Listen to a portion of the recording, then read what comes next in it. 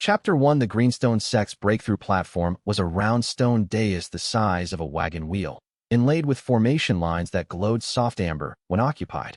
The lines read a cultivator's spiritual circulation and amplified the point of resistance. The ceiling between one tier and the next, so the sect's assessment committee could watch a disciple press against it in real time. Wei Lingxiu had been on the dais twice before. Both times the lines had brightened briefly, then gone still, which the committee recorded as resonance detected. Advancement failed. Today was his third attempt, and the committee watched with the particular patience of people who were confident nothing interesting would happen. He sat in the center of the dais and began the circulation sequence. The formation lines responded. Amber brightened toward gold. He pressed against the ceiling the way he had pressed against it twice before, not forcing, reading, trying to understand exactly where the resistance was and why it was there. He had spent 8 months thinking about the 2 previous failures, tracing them backward, looking for the cause. He was reasonably certain the cause was not insufficient spiritual energy. He had enough spiritual energy. The ceiling was not an energy problem. He pressed harder to see what it was. The formation lines held gold for 11 breaths. Then they dimmed. Advancement failed, said the committee's recorder, making the notation. Third attempt. Disciple Wei Lingxiu, outer disciple, 3 years. No tier progression. The committee lead, an inner disciple named Su Fengjin, looked at his tablet rather than at Wei Lingxiu. Third failure within the standard reassessment window. Advancement potential is classified as minimal. Eligible for legacy resource distribution. Legacy resource distribution. That was what they called it when they gave you something that wouldn't cost the sect anything useful. Wei Lingxiu stepped off the dais. A junior recorder brought a tray from the back of the assessment hall. On it were several items. Relics, the sect called them, though what that word actually meant was things left behind by cultivators who had died without heirs. A cracked meridian stone, a formation compass with 3 missing calibration needles, and a piece of dark gray stone, smooth and featureless, slightly smaller than Wei Lingxiu's fist. The recorder recited from a prepared notation. Storage dimension, legacy grade, inactive. Classification, void seed. No measurable output. Standard storage functionality expected upon user bonding. Assessed value, low. Assessed function, Wei Lingxiu said. The recorder looked up. What? You said assessed value.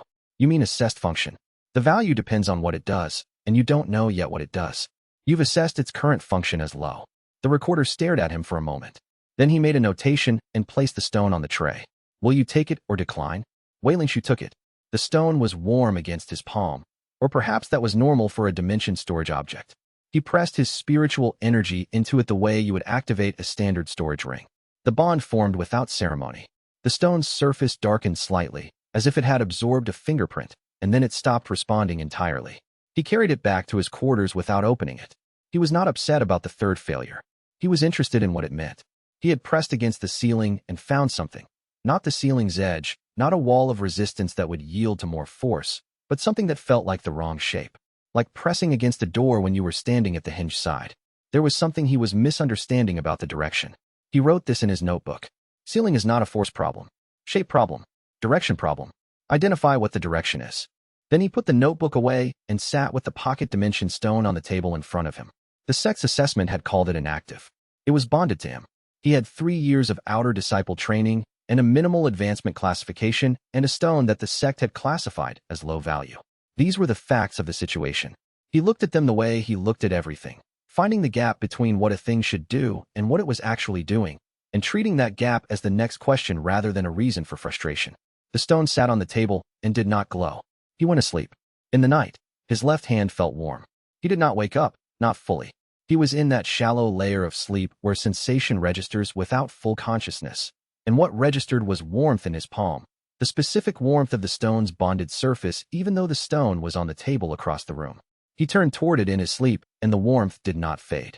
Chapter 2. In the morning, Wei Lingxiu sat at his desk for a while before touching the stone. He was trying to decide how to approach this. The warmth in his palm during the night had been real. He had checked the stone when he woke up, and it was at room temperature, which meant the sensation had been internal, the bond's communication rather than the stone's surface heat. The stone had done something during the night that was not stored in its assessed function. He picked it up and directed his attention inward. The bond was active. Not slightly, not faintly. The bond was a full, open channel, brighter in his meridian awareness than storage bonds usually registered. Storage bonds were thin things. Practical. A line between user and space, no wider than necessary. This felt like standing next to a window. He pressed through the bond and entered the dimension. He had activated pocket dimensions twice before, belonging to senior disciples, as part of a sect exercise in spatial formation theory. Both had felt like stepping into a room. Contained air, faintly stale, a precise and regular geometry with organized shelf formations inlaid in the walls. The feeling of architecture. Space built to specification. This was not that. The air inside was cool and moved slightly. The way outside air moves when there is no wind, but the atmosphere is alive. It smelled like rain on dry soil. A specific smell, the smell of earth that has been waiting for water and has finally received it.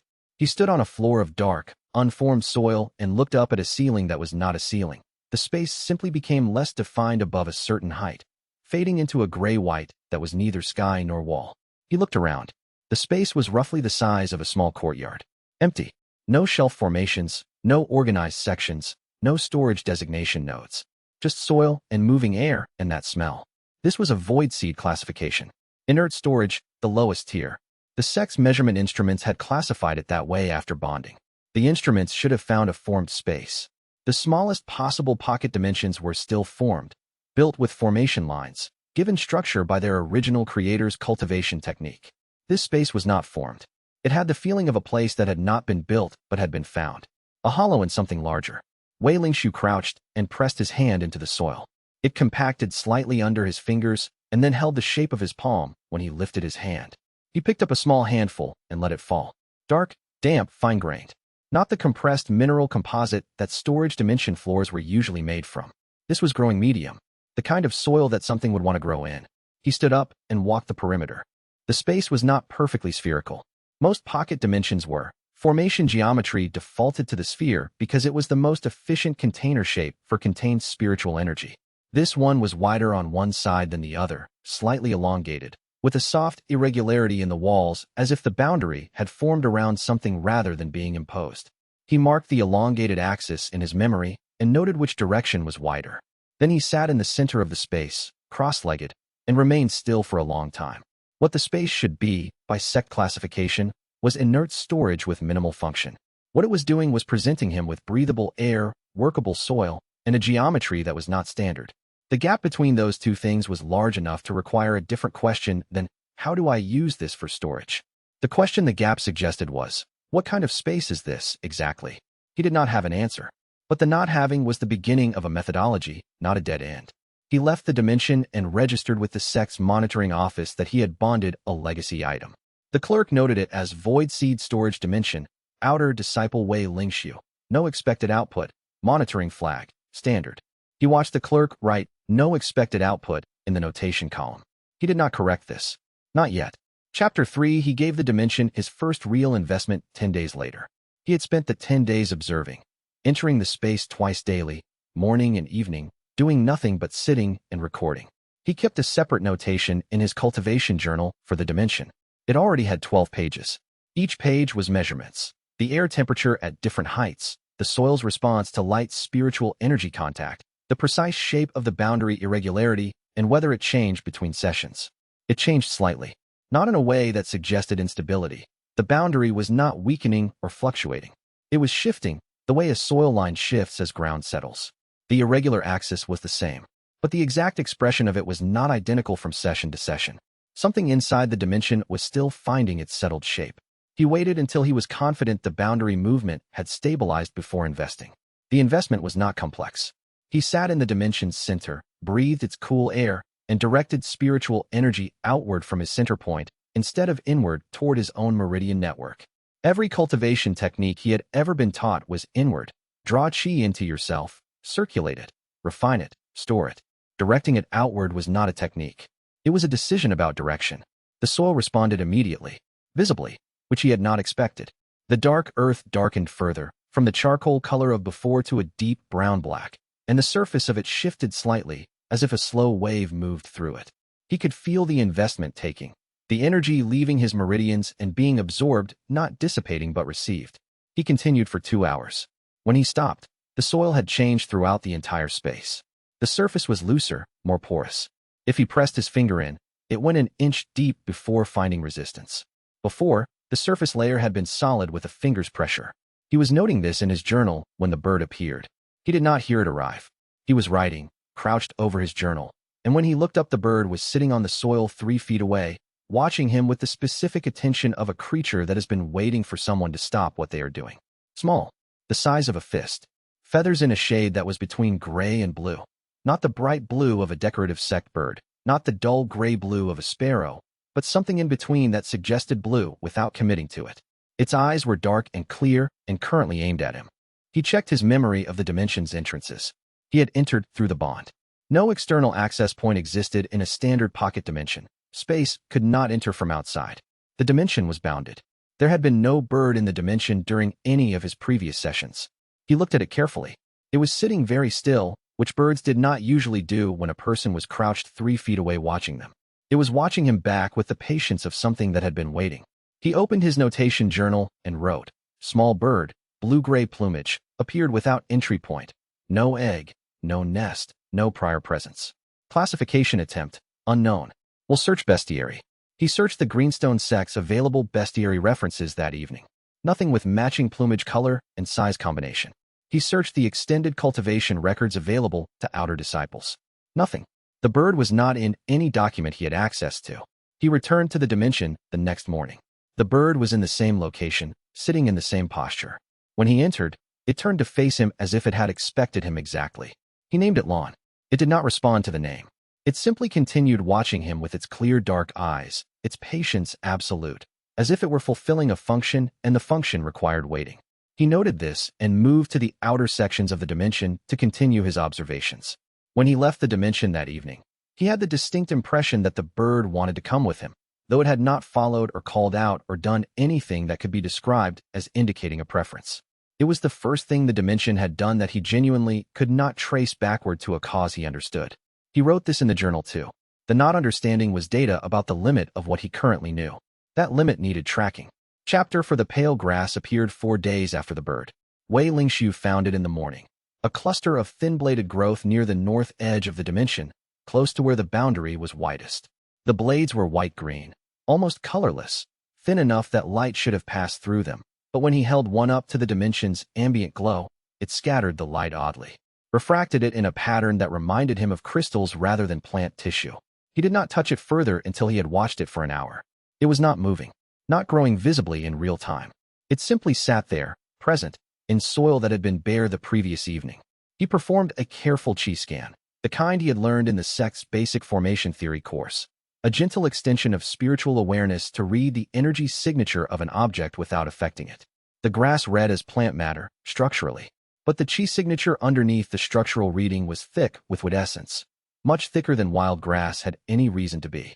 A cultivated spirit herb would read that way, not a random weed. The dimension had produced a spirit herb, one he didn't recognize.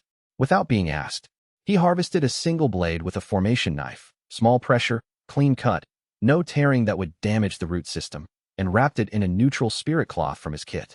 He left the rest of the cluster intact and documented the location and growth pattern in his journal. That afternoon, in his quarters, he ran the standard refinement test on the single blade. The test converted small portions of harvested materials into their essence form and measured the output. It was a basic alchemy student's technique, and Wei Lingxiu had learned it 2 years ago as part of the Outer Disciple Foundation curriculum. The output was wrong in the right direction. A single blade of normal grass produced a trace of wood essence, enough to confirm it was a plant, not enough to do anything useful with. A single blade of a cultivated spirit herb produced significantly more. The pale grass produced output between a high-grade cultivated herb and a formation-enhanced growth, not as much as a fully refined spirit herb, but notably more than anything that should have been growing in an unattended pocket dimension after one investment session. He converted the essence into a form he could absorb directly. It was approximately equivalent to a low-grade spirit stone's worth of wood attribute cultivation assistance, more than his usual 2-week allocation from the sect's standard disciple resource distribution. He noted the quantity and sat with what it meant. The dimension was producing resources through its own development, not through anything he had placed inside it or asked it to create. He had invested spiritual energy into the soil. The soil had grown grass of its own design, in a location of its own choosing, with an essence concentration far above what passive growth should produce. This was not what void seed classification pocket dimensions did. Not in any text he had read. Not in any senior disciple's account of their storage spaces. He wrote in his journal, The dimension is producing materials that are, by sect resource standards, more valuable than the energy investment that preceded them. This should not be possible at Void Seed tier. Possible explanations. 1. My tier assessment is wrong. 2. The dimension is operating outside standard tier parameters. 3. There is a factor I have not identified yet. All three require more data. The morning measurement was the following day. He was there at the standard time. Chi circulation in normal position, presenting his meridian network to the formation reader the way every outer disciple did each month. The sect tracked cultivation progress through these readings. They had been tracking his non-progress for 3 years. The formation reader, a low-grade spirit stone instrument mounted on a pillar in the measurement hall, produced a small glowing notation when it completed its scan. Usually that notation was a stable flat line with his static chi density number. Today the notation blinked. The instrument finished its reading and produced a second glyph alongside the standard cultivation density reading. A small, secondary notation that Wei Lingshu recognized as the symbol for anomalous spatial signature. The instrument had detected something unusual in his meridian network beyond his personal cultivation pattern. He did not react visibly. He collected his notation slip and left the hall. He did not see the hall monitor. A formation elder stepped forward from his position near the pillar and looked more carefully at the instrument's reading after he had gone. Elder Fun Mingzhi stood at the measurement pillar for a long time, looking at the anomalous spatial glyph. He reached into his robe and removed a small research notebook. He wrote a name in it. Wei Lingshu. Outer Disciple, 3rd tier assessment. Anomalous spatial reading, dimensional signature, non-standard. He underlined the last word. Then he closed the notebook and began thinking about how to approach an introduction. Chapter 5. The quarterly survey came without announcement. Wei Lingshu learned it was happening the way most outer disciples did. A senior disciple named Chang Wufei stopped him in the corridor outside the cultivation hall and said, in the bored tone of someone delivering a routine notification, Dao Yutian's doing his survey today. Dimension holders, report to the Central Assessment Office by midday. Wei Lingshu did not recognize the name. Which elder Dao Yutian? Chang Wufei looked at him the way people looked at someone who had said something that everyone else already knew. Resources. He runs the sect's resource assessment and allocation programs. Does the quarterly dimensional survey to track what the legacy dimension holders are producing. To track, Wei Lingshu said. Or to assess extraction potential? Chang Wufei paused. That's probably the same thing for him. Wei Lingshu arrived at the Central Assessment Office at midday.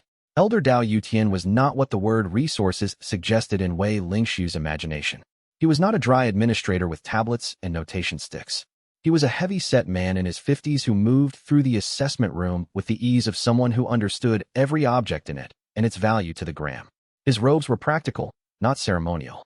He had calluses on both palms in the distribution pattern of a formation worker. He had built his expertise with his hands before he had built it in his position.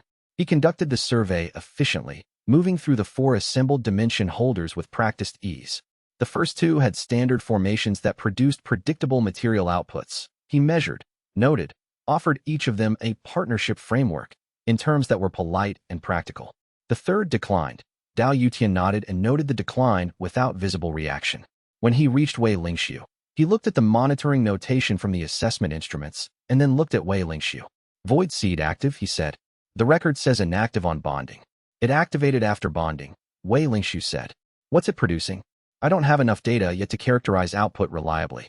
It's been active for 3 weeks. Dao Yutian studied him. Not the way people studied him when they were assessing whether he was lying. Wei Lingshu was familiar with that particular quality of attention from 3 years as an outer disciple with a non-standard cultivation pattern. This was the attention of someone doing a calculation. A void seed that activates post-bonding and produces output within 3 weeks is atypical, Dao Yutian said. Yes, Wei Lingshu agreed. Atypical tends to mean unusual resource potential. He made a notation on his assessment tablet. I'm classifying this as active, low value, developmental stage. Priority list for next quarter's reassessment. We'll evaluate partnership framework options then. He offered a brief professional nod, not unfriendly, not warm, and moved to complete the survey. Wei Lingshu looked at the notation on the tablet from his angle. He could read it. Active, low value, developmental. Priority, extraction assessment, Q+1. He filed this information in the category in his mind reserved for things that would require a response. The other dimension holder who had accepted Dao Yutian's partnership framework was a disciple named Ru Haoyan, a second-year outer disciple whose dimension produced reliable mineral essence stones. He fell into step beside Wei Lingxiu as they left the office. Dao Yutian's framework isn't bad, Ru Haoyan said. He had the easy manner of someone who had already made a decision he was comfortable with and saw no reason others shouldn't agree. You contribute 30% of your output to the sect resource pool. They classify you under elder protection. Nobody can claim your dimension resources or challenge your usage rights. What does elder protection mean in practice? It means Dao Yutian will back you in any resource dispute. Ru Haoyan shrugged. He's well positioned. The sect's resource committee answers to him. And if my dimension's output grows substantially, the 30% contribution stays flat. Ru Haoyan paused. I assume so. The agreement I signed doesn't specify a ceiling. Wei Lingxiu said, No, it doesn't. He had read the framework language when Dao Yutian was talking to the first disciple. 30% of output at time of agreement. No ceiling specified. No review clause. Thank you. That was useful. He went back to his quarters and spent the next 2 hours reading the sect's standard resource agreements documentation, looking for the legal structure of Dao Yutian's framework. Then he spent an hour reading the sect's elder classification protocols. By evening, he had a clear picture of what Dao Yutian's partnership offered and what it actually cost over a 10-year projection, assuming dimension development continued. He wrote both columns in his journal side by side. He was reading the 2 columns when a message slid under his door. He picked it up. It was brief, written in the precise shorthand of a formation notation system. No greeting, no signature, just a classification glyph he recognized as the formation elder's mark and a short line of text. Dao Yutian's survey classification for your dimension has been modified in the central record. New status, developmental, hold assessment, pending elder research consultation. No explanation. No indication of what the elder's research consultation concerned. The modification meant Dao Yutian's extraction priority flag had been removed from the record. Legally, it meant no extraction assessment could be initiated without the consulting elder's sign-off. And if the consulting elder had a research stake in the dimension, that sign-off had conditions. Wei Lingxiu read the message twice. Someone had intervened. Not on his behalf in any personal sense. He could tell from the notation's clinical formality that this was a calculated move from someone with their own interest in the outcome. He was not protected out of kindness. He was protected because his dimension was useful to whoever had moved the classification. He filed this under new variable, motivation unknown, behavior consistent with resource researcher rather than resource extractor. Then he went into his dimension for the evening session. Lon was waiting in the usual spot, precise and patient, its blue-gray feathers catching the dimension's ambient light. The pale grass had spread 3 inches from its original cluster since morning. The soil beneath his feet was looser than yesterday. He sat down in the soil near the north edge, close to the grass, and directed another careful investment of spiritual energy outward from his center. Not large. He had learned in the first session that precision mattered more than quantity. What the dimension needed was attention, not flooding. The soil absorbed the investment the way good farmland absorbed water. He watched Lon sit and watch him and thought about the notation in his journal. What a thing should do versus what it is doing. The dimension should be an inert storage space. It was doing something else entirely, and he did not yet know the shape of what that something was. He had time. He had a hold on his assessment classification that bought him another quarter at minimum. He would use the time to understand the direction. Chapter 6 Elder Fen Mingzhi's invitation arrived as a notation slip delivered by a third-year inner disciple, which indicated something. A formation elder did not usually use inner disciples as messengers for routine correspondence. Routine correspondence went through the sect's formal message relay. Using a person meant the message was informal enough that you wanted deniability, or specific enough that you wanted to see how it was received. Wei Lingxiu read the slip. Cultivation consultation, Elder Research Office, 3rd floor East Wing. Tomorrow morning after the measurement session. No stated topic. No context. He arrived on time. Elder Fen Mingzhi's research office was smaller than Wei Lingxiu had expected for someone who had been on the sect's Elder Formation Committee for what the public records indicated was 14 years. The walls were covered in notation charts, but they were organized, layers of research in progress, each layer a different color of notation ink, with clear dates marked at each face. A working mind, not a collecting one. Fen Mingzhi himself was in his 60s by appearance, thin and careful in his movements. He had the hands of someone who did precise formation work, nimble-fingered, with faint formation burn marks on the inside of his index fingers from long-use contact techniques. He gestured Wei Lingxiu to the consultation seat across his desk, with an economy of motion that suggested he had done exactly this gesture many thousands of times. The measurement instruments flagged your morning reading, Fen Mingzhi said. not as an accusation, as the opening of a technical conversation. Anomalous spatial signature in the Meridian network. I bonded a legacy dimension stone, Wei Lingshu said. The record shows that. The reading I flagged is not the standard bonding signature. Fun Mingzhi looked at his notation. Standard bonding signature for a void seed formation reads as a closed spatial loop, a contained pocket attached to the meridian anchor point. What you're registering is an open spatial loop. The boundary of the dimension does not read as closed. Wei Lingshu considered this. The boundary in the dimension shifted slightly between sessions. He had documented this. What does an open spatial loop indicate? Fun Mingzhi did not answer immediately. He looked at Wei Lingshu for a moment, the look of someone deciding how much to offer. Theoretically, it indicates a dimension that is still forming, still settling its boundary. That is not possible for a pre-formed legacy item. He paused. Or it indicates a dimension that is actively growing beyond its original formation, which is also theoretically not possible. What's the third option? Fun Mingzhi's expression shifted slightly. Not surprise, something more like recognition. The third option, he said, is that the dimension is not a formed item at all. That what was stored in the stone was a space that had not yet reached its final form and is still completing its development. Wei Lingshu said, what would that mean for the space's classification tier? It would mean that the void seed classification represents the space's state at the time of the assessment, not its potential. Fun Mingzhi made a notation. I want to conduct a more thorough reading of your meridian signature. Not to extract information about the dimension. I cannot do that through your meridians without your cooperation. I want to understand the character of the bonding channel. To characterize the dimension's development stage. Yes. And what's your research interest in that? Fun Mingzhi looked at him for a second longer than the question required. I have been studying autonomous formation development for 30 years, he said. Every documented case has ended in dissolution. The formation develops past the stability point of its original design and fails. I have never found a case where the development was stable. He set down his notation stick. Your meridian reading suggests a boundary that is settling, not dissolving. If that reading is accurate, it is the first stable case I have found. The answer was honest. The motivation was transparent. Wei Lingshu was useful to a 30-year research problem that had not produced a satisfying conclusion.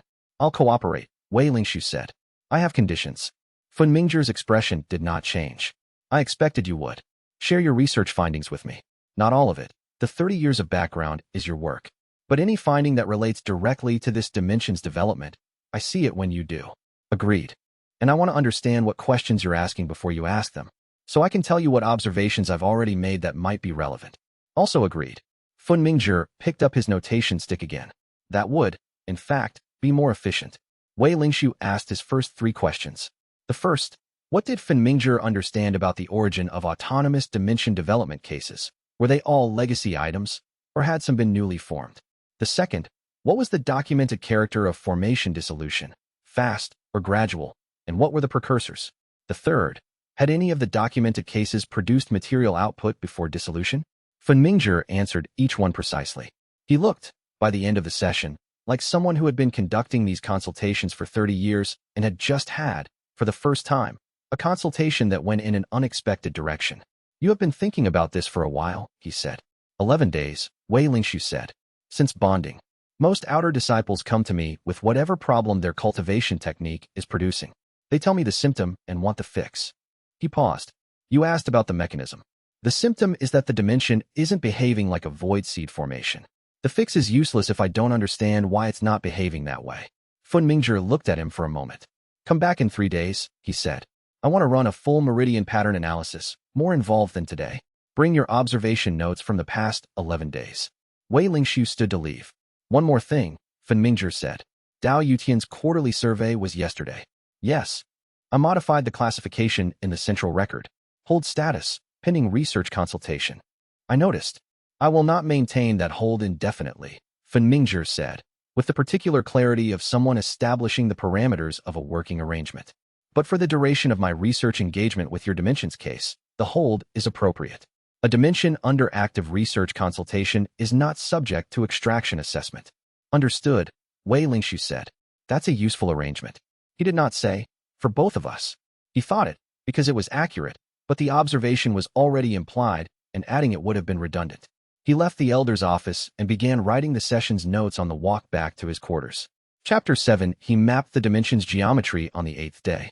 Not casually, A precise geometry map, the kind he had learned to draft in his second year of outer disciple training during the formation theory curriculum. He used a formation compass set to the dimension's ambient chi density as its reference signal, and he walked the interior in a grid pattern, recording direction and distance from the center point, marking each measurement in a notation system that could be translated back to a scaled diagram. The work took most of a morning. The result was clear. The dimension was not a sphere. It was not any standard formation shape, not a cube, not an ellipsoid, not the irregular compressed shape that poorly formed pocket dimensions sometimes produced when their creator lacked precise technique.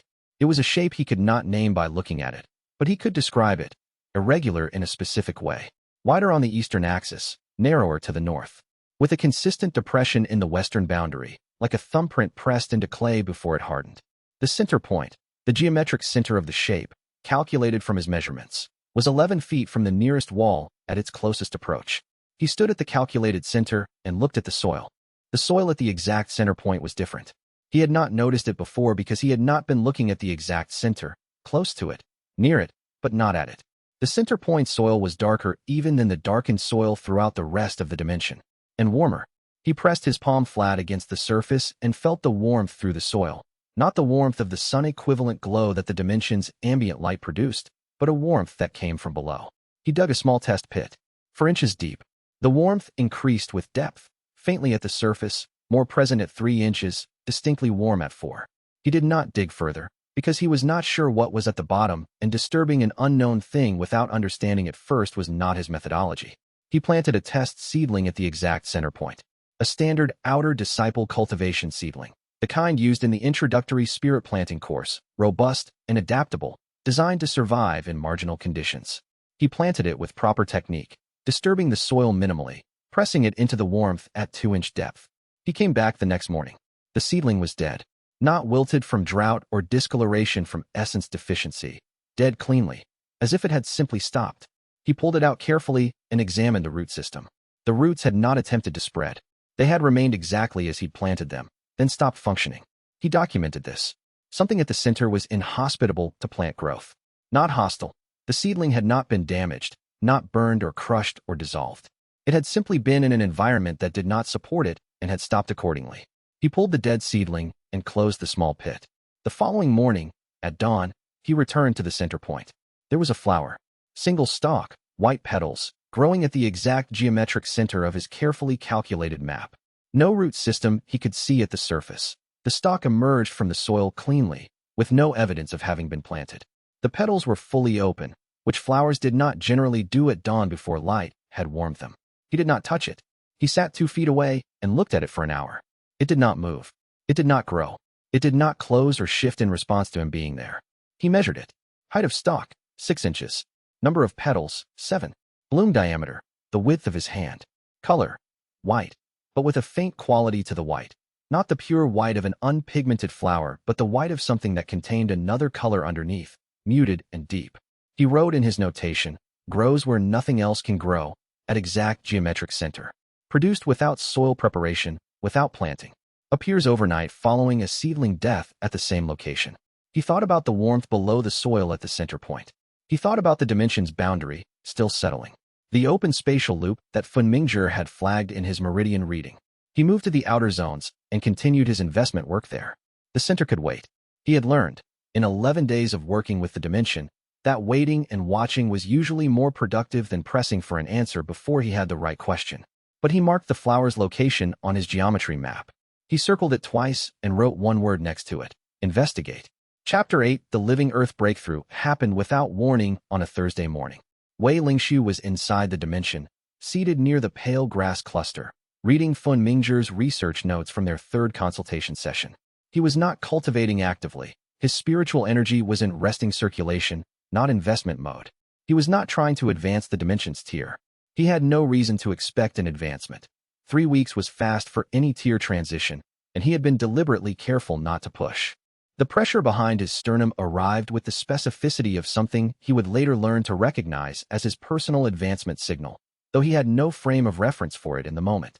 A concentrated warmth at his center that moved outward through his meridian network without being directed.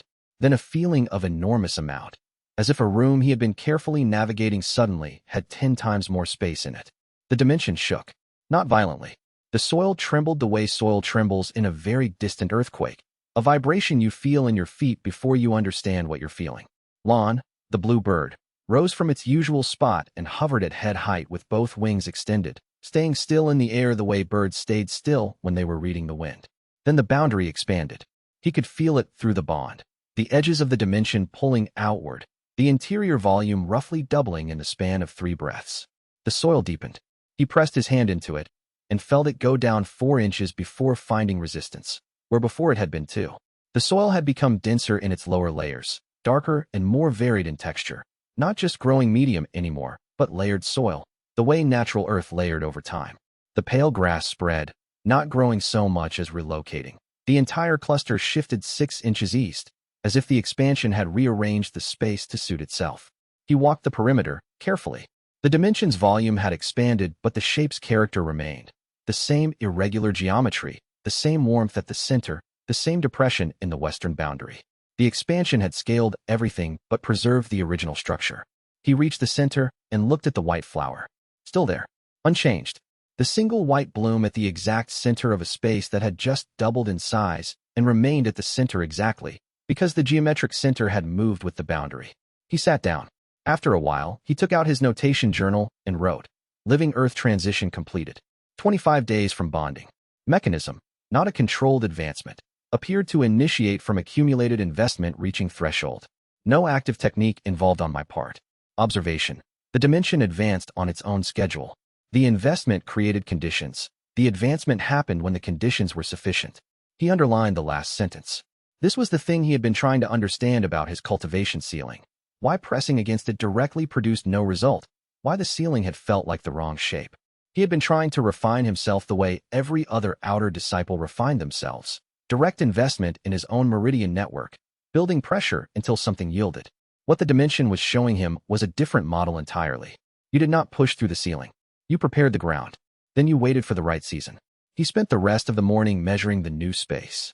The soil in the expanded zone was not as developed as the original zone, lighter in color, less dense, with a more basic mineral composition, as if the dimension had generated new space that was waiting for investment to develop it fully.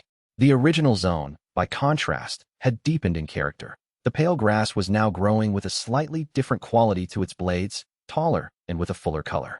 His chi-scan reading on a sample blade produced a wood essence output 30% higher than his initial measurement. The dimension had not just expanded. It had deepened in the places that were already developed. Living Earth tier. The sect's assessment instruments, if he stood at the measurement pillar tomorrow, would read him differently. The anomalous spatial signature that Fenmingzhi had flagged would be significantly more anomalous. He left the dimension and wrote Fenmingzhi a brief message. It said, The dimension advanced to Living Earth this morning.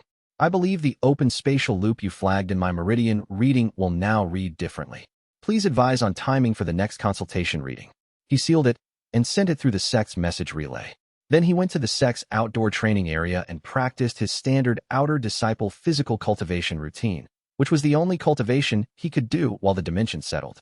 The routine was basic and he had known it for 3 years, which meant he could do it without thinking, which left his mind free to work through what the morning had shown him about the shape of a ceiling.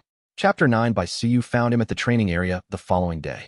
He was aware of her before she spoke because voidwalkers had a specific quality of presence, a slight distortion in the spatial fabric around them, the way air distorted above hot ground. Not dramatic enough for most cultivators to notice. He had been paying attention to spatial phenomena for weeks. She was 2 years into her outer disciple training, which put her 1 year ahead of him, though advancement calculations in the sect ran on tier rather than seniority, so what that meant in practice depended on who was counting. She had the kind of face that was unreadable by design, not from deliberate concealment, but from a natural economy of expression, as if she had learned early that showing what she was thinking gave something away unnecessarily. Your cultivation readings changed, she said. It was not a greeting. He had not noticed her arriving. She had simply been there when he stopped his routine. Yesterday morning, he confirmed. I have voidwalker perception, she said. Spatial formations register for me the way chi density registers for normal cultivators. You've been reading as a dimension bonding for a month. Yesterday, your reading changed significantly. She looked at him with the directness of someone who was accustomed to having information that other people did not have and choosing what to do with it. Your dimension advanced. Yes.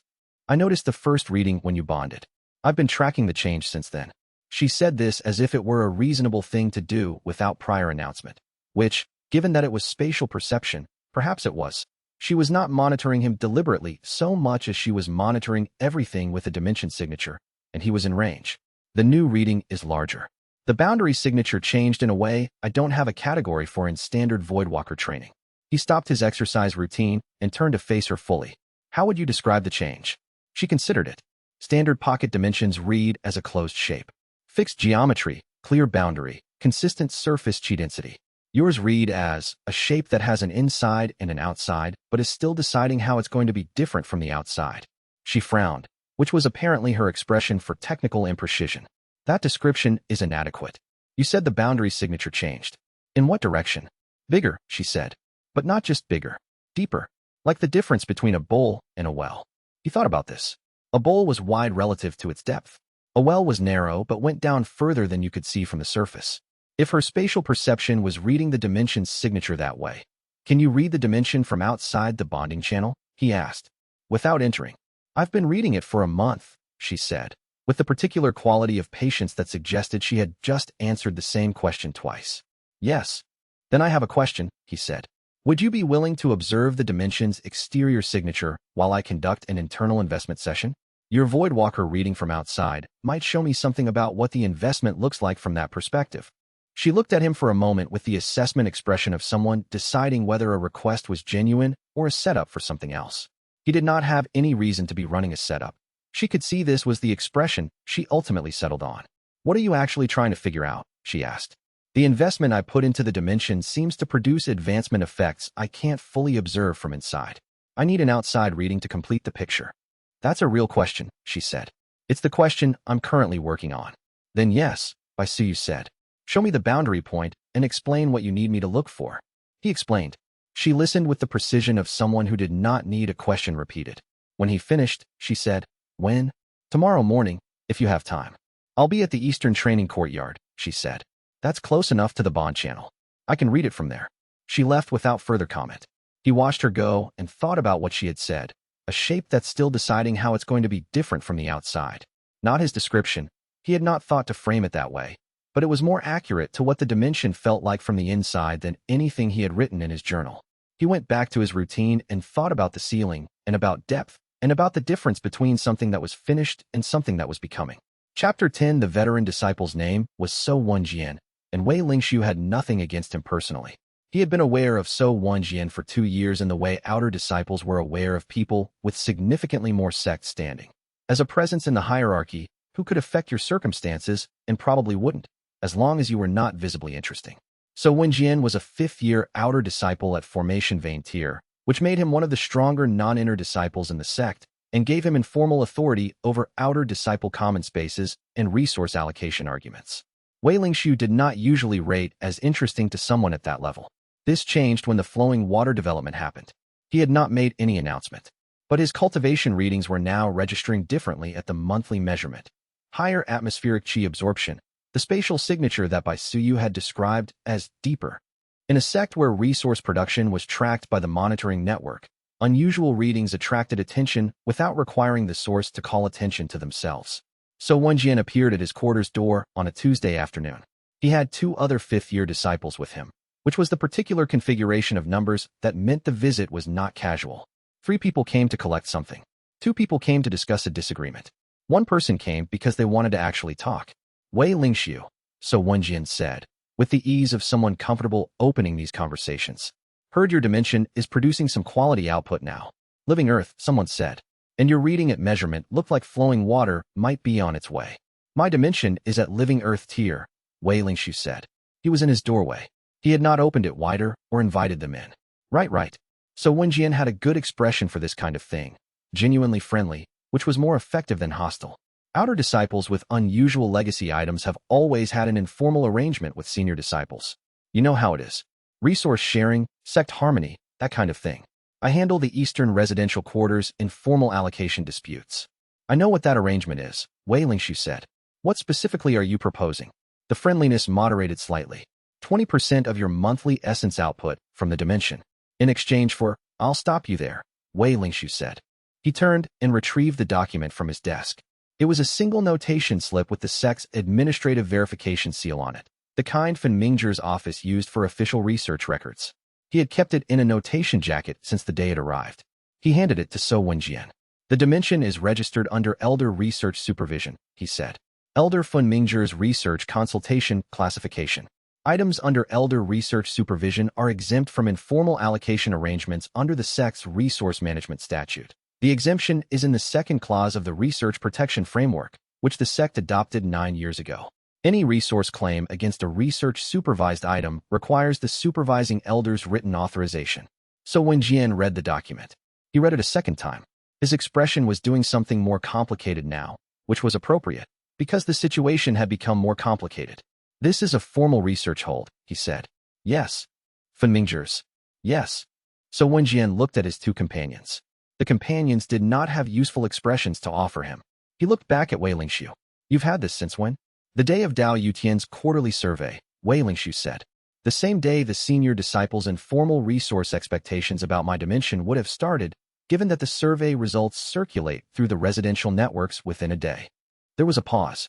So when Jian handed the document back, fine, he said, with the straightforwardness of someone who had decided the calculation had changed. If it's under research hold, it's under research hold. No claim. He turned and left without further comment. The two companions followed. Wei Lingxiu closed his door. He sat at his desk and wrote in his notation journal. So Wenjian, 5th year, formation vein. Assumptions. 1. That an outer disciple with a legacy dimension would not have anticipated informal claims. 2. That informal claims were the expected mechanism, and therefore no prior protection would exist. Assumption 2 was the productive one. He had no reason to expect I knew the resource protection framework.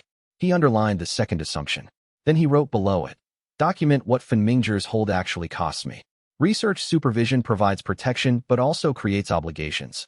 I agreed to share findings, to cooperate with readings, to report significant developments. Track whether those obligations constrain me in ways so Wenjian's informal claim would not have. He was not naive about what protection meant. It was always a trade. The question was whether the terms were worth it, which required understanding exactly what the terms were. He opened his journal to the page where he documented people and their motivations. Added, so Wenjian, institutional. Operates within understood informal hierarchies. Not personally interested in me. Interested in the category I represent. Filed under, predictable. He closed the journal and went into the dimension for his evening session. Lan was on its usual spot, watching him arrive. The pale grass had spread further. The white flower at the center continued its uninterrupted presence. The soil in the new space was beginning to develop the same darkened quality as the original zone. He sat in the soil and invested carefully. The dimension received the energy the way it always did, not consuming it but absorbing it, taking what it needed and holding the rest in reserve. The warmth at the center was, if he paid attention, slightly more present than it had been the day before. He noted this in his journal and wondered, briefly, what was below the white flower's root system. Then he set the question aside for later, because he did not have the right measurement tools yet. He was building them. If you are enjoying this story, please subscribe to the channel, hit the bell so you never miss an episode, and give this video a like. It helps the garden grow. Chapter 11 by Suyu's Voidwalker perception was, as she had implied, not a technique she needed to activate. It was a passive reading, always running, always noting the spatial fabric around her the way most cultivators passively noted chi density. The faculty to enter pocket dimensions was active, that required deliberate technique, but the reading was simply what she experienced. She explained this on the morning they met at the eastern courtyard, because Wei Lingxiu asked. So when you told me you'd been tracking my dimensions reading for a month, he said, you didn't do anything deliberate. You were near me, and it registered. Several times per week, yes. She said this without apology or particular interest in whether he found it notable. She had lived with Voidwalker perception for 3 years and was accustomed to it registering things without being asked. I don't retain the data in notation form, but the overall trajectory is clear. And you can read the exterior of the bond from here? Stand over there. She pointed to a spot approximately 15 feet away. The bond's surface signature will be cleaner if you're not between me and the full boundary. He moved. She closed her eyes, not to focus, she explained, but to remove competing visual information, and was quiet for approximately a minute. Your investment is outward, she said. Most cultivators read as a closed circuit. Chi flowing in, refining, cycling. You read as a current going in one direction. Into the dimension. She opened her eyes. That's not standard cultivation technique. It's not, he agreed. What does it feel like from inside? He thought about this. Like the difference between putting your hand in a stream and adding water to a stream. She looked at him. You're adding to it. I'm investing in it. The dimension processes the investment and produces output. I cultivate by managing that cycle. She paused. He could see her fitting this into her existing framework. Voidwalkers studied spatial formations. She had 3 years of theory to work from. That's backward from what pocket dimensions are supposed to do. A pocket dimension is storage. It receives, holds, and returns on command. Mine receives, holds, and develops on its own timeline. The return is what it produces during development. He paused. Can you read anything unusual in the exterior signature?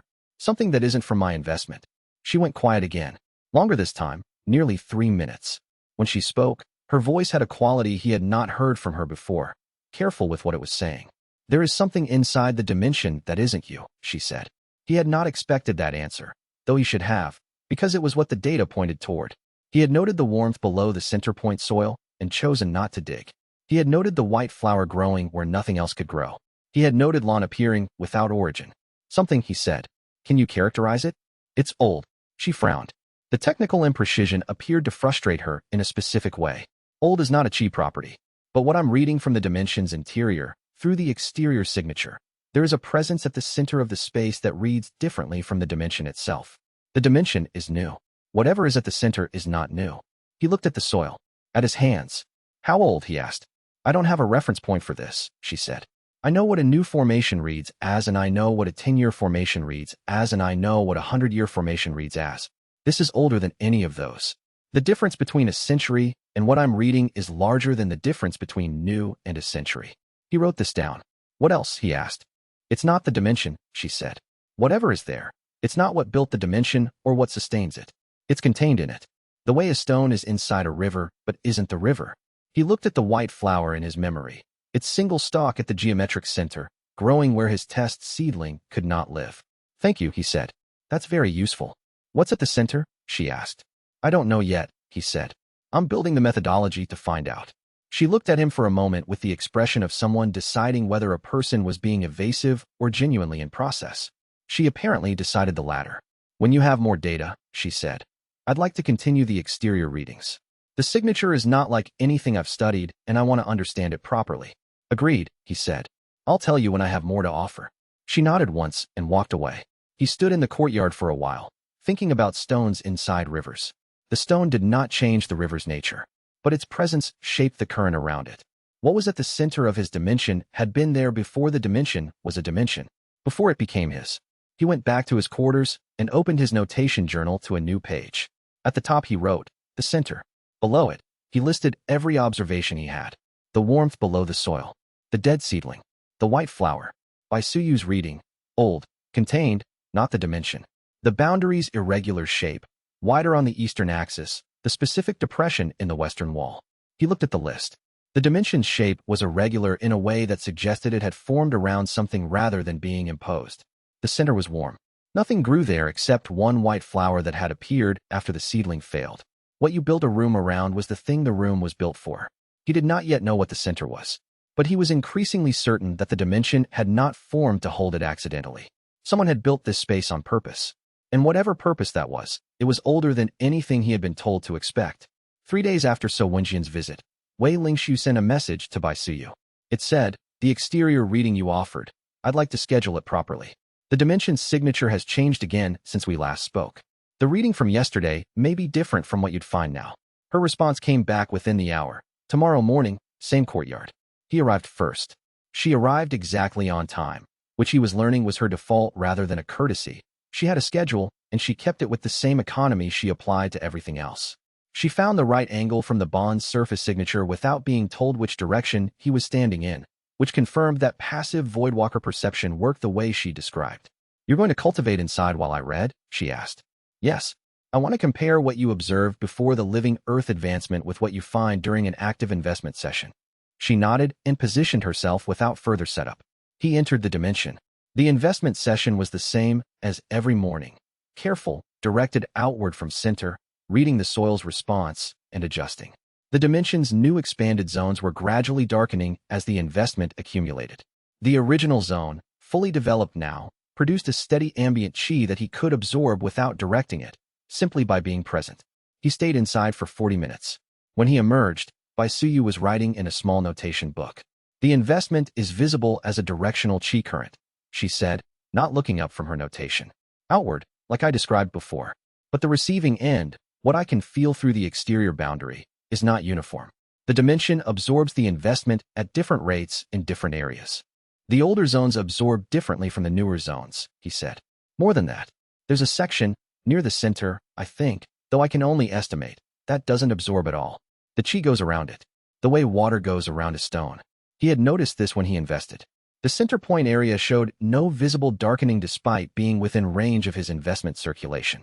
He had attributed it to the white flower's environmental requirements being different from the grass.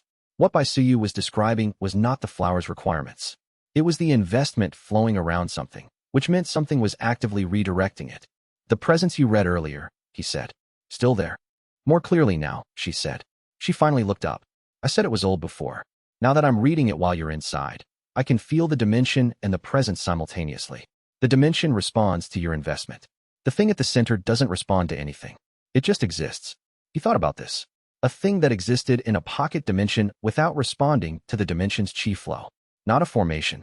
Formations responded to chi flow, channeled it, shaped it. Not a natural feature. Natural features in a cultivated space developed in response to the cultivation medium. Something that had been placed there and was waiting. Does it have a cultivation signature? He asked. It's sealed, she said. Very thoroughly. Like a letter that's been locked inside a box inside a room inside a building. And you can tell the building is there, but you can't read the letter. He looked at her notation book. She had been documenting the reading precisely. Can I see what you wrote? He asked.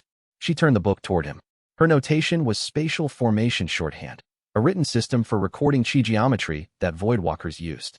He could not read it fluently, but he recognized enough symbols to see what she was encoding. A spatial structure with a clear central anomaly, marked with a symbol that he thought meant enclosed formation or sealed space. I'm missing the vocabulary to read your notation completely, he said. Could you teach me the relevant symbols? She looked at him. You want to learn Voidwalker spatial notation, she said. The relevant portions. Enough to read what you're documenting about my dimension. A pause. That's several weeks of foundation work before the relevant portions become legible. Then I have several weeks of foundation work to do, he said.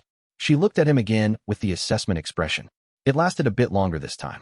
1 hour, twice a week, she said. I'll cover the foundation and the dimensional reading specific notation.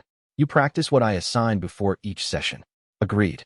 Why? She said, as a separate question from the arrangement. The presence at the center of my dimension, he said. I think it's going to matter. I need to be able to read every data source I can access on it. She looked at the spot where, from her perspective, she had been reading the exterior of his dimensional bond. Something intentional was sealed inside your dimension before you acquired it, she said. That's the working hypothesis. That seems like something worth understanding before it understands you, she said, and returned to her notation.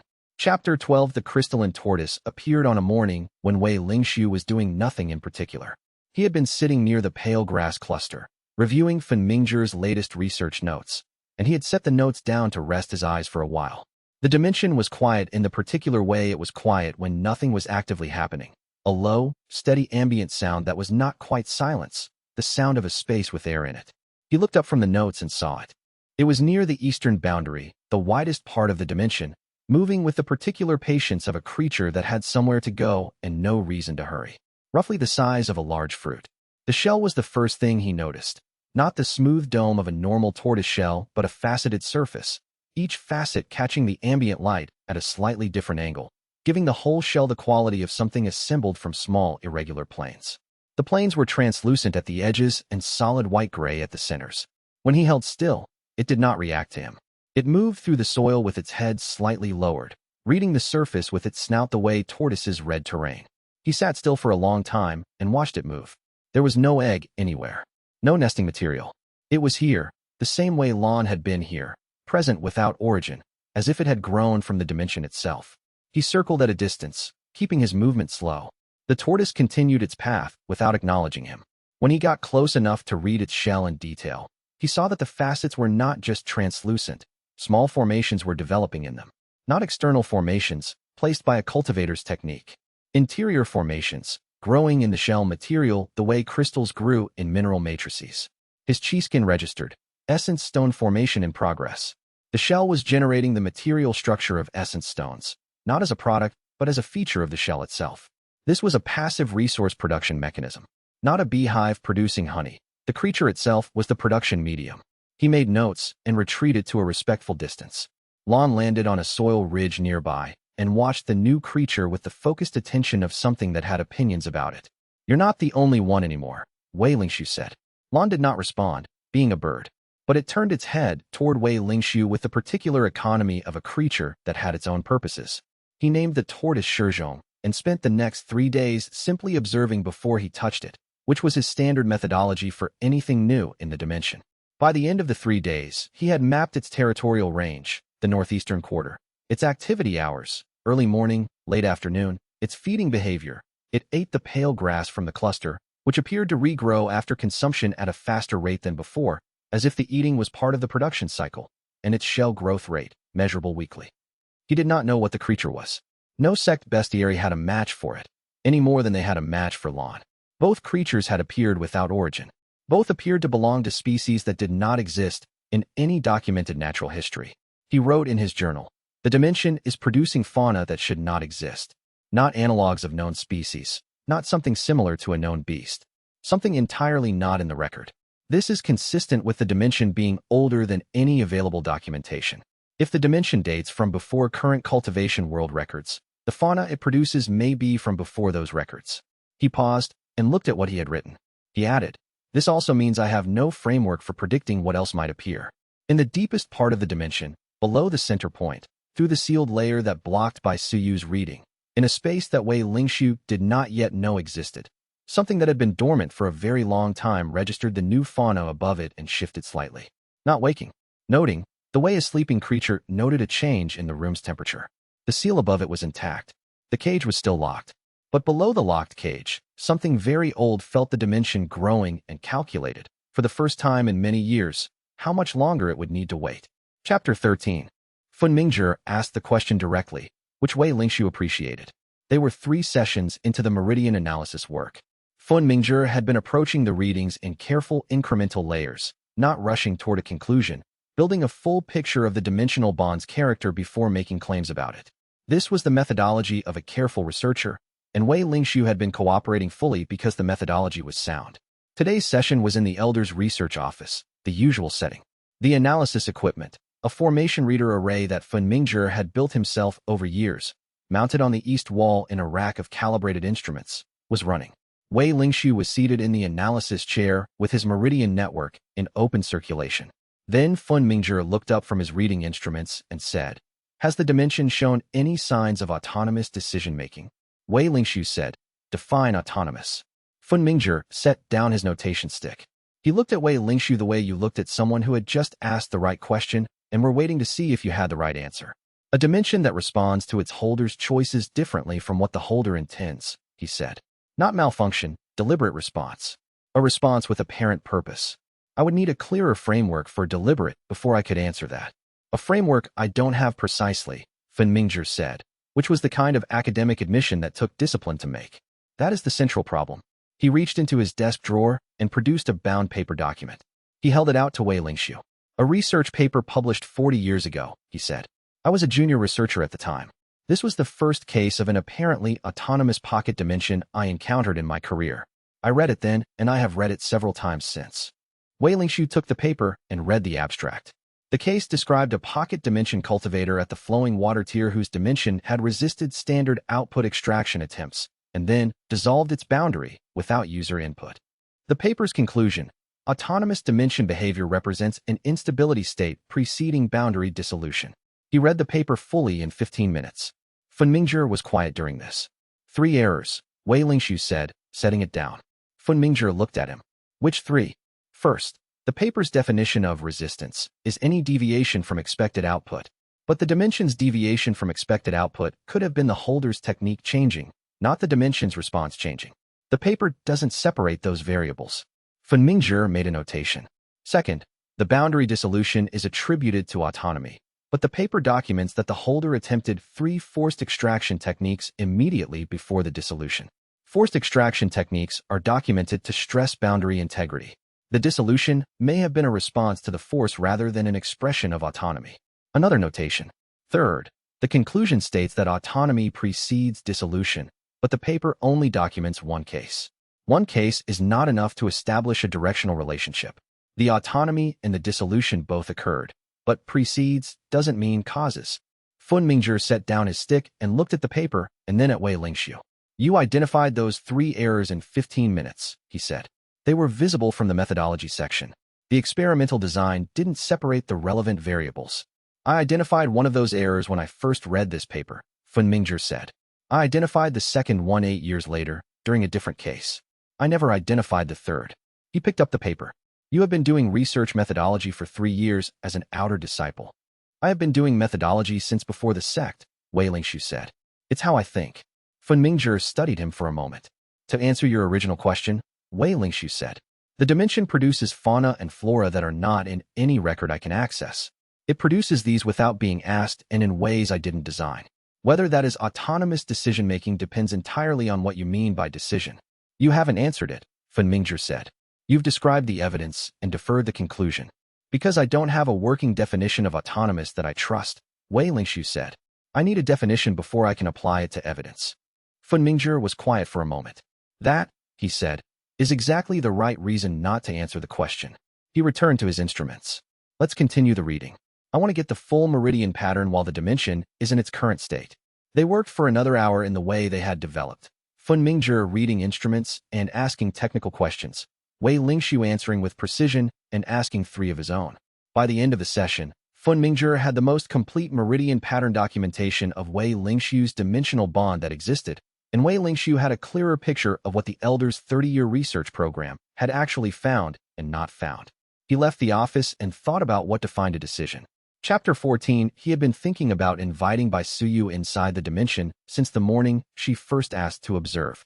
He had thought about it in the specific way he thought about things that required judgment rather than analysis. Not running through pro and con lists, but sitting with the question until the resistance clarified itself into a form he could examine. The resistance was this. The dimension was not something he fully understood yet. Bringing someone inside before he understood it completely meant whatever they found would be new to him too, which meant he could not prepare for it or contextualize it. He would be observing her reaction to something he was discovering alongside her. He tested this resistance against his values.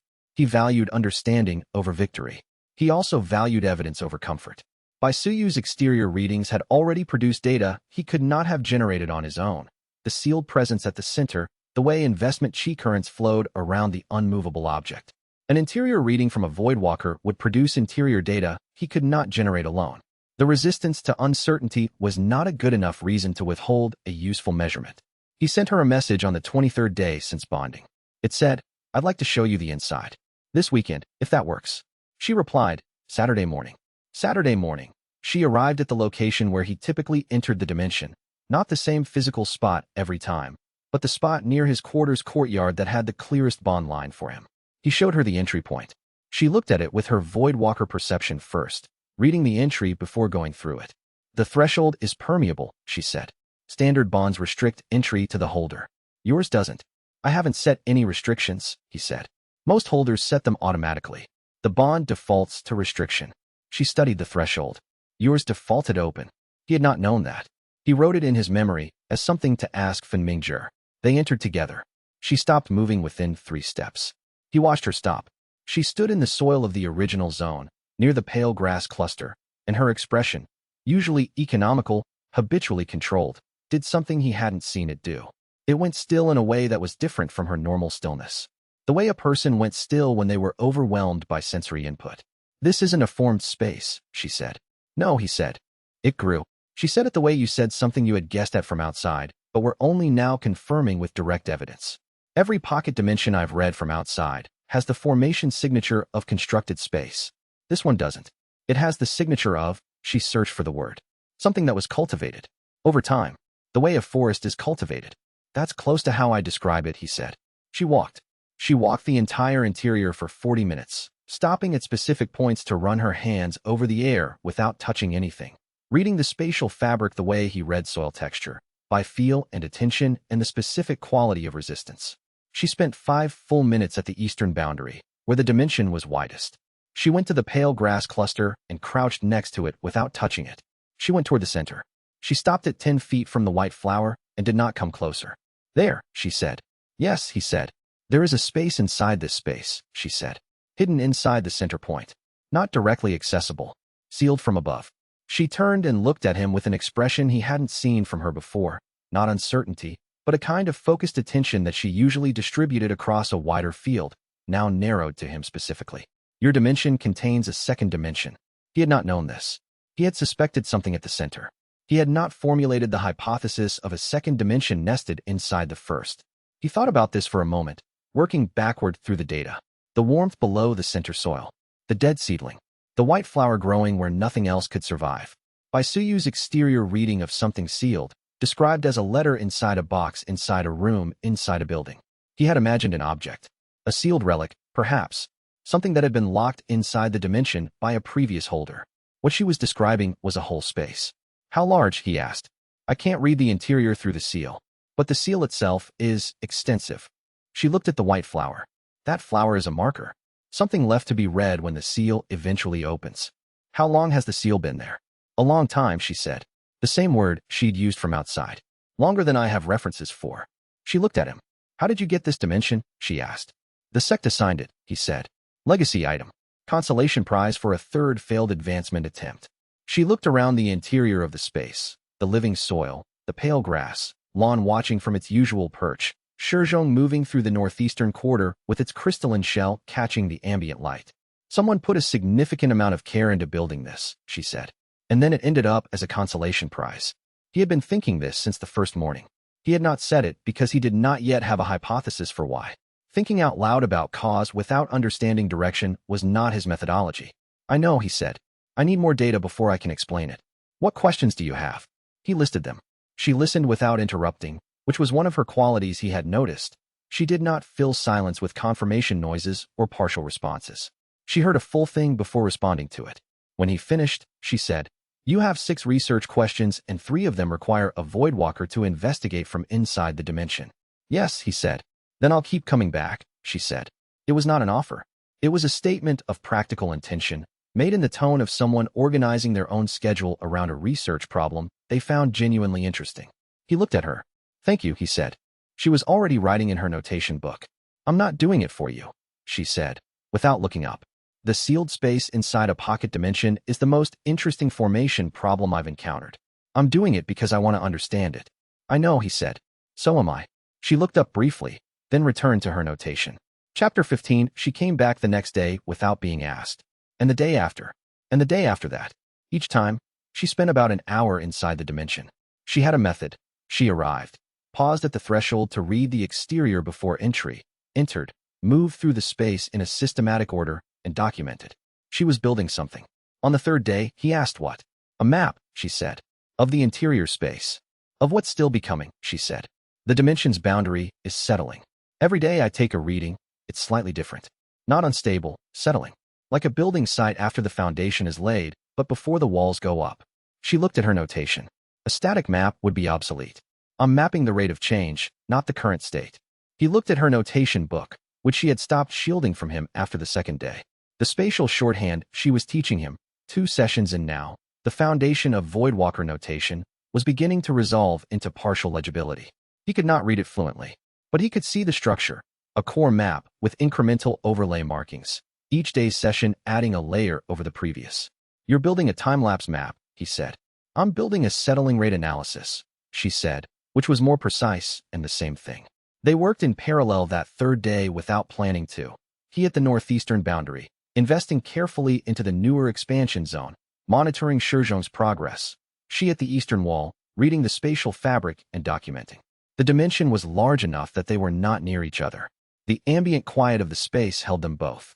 He noticed, at some point in the middle of the morning, that the parallel work was comfortable. Not comfortable the way working alone was comfortable, the ease of no social demand.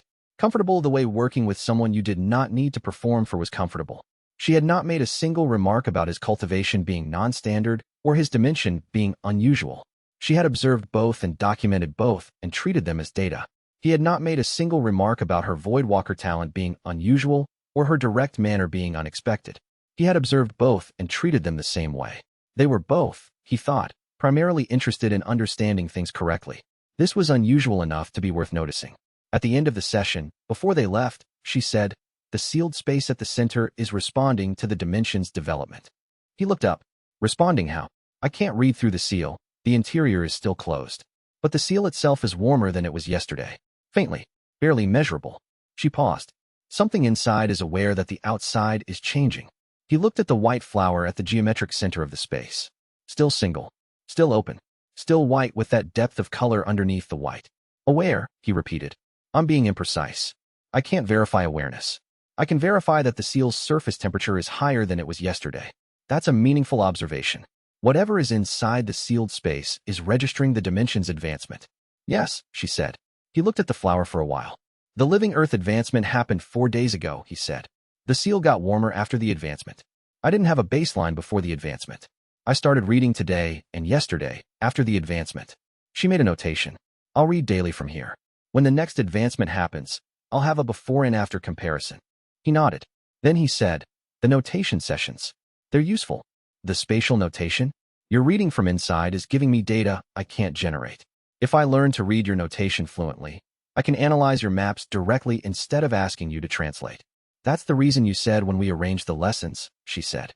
"I'm restating it because the original reason is still accurate, and the data has confirmed it rather than complicating it." She looked at him briefly, with an expression that was not quite amusement, more like recognition of a specific conversational quirk being expressed. "You restate things when you want to confirm that your original assessment was right," she said. He thought about this. "Yes, it's how I verify that my working hypotheses are still valid. I do it differently," she said. "I just build the next layer of notation and see if it fits the previous layers." "Different methodology," he said. "Same principle." She picked up her notation book. "Same principle," she agreed. She left the dimension without looking back.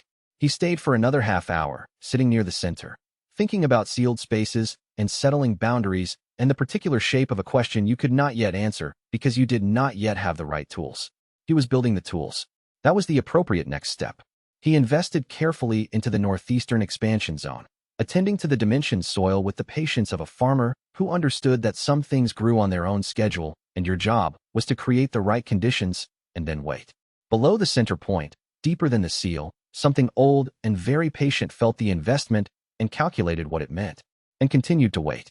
Chapter 16 Fun Mingzhi's research hold had a quarterly expiration built into the SEC's administrative framework. This was not a secret. The research protection statute that Wei Lingxiu had read, when So Wenjian arrived at his door, was publicly accessible documentation. Anyone who read it carefully would find the expiration clause. Dao Yutian had read it carefully. The notification arrived at the end of the quarter. Wei Lingxiu was asked to report to Elder Dao Yutian's office for a resource assessment review. Not a request. A directed administrative notification with the SEC's resource management seal on it. He attended. He brought the documentation Fun Mingzhi had provided. He also brought his own research notebook, which he had filled with 38 days of dimension observations. Dao Yutian's office was larger than Fun Mingzhi's, organized differently. Less a working mind and more a management one. The charts on the walls were not research in progress, but outcome summaries. Resource production data by quarter, dimension holder status by tier, extraction yield by technique category. A man who thought in outputs. He was not hostile when Wei Lingxiu arrived. He offered tea, which Wei Lingxiu accepted because declining was a social statement, and he had not decided yet what social statement to make. The hold expired, Dao Yutian said. He set down his teacup with the efficiency of someone who drank tea as a social ritual, and not because he particularly wanted it. Fun Mingzhi's research consultation classification. The quarterly review is standard practice. I know, Wei Lingxiu said. Your dimension is at living Earth and climbing. My assessment instruments put the flowing water transition inside 2 months. He looked at the assessment data on his desk. That's a rapid development trajectory for a legacy item. Faster than any living Earth holder I've seen in the past decade. The development is self-sustaining, Wei Lingxiu said. It follows its own schedule, which means it won't slow down. Dao Yutian looked at him with the expression of someone who had made this calculation before arriving and was now executing the next step. The partnership framework I offered you before the hold. I want to revisit it. I declined it. I know. The framework I'm proposing now is different. He slid a notation document across the desk. Provisional Resource Contribution Agreement. Standard protection classification, same as the others. The contribution rate is 15%, lower than my standard terms. In consideration of the research consultation complication and the delayed timeline, Wei Lingshu picked up the document and read it. The language was precise. 15% of monthly dimension output, calculated at market rate at time of contribution. Standard protection classification under the Resource Management Elder's jurisdiction. Duration, unspecified, with an automatic renewal unless formally terminated with 30 days notice. He looked up. The contribution rate stays flat. Yes, but the output base it's calculated against doesn't have a ceiling. Dao Yutian looked at him steadily. Correct. So the 15% number is accurate today. In 5 years, when the dimension is at flowing water or breathing forest tier, the output base is substantially larger and the 15% is substantially larger. That's how percentage agreements work, Dao Yutian said, without apology. The protection value I provide also scales. A breathing forest tier dimension without elder protection is a significant target for extraction claims. You haven't answered my question about the ceiling. There is no ceiling. The agreement is open-ended. He paused. Every dimension agreement in the sect has the same structure. I didn't invent the framework. Wei Lingshu set the document down. He looked at the chart on the wall that showed extraction yield by technique category. I'll consider it, he said. I need an answer in 3 days, Dao Yutian said. If you decline, I'll reclassify your dimension under the standard extraction assessment timeline, which means a full resource audit in 90 days. Understood, Wei Lingshu said. He left the office. He did not go back to his quarters. He went to the sect's administrative archive, which was open to all disciples during standard hours, and spent 3 hours reading the resource management statute in full, not the summary he had read before, but the complete document, including the appendices. He found what he was looking for in Appendix 7, the research consultation classification's effect on resource agreements. Specifically, the clause that addressed agreements signed while a research consultation hold was active or had been active within the preceding administrative period. He read it twice to be certain he understood it correctly. Then he went home and wrote a response to Dao Yutian's 3-day deadline. The response was 1 paragraph. It explained that the provisional resource contribution agreement was not enforceable under the research management statute because Fun Mingzhi's research consultation hold, though expired by the calendar, remained active as a matter of legal status until the consulting elder formally filed a research conclusion record. Fun Mingzhi had not filed a conclusion record. Therefore, the consultation was ongoing and the research protection applied. He attached the specific appendix citation. He sent it the same evening. He noted in his journal, Dao Yutian will challenge the interpretation. The statute language is not perfectly clear, but the challenge will require a formal administrative review, which takes time, and during the review period the research protection is maintained. Below this he wrote, the argument buys months. Figure out what to do with the months. Chapter 17. The flowing water breakthrough came 6 weeks later, on a morning when the dimension was empty of anyone but Wei Lingshu and the 2 creatures and the white flower at the center. He had been inside since dawn, doing his standard investment session, when the boundary moved. Not expanding this time. The boundary held its current size but changed in character. The surface of it becoming something he could only describe as permeable, not in the sense of being breakable, but in the sense of being interactable with something beyond itself. As if the boundary had been a wall and was now a membrane. He stood still and felt the change move through the entire interior. Then the air changed. Not in temperature, not in density.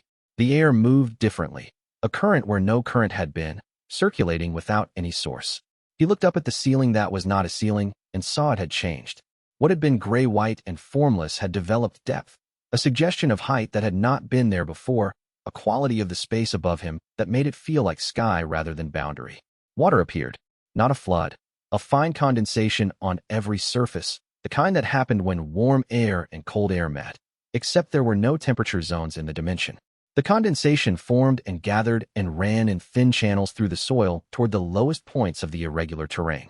Wei Lingshu stood and watched it happen, tracking the channels, noting where they pooled. A thin mist formed near the western boundary, where the terrain depression was deepest. He breathed in. The air had changed again, not just in motion but in composition.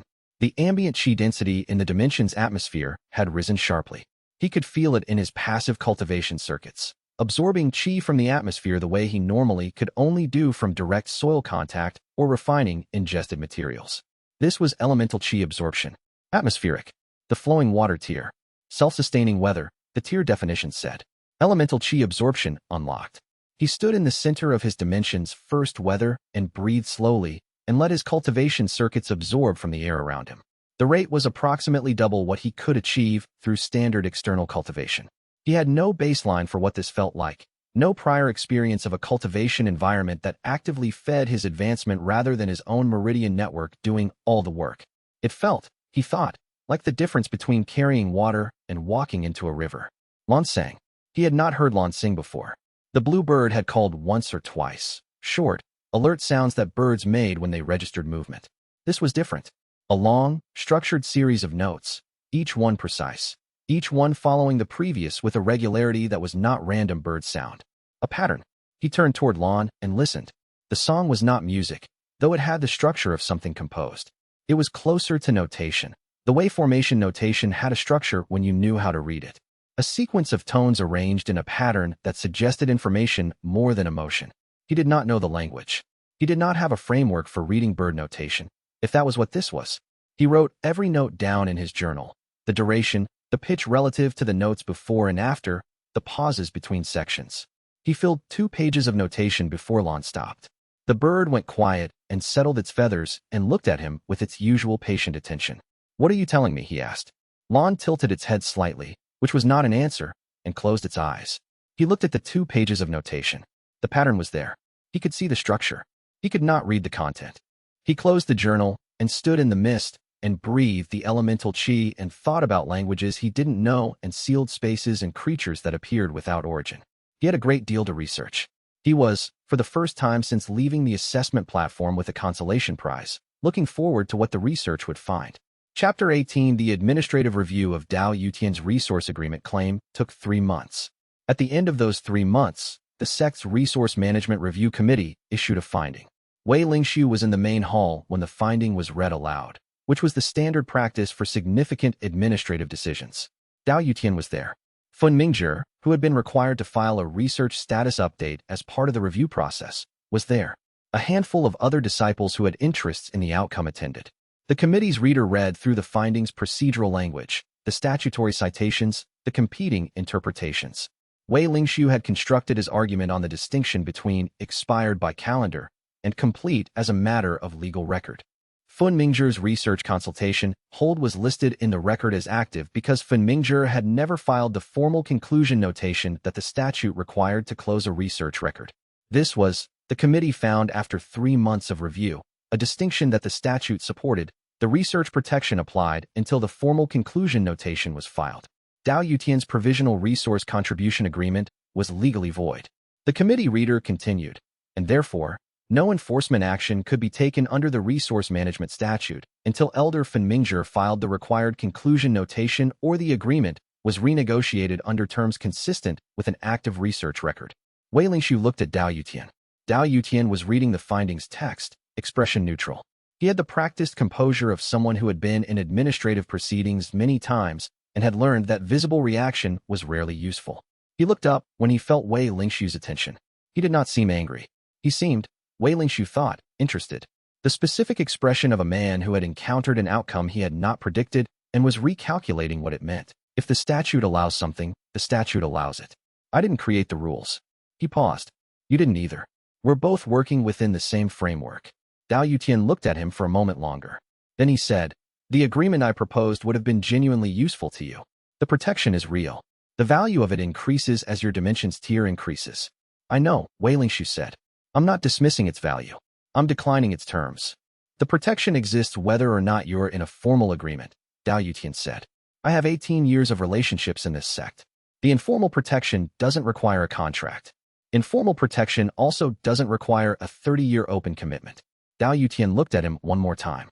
Then he nodded, with the precision of someone filing an assessment rather than making a social gesture. You are, he said, significantly more capable than a third failed outer disciple with a consolation prize dimension should be. He left. Wei Lingshu wrote in his journal that evening, Dao Yutian's observation. Note that this is itself a form of classification. He is updating his model of what category I belong to. Filed under, ongoing situation. Chapter 19, the event at the center happened 6 weeks after the flowing water breakthrough, on an ordinary evening.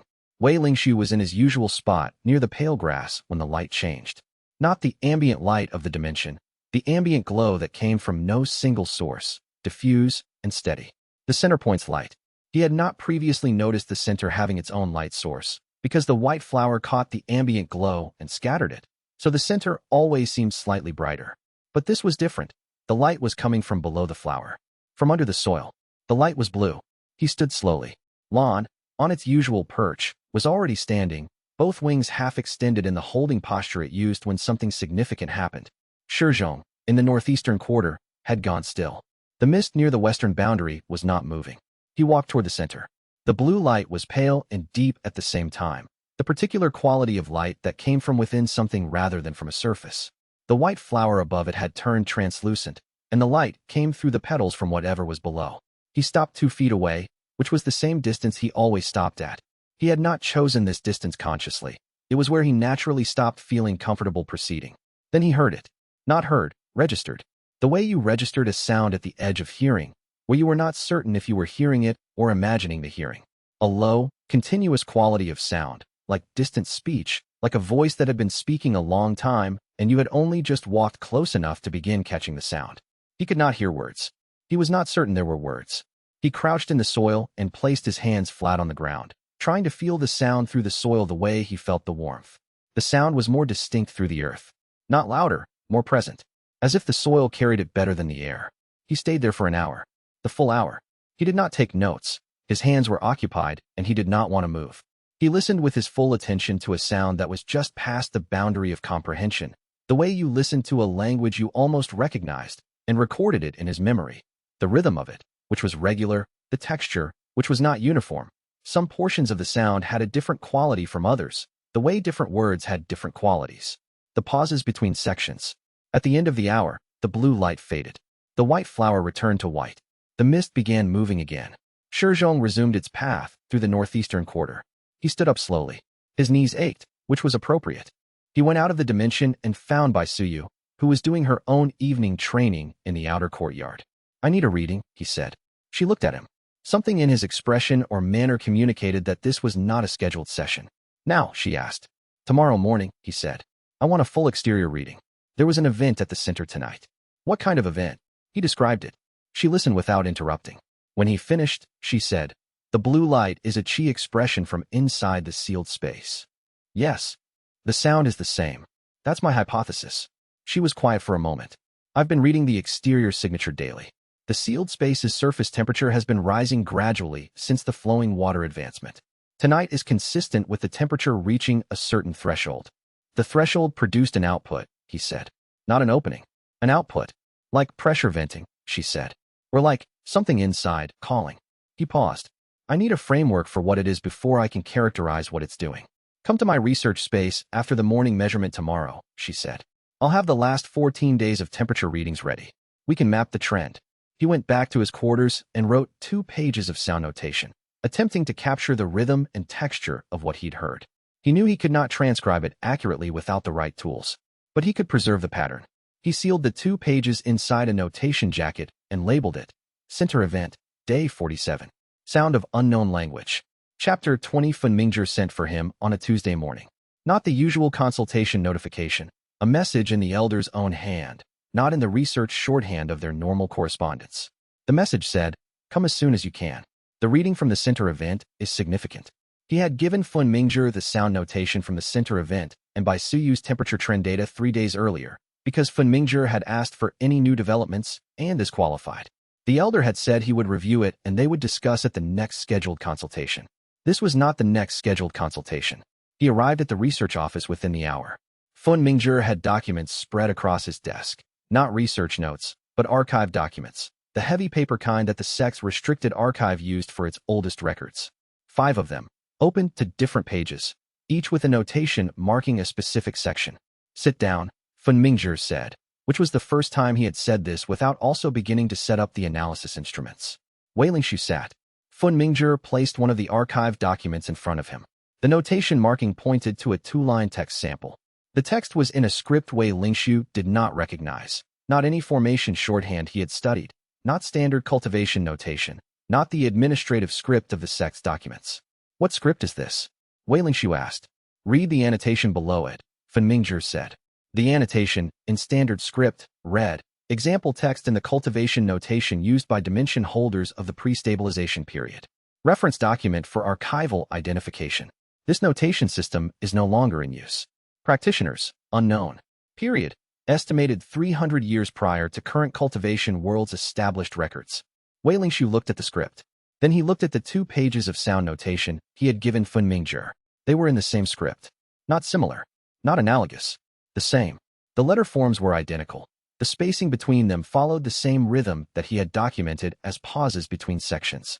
His own sound notation, his attempt to capture the pattern of what he'd heard from below the center point, matched, character by character, the annotated example text from a cultivation notation system that had been extinct for at least 300 years. 300 years. 300 years before current cultivation world records. Pre-stabilization. The sound I heard, he said, is in this notation system, Fun Mingzhi said, or something very close to it. The match is not perfect. I cannot read the notation system fluently, and your sound notation is an approximation. But the structural pattern is consistent. The letter form rhythm, the pause intervals, the section boundaries. He paused. This is not modern cultivation notation. This is not anything currently in use. What does the example text say? Wei Lingshu asked. I don't know.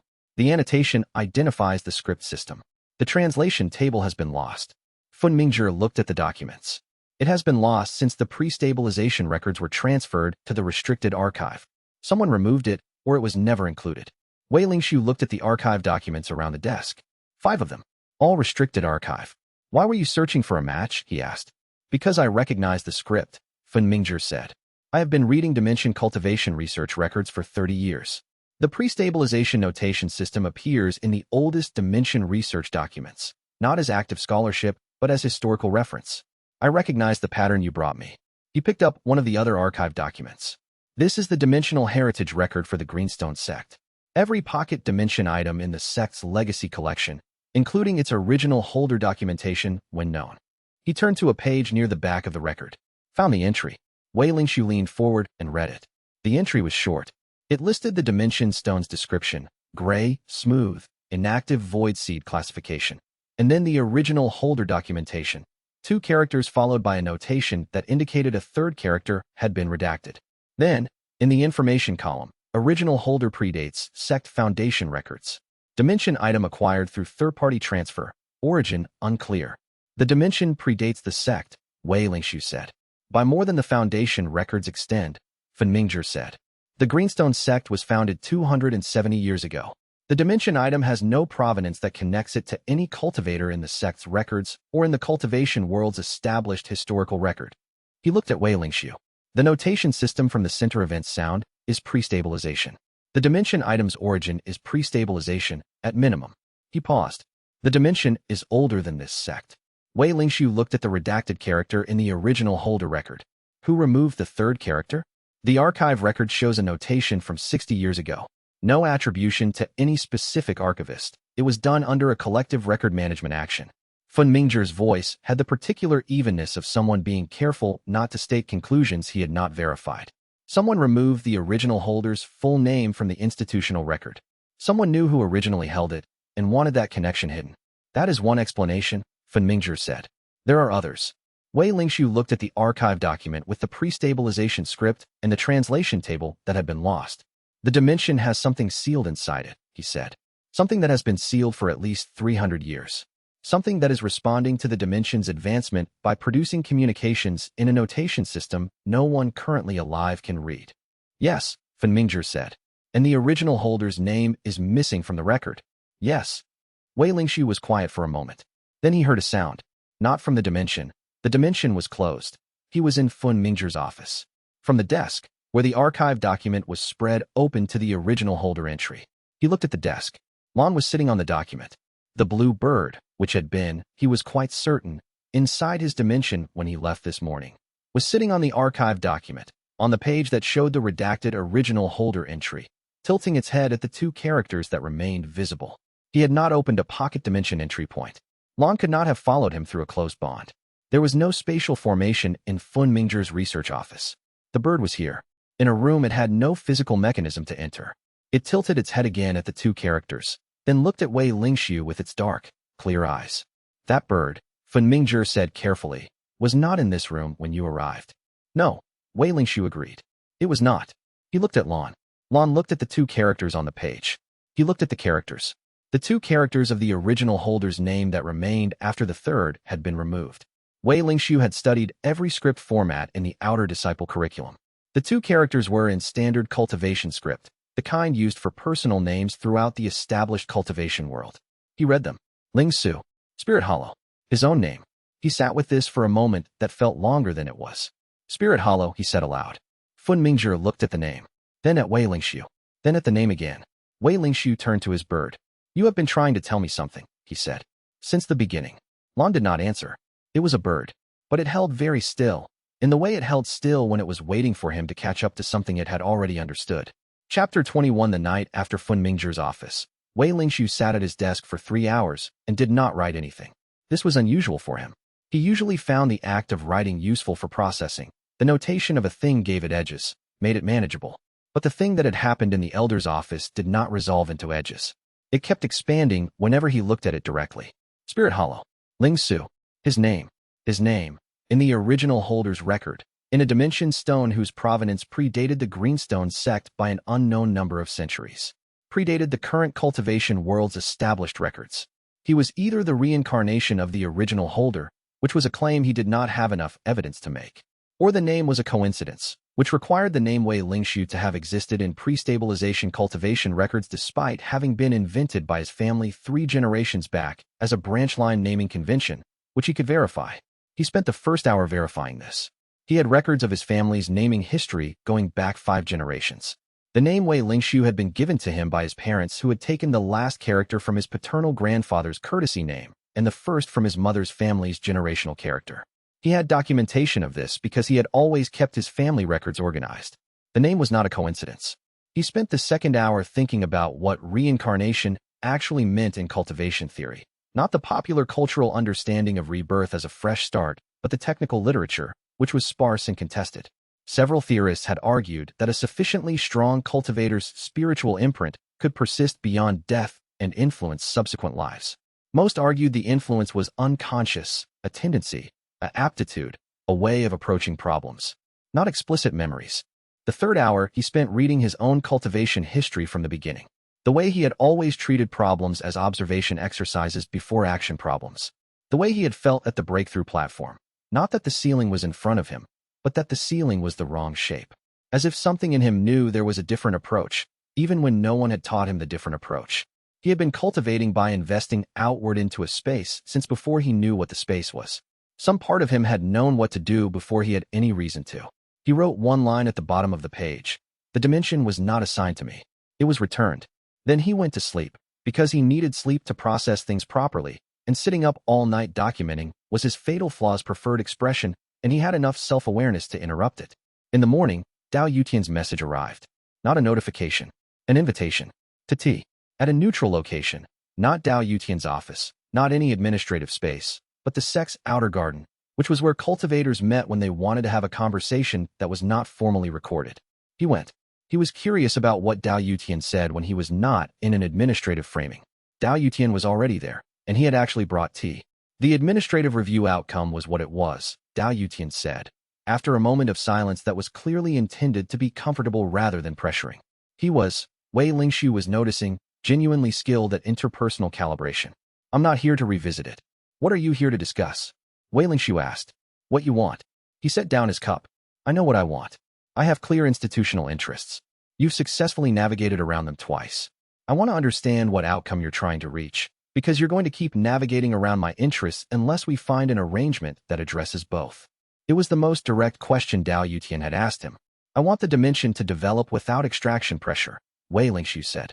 Not because I won't contribute to the sect. Because extraction pressure and development are in direct conflict. The dimension advances when I invest in it without constraint. Forced output targets interrupt the investment cycle. You don't trust that my protection would be worth the extraction. I can't verify the protection's value until I need it, at which point declining is much harder. Dao Yutian looked at him. You're right, he said. That's a reasonable position. He picked up his cup again. What would a trust-building arrangement look like, in your view? Wei Lingshu looked at him carefully. Dao Yutian was not asking rhetorically. He was asking because he had recalculated and arrived at a different approach. Something with a defined duration and a review clause, Wei Lingxiu said, where I can assess the protection's actual value before committing to a long-term structure. I can work with that framework, Dao Yutian said. Bring me a draft. Wei Lingxiu noted, on his walk back to his quarters, that Dao Yutian had shifted from extraction to negotiation without being forced. The man was recalibrating because the calculation had changed, not because his values had. He believed resource sharing was efficient. He had simply updated his model of what Wei Lingxiu's dimension required to be effectively shared. This was not the behavior of an enemy. It was the behavior of a pragmatist. He did not draft the agreement yet. He wanted more data on what the protection was actually worth. That required observing the protection in action. He began documenting what threats to his dimension existed in the sect ecosystem that Dao Yutian's informal influence could address. Chapter 22 Hua Qianli was not where you would find him if you were looking for a cultivator of his background. He did not live within the sect's residential infrastructure. He had a small cultivation space half a day's walk outside the Greenstone sect's boundary. Not quite wilderness, not quite settled cultivation territory, the kind of buffer zone that developed between established sects and the wider world.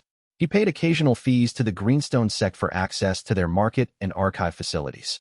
He was listed in their records as an affiliate practitioner, which was the category the sect had invented for people they didn't want to formally exclude but couldn't formally include. Fun Mingzhi had mentioned his name while reviewing Wei Lingxiu's documentation. There is a practitioner in the affiliate records who had a living Earth dimension 10 years ago, the elder had said, with the neutral care of someone choosing words. His dimension no longer exists. If you want practical knowledge about what living Earth actually produces, he would know. He had not said what had happened to Hua Qianli's dimension. Wei Lingxiu made the walk on a clear morning. Hua Qianli was in his cultivation space, which was a modest area of cultivated land around a small building. He was doing practical work, pulling weeds, apparently, from a bed of spirit herbs growing in the conventional way, planted in soil and cultivated through formation-enhanced growing medium. He was large in the way of someone who had done physical cultivation for decades and had not stopped, with the particular presence of a person who had been through something significant and had kept working afterward. He looked up when Wei Lingxiu arrived. "Outer disciple," he said. His voice was direct without being unfriendly. "Fun Mingzhi sent you. He mentioned you," Wei Lingxiu said. "I came to ask questions. I'll trade for the answers." Hua Qianli looked at him with assessment. "Trade what?" "I have a flowing water dimension with autonomous fauna development. You can observe the fauna behavior in exchange for answering questions about what you know from living Earth tier." The expression that crossed Hua Qianli's face was not simple. Something in it went still, and something in it became more present simultaneously. "Autonomous fauna," he said. "Yes. In a flowing water tier space. The dimension has been advancing faster than standard tier timelines. The fauna appeared at living Earth." Hua Qianli set down his weeding tools. "Ask your questions." They talked for 3 hours. Wei Lingxiu asked about what living Earth tier actually produced that the sect's classification system did not document. The experiential knowledge, the practical limits, the relationship between the holder's cultivation practice and the dimension's development rhythm. Hua Qianli answered with precision. He had been a careful practitioner, the kind who kept notes, and though his notes were gone with the dimension, he had internalized them. Near the end of the 3rd hour, Wei Lingxiu asked, "What happened to your dimension?" Hua Qianli was quiet for a moment. "Stress," he said. "I was in a confrontation, not by my choosing. 3 cultivators who wanted to extract from my dimension by force. I resisted. During the fight, the dimension's boundary took damage from the techniques used against it." He paused. "I tried to repair it. The repair techniques I knew were for minor damage. The damage was not minor. The boundary dissolved over the course of 6 days." Wei Lingxiu thought about what that would feel like. 6 days of watching something you had spent years developing come undone. "The fauna," he said. "What happened to them?" "Gone when the boundary went," Hua Qianli said. "The fauna and the flora and the weather and the soil and the qi circuits I had spent 3 years developing." He looked at his cultivation garden. "I came back to conventional cultivation afterward. Slower.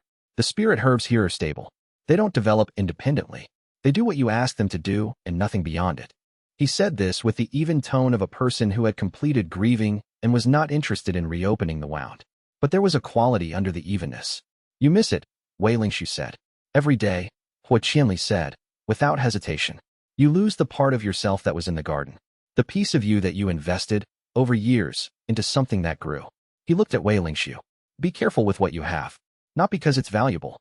Because it's yours in a way that nothing else can be." Wei Lingxiu went into his dimension that evening and sat in the soil, and looked at Lan and Shizhong and the pale grass and the mist forming near the western boundary and the white flower at the center. He had been treating the dimension as a research subject, a cultivation system, a set of interesting problems to understand. It was also, he thought, a part of him that was growing in the soil, invested over weeks and returning as something larger than what he had put in.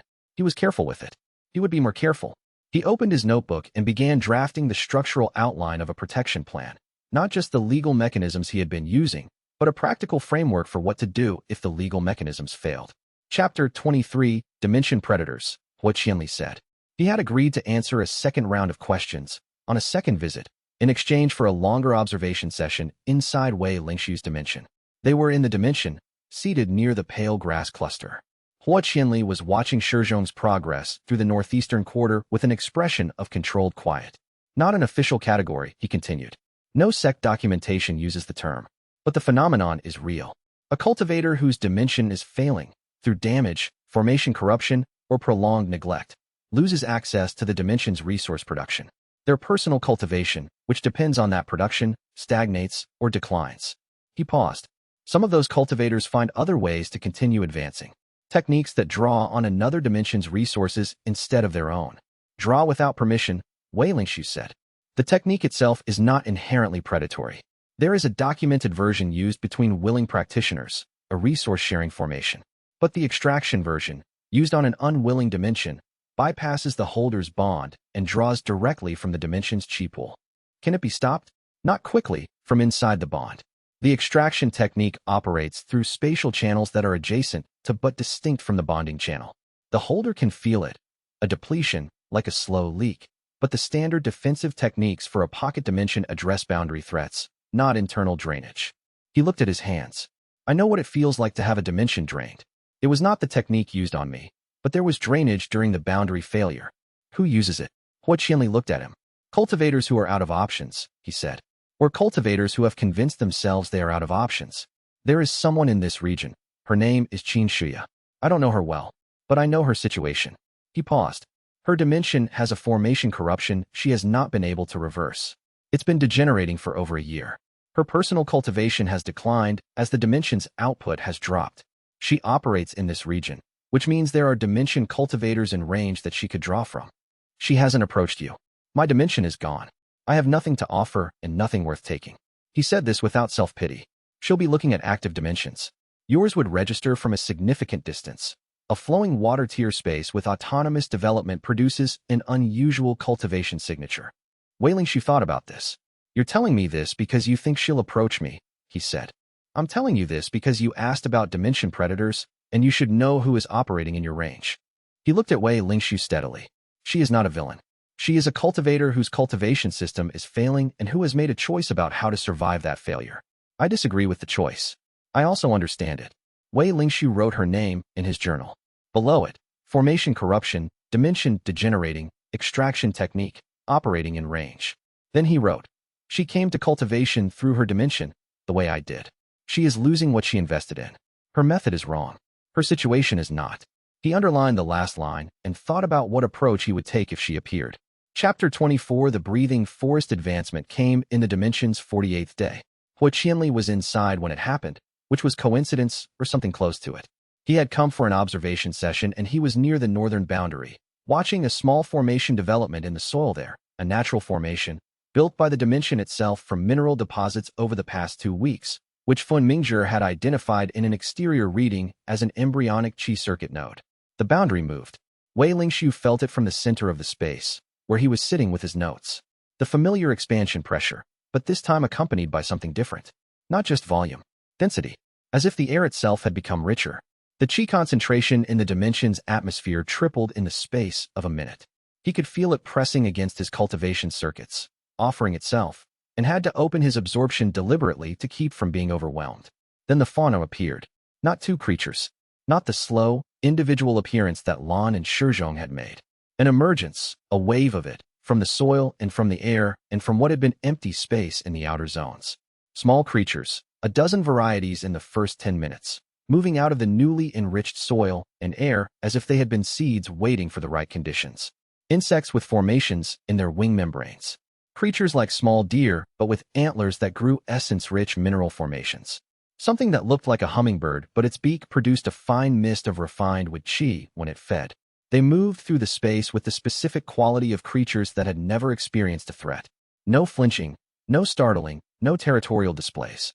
They went about the business of being what they were with complete confidence that the space around them was safe. Hua Qianli stood at the northern boundary and went completely still. Wei Lingshu walked through the emerging ecosystem toward him, careful not to disturb anything, documenting as he went. He reached Hua Qianli and stood next to him. Mine never did this, Hua Qianli said. His voice was the voice of someone being precise about something painful. I placed my fauna manually, he continued. Found beast eggs or juvenile animals in the world outside, introduced them to the dimension, cultivated them through the dimension's resources, each one individually. Over 3 years, he watched a small formation-antlered creature move through the grass. They were mine in the sense that I chose them and brought them in. They were not mine in the sense that they were the dimension's own creation. They're the dimension's fauna, Wei Lingshu said. Not mine. Not chosen by me. I can see that. Hua Qianli turned and looked at him. In 30 years of knowing dimension cultivators, I have never seen a space produce its own independent ecosystem. Not at any tier. The reference literature describes it as theoretically possible at very high development stages. Beyond breathing forest. Beyond waking spirit. He paused. Your dimension is doing it at breathing forest. It's been doing it since living earth, Wei Lingshu said. Lan appeared at day 3. Hua Qianli looked at Lan, who was watching the new fauna emergence from its usual perch with an expression that, in a human, would have been satisfaction. The bird has been there since day 3, Hua Qianli said. Without origin. No egg. No entry point. Hua Qianli was quiet for a long moment. This dimension, he said finally, is not behaving like a pocket dimension. It is behaving like a natural cultivation environment that has been compressed into pocket dimension form. He turned to face the full interior of the space, the weather system, the layered soil, the spreading flora, the new fauna weaving through it all.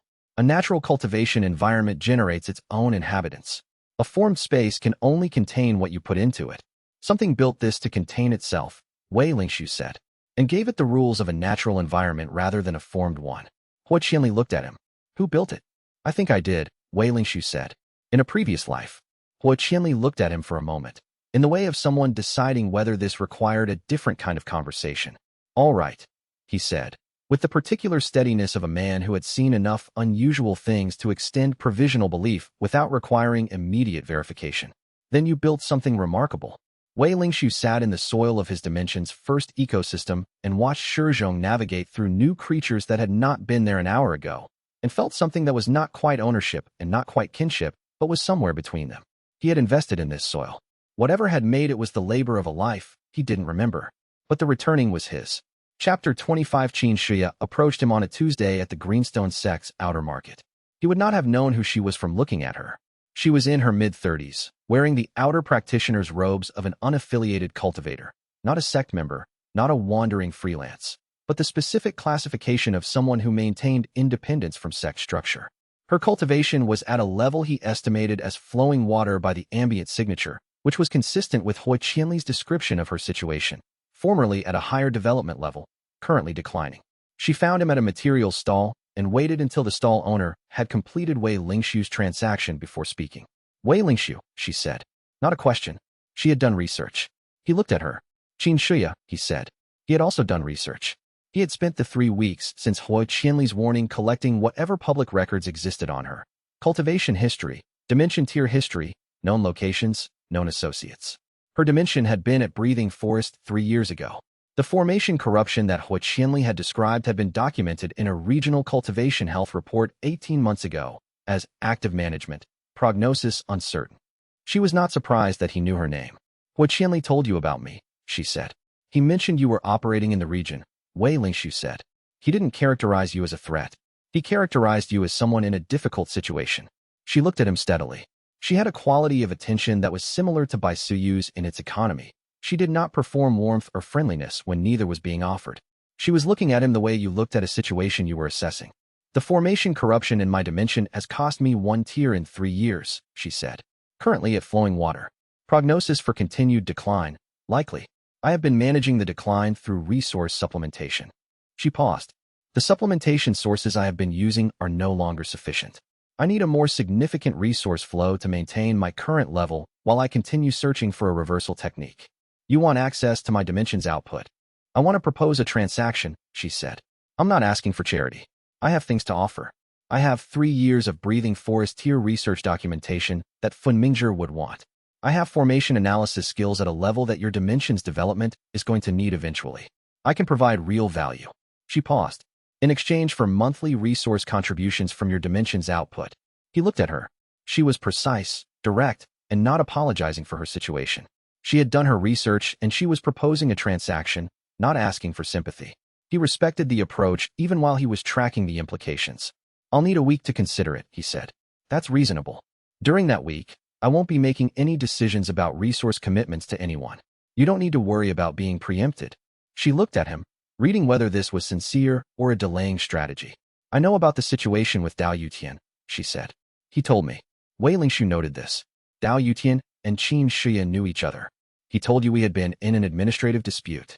He told me you were the first outer disciple to successfully use the research consultation clause against him in 18 years. A brief pause. He said it with something that sounded like respect. Wei Lingshu absorbed this. 1 week, he confirmed. She nodded and left. He went directly to his records and began building a comprehensive profile of xianxia's situation. Not her transaction offer. That would come after. First, what was the formation corruption? How serious was it? Was there a reversal technique? And what would happen to her if the dimensions decline continued? He spent 5 days on this research. The formation corruption in a pocket dimension was a specific category of structural failure, an error in the dimension's foundation formation that, once established, gradually degraded the space's boundary integrity. Standard reversal techniques existed for early-stage corruption. xianxia's corruption had been identified at a stage beyond early. The reversal techniques for her stage were experimental at best and had documented failure rates of over 70%. The 6th day, he wrote his conclusions. First, her offer was genuine. She had real things to offer that he would value. Second, the resource extraction her technique would require was not compatible with his dimension's development cycle. The dimension needed uninterrupted investment during its advancement phases. Regular extraction would interrupt those phases at the worst times. Third, even if he agreed, it would not save her dimension. The scale of resource flow she needed to maintain herself while researching a reversal technique exceeded what one flowing water dimension could sustainably provide without stunting its own development. Fourth, the real question was whether there was something he could offer that addressed her actual problem rather than just providing temporary relief. On the 7th day, he sent a message asking to meet again. He had done the research. He had the analysis. Now he needed to understand whether the formation corruption's root cause was something that Funmingzhi's research into autonomous dimension development might already have encountered data on. Because if it was, then there was a more useful conversation to have than a resource transaction. He was, as always, approaching it from the cause rather than the consequence. He would not make her wait for the answer. Chapter 26. The meeting was in the outer garden, the same neutral space he had used with Dao Yutian.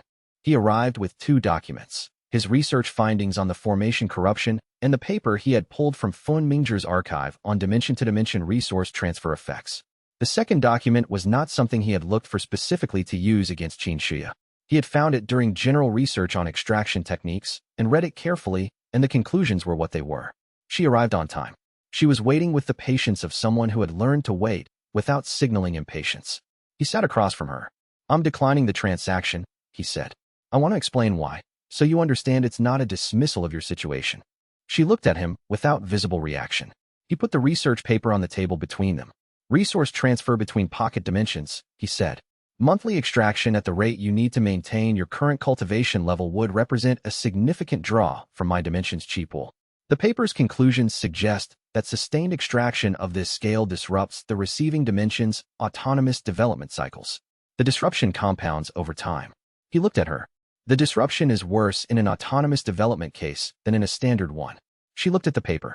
Your dimension is autonomous, she said. It was not a question. It produces fauna and flora independently. It has self-sustaining weather. It has a development cycle that runs on its own schedule, not mine. He paused. The extraction you need would interrupt that cycle during the periods when the dimension is most active. Those periods can't be predicted precisely. I can't guarantee it won't damage the development. She read the paper's conclusions. She read them again. The research is 8 years old, she said. The mechanism it describes is standard spatial formation behavior, he said. The age of the research doesn't change the physics. She was quiet. There's a second reason, he said. The resource flow you need to maintain yourself while researching a reversal technique. I've run the calculation. It exceeds what a flowing water dimension can provide sustainably, even without the autonomous development complication. Not by a small margin. He looked at her. The transaction would cost me the development, and it would not solve your problem. She looked at the paper and not at him for a long moment. You researched my situation, she said. For 5 days. That's more thorough than the approach I expected from someone who was avoiding me. I wasn't avoiding you. I was doing the work. What would solve my problem? She asked. Not defensively. The question of someone taking in a new set of parameters. That depends on whether the corruption's root cause is something I might have encountered data on through a different route, he said. He leaned forward slightly. Fun Mingzhi has been researching autonomous dimension development for 30 years. In that research, he has collected case records on every significant dimension failure in the cultivation world's available archive. He may have documentation on formation corruption at your stage. She looked at him. You're offering to ask Fun Mingzhi about my case, she said. I'm offering to bring your corruption's formation signature data to Fun Mingzhi and ask whether his archive contains anything relevant to it. He paused. That's a different thing from the transaction you proposed. I'm not committing to a resource relationship. I'm offering to look at the actual problem. She was quiet for a long moment. My dimension is autonomous, she said. She had come back to that. By the definitions I've been working with, he said. Yes. I've never encountered an autonomous dimension case in anything I've read. She looked at the table, not at the document, but past it. Something in her expression was doing something complex. My dimension was installed, she said. Formation by formation. Layer by layer. I was meticulous. I thought that was what good cultivation looked like. She paused. It still got corrupted. He did not say anything, because there was nothing useful to add. Send me the formation signature analysis if Fun Mingzhi has anything, she said. I'll provide the corruption's technical specifications. She stood. And thank you for doing the work. She left without looking back. He sat in the garden for a while, thinking about installed things and grown things, and what the difference was when the corruption came. Chapter 27. 3 days after the meeting, the Dimension's collective response happened. Wei Lingshu was inside doing his evening investment session when the fauna did something he had not seen before. The movement started with the small formation antlered creatures. They turned in unison, without visible signal, and walked away from the eastern boundary. Not quickly, not in alarm. With the specific efficiency of animals that had received information through channels he couldn't observe. The hummingbird analogs rose from the plant clusters near the eastern edge and relocated to the center zones, 15 feet inward. Shizhong did not change its current path, but it was already in the northeastern quarter, away from the eastern boundary. Lan, on its perch, extended its wings without rising. The alert posture, the one it had used during the Living Earth advancement. Wei Lingshu stood up and moved toward the eastern boundary. He felt it before he reached it. A depletion, thin, consistent, drawing from the dimension's chi pool through the eastern boundary wall without crossing the boundary itself. The way Hu Qianli had described it, a slow leak.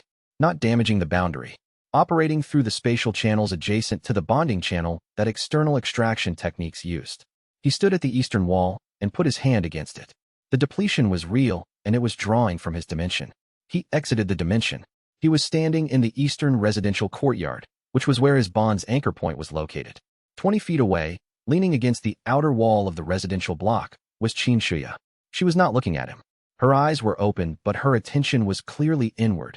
The cultivation posture of someone running an active technique. She did not appear to have noticed him exit. He walked toward her and stopped at 10 feet. xianxia, he said. She came out of the technique state. She looked at him. He watched the sequence of her expression, recognition, assessment, and then something he had not seen from her before. A flinch she suppressed before it reached her face. A single small moment of shame. How long? He asked. 12 minutes, she said. She did not lie about it, and she did not apologize yet. She was reading the situation. I was not going to maintain it. I was passing through, and she stopped. The absorption runs passively when my cultivation system is stressed. I cannot shut it down without shutting down my entire active formation network, which would accelerate the corruption. She paused. I didn't come here to do this. He looked at her. He believed her. Not because he was credulous, but because her reaction was wrong for someone who had done this deliberately. A deliberate passive extraction attempt would have been further from his residential area, at a time when he was unlikely to be inside the dimension, and would have been stopped immediately when he exited. She had not moved when he exited. She had been caught because she was standing in range without thinking about the range. Your cultivation system is more stressed than when we met 4 days ago, he said. She looked at the ground briefly. Yes. The corruption is accelerating. Yes. He walked back to his anchor point and sat down on the outer steps. She did not leave. She was waiting to see what he was going to do. Come here, he said. Tell me exactly what the corruption's formation signature looks like in technical terms. Not the summary you gave Fen Mingzhi or the one you've been telling potential allies. The actual notation. She looked at him. Why, she said. Because I want to see if I recognize it, he said. I've been reading formation documentation for 2 months. I might not recognize it, but I might. She sat down on the steps a few feet from him and pulled a small formation notebook from her robes. It was worn.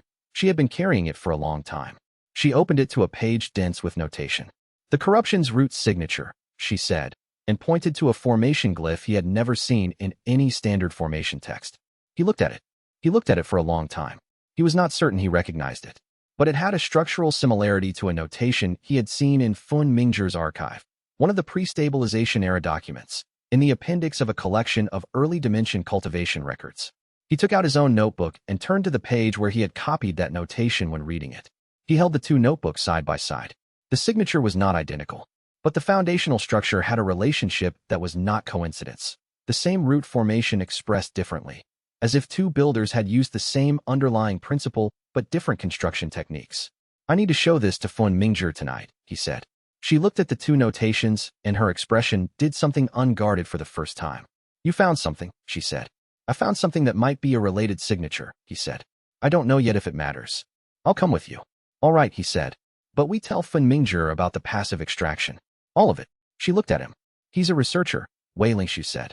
He needs complete information. And you need genuine help, not selective help. She closed her formation notebook. All right, she said.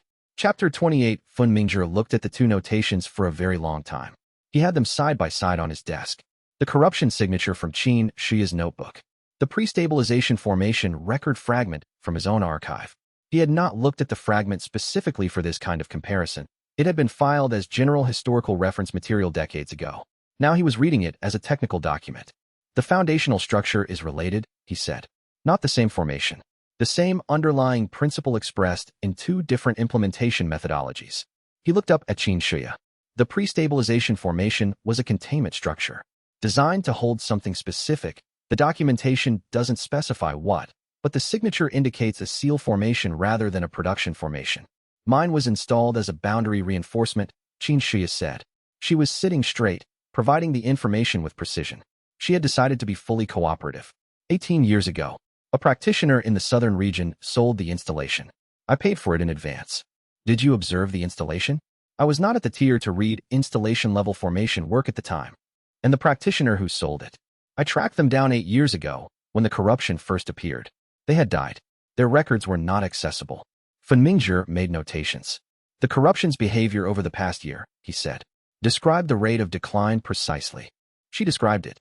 He listened and notated and asked 6 specific follow-up questions. Wei Lingshu sat against the wall of the research office and listened, and occasionally added a detail from the technical documentation he had built during his 5 days of research. At the end of an hour, Fen Mingzhi looked at what he had assembled. The corruption is not in your dimension's formation structure, he said. It is in the installation formation, the formation the practitioner added 18 years ago. The corruption is in something that was added to your dimension, not in your dimension itself. He paused. If the installation formation can be removed, fully extracted without triggering the corruption to spread, the underlying dimension may be intact. Xianxia went very still. Is extraction possible? She asked. Technically, at this stage, yes. Difficult. The installation has integrated with the dimension's boundary layer over 18 years. Extracting it without triggering cascade failure requires precision formation work at a level I do not personally have. He looked at his archive wall. But the technique for it is documented in the pre-stabilization records. Because the installation formation your practitioner used, whatever they were actually installing, had a removal protocol. Wei Lingshu thought about this. A pre-stabilization containment seal formation, sold as a boundary reinforcement to an unknowing dimension cultivator, with a documented removal protocol. Someone put a containment seal inside her dimension, he said. Fen Mingzhi looked at him. Without telling her, Fen Mingzhi said, what they were containing is not specified in the records I have, but the removal protocol is. Yes. Fun Mingzhi was quiet for a moment. I can study the protocol. I can tell you within 2 weeks whether it's executable at this stage of corruption. He looked at xianxia, and the extraction attempt is not guaranteed, but it is more promising than what you have been doing. Xianxia looked at the archive wall and the documents spread across the desk. Why are you helping me? She asked Wei Lingxiu. The directness of someone who needed to understand the stakes of a relationship before accepting it. The problem is interesting, Wei Lingxiu said. And you came to me with a genuine situation. I'd rather find the real answer than make a transaction that doesn't address it. She looked at him for a moment. You're strange, she said. Not unkindly. Precisely. I've been told, he said. Chapter 29 Dao Yutian's Dimension Resource Syndicate now had 4 members. Wei Lingxiu tracked this through the sect's administrative record, which he checked monthly. The 4th member was a 3rd-year outer disciple named Beihe Lianru, whose dimension had advanced to Living Earth the previous month. The formal agreement was on record, standard terms, 30% contribution, elder protection classification. Fun Mingzhi brought it to his attention over tea during one of their consultation sessions. The syndicate structure is worth understanding, the elder said. He had started offering tea, which Wei Lingxiu had started accepting. The consultations had become something other than purely instrumental, though neither of them had said this. At 4 members, Dao Yutian controls enough dimension output to make substantive arguments at the resource committee level. At 8 members, he controls enough to set the committee's agenda. What is the committee's agenda normally? Resource allocation across the sect, priority access to formation materials, training resources, defensive allocation. Fun Mingzhi set down his cup. At 8 members, Dao Yutian's syndicate controls a significant portion of the dimension cultivation community's output. That output becomes leverage in the committee discussions. Other committee members who want syndicate cooperation will trade for it. And the trade will involve research access, Wei Lingxiu said. Fun Mingzhi looked at him. A syndicate with 8 dimensions under contract would have legitimate grounds to request collective research consultation rights, Fun Mingzhi said, meaning that research conducted on any syndicate member's dimension would be considered research conducted on the syndicate's resources. He paused. My hold on your case would be potentially challenged as interfering with syndicate research access. He's building a legal argument to invalidate the research protection, Wei Lingxiu said. He is building an institution. The legal argument is a consequence of the institution structure. Fun Mingzhi was precise about this. I don't believe Dao Yutian's primary goal is to invalidate my research hold. His primary goal is to build an efficient resource management system. The invalidation is a side effect. Wei Lingxiu thought about this. You're warning me because you think I need time to prepare, he said. I'm warning you because you have been effective at using existing statute, and I want you to have sufficient notice to find what is relevant. Fun Mingzhi paused. And because my own research interest is served by your dimension remaining outside the syndicate's research access structure. I know, Wei Lingxiu said. I have been benefiting from my involvement with your case in ways that I want to be transparent about, Fun Mingzhi said, with the careful precision of someone meeting a standard they had set for themselves. My hold on your administrative record protects my research access as much as it protects your development. You should know that the relationship is mutual. Wei Lingxiu looked at him. I've known since the first month, he said. You told me explicitly that my case was the first stable autonomous development case you'd found in 30 years. The benefit to your research was the reason you intervened. That was clear. And you cooperated anyway, Fun Mingzhi said. The protection was real.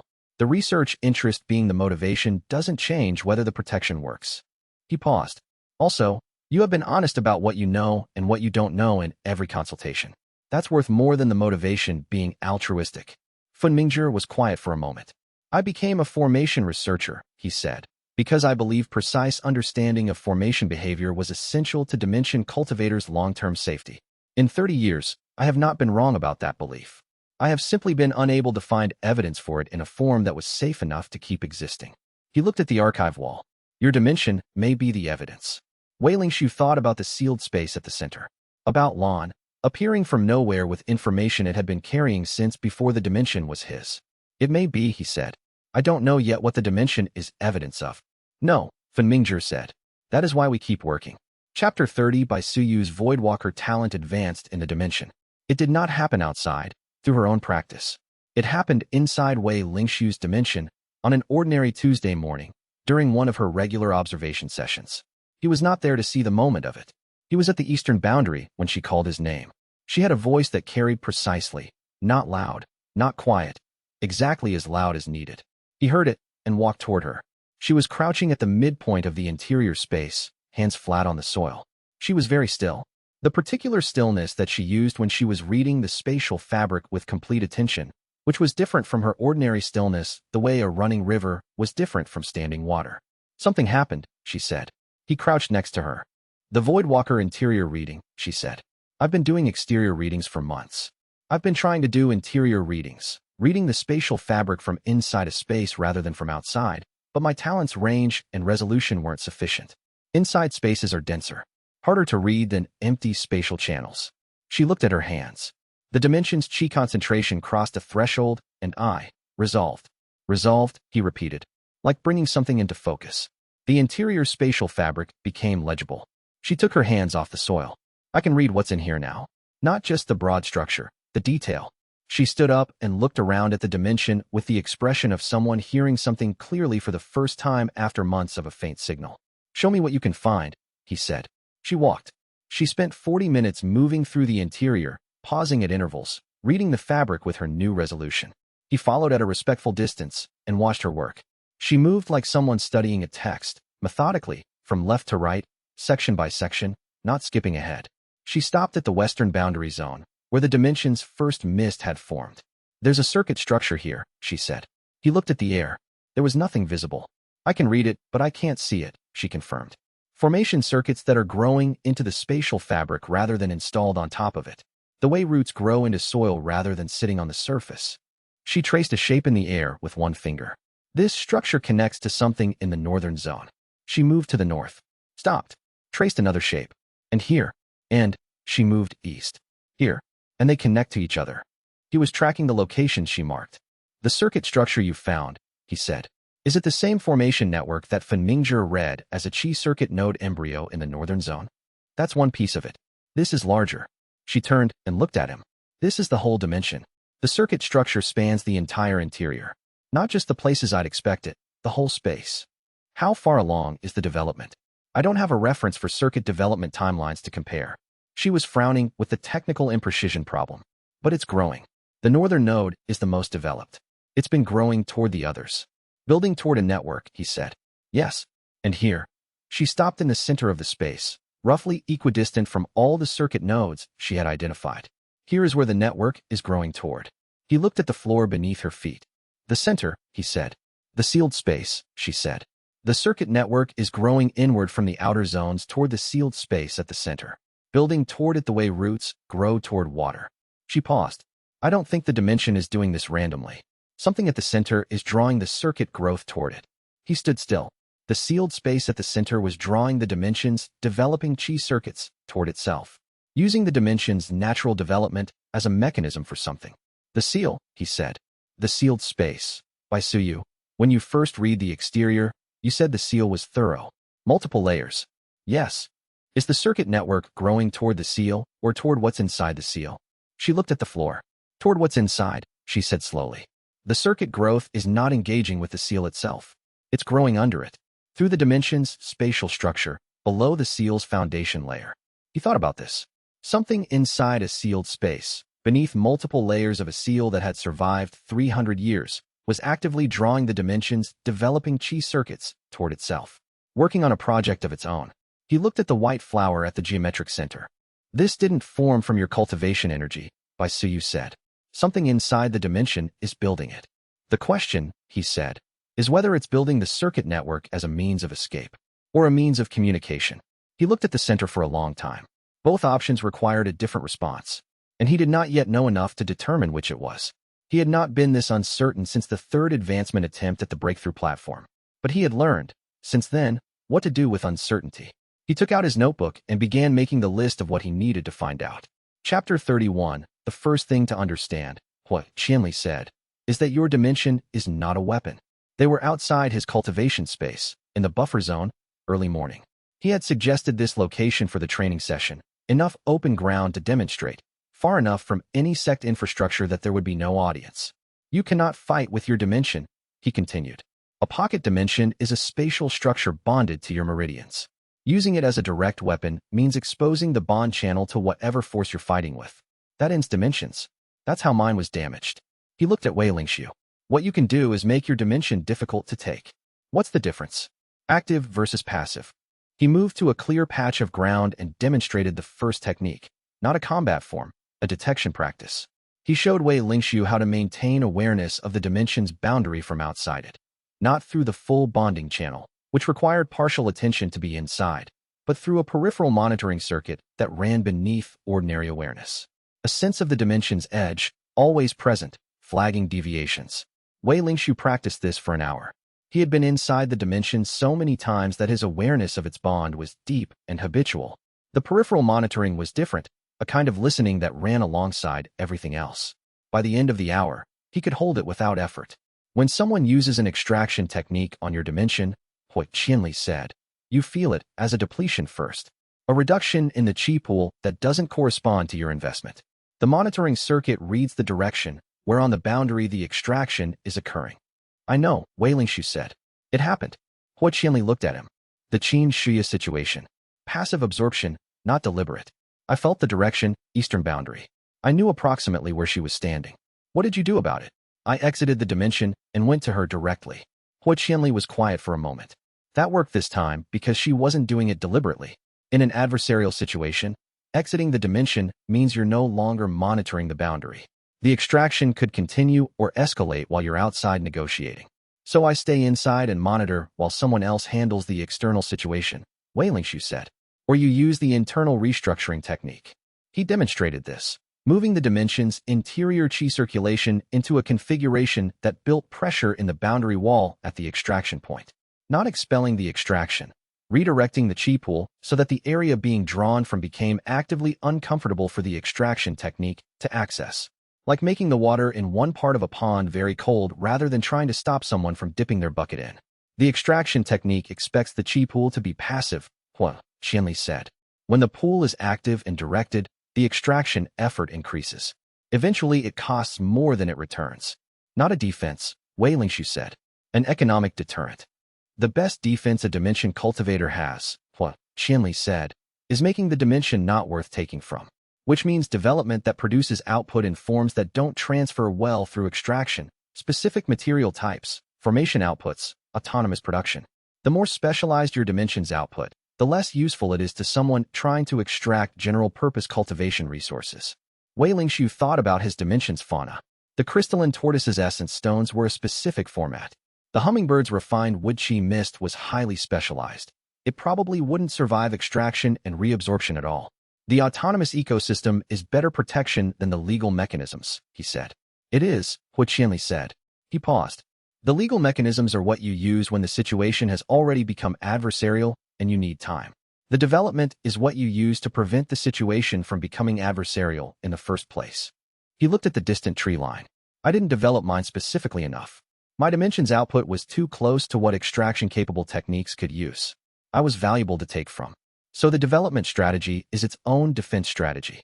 Yes. He turned back to Wei Lingxiu. And the dimension cultivators who last longest are the ones who understand that the two things are the same thing. They practiced the internal restructuring technique for the rest of the morning, until Wei Lingxiu could hold the monitoring circuit, read the direction of a simulated extraction, and initiate the internal redirection without breaking his investment session. It was, he noted, the first combat application he had ever learned that was entirely internal. Never visible, never aggressive, requiring only attention and redirection. It suited him. Chapter 32 xianxia's message came on a Tuesday evening. Urgent, the sect's standard notation for time-sensitive communication. He went immediately.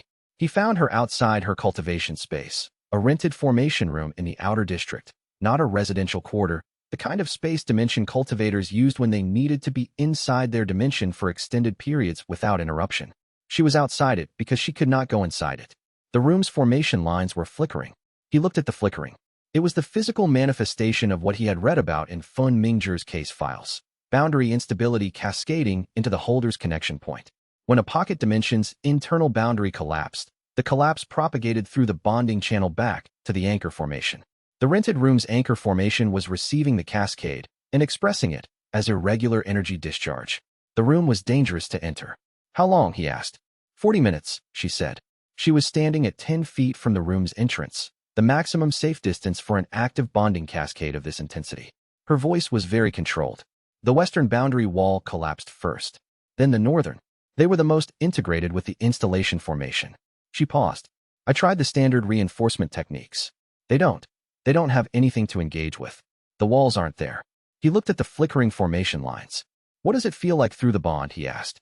She was quiet for a moment, and the quietness had a texture he recognized from Hui Qianli's descriptions. The grief of a person who was losing something that was not replaceable. Like shouting in a room that used to echo and finding the echo is gone, she said. He did not say anything to this. He stood with her and watched the flickering and thought about what was still intact. The installation formation, he said. Fun Mingzhi's analysis said the corruption was in the installation, not in your dimension itself. Has the installation been completely integrated now? I don't know. I can't read it from here. Can you feel the difference between the installation's collapse and your dimension's collapse?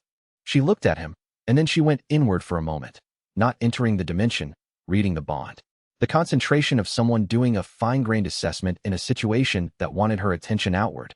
The installation and the dimension feel different through the bond, she said slowly. They have always felt different. The installation is like a jacket that was put on the dimension from outside. The dimension is warmer, more present. She was very still. The jacket is what's failing. Not all of the warmth is gone. He thought about this carefully. Fun Mingzhi's documentation on the removal protocol had said the extraction was possible at early-stage corruption. This was not early stage. But early stage meant the installation had not yet begun integrating with the dimension's core structure. If she could still feel the difference through the bond, the installation had not yet integrated with the core. The removal protocol might still apply. I need to get Fun Mingzhi here, he said. Now. It's past the evening hour. It's past the evening hour, and your dimension has 40 minutes at your estimate before the cascade reaches the bond anchor and the extraction protocol becomes irrelevant. He was already moving. I'll be back in 10 minutes. He ran. Not cultivation speed. Full running, through the outer district, across the administrative courtyard, up the east wing stairs, 3 floors. Fun Mingzhi's office was dark, but not locked. He knocked. The door opened after a moment. Fun Mingzhi was in a sleeping robe, which meant he had been asleep, which meant Wei Lingxiu had just interrupted his sleep, and he looked at this fact in the elder's expression and decided this was the appropriate cost of urgency.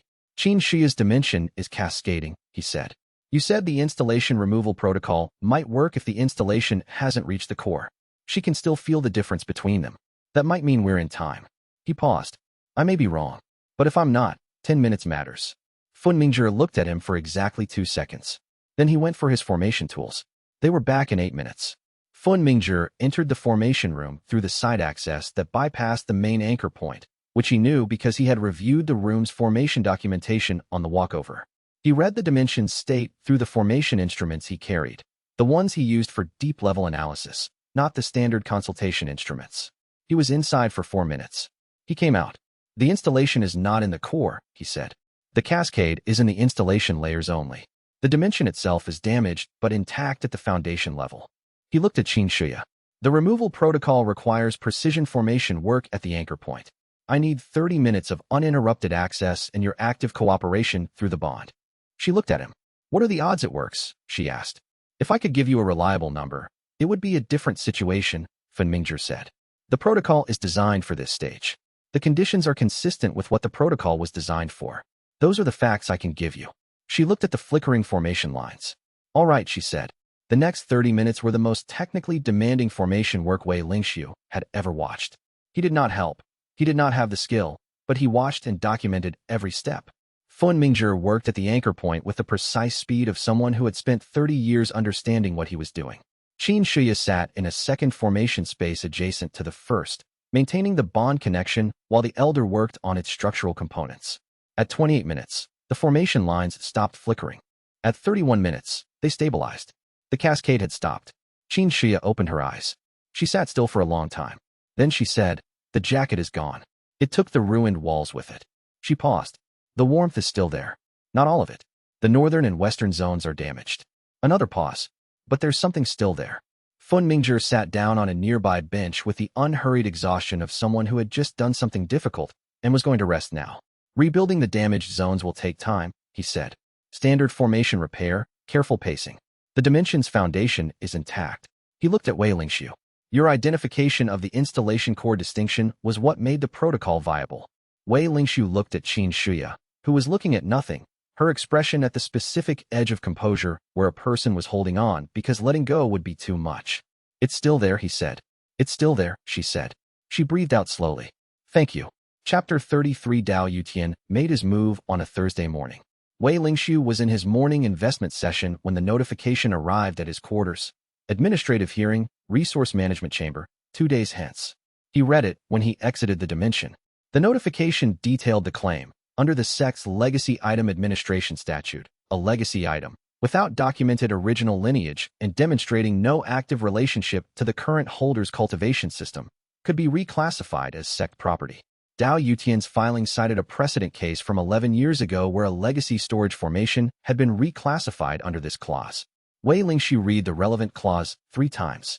The precedent case, a pocket dimension stone that had been bonded to a disciple who died without activating it. The stone had sat in the bequest records for 8 months before the administrative review reclassified it. This was not his situation. His dimension was active, developing, and demonstrably in an active relationship with his cultivation system. Dao Yutian knew this. The claim was not built on sincere legal reasoning. It was built on the hope that Wei Lingshu would not find the counterargument quickly enough. He had 2 days. He spent 4 hours reviewing the counterargument. The clause had a provision. The reclassification required the dimension to show no active relationship to the current holder's cultivation system. Active relationship was defined by a 30-year-old administrative precedent as demonstrable cultivation output or advancement effect. His dimension had produced cultivation output continuously since day 4. He had documentation of every session. He also had something better, Fun Mingzhi's research record, which formally documented the dimension's development trajectory as active autonomous advancement, a category that had never been used before but was now in the official research record. Active autonomous advancement was unambiguously an active relationship to his cultivation system. It was the active relationship. He prepared the counterargument. The day before the hearing, Fun Mingzhi sent word that he would testify as the consulting research elder. This was not something Wei Lingshu had asked for, which he noted. The elder had decided this was his responsibility. The hearing lasted 45 minutes. Dao Yutian's filing officer presented the precedent case and the clause language. Wei Lingshu responded with his documentation, the session records, the output measurements, the development timeline. Then he presented Fun Mingzhi's research record, which had been formally filed in the sect's academic archive. The research elder's classification of this dimension as demonstrating active autonomous advancement, Wei Lingshu said, establishes the active relationship beyond the precedent case's documentation requirements. The dimension is not only active, it is developing in categories that have not previously been documented in the sect's academic record. He paused. The clause the filing cites was designed for genuinely abandoned items. This dimension is not abandoned. It is developing faster than any comparable case in the research record. Fun Mingzhi testified. His testimony was precise and unambiguous. He had been studying autonomous dimension development for 30 years. This dimension's development trajectory was unprecedented in his research. Classifying it as abandoned would be factually inaccurate. The hearing committee asked 3 questions. Then they deliberated for 6 minutes. The annexation attempt failed. Wei Lingshu walked out of the administrative chamber and was ambushed by a question from an outer disciple he had never spoken to before. How did you know the abandoned clause didn't apply? She asked. She was 2 years younger than him, small and quick in her movements, with an expression that was actively alert, not just attentive, alert in the specific way that meant she was already working through implications while asking the question. He looked at her. I read the clause, he said. A lot of people read the clause, she said. You knew the counterargument in 2 days. That's not just reading the clause. I read the precedent case it cited, he said. The precedent case made assumptions about what active relationship meant that didn't apply to my situation. The distinction was in the definition. She looked at him. The definition is 30 years old. Nobody reads it. That was Dao Yutian's assumption, he said. She processed this. I'm Xiao Yuewen, she said. 3rd-year outer disciple. Wei Lingshu, he said. He was already notating in his mind. Quick, observational, finds the correct question without being shown where it is. The follow-up question was better than the first. Did you attend the hearing? I've been attending the past 3 hearings, she said. Yours and the 2 preceding ones. She paused. Dao Yutian is building something, and I wanted to understand what it is. He looked at her with more attention. If you want to understand it fully, you need to read the resource management statute from the beginning, he said. Not the summary documents. The full text. I already did, she said. That's why I was at the first hearing. He thought about what use he could make of an outer disciple who had read the full resource management statute, because she wanted to understand the strategic situation. Find me this afternoon, he said. I have something I'd like your opinion on. She nodded once, with the economy of someone who did not need things confirmed twice. Chapter 34 Xiao Yuewen read Wei Lingxiu's documentation analysis of Dao Yutian's syndicate structure in 40 minutes. She read everything he gave her. She asked 2 questions while reading, which he answered, and did not ask anything else until she was finished. The syndicate reaches the agenda-setting threshold at 8 members, she said. Yes. He currently has 4. At his current rate, roughly 1 new member per month since the partnership framework went public, he reaches 8 in 4 months. My calculation also, he said. The statute allows for intervention in a resource syndicate's administrative operations if the syndicate structure creates monopolistic pressure on the sex cultivation infrastructure. She was reading from her own notes, which she had been writing during the reading. Her handwriting was small and precise. The intervention threshold is defined as control of more than 40% of a specific resource category. He looked up. I missed that provision. She looked at the document. It's in the second annex. The annex headings are not indexed, which is why nobody reads them. I read the annex because the statute had a cross-reference in section 12 that pointed there. Wei Lingxiu picked up his copy of the statute and turned to the second annex. She was correct. The provision was there. 40% control of a specific resource category triggered a required administrative review of the syndicate's structural fairness. Pocket dimension output, he said slowly, reading the definition of specific resource category. If the syndicate controls 40% of the sect's total pocket dimension output, the review is mandatory. How many active pocket dimensions does the sect currently have? She asked. He checked his records. 23. 6 at Living Earth or above, the 4 syndicate members, and 2 unaffiliated. He ran the calculation. Dao Yutian's 4 syndicate members represent approximately 31% of the active dimension output by standard measurement. At 8 members, approximately 48%. He crosses the threshold at approximately 7 members, she said. Not 8. He looked at his calculation. She was right. He had been rounding. 7 members, he said. 3 months at current rate. The provision requires intervention review before the threshold is reached or simultaneously with reaching it, she said. Not after. She closed her notepad. If someone files the review trigger before the syndicate reaches 7 members, the review process freezes the syndicate's membership expansion until the review is complete. He looked at her. The review process takes how long? He asked. Minimum 6 months, she said. I checked. He was quiet for a moment. You came to me with this already worked out, he said. I worked it out last week, she said. I wasn't sure it was useful until the hearing. Now I know there's someone who will know what to do with it. He looked at her with the attention he gave things that were more than what they first appeared to be. What do you want from this? He asked. To understand how statute-based defense against resource pressure works, she said. I'm a third-year outer disciple with a formation affinity and no significant resources. I can't fight directly. I've been trying to figure out what I can do instead. She looked at him. You seem to have figured out something functional. I'm still figuring it out, he said. Then I'll learn while you're figuring. She said this with the matter-of-fact quality of someone who had assessed a situation and chosen a position without requiring the position to be formalized. He thought about Fun Mingjie, who had intervened in his administrative records without asking, and Bai Suyu, who had come back to the dimension 3 days in a row without being asked, and Huo Qianli, who had answered questions for hours in exchange for observation access. And now Xiao Yuewen, who had read the second annex of the Resource Management Statute because Section 12 had a cross-reference. The review trigger, he said. When do you want to file it? Before the 5th member joins the syndicate, she said. 2 weeks, at current rate. File it, he said. Use my name as the primary on the petition. You'll have secondary documentation. She nodded. She was already turning to a new page in her notepad. Chapter 35 The Waking Spirit Transition began quietly, without the physical expansion or atmospheric change that the earlier advancements had produced.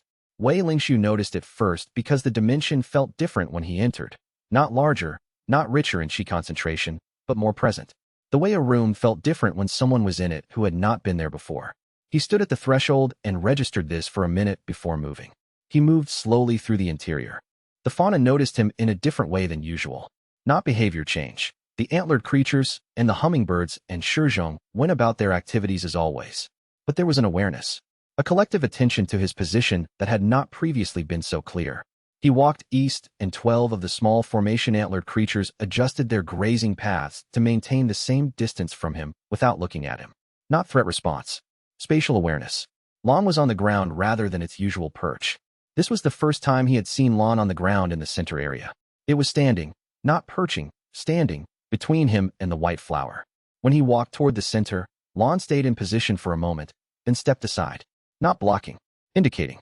He stopped at the white flower. Something is different, he said, to Lon. To the dimension. He had started speaking inside the dimension occasionally, not expecting answers, using speech to clarify his own thinking.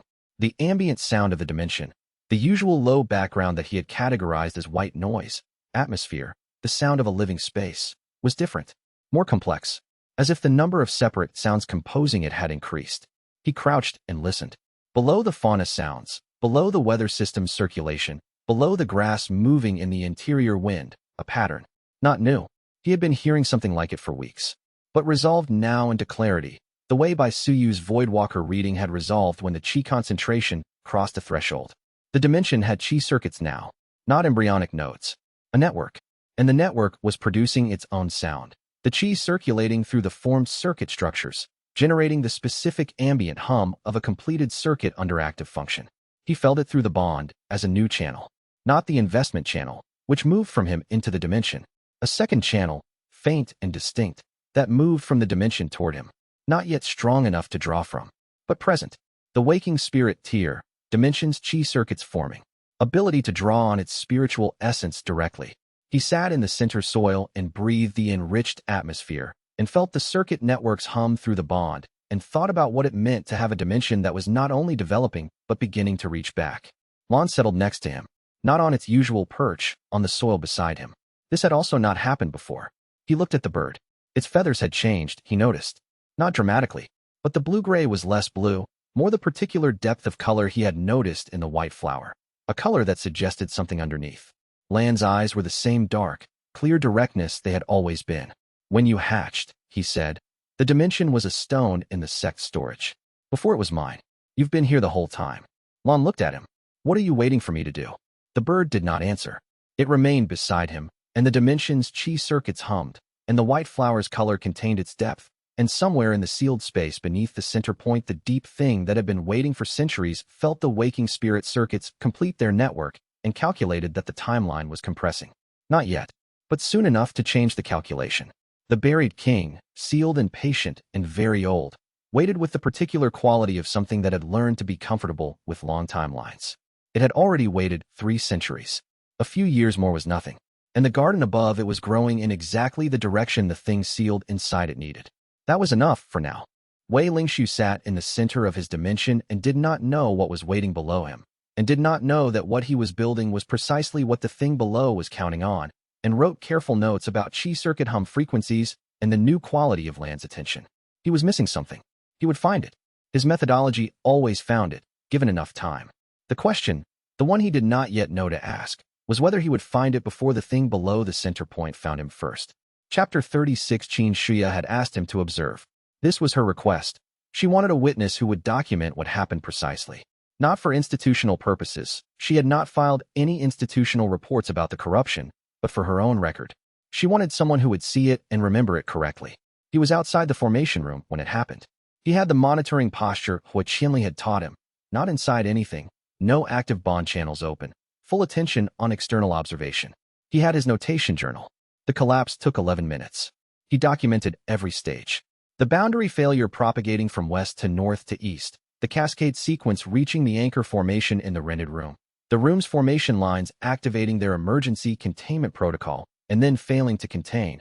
The specific sequence of activation attempts the room's safety formation made before the energy discharge became too intense for the rented space's infrastructure. He documented what the bond collapse looked like from outside, the sudden flat silence of a spatial signature that had been active and was now not, the way a struck bell went suddenly quiet. He documented xianxia. She was standing beside him when it happened. She had asked to stand outside rather than inside for the final collapse, because she had decided she did not want to be in the space when the bond severed. She was standing with her hands at her sides and her face toward the formation room door and her cultivation presence at steady low circulation, which was its own form of preparation, reducing the active connection so the severance would not be a full impact. The severance happened. She stood still. After a while, she sat down on the courtyard stones. Not suddenly. Carefully, the way you sat down when you did not trust your legs but needed to be honest about that. He sat down a few feet away. He did not say anything. There was nothing accurate to say, and inaccurate things were worse than silence. They sat there for a long time. He had understood Hui Qianli's words when the man said them. You lose the part of yourself that was in the garden. He understood them differently now. He had been investing in his dimension for months.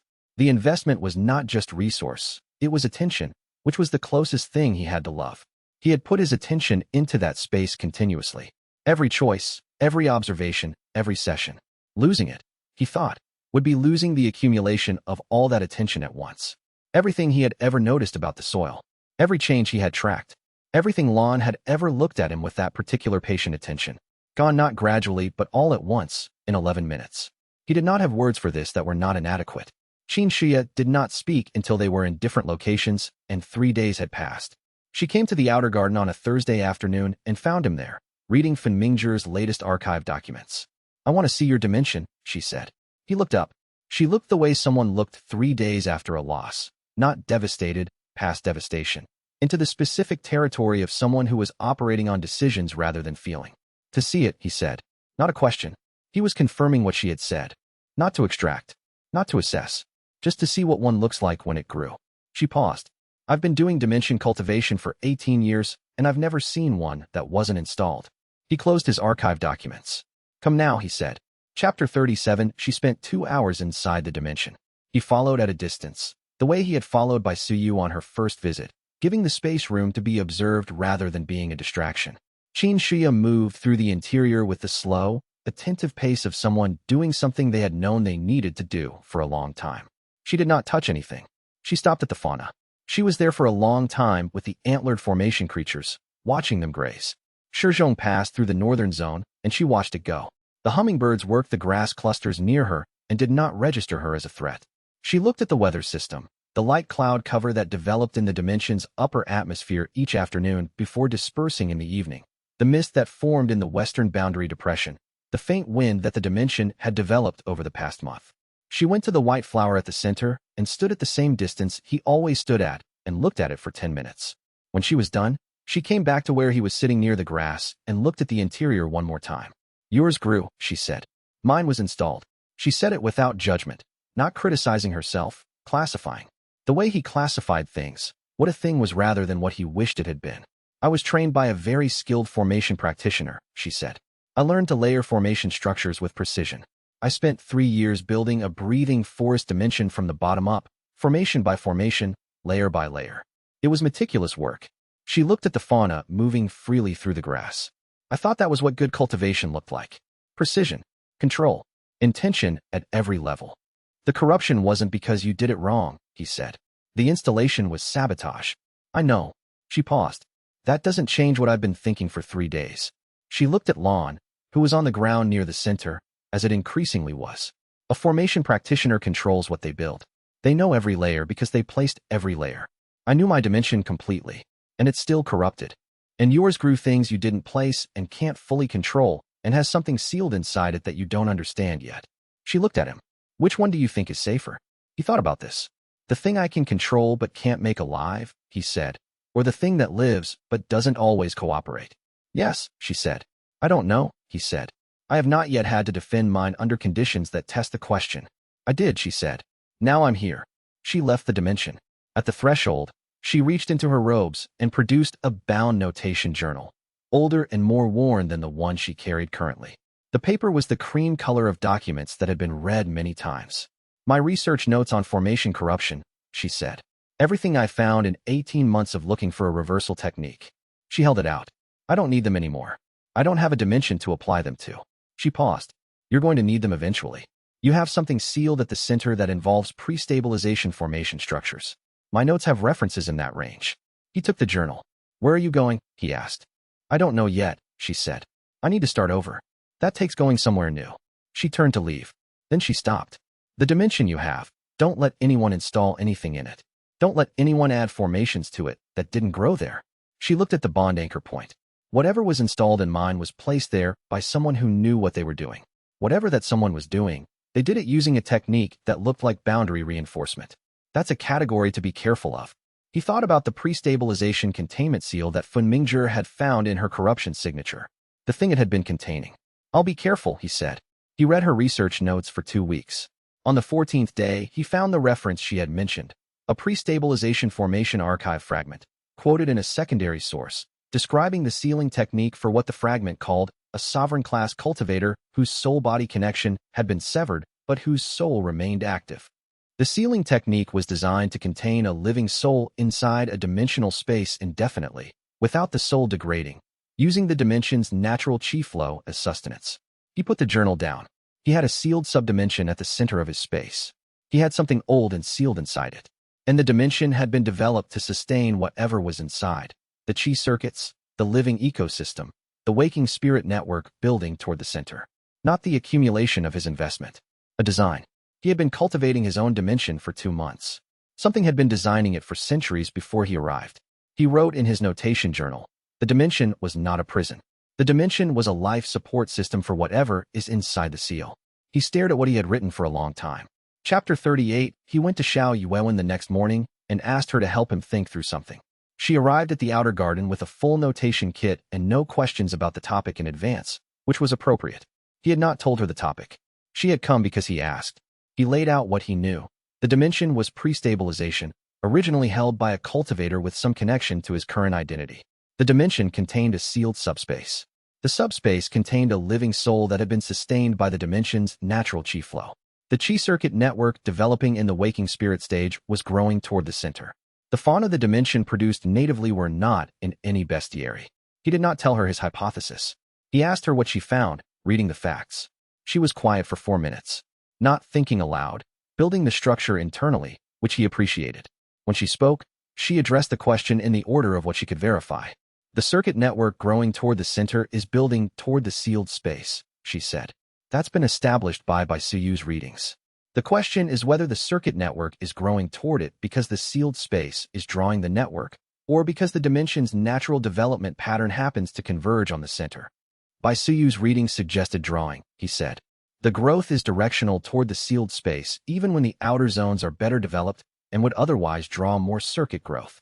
Then something inside the sealed space is actively growing the circuit network toward itself, she said, using the dimension's natural development as a mechanism. She paused. That requires intelligence. Not instinct, intelligence. The ability to distinguish between beneficial conditions and non-beneficial ones and take action to promote the beneficial ones. She looked at him. The something inside the sealed space is intelligent. Yes, he said. And it's been sealed for at least 300 years, she said. Sustained by the dimension's chi flow. Has it been doing this the whole time, or only since the dimension became active under your cultivation? He had not asked this question. I don't know, he said. Funmingzhi's archive might show whether the circuit network's embryonic nodes predate your cultivation, she said. If they do, the process started before you. If they began after your first investment session, the process started with you. He had read through every document in Funmingzhi's archive. He tried to remember whether there had been any reference to the dimension's interior structure in the pre-bonding period. I need to go back to the archive, he said. I'll come with you, she said, not asking permission, stating an intention, the way Suyu stated intentions. He looked at her. She was 3 years younger than him, which was relevant in the way of a different reference frame rather than a different capability. She had read the second annex of the Resource Management Statute before knowing it would matter. She was currently analyzing a problem she had no prior knowledge of using the same cause-backward methodology he used. Formally, he said, not just for this problem. I'd like to add you to the research group. She looked at him. Is there a research group? There is now, he said. A pause. What does being in the research group involve, she asked. Access to all my documentation on the dimension's development. Regular updates when I find new data. The expectation that you'll look at the data and tell me what I missed. He paused. And whatever this particular problem requires, which I don't know yet. She was quiet for a moment, with the expression of someone assessing a proposal that was more than what it said on the surface. Dao Yutian Syndicate is going to become a problem for your dimension again, she said. The review trigger I filed will slow it, not stop it. I know. Your research group and his syndicate are going to be in an adversarial relationship, she said. You should know I'm aware of that before agreeing. I know, he said again. All right, she said.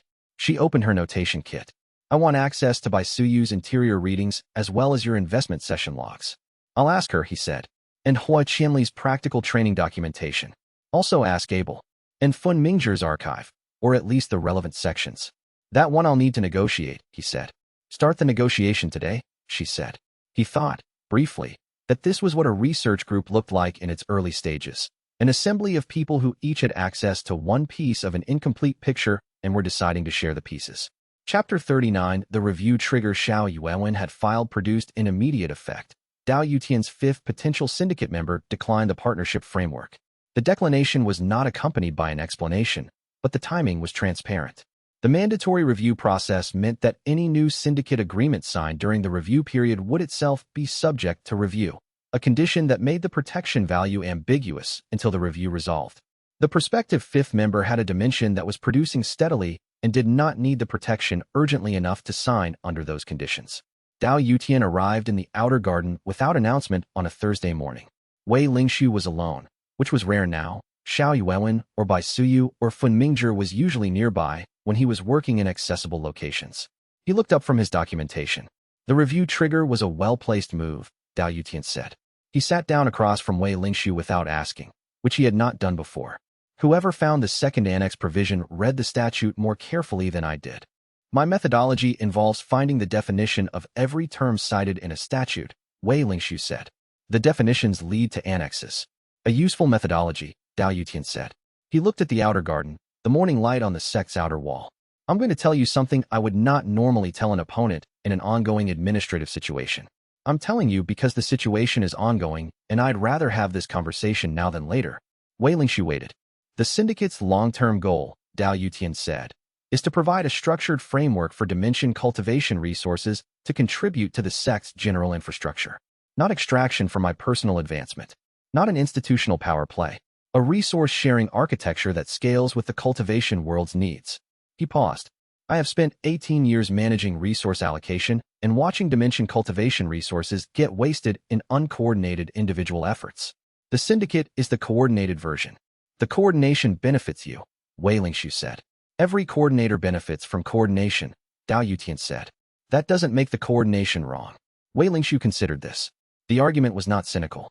It was the argument of a man who had built his professional identity on the proposition that resource sharing was efficient and had evidence for it. The syndicate structure requires open-ended contribution agreements, he said. That's the problem, not the coordination goal. The mechanism. I understand that's your objection, Dao Yutian said. What would a mechanism that achieved the same goal without the open-ended structure look like to you? It was the same question he had asked the first time. Wei Lingshu had answered it provisionally then. He had more data now. Fixed duration agreements with defined output ceilings, he said, tied to development stages rather than calendar quarters. Review at each tier advancement rather than annually. He paused. The mechanism should protect the development cycle, not extract from it. That's a significantly different architecture, Dao Yutian said. Yes. I would have to restructure every existing syndicate agreement to move to that architecture. Yes, Wei Lingshu said. Dao Yutian was quiet for a moment.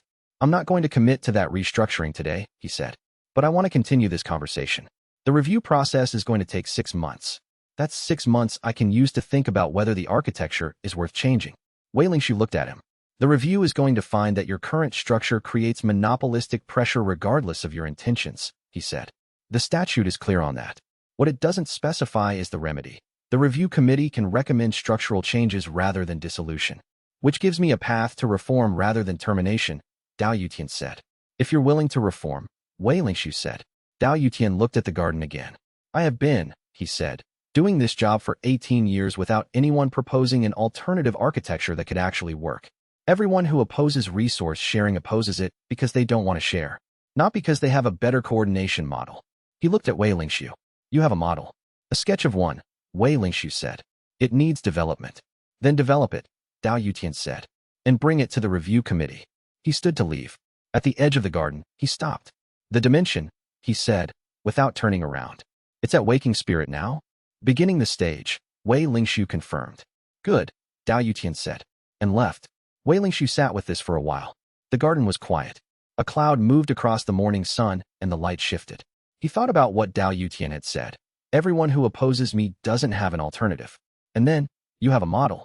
He opened his notation journal and wrote, Begin alternative resource architecture draft. This is the actual problem that needed solving. The administrative defense was interim. Chapter 40 The message from the Sex Formation Research Hall arrived, without warning, on the last day of the month. It was addressed not to Wei Lingshu but to Fun Mingzhi, formally. as the research elder on record for the anomalous dimension case. Wei Lingshu was in Fun Mingzhi's office for their weekly consultation when it arrived, which meant he saw it immediately. The message was from the Formation Research Hall's senior archivist. It said, Elder Fun, the research consultation record for case 7741, Dimension Cultivator, Outer Disciple, Anomalous Development, has been brought to the attention of the Hall's senior committee.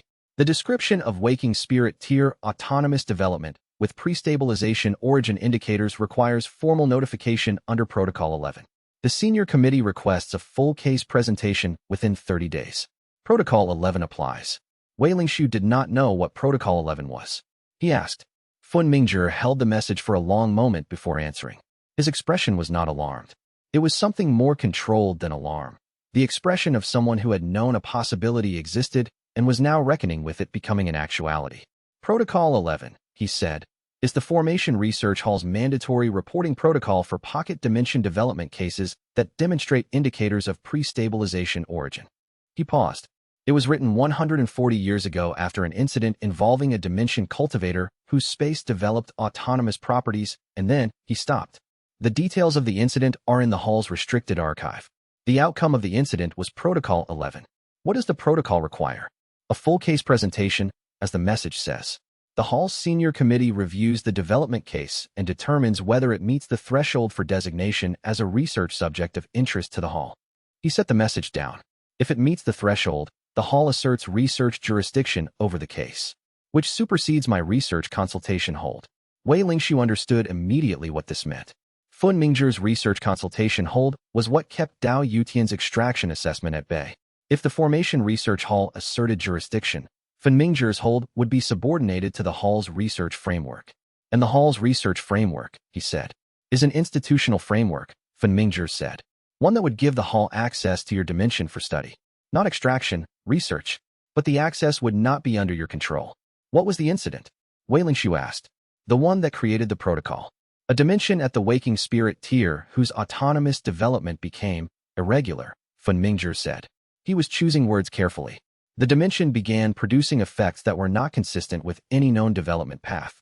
The sect that held the cultivator was not able to manage the development. The Formation Research Hall intervened. What happened to the cultivator? Fun Mingzhi looked at him. The case was resolved, he said. The Hall's records on the resolution are in the restricted archive. He paused.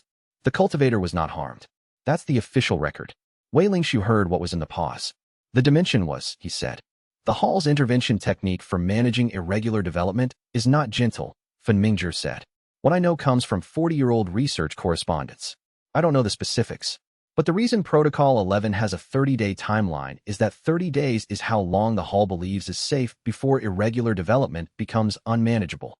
Wei Lingshu thought about the sealed space at the center of his dimension. The intelligent thing inside it, growing the chi circuit network toward itself using his cultivation as the mechanism. The living soul contained in a sealed subdimension. If the Formation Research Hall's intervention technique interrupted the development, interrupted the chi circuit network before it reached the center, the thing sealed inside had been sustained by the dimension's chi flow for 3 centuries. If the flow was interrupted, the sustenance would stop. The thing inside the sealed space, he said. If the Hall intervenes and disrupts the development. Yes, Fun Mingzhi said. I had the same thought. They looked at each other across the consultation desk. I need to understand what is inside the sealed space, Wei Lingshu said. Before the 30 days are up. I need to know if it's what I think it is. I need to know if what I think it is dangerous. And I need to know whether the Hall's Protocol 11 is the right response to it, or whether it was designed for a different situation than mine. 30 days, Fun Mingzhi said. 30 days, Wei Lingshu agreed. He stood up and thought about what the dimension had been doing with his cultivation for 2 months. What it had been building toward. What was waiting below the white flower. He had been approaching this the way he approached everything. Carefully, with full observation, waiting for certainty. He did not have 30 days of waiting available.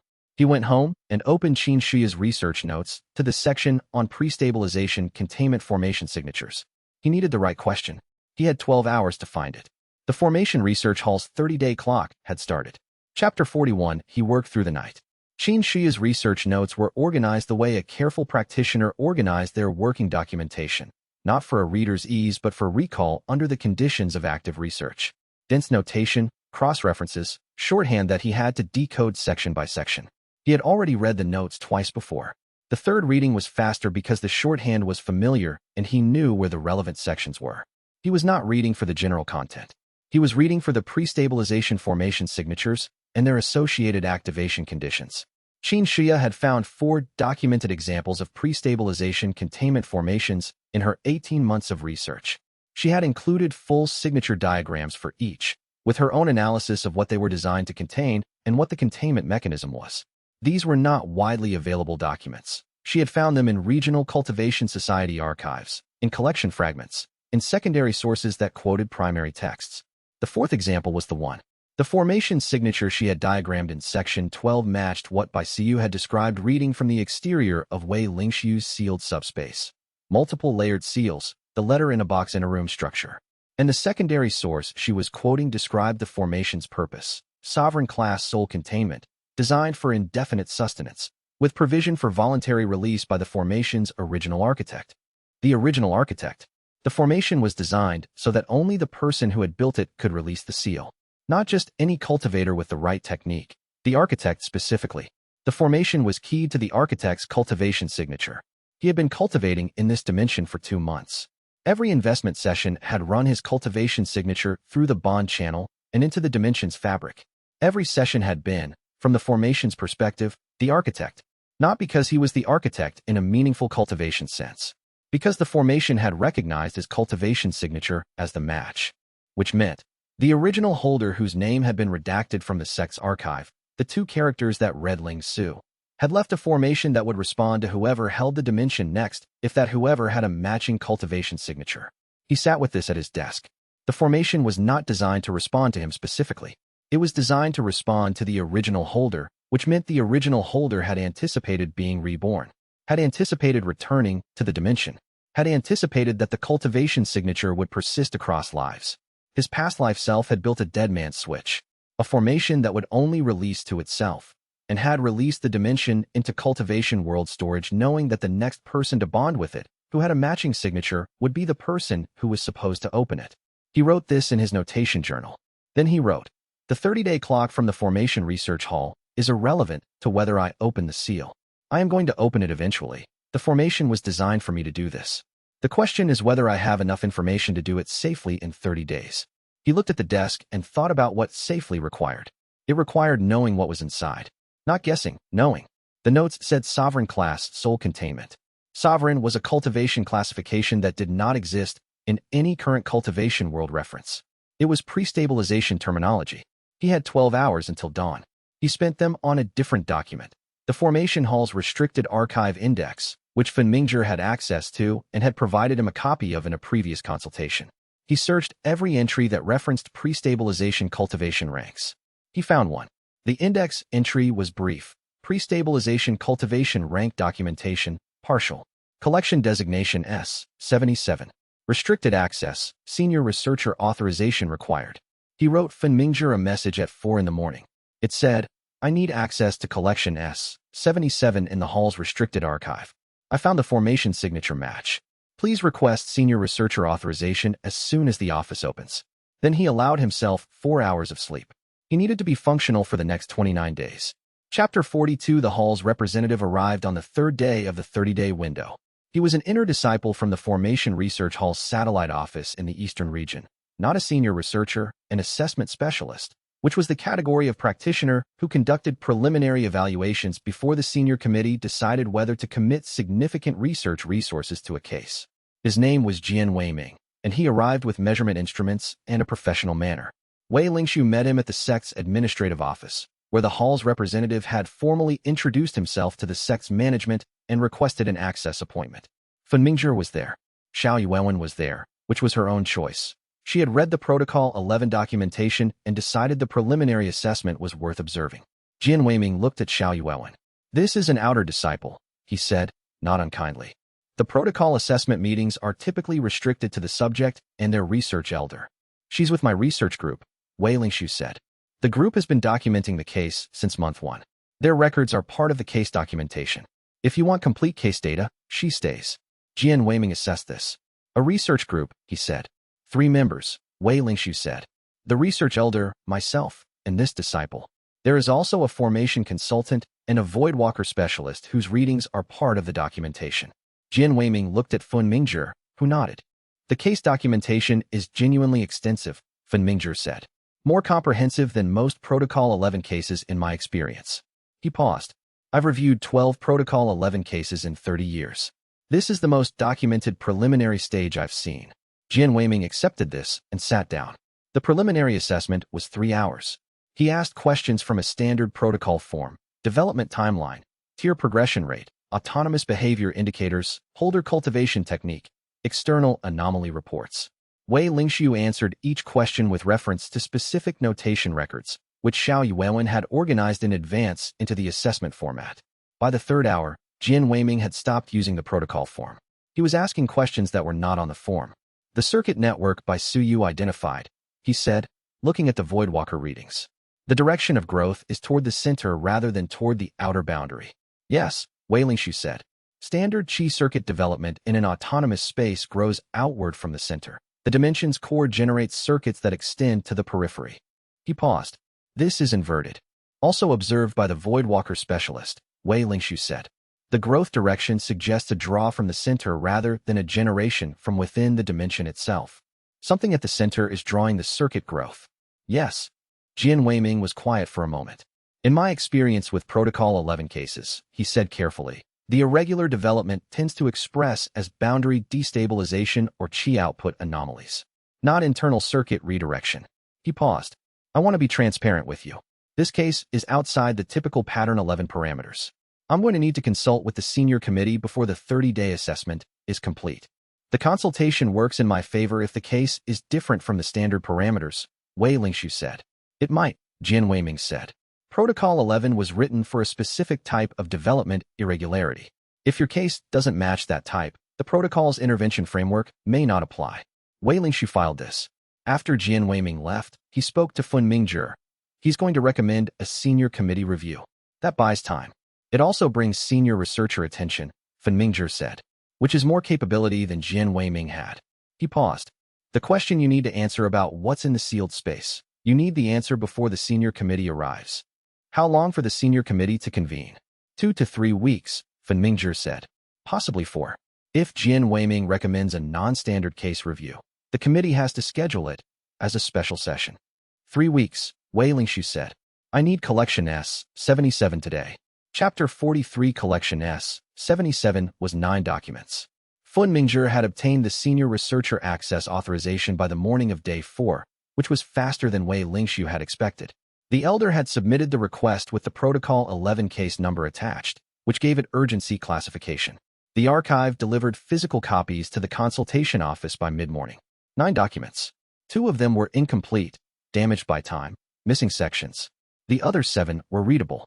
Wei Lingxiu read all 9 in 6 hours. Bai Suyu sat across the room and read the Voidwalker archive texts he had assembled on pre-stabilization spatial formations while he worked. Xiao Yuwen sorted the documents into the categories Wei Lingxiu had identified as relevant and cross-referenced the section references. Pre-stabilization cultivation rank documentation, Collection S77. The rank system was different from the current cultivation world's framework. Not entirely different. The foundational progression from Qi awareness to refined circulation to formation access was recognizable, but the upper ranks diverged. Where the current cultivation world's advancement framework ended in the establishment tiers of the major cultivation bodies, the pre-stabilization framework continued. Sovereign rank was 7 tiers above the highest current cultivation rank. This was not a difference in power the way stronger cultivator was a difference in power. It was a categorical difference. A sovereign class cultivator in the pre-stabilization framework had achieved something that the current cultivation world's advancement trajectory did not even approach, according to the documents. A level of principal understanding that the text described as the ability to define rather than discover. What did the ability to define rather than discover do for a cultivation method? He read the documents for the answer. At sovereign rank, a cultivator could retroactively modify the properties of formations they had previously built. Not in a technical way, not by traveling to the formation and adjusting the formation stones. At a foundational level, from anywhere, by changing the principle the formation expressed. He sat with this. The sealed subspace at the center of his dimension had been built by a sovereign class cultivator. The seal was a containment formation at that level of principal expression. The thing inside was a sovereign class soul, according to xianxia's research, which meant a cultivator who had achieved sovereign rank and been sealed. A cultivator who had achieved the ability to define rather than discover, who had been sealed 3 centuries ago, who had been growing the circuit network in his dimension toward the sealed space. He thought about this for a long time. Then he wrote, "The thing inside the sealed space did not create the circuit network using the dimension. I created the circuit network. My investment sessions. My cultivation energy building the dimension's waking spirit tier. The circuit network is mine. The thing inside only drew the network toward itself, which meant it could not initiate. It could only redirect something already in motion. That's a constraint," he said aloud. Baisu looked up. "Whatever is inside the sealed space," he said. "It couldn't build the chi circuit network itself. It could only draw my work toward it, which means it has limits on what it can do from inside the seal." "What kind of limits?" she asked. "Something that can only redirect existing force rather than generate new force is fundamentally reactive," he said. "It needs conditions to already be developing. It can't create conditions." He paused. "That means it has been in there for 300 years, unable to do anything, waiting for someone to start cultivating the dimension so it would have something to redirect. And you came along," she said. "My past life self arranged for the dimension to end up assigned to someone with the matching cultivation signature," he said. "My past life self set up the conditions. The thing inside the seal has been waiting 300 years for those conditions to be met." He looked at his notes. "The question is what happens when the circuit network reaches the center." Baisu was quiet for a moment. "The removal protocol that Fun Mingzhi used on xianxia's dimension," she said. "It was in the S77 collection." He looked up. "The sovereign class containment formation has a release protocol," she said, "built into the formation by the original architect." He had read this. Section 4 of Document 7. The release protocol was a specific technique sequence that the formation's architect had encoded into the formation, the technique that, when performed by the architect, would open the seal. The architect was the person with the matching cultivation signature. Him. "The circuit network growing toward the center," he said. "It's not a release mechanism. It's the connection that makes the release technique possible." He breathed carefully. "When the circuit network reaches the center, I'll have a direct channel from my own cultivation to the sealed space. And through that channel, I can perform the release technique." He paused. "If I choose to, do you know what you'd be releasing?" Baisu asked. "Not yet," he said. "That's what I need to find out before the Formation Research Hall's senior committee arrives." Chapter 44. Xiao Yuwen found the reference on day 8. She had been working through the S77 collection's secondary citations, the texts that the 9 documents referenced, which were themselves archived in the Hall's general collection rather than the restricted one. Most of them were theoretical frameworks without specific case documentation. One of them was not. Collection S77, Document 3, cites a historical record from the pre-stabilization period, she said. She was in the consultation office with Wei Lingxiu and Baisu. The record describes a conflict between 2 sovereign class cultivators. I'll call them A and B because the names are in the pre-stabilization notation I can't fully read. Cultivator A built the dimension containment formation. Cultivator B was sealed inside it. Wei Lingxiu looked up from his own reading. "A sealed B," he said. "The formation belongs to A. The thing inside is B." "Yes. The record describes the reason for the sealing." She looked at her notation. Cultivator B had access to the historical records of the pre-stabilization cultivation world. Records that documented significant events that, according to B, the current cultivation world's power structures had deliberately suppressed. B believed those records should be public. B was taking active measures to make them public. She paused. A disagreed. Not about whether B was right about the records being suppressed. About whether making them public would do more harm than good. Wei Lingxiu was very still. "A philosophical dispute," he said. "About the cultivation world's right to its own history. That's how the record characterizes it," Xiao Yuwen said. Cultivator A sealed B not because B was dangerous in a physical sense.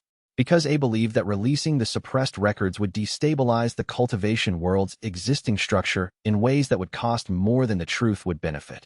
Baisu was reading the section Xiao Yuwen had found. "The record describes Cultivator B's position," she said. "He argued that the suppression was not protecting the cultivation world. It was protecting the power structures that benefited from the cultivation world not knowing its own history." She looked up. He was specifically talking about the current cultivation world's foundational texts, the documents that the major sects used to justify their current resource authority structures. B's historical records, according to this account, showed that those documents had been significantly altered from the originals. Silence. Wei Lingxiu thought about the dimension. about the sealed subspace that had been there for 3 centuries, about a sovereign-class cultivator who had been sealed not for malice, but for disagreeing about whether the cultivation world's population had the right to its own history, about a past life self who had built the seal. My past life self, he said carefully, sealed someone who was trying to release suppressed historical records. Based on this account, xianxia said, there may be other accounts, and then arrange for this same past life self to eventually return to the dimension. He paused. Which means my past life self did not believe the sealing should be permanent. The release protocol, by Siyu said. The original architect built it in. A sealed B, he said, but left a door. Not for anyone to open. For A to open. He thought about his past life self building a formation that would respond to the cultivation signature of the architect, to himself, reborn, because the architect would be the person most likely to have reconsidered the original decision given enough time. 3 centuries of enough time. B is still in there, he said. A sovereign-class cultivator whose soul has been sustained for 300 years. Not degraded, the formation was designed for indefinite sustenance. He looked at his hands, and they built a door that only A can open, meaning A anticipated that B's situation would eventually require re-examination. Are you going to open it? Siyu asked. He did not answer immediately. The answer required knowing whether the suppressed historical records were what the document claimed they were, whether releasing them would do what B believed, and whether 300 years had changed the calculation his past life self had made. None of those questions had answers yet. I'm going to meet B first, he said. Before I open the seal, I'm going to find a way to have a conversation through the formation and determine whether the situation is what the historical record says it is. Through the seal? xianxia said. The seal is described as complete. The circuit network is growing toward the center, he said. When it reaches the seal's outer layer, I'll have a direct channel from my cultivation to the sealed space. I may not be able to penetrate the seal, but B might be able to reach through the circuit channel. You're going to wait for B to contact you, Siyu said. I'm going to create the conditions for contact and see what B does, he said. The same methodology. The senior committee, xianxia said. If they arrive before the circuit network reaches the seal's outer layer, then I need to find a way to delay the senior committee, he said. He looked at the consultation desk and thought about the resource management review and Dao Yutian and 30 days and an old cultivator sealed in the center of his pocket dimension waiting for the door to open. The political situation had been a separate problem from the dimension problem for 2 months. It was not separate anymore. Chapter 45, he went to Dao Yutian. This was not a decision he made after extensive deliberation. He made it at the end of the same day. He understood the circuit network's function because the decision had one input. Dao Yutian had institutional standing with the Formation Research Hall. The hall was an external body. Its relationship with the Greenstone sect was formal but not hierarchical. The sect's Formation Elder Corps had standing to request coordination meetings with the hall's investigating team. Dao Yutian, as the sect's resource management elder, had informal relationships throughout the Formation research community from 18 years of resource coordination. He was the most useful person Wei Lingshu knew for buying time from an institutional process. Dao Yutian was in his office when Wei Lingshu arrived without appointment. You want something? Dao Yutian said, looking at him. I need the hall's senior committee timeline to be slower than their standard schedule, Wei Lingshu said. I need them to convene their special session at 4 weeks rather than 2. Dao Yutian looked at him steadily. Why? The case I'm managing has a 30-day window. The investigation I need to complete will take approximately 4 weeks. If the senior committee arrives at 2 weeks, they'll interrupt the investigation before I have the information I need to present to them. What information?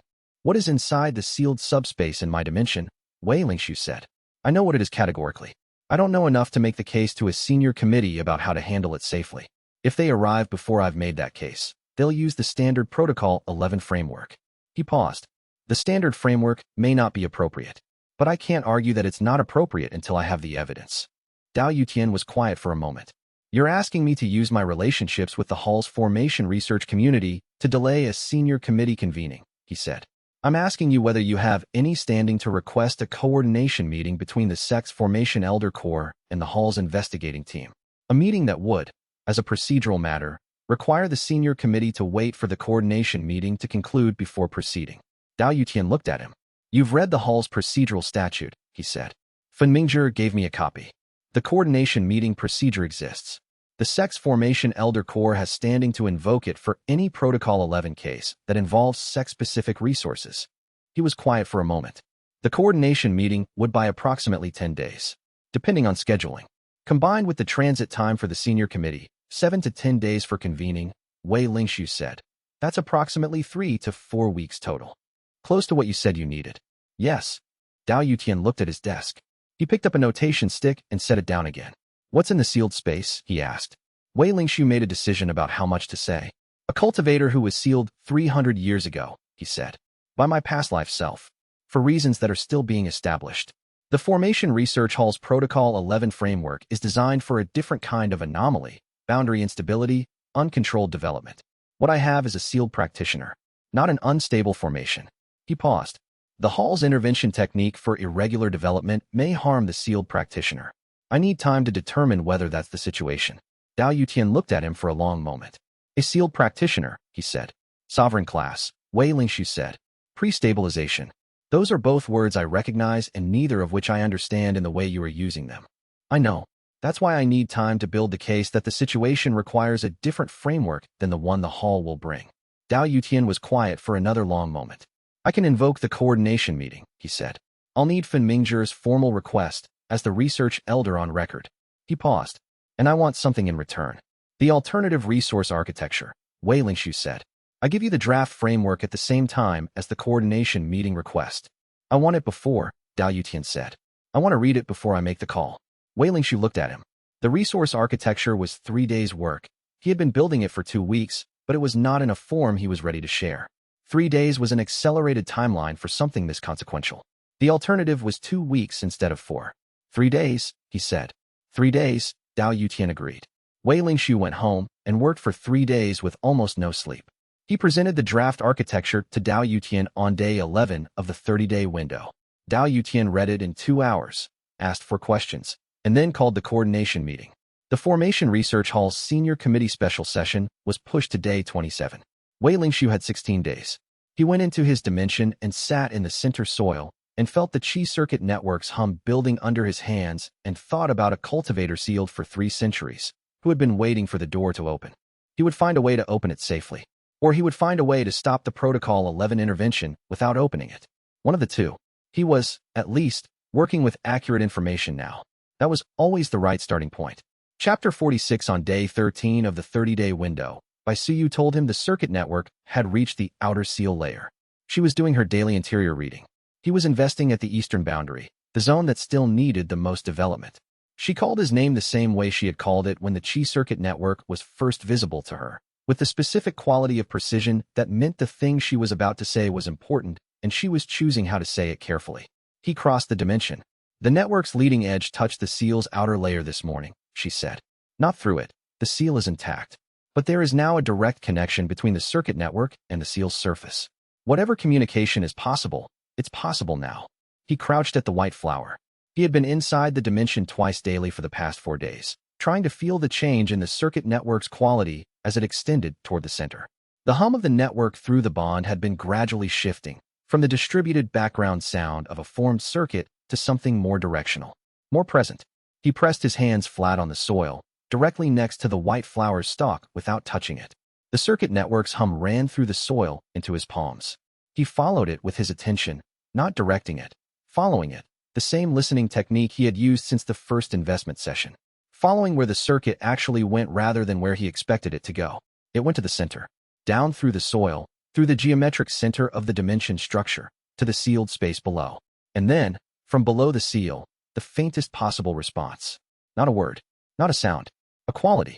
The circuit network, which normally hum in one direction, found a return signal at the seal's outer layer. A resonance from below. Something below had felt the circuit network arrive. He stayed in that position for 40 minutes, maintaining the contact. The resonance did not develop into communication. It remained what it was, acknowledgement. A signal from below that said, I know you are there. He said, I know you are here. He did not know if the communication went in the other direction. He did not know if a sovereign-class cultivator sealed for 3 centuries could receive spoken words from a waking spirit tier circuit network. He did not know the technical parameters of this communication. He said it anyway, because if it was receivable, it was worth saying. He went out of the dimension and wrote in his journal, Day 13. Circuit network contact with sealed space outer layer confirmed. Resonance response from below, acknowledgement quality, not directive. Communication is possible, but not yet clear. I told it I know it's there. He paused. He added, I told him. The sovereign class practitioner sealed below the center of my dimension is a person. I have been calling it the presence, and whatever is inside the sealed space, and B. It is a person who has been sealed for 300 years. He underlined the last line. Chapter 47, the coordination meeting with the Formation Research Hall's team happened on day 15. Dao Yutian ran it with the precision of 18 years of institutional relationship management. He had the meeting in the Greenstone Sex formal reception hall, not an administrative office, a hall, which established a different register for the conversation. He sat at the head of the table with Fen Mingzhi on one side and Wei Lingxiu on the other. Bai Suyu and Xiao Yuwen sat slightly back from the table's main positions, observers rather than primary participants, with their documentation.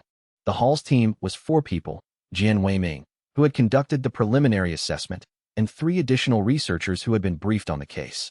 Their team lead was a woman named Elder Shu Yanting, who had the presence of someone who had been in formation research for a very long time and had opinions. She opened. The case presents unusual indicators. We want to understand what we're dealing with before the senior committee convenes. That's exactly our position, Dao Yutian said. He did not defer to her. He was an elder of comparable institutional standing, and he knew it. And the register of the conversation was one of formal mutual regard. We have concerns that the Standard Protocol 11 framework may not be calibrated for this specific case type. Explain the concerns. Dao Yutian nodded to Wei Lingxiu. Wei Lingxiu had prepared the presentation in the days between the coordination request and the meeting. Not a narrative presentation, a documentation presentation. He laid the case records on the table in order. The dimensions development timeline with tier progressions, Bai Suyu's interior readings showing the circuit network growth direction, Fen Mingzhi's research record with the pre-stabilization origin indicators, the S77 collection findings on sovereign class formation structures, and his own analysis of the sealed subspace character. He walked through it systematically. Elder Shu Yanting asked 2 questions before the presentation was halfway through. Both questions were precise and technical. Both revealed that she was familiar with pre-stabilization formation research, more familiar than Jian Weiming had been. When he reached the section on the containment formation, she held up her hand. The formation signature you're describing, she said. In the S77 collection documentation. You read the complete collection? Yes. 9 documents. The collection has 10 documents, she said. Silence at the table. The archive index lists 9 documents, Fen Mingzhi said. The index has been listing 9 since a review 60 years ago, Elder Shu said, with the calmness of someone who was not surprised. The 10th document was removed from the index at that review. It remains in collection. I have seen it. She looked at Wei Lingxiu. The 10th document describes the outcome of the original conflict between the 2 sovereign class practitioners. Not just the sealing, the resolution that was intended. He looked at her. The architect's intended resolution, he said. The architect built the seal with a specific intended resolution in mind, she said. Not just a door for the architect to open. A door with a specific moment it was intended to be opened. She looked at the white flower documentation that was part of his case record. The 10th document specifies the moment as when the dimension's inner construction is complete enough to support the release. The Qi circuit network reaching the sealed space's outer layer, he said. That is consistent with the 10th document's description. She looked at him with the expression of a researcher who has found something she has been looking for. The 10th document also describes who built the dimension and what the architect's original position was. Everyone at the table was paying attention. The architect, she said, began as the one who agreed the records should be suppressed. Over 3 centuries, the architect revised that position. The door was built not as an emergency exit, but as a re-examination provision. The architect did not know if they would return. They built the door because they were not certain they were right. She paused. The 10th document describes the architect's final position. The records should be released, but only when the cultivation world is capable of managing what they contain. Wei Lingxiu sat with this. His past life self had changed their mind. Not after dying, before. Had built the release mechanism while still alive, while still the one who had made the sealing decision, because something had made them uncertain enough to build a way back. What is in the records? He asked. I don't know precisely, Elder Shu said. The 10th document describes them as the cultivation world's founding documentation, unrevised, before the power structures that currently exist altered them. She paused. I have spent 30 years in formation research, and I know that pre-stabilization cultivation standards differ significantly from current ones. What specifically was altered? I can tell you that is the most significant question in historical cultivation research. And the answer is in the sealed space, Fen Mingzhi said. With the practitioner who was sealed to prevent those records from being released, Elder Shu said. Who has been waiting for the architect's revision to make itself known? She looked at Wei Lingxiu. Are you the architect? By cultivation signature match, he said. And by the evidence of my name on the original holder record. She looked at him for a long moment. Then the Protocol 11 framework does not apply to this case, she said. Protocol 11 is for uncontrolled development that poses environmental risk. What you have is a controlled release mechanism operating exactly as its architect intended. She looked at Jin Weiming. I'll communicate this to the senior committee.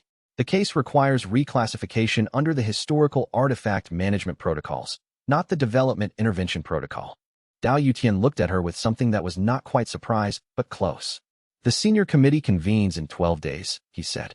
The senior committee will be briefed by then, she said. And I'd like to observe the next phase of the release process, if that's acceptable. She looked at Wei Lingxiu. The 10th document describes what the circuit network contact produces. I want to see it.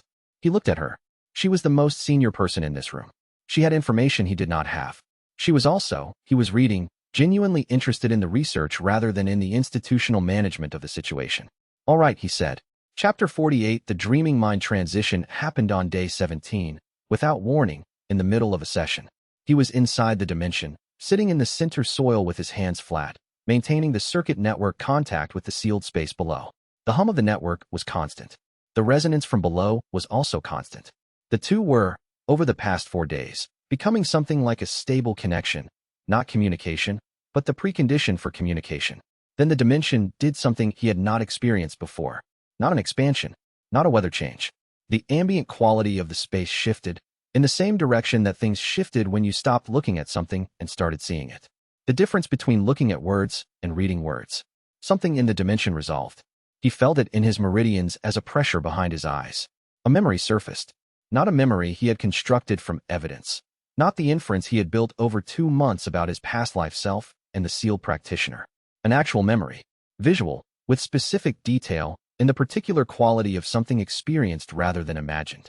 He was in a place he did not recognize, stone-floored, open to a sky that looked like the same sky, but with different chi quality in the air. He was older than he was now. He was holding a formation stone in his hands, and the formation stone was the same shape as his dimension bond stone, but active and glowing with formation work he was in the process of completing. Someone was speaking to him. The speaking was in the pre-stabilization notation's spoken form. He could not decode every word, but the emotional register was clear. The person speaking was angry. Not at him specifically, at a situation, at the decision he was making.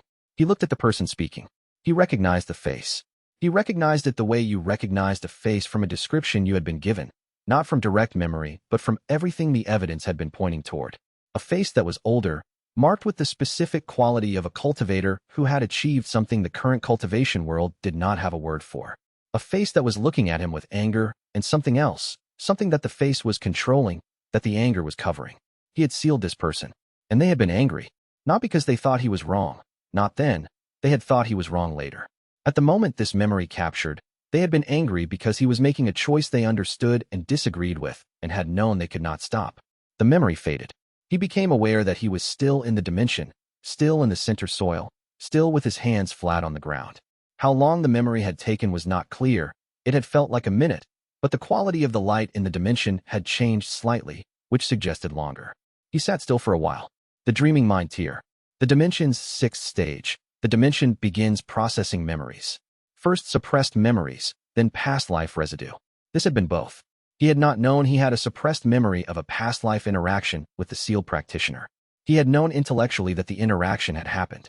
He had not known he carried a sensory record of it. He exited the dimension. Baisu was at her exterior reading position. She looked at him when he emerged. Something happened, she said. Dreaming mind tier, he said. A memory surfaced. She was quiet for a moment. What did you see? The moment I sealed the practitioner in the subspace, he said. From my past life's perspective. He paused. They were angry. They understood what I was doing. They disagreed, and they knew I was going to do it anyway. He looked at his hands. I made the right call at the time by my past life self's reasoning. And my past life self spent the rest of their life revising the reasoning. Are you going to open the seal? She asked. Yes, he said. He said it without hesitation, which was not usually how his decisions came out, and he noticed this. He had been deliberating for weeks. The deliberation had just resolved into clarity. The 10th document says when, she said. When the dimension is ready. The dimension is at dreaming mind, he said. The circuit network reached the sealed space 4 days ago. The memory surfaced. He looked at the bond anchor. I think that's the win. You're going to do it today, she said. Tomorrow, he said. I need to tell Elder Shu. She asked to observe. And I need to sleep first. He went inside and slept for 9 hours. In the morning, he called everyone together. Elder Shu, Fen Mingjie, Bai Suyu, Xiao Yuwen, and Hua Qianli, whom he had asked to come back from his space in the buffer zone, because he wanted someone present who understood what a dimension collapse looked like and could recognize immediately if this was going wrong. He explained what he was going to do. Then they went to the dimension. Chapter 49. The release technique was in the S77 collection, not spelled out, encoded in the formation language of document 7, in a section that had looked like technical description of the containment formations construction sequence. It was only after reading the 10th document's description of the release mechanism that the technical description resolved into instruction. It was not a combat technique. It was not a complex cultivation sequence. It was the inverse of the formation construction, the same moves made in the same order, but directed inward rather than outward. The architect had built the seal from the outside in. The release moved from the inside out, through the circuit network that now connected Wei Lingshu's cultivation to the sealed space. He sat in the center soil, hands on the ground, circuit network hum under his palms. I'm going to attempt communication first, he said. Not loudly. He was speaking to the group behind him. Elder Shu, Bai Suyu reading, Fen Mingjie at the monitoring instruments he had brought, Xiao Yuwen taking notation, Hua Qianli at the outer boundary. The circuit connection is stable? Elder Shu said. Stable since day 13, Bai Suyu said. The resonance from below is still the same quality. Wei Lingshu checked. Still acknowledging. Not attempting anything. Good, Elder Shu said. That's consistent with the 10th document's description. The practitioner inside the seal would not attempt forced release. The seal is designed against it. She paused. They've been waiting for the door, not trying to break through the wall. He directed his attention into the circuit network, following the hum downward through the soil to the seal's outer layer. He said, I know what you were sealed for. I've been reading the records. Below, the resonance changed quality. Not dramatically, but where it had been acknowledgement before, it became something more. Attention. Specific attention, directed upward through the seal toward the circuit channel. He said, I'm the one who sealed you. I think. By cultivation signature and by the formations recognition system. He paused. I don't remember it directly. I have one memory from the moment. You were angry. The resonance quality changed again. He could not decode it precisely. But the emotional register was different from acknowledgement and different from directed attention. It had the quality of someone who had been waiting a very long time and was carefully choosing what to do with the arrival of what they had been waiting for. He said, I'm not releasing the seal today. I want to understand your position first. Directly, not through historical records. The records describe what you believed and what you were trying to do. I want to hear it from you. Silence from below. Not absence, presence with silence. Then, faintly, through the circuit network's channel, not words. Not a memory. A quality. The quality of a person who had been waiting 300 years and had something to say and was deciding whether this moment was the right moment, and concluding, yes. The seal did not open, but something moved within it. Bai Suyu said, from behind him. Something changed in the sealed space. I know, he said. The seal is still intact, Elder Shu said, reading Fen Mingjie's instruments. I know, he said. Communication is starting. It was not speech. It was not transmission in any form he had a framework for. It was something like being in a room where a very large mind was arranging itself to make itself understandable to a much smaller mind, carefully, with the awareness that the difference in scale required adjustment. He stayed in the center soil for 3 hours. When he emerged, the day had moved to late afternoon, and everyone was still there. What did you learn? Fen Mingjie asked. He wants to show me the records before I decide whether to release the seal, Wei Lingshu said. He doesn't want to be released by someone who doesn't understand what they're releasing. He paused. He said, the architect made the sealing decision without full information. The release decision should not be made the same way. Elder Shu was very still. He communicated that, she said. Not in language. In the quality of the contact. He paused. I'm going to have more sessions. He needs to show me something through the circuit channel before I open the door. He looked at Elder Shu. The senior committee convenes in 8 days. I'll request an extension, she said immediately, on the basis of active pre-stabilization artifact management under my research authority. That supersedes the Protocol 11 timeline. He looked at her. You believe me, he said. I have believed the 10th documents account for 30 years, she said. I have been looking for the case it describes for 30 years. I am not going to let a committee timeline interrupt it. She paused. I may be wrong. But the evidence you've assembled is the most complete case for the 10th document's accuracy that I've ever seen. How long can you extend the senior committee? He asked. Indefinitely, she said. As long as I'm the managing elder on record for the case. She looked at the white flower. I'll transfer my research authority to Fun Mingzhi's case record today. Fun Mingzhi looked at her. You're giving up the case, he said. I'm giving the case to the right managing elder, she said.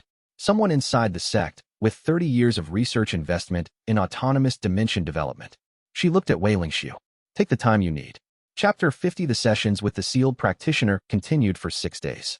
Wei Lingxiu went into the dimension each morning and spent 2 to 4 hours in the center soil with his hands flat and the circuit network humming under his palms. Each session produced something, not words. The sealed practitioner could not transmit language through the seal's communication capacity, which was severely constrained. What it could transmit was images, impressions, the quality of things experienced rather than described. He had thought, going into the first session, that this would be like receiving memories. It was not. Memories were his perspective. What the sealed practitioner transmitted was their own perspective, specific, grounded in a different time and a different frame of reference, and requiring interpretation. He brought Xiao Yuwen into 2 sessions as an interpreter.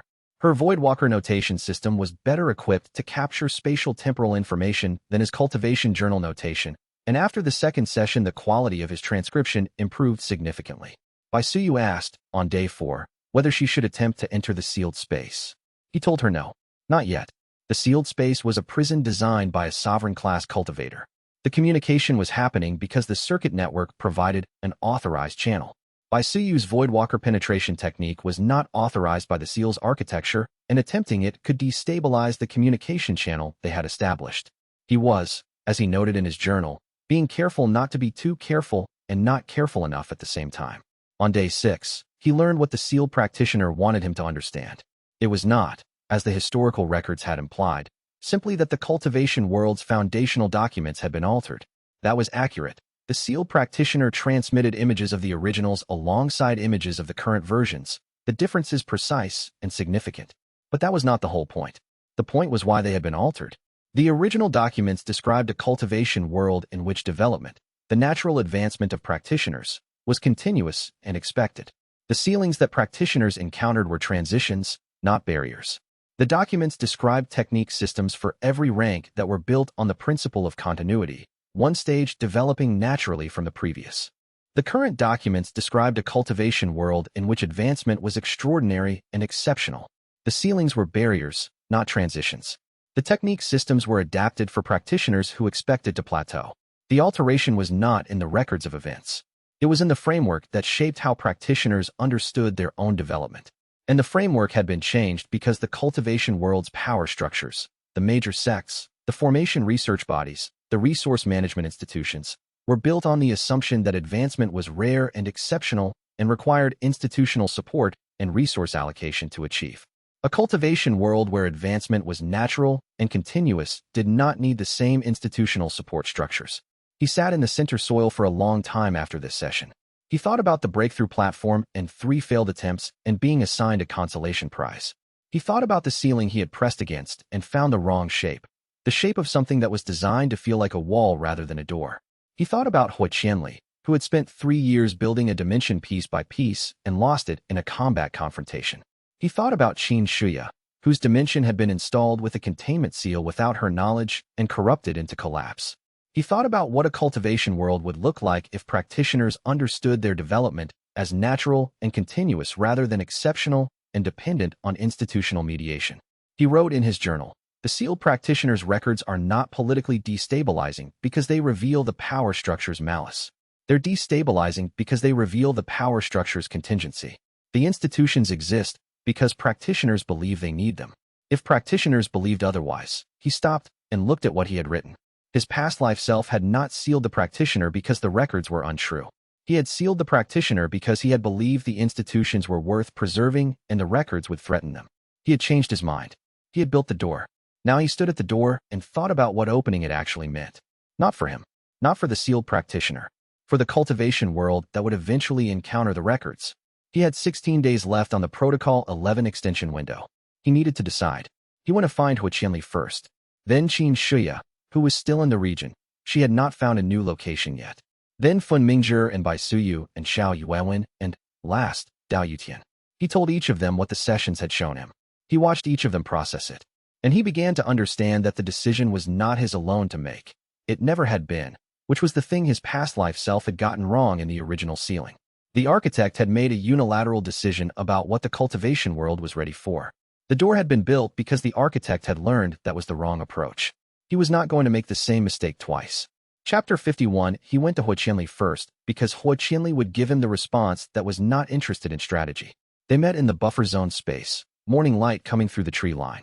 He laid out what the sessions had shown him, the original documents, the alterations, the framework shift from natural development to exceptional development.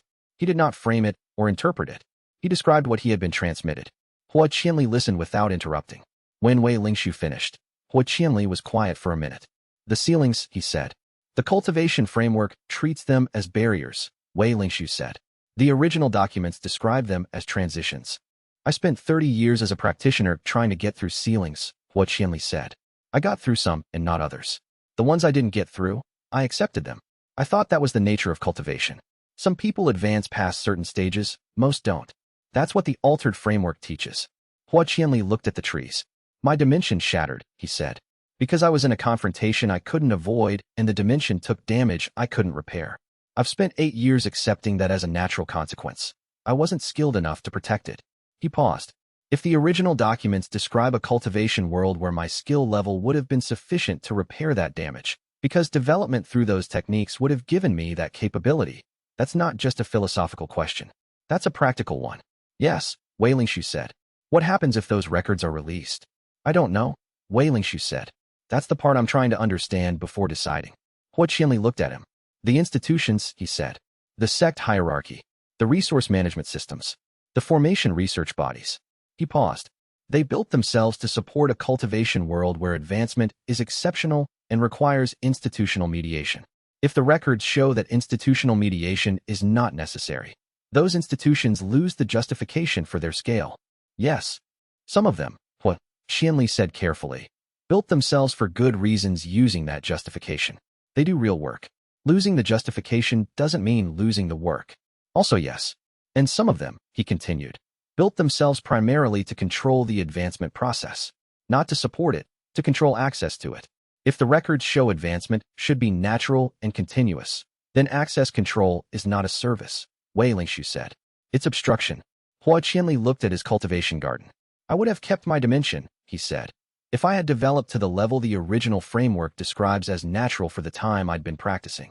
He said this quietly, with the precision of someone saying a specific true thing. I don't know if that's a reason to release the records or not. That's too personal a stake for a decision this size. He looked at Wei Lingshu. I just wanted you to know it. Wei Lingshu filed this. Not as a reason. As data about who was affected and how. Chapter 52 xianxia's response was different. She had found temporary accommodation near the outer market, a practitioner boarding space that rented to unaffiliated cultivators.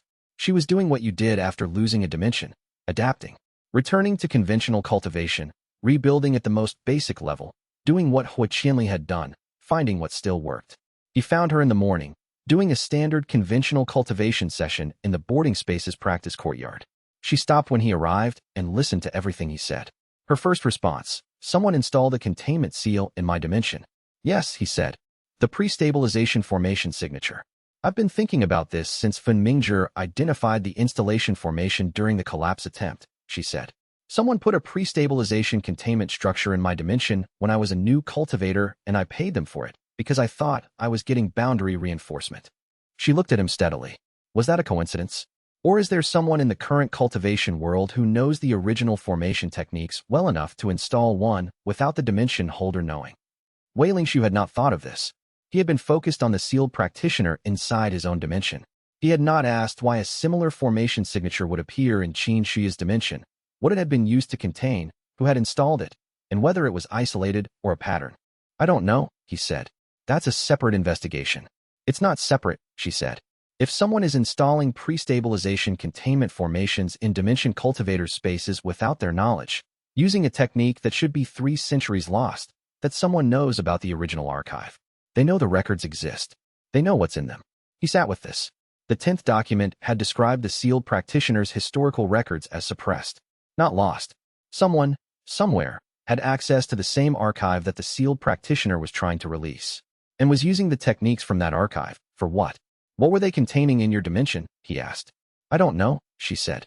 Fun Mingzhi removed the installation formation during the collapse attempt. Whatever was in it, if anything, was removed with it. She paused, or escaped when the installation formation was disrupted.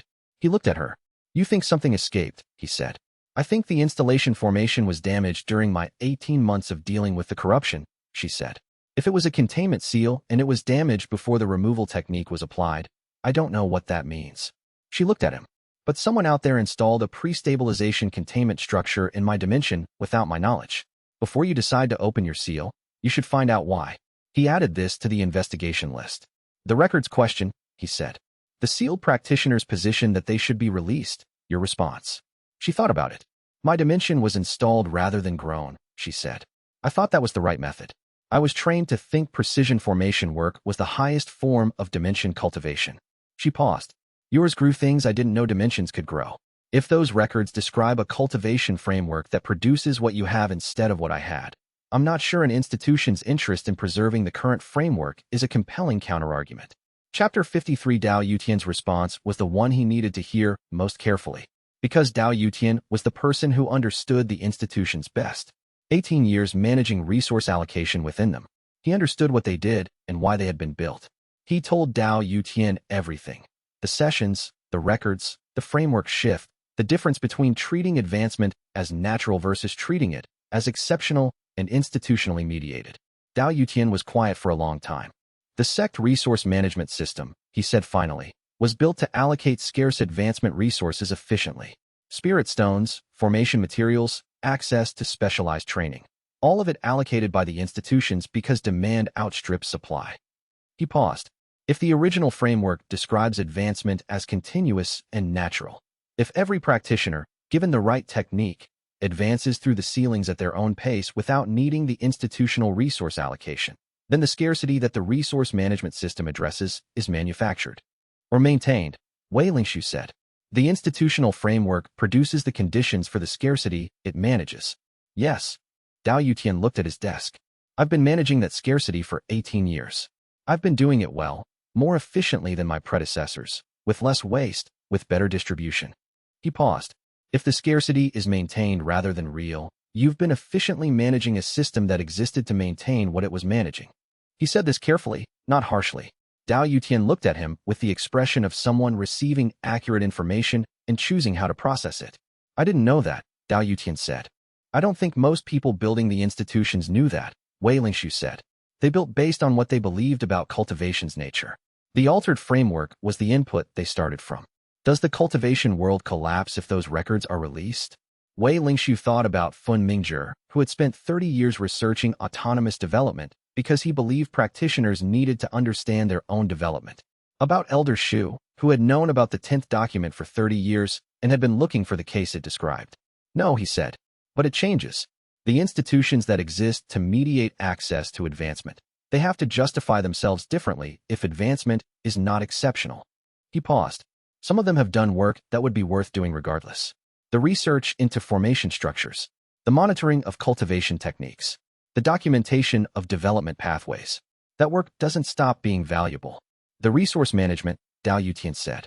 If practitioners advance naturally, they still need materials, Wei Lingshu said. The resource management function doesn't disappear. It becomes less about controlling access to scarce advancement resources and more about, he paused, supporting development rather than gatekeeping it. Dao Yutian was quiet for a long time. The alternative resource architecture you gave me, he said. The framework you drafted in 3 days. Yes. It describes resource relationships that are development supportive rather than extraction-based. He looked at Wei Lingshu. You drafted it in 3 days. You had already been thinking about what a different system would look like. I've been thinking about it since my 3rd failed breakthrough attempt, Wei Lingshu said. Dao Yutian was quiet. If you release those records, he said, I want to be part of building what comes after. Not defending what currently exists. Building what comes after. He paused. I have 18 years of understanding how the current system works. That's worth something for building the next one. I know, Wei Lingshu said. That's why I came to you. Chapter 54. He went to Fun Mingzhi last. Not because Fun Mingzhi was least important. because Fun Mingzhi's response would be the one that clarified whether his own reasoning was complete. Fun Mingzhi had been the first person to take his dimensions seriously as a research subject. He had 30 years of formation research, 12 protocol 11 cases, the most complete independent understanding of what Wei Lingxiu's situation actually involved. He listened to everything, as he always did, and then he was quiet. The original framework documents, he said, describing development as natural and continuous. Do you know specifically what techniques they describe? Not fully, Wei Lingxiu said. The transmissions were visual impressions, not technical documentation. I know the framework, not the technique specifics. The sealed practitioner has the complete records. Yes. Fun Mingzhi looked at his archive wall, 30 years of formation research documentation. My research, he said slowly, has been working towards something I could not see clearly. I have been studying autonomous dimension development because I believe there was a connection between the dimension's autonomous development and the practitioner's development. I could not find the connection in the current technique literature. He paused. If the original framework describes development as continuous and the dimension development is part of that continuity, the connection is in the original records, Wei Lingxiu said. My 30 years of research has been trying to reconstruct something that was taken out of the literature 3 centuries ago, Fun Mingzhi said. He said it with the particular flatness of a precise person confronting a precise fact that had significant implications. You've been finding it, Wei Lingxiu said. Piece by piece. You identified the autonomous development case as significant. You understood that the development was stable rather than dissolving. You've been reading the correct conclusion from incomplete evidence. The complete evidence is in the sealed space, Fun Mingzhi said. Yes. The elder was quiet for a long time. Release it, he said. Not with urgency, with the calmness of someone who had been working toward a direction for 30 years and had finally confirmed it. Whatever the institutional consequences. The technique documentation alone, the original framework's description of how development works, is worth more than any institutional stability the suppression has maintained. Wei Lingxiu looked at him. You're certain, he said. I've been uncertain for 30 years, Fun Mingzhi said. I'm not uncertain about this. Wei Lingxiu went home and sat at his desk. Hua Qianli, who would have kept his dimension? Xianxia, who would have grown hers rather than installed it? Fun Mingzhi, who had been reconstructing the original framework piece by piece. Dao Yutian, who wanted to build what came after. By Su Yu and Xiao Yuan, who were already operating from a different understanding of what cultivation could be. He opened his notation journal to a new page. He wrote, the decision is not whether the records should be released. It is how, and with what preparation, and whether the sealed practitioner is as the records describe. I have not yet spoken with him directly. Tomorrow, he would open the seal. Chapter 55. The speaking voice tier arrived the night before. He was in the dimension for an evening investment session, the last quiet one, he thought, before the dimension changed into something he could not predict. He was sitting near the pale grass, doing the resting circulation that passed for routine in a space that no longer had any routine. The hum of the chi circuit network under the soil had been changing for days, getting closer to language. Not the resonance from the sealed space, that was still below. The hum of the dimension itself, its own voice, distinct from the circuit transmission. He noticed when it changed. The ambient sound of the dimension, the weather, the fauna, the circuit hum, the atmospheric chi flow, resolved into something like presence. Not the presence of the sealed practitioner, the presence of the dimension itself. The accumulated intelligence of months of investment, of autonomous development, of a space that had been building itself toward the state of being able to communicate. He looked around the interior. You have something to say, he said. Not a question. The response was not in his meridians and not in the circuit network. It came through the bond itself, the full-dimensional bond, the channel that connected him to the space. Through it, a quality arrived that had not been there before.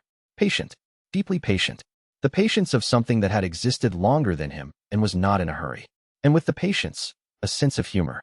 Dry, present, directed at him specifically. He stared at the pale grass. You've been watching me figure all of this out, he said. The quality through the bond sharpened slightly. Amusement. Confirmed. You could have helped, he said. Another quality. The specific expression of someone who knows the answer but understands that certain things must be arrived at through one's own reasoning. Teachers had this quality. Students learned it eventually. He thought about Lon, sitting next to him in the center soil after he had named the waking spirit tier. About the circuit network growing toward the sealed space. About every development in the dimension that he had documented without understanding it fully. The dimension had been building toward the ability to tell him directly what it had been doing all along. And it had been waiting for him to do the work first. Fair enough, he said. Through the bond, satisfaction. The particular satisfaction of a student who had done the work properly and was now ready for the next stage. He sat for a while with the dimension's new presence. What should I call you, he asked. The quality that came through the bond was something he had to find language for. It was the quality of a thing that was empty in the way that empty spaces were essential, a hollow that gave shape to what was around it, a silence that made sound possible. Linkong, he said, spirit empty, the complement to his own name. Wei Lingxiu, spirit hollow, a hollow in physical form. Linkong, spirit empty, the space that made all things possible. The dimension's presence warmed in a specific way that meant, yes. Then we're going to have a conversation tomorrow, he said, about what comes next. The release technique, what you think I should know, and what happens to you when the sealed space opens and the practitioner inside becomes present in a dimension that has been yours. The quality that came back was the quality of someone who had been thinking about this for a very long time and had developed an opinion. Wei Lingxiu reached the small notebook he had taken to keeping inside the dimension. He opened it. Tell me, he said. The dimension spoke, not in words, not yet, but in the accumulated quality of a consciousness that had been growing since he first walked into the breathable air that smelled like rain. The circuit network hummed. Lawns settled on the soil beside him. The white flower held its depth of color. He wrote for 2 hours. In the morning, he would open the door. Chapter 56. He assembled everyone in the outer courtyard before dawn. Not at the cultivation space, outside it, so they could all be briefed before he went in alone. The dimension's release sequence required one person. The sealed practitioner had made this clear through the circuit transmissions. The release technique was the architect's alone, keyed to the architect's cultivation signature. Any additional presence would contaminate the formation channel's recognition sequence. He had argued about this with Linkong the night before. The dimension had been patient about it, patiently explaining that the formation architecture was not capable of being adjusted, that the release sequence was a completed thing that could not be renegotiated, and that his desire to have his research group present was understandable and impossible simultaneously. He had, eventually, accepted this. Now he stood in front of Fun Mingzhi and Bai Suyu and Xiao Yuwen and Hua Qianli and Elder Shu, and he had not initially planned to include Dao Yutian. But Dao Yutian had arrived at dawn without being asked, standing at the courtyard's edge with the manner of someone who had decided their presence was appropriate and was correct about this, and explained what was going to happen. The release technique involves the full architect's cultivation signature, he said. Everything I've invested in the dimension is the signature. The technique channels the full signature through the circuit network into the sealed space and activates the release sequence the formation was built for. He paused. The release opens the subdimensional seal. What's inside is a sovereign class practitioner whose soul has been sustained for 3 centuries by the dimension's chi flow. When the seal opens, the practitioner's soul transitions from the contained space into the dimension's general environment. Into the space where Linkong exists, Bai Suyu said. That was the question I spent last night working through, Wei Lingxiu said. Linkong's position. The dimension is large enough to sustain a second presence. The space was designed for this. The original architect knew what the release would produce. The chi circuits were built to support both. The sealed practitioner and the dimension's consciousness, Elder Shu said. Coexisting. They'll need to negotiate that, he said. I can't negotiate it for them. He looked at all of them. When I come out, there will be a third presence in the dimension alongside Linkong and me, he said. Someone who has been sealed for 3 centuries and has had that long to think about things. I don't know how they'll communicate or what form the communication will take initially. I don't know what the dimension's physical environment will look like. He paused. I'm asking everyone to be here when I come out. Because whatever the first conversation after the release involves, I want to have my research group available. He looked at Dao Yutian specifically. And I want someone present who understands the institutional context well enough to help me think through the consequences. Dao Yutian nodded once. He went into the dimension. The space was quiet in the way it was quiet now. The full presence of Linkong's consciousness underlying everything. The circuit network hum. The fauna carrying on their activities. Lan was at the geometric center, standing on the soil near the white flower, in the position it had not moved from since the speaking voice transition. He crossed to the center. He crouched and placed his hands flat on the soil, on either side of the white flower. I'm ready, he said. Through the bond, Linkong. I know. Then, from below, through the circuit network, through the seal's outer layer, the quality of the sealed practitioner's attention. Not resonance now. Something more direct. Waiting. He breathed and began the release technique. Chapter 57. The release took 11 minutes. He would not remember most of them clearly. Not because they were violent or overwhelming. They were neither. But but because the technique required a quality of full attention that left no resources for forming memory of the experience while it was happening. What he remembered afterward, the circuit network carrying his cultivation signature downward through the soil, through the seal's outer layer, into the subdimensional space below. The formation's recognition sequence, the formation reading his signature and confirming it, confirming again, the multiple layers of recognition, each requiring the same signature in the same precise form. Not effort, precision. The way the correct key in the correct lock did not require force. The formation responding, not dissolving, not exploding, opening, the way a space opened, the boundary of the subdimensional space becoming permeable, not from the outside in, but from the inside out. The sealed practitioner's presence, which had been compressed and contained into the subdimensional space, expanding back into the dimension's general environment. Not a physical entity, a soul, a sovereign class cultivator's soul, which was not the same thing as a human soul in any category Wei Lingxiu had a framework for. It was vast in the way that a deep lake was vast, not impressive on the surface, vertiginously deep when you looked carefully. The dimension absorbed it. Wei Lingxiu stayed in place. The presence of the newly released soul was in the dimension the way weather was in the dimension, not localized, distributed. In the air, in the soil, in the circuit network. Vast and patient, and, underneath the patience, very glad. Not glad in the way of someone who had accomplished something.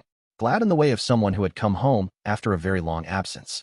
Linkong met the presence the way the dimension met everything, with the patience of something that had time. Not welcoming or rejecting. Acknowledging. Wei Lingxiu sat in the soil for a while and breathed. Then a quality arrived through the circuit network that was distinct from anything that had come before. Not Linkong. Not the general resonance of the dimension's environment. Specific. Directed. A greeting. And with the greeting, a name. Not transmitted directly. The name's quality arrived through the circuit channel, the particular vibration of how a sovereign class practitioner had understood their own identity. He received it the way you received a name when someone introduced themselves. Information about who they were. Sovereign Songwu. The buried king, which was not a title he had given himself. It was what his former students had called him, the one who knew where things were buried. He had been 324 years in the sealed space. Wei Lingxiu said, "Welcome back." And through the circuit network, from a consciousness that was vast enough to sustain 300 years of containment, and had, Wei Lingxiu was understanding, spent a significant portion of that time revising its position on how to talk to people. Warmth. Genuine, uncomplicated warmth. He walked out of the dimension and into the morning sun and sat down on the outer steps. Everyone was still there. He looked at them. "It worked," he said. Chapter 58 Communication with Sovereign Songwu developed over the following week. Not rapidly. The transition from sealed soul to a soul present in the dimension's environment was not instantaneous in its effects. Songwu was, as Wei Lingxiu understood it, regathering. 3 centuries of compression and containment had produced a kind of organization. The sovereign had learned to function within tight constraints.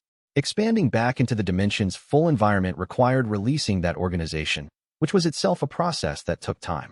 The first 3 days, communication was the same quality transmission as the later seal communication sessions. Impressions, emotional registers, the sovereign's vast patience and occasional pointed humor. On day 4, something changed in the dimension's ambient sound. It was subtle, one more thread in the dimension's complex ambient presence, a quality that was neither Linkong's, nor the fauna's, nor the weather's. A human voice's rhythm without words. On day 5, it was words. Quiet, precise, arriving through the circuit network the way all of Songwu's communication arrived, but in a form that resolved into language. "You were thorough," Songwu said. His voice through the circuit network was not what Wei Lingxiu had expected, not ancient-sounding, not formal in the way of historical texts. Direct, specific, with the particular quality of someone who had spent 3 centuries alone and had strong opinions about directness as a result. Most architects who built a door left the door and trusted the next visitor would open it. "You read everything first." "I needed to know what I was opening," Wei Lingxiu said. "You were afraid of what you'd find. I was cautious about what I'd find." A pause, and through the circuit network, amusement. The same quality of amusement he had received from Linkong, but different in character. Linkong's amusement was warm and patient. Songwu's was drier. The amusement of someone who had been alone with their thoughts for 3 centuries and had thoroughly developed their sense of irony. "That was always your characteristic," Songwu said. "Even before. You observed until you had more information than anyone else in the room, and then you acted." He paused. "It was also why you made the sealing decision. You had observed enough to believe the institutions were worth protecting." You had not yet observed enough to know what they were protecting themselves from. You, Wei Lingshu said. The records, Song Wu corrected. I was incidental to the records. The records were what they wanted sealed. I was the one who had them and was not going to stop trying to release them. Was there another way? Wei Lingshu asked. At the time, by your own assessment. A way to release the records without being sealed. Song Wu was quiet. At the time, he said, the power structures were too entrenched. The records release would have been suppressed again, by other means, and I would have been neutralized through less careful mechanisms than yours. He paused. Your sealing was the best outcome available. You understood that the records needed to survive until the conditions for their release were better. The sealed space was a preservation measure. Wei Lingshu thought about this. You're not angry, he said. I spent approximately 40 years angry, Song Wu said. Then I revised. The sealing was not wrong by your reasoning at the time. I disagreed with your reasoning. I still believe you underweight the practitioners who would have developed fully in the 3 centuries you bought for the institutions. But the calculation was complex, and I cannot prove you were wrong. He paused. I am glad the door is open. When do we release the records? That, Song Wu said, is going to be the interesting part. Chapter 59. The records were not a single document. Wei Lingshu had imagined something like a library. What the records were was more like a living archive. The sovereign's accumulated knowledge, which he had spent centuries organizing into a form that could be transmitted. Not to anyone. To someone with a specific cultivation signature in a dimension that could hold the transmission. He had been preparing the records for the specific moment of release since approximately his 50th year in the sealed space, when he had understood that the release would eventually happen and had begun organizing accordingly. The records do not transmit well in written form, Song Wu explained. The original documents are in pre-stabilization cultivation notation, which requires extensive background to read. Transmitting the notation without the background produces text that cannot be understood. He paused. What I organized instead is the background, a transmission that builds the framework in the recipient's understanding before providing the specific documents. A preparation sequence, Wei Lingshu said. A cultivation sequence, Song Wu corrected. The original framework's foundational understanding. Not a technique. A way of understanding what cultivation is and what it's for that makes the document's specifics coherent. He paused. The cultivation world does not need the documents first. It needs the framework, then the documents. Wei Lingshu thought about this carefully. A cultivation framework that contradicts the current framework, he said. Released to the current cultivation world's practitioners. Released to one practitioner first, Song Wu said. You. To verify that the transmission works, that the framework produces what I designed it to produce, and that the practitioner receiving it can use it as a foundation for teaching others. He paused. That is the release plan I developed over 3 centuries. How long does the transmission take? The framework sequence, 3 months. The documents, simultaneously available once the framework is established. Song Wu's circuit network transmission had a quality of someone who had thought through logistics. The documents are stored in the dimension. Linkong has been holding them. Wei Lingshu looked at the white flower. The center, he said. The sealed subspace. The records were always in the dimension, Song Wu said. I was the key. Without me present and cooperative, the records could not be accessed. With me here, they can be read by anyone with sufficient framework to understand them. Wei Lingshu sat for a moment. Linkong, he said. Through the bond, the dimension's presence. Yes, you've been holding the records since before I arrived. Since before the dimension was given to you. Why didn't you tell me? Asterisk, you were not ready. You needed to understand the dimension first. The records would have meant nothing without the framework. Asterisk. He thought about 2 months of investment sessions and development documentation and cultivation sealing questions. The dimension, in its patient consciousness, had been waiting for him to build the framework himself before telling him what was in the center. I did the work, he said. Through the bond. You always do. He sat in the soil with Lan beside him, and Song Wu's vast presence distributed through the dimension's air and Linkong's patient warmth underlying everything, and felt the extraordinary specific weight of what he was in the middle of. The 3 months of framework transmission, he said to Song Wu. We start today? Tomorrow, Song Wu said. You should tell your research group first. The transmission will affect your cultivation observably. They should know what is happening. Also, he said, with the quality of amusement, you should rest. You have been working very hard, and I have 3 centuries of patience. 1 more night is nothing. Chapter 60. Fen Mingzhi found the signal. It was 3 days after the seal opening. On the morning Wei Lingshu had begun the first session of the framework transmission with Song Wu. Fen Mingzhi was monitoring the dimension's exterior signature through the measurement instruments in his research office. not because he expected anything, but because monitoring was his habit. The signal was not in his instruments. His instruments were measuring the dimension's development, which was proceeding normally. The signal was in the sex formation monitoring network, the continental scale formation network that registered significant formation events across the cultivation world. The network had flagged a response from 3 separate source locations. He looked at the flag's timestamp. It corresponded precisely to the moment the seal had opened. He looked at the 3 source locations. 2 of them were locations he recognized, major formation research bodies, the kind that would naturally have monitoring systems sensitive to significant formation events. They had registered the opening and would be querying. He had protocols for managing those queries. Elder xianxia would handle them. The 3rd location was not a formation research body. The 3rd location was a flag from a monitoring formation of a type he had seen once before in 30 years of research. A monitoring formation that was used exclusively by one organization.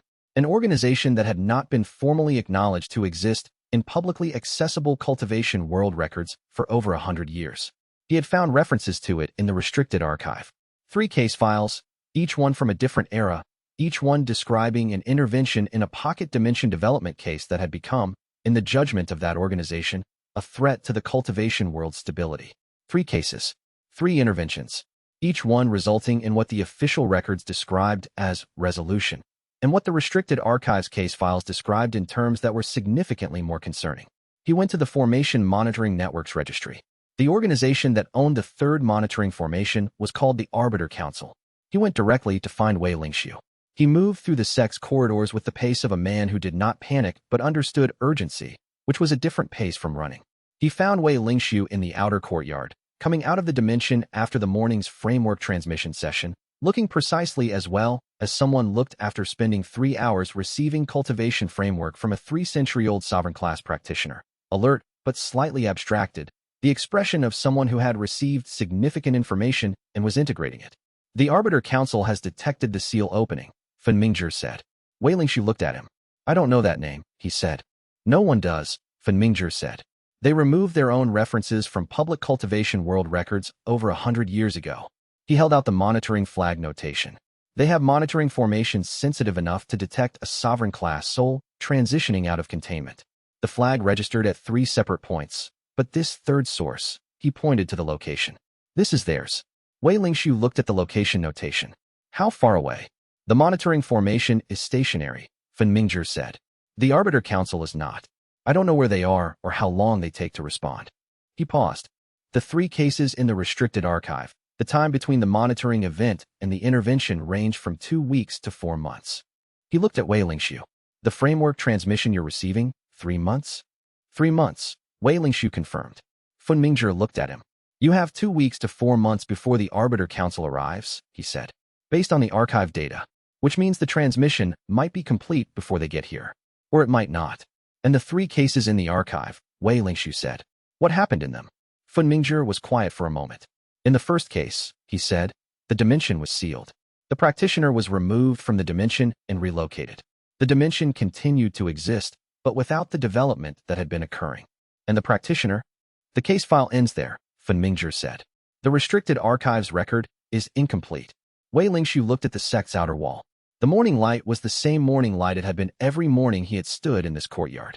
He thought about a sovereign class cultivator who had been sealed for 3 centuries because someone had made a decision about what the cultivation world was ready for. He thought about making the same decision again from the other side.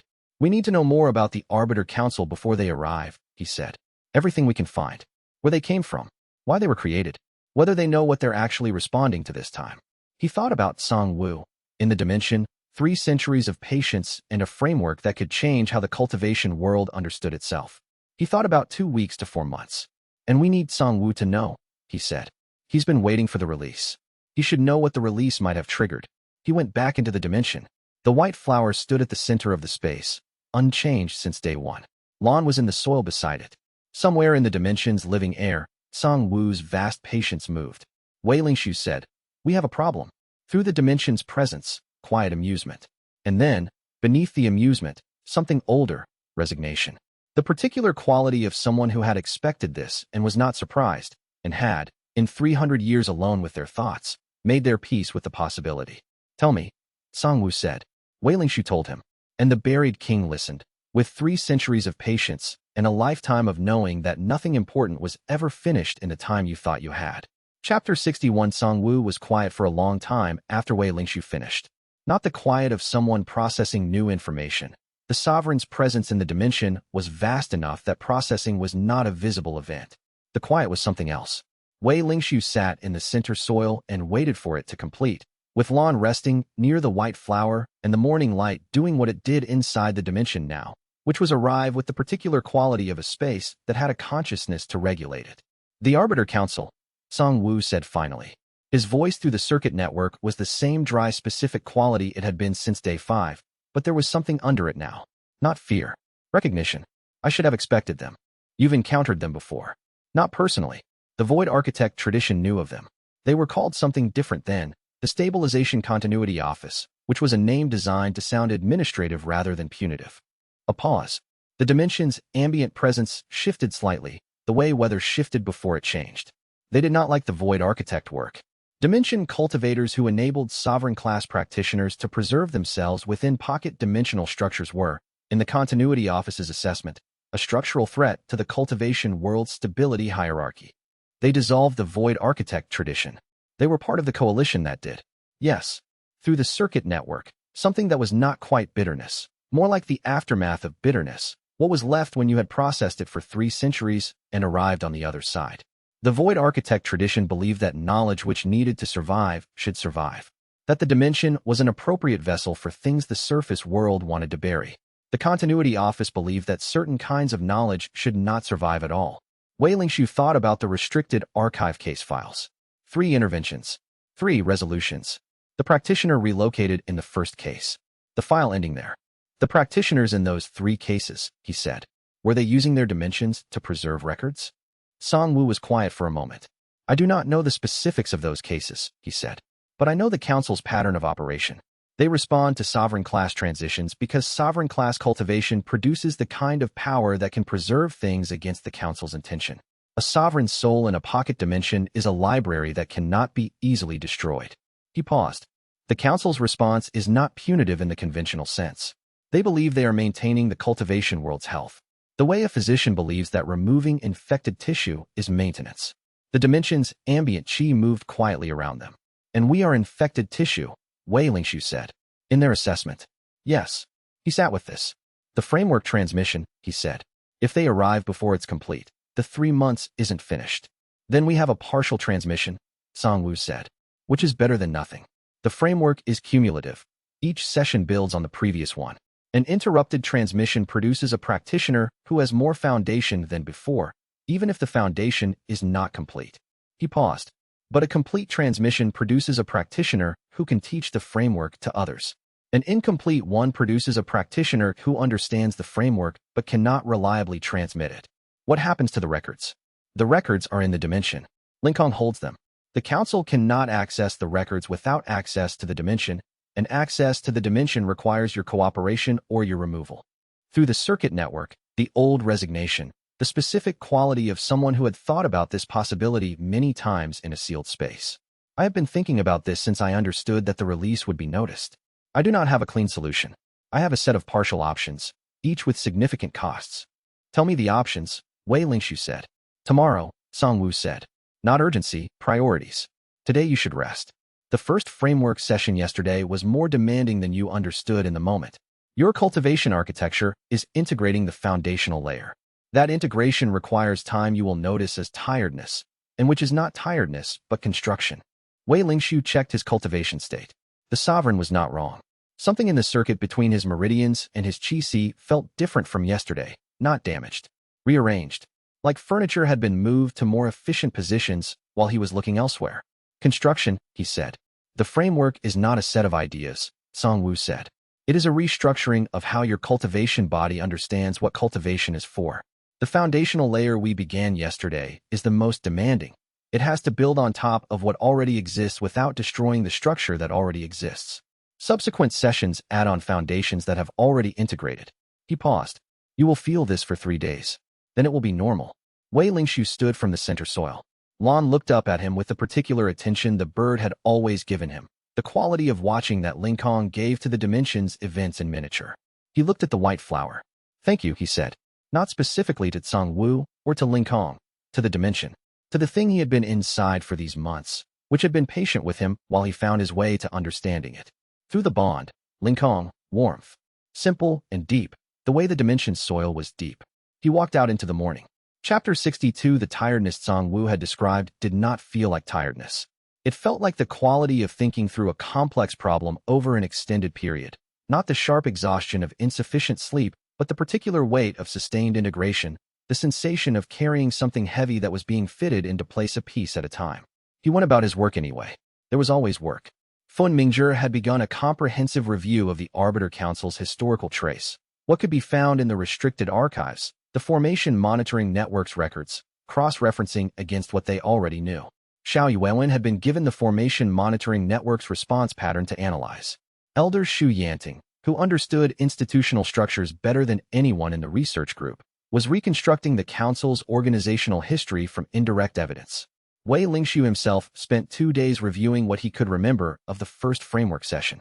This was not entirely straightforward. Tsang Wu had explained on day 1 that the transmission experience did not leave conventional memory traces. It left integration, which was different. You did not remember receiving the framework the way you remembered reading a document. You found yourself understanding things that you had not understood before, without a clear moment of learning. The cultivation knowledge arrived as knowledge, not as memory of being taught. What he did remember was the session itself, sitting in the center soil with the circuit network active and full, and Tsang Wu's vast presence directing something through the formation channels into his cultivation architecture. Not painful, not overwhelming, like water finding its level. He remembered one moment clearly. There had been a point in the session when the foundational layer of the framework had come into contact with his existing cultivation understanding. The way he had always understood breakthrough barriers, cultivation tiers, the natural limits of advancement, and the contact had produced something like cognitive dissonance. Not because the framework contradicted his understanding, but because it contained his understanding the way an ocean contained a cup. His entire cultivation body of knowledge was inside the framework, just placed differently, oriented differently. The tiers he had advanced through were still there. They were natural stages. They had just never been meant to be barriers. He had written this down in the small notebook he kept inside the dimension. On the 3rd day after the first session, the tiredness completed and left. He woke and felt different in the specific way that Tsang Wu had promised.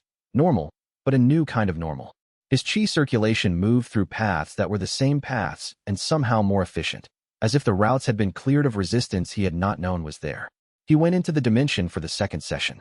You feel the integration? Tsang Wu said. It was not a question. Yes. Good. That is the first tier's foundation settling. What you will notice is that your qi circulation is slightly faster than yesterday. Your response to environmental spiritual pressure has improved, and your cultivation ceiling, the barrier at the dreaming mind peak, has become permeable in a way it was not before. He paused. That is not a breakthrough. It is a clarification. The ceiling was never a wall. It was a filter. The filter has been adjusted. Wei Lingxiu checked the cultivation ceiling. The pressure that had always been there, the specific resistance that defined the upper bound of his current tier, was still present. But it had a different quality. Less like solid material. More like thick water. Something he could feel the other side of. How long until I can move through it? He said. At your current integration rate? 6 weeks. If the transmission continues. A pause. The ceiling is not what I am focused on. The ceiling is a consequence. I am focused on the structure that produces the ceiling, your cultivation body's relationship to the qi flow. When that relationship is fully reoriented, the ceiling becomes irrelevant. Not crossed. Made unnecessary. He paused. Your word was breakthrough. I will teach you to stop using that word. What word instead? Settling, Tsang Wu said. The way soil settles when it is properly watered. Not forced. Not struggled through. Arrived at through full saturation. Wei Lingxiu opened the small notebook. The 2nd session began. Chapter 63 by Siyu noticed before he said anything. She had always been precise about what she observed. In the weeks since Ling Kong had begun communicating directly, she had adjusted her readings of the dimension's spatial fabric to account for the new presence, treating Ling Kong's active consciousness as a variable rather than a background constant. The adjustment had improved her accuracy significantly. She was in the dimension 4 days after the 2nd framework session when she paused her reading of the formation circuits and looked at Wei Lingxiu directly. Your cultivation architecture has changed, she said. Yes. Structurally. Not just advancement. She was looking at the way qi moved through his meridians, not at him. the Void Walker's particular quality of seeing the invisible geometry of a cultivator's body. The circuit patterns between your xianxia and your primary channels have been redistributed. The secondary branch network is running differently. She paused. This didn't happen over time. It happened in a specific interval. The framework sessions, he said. Yes. She was quiet for a moment. Songwu is rewriting your cultivation architecture. Reorienting it, he said, using the word deliberately. Not rewriting. The structures are the same. The orientation has changed. Xianxia. Her voice had a particular quality when she used his full name. Careful, considered, the quality of someone who had been thinking about something for a while before saying it. The Voidwalker tradition trains practitioners to read the geometry of spaces and structures without altering them. But it also trains us to recognize when alteration has occurred. What I am seeing in your cultivation body is intervention-level change. Precise, layered, cumulative. She paused. I do not doubt Song Wu's intentions. He was sealed for 3 centuries trying to release something he believed the world needed. I understand his motivation.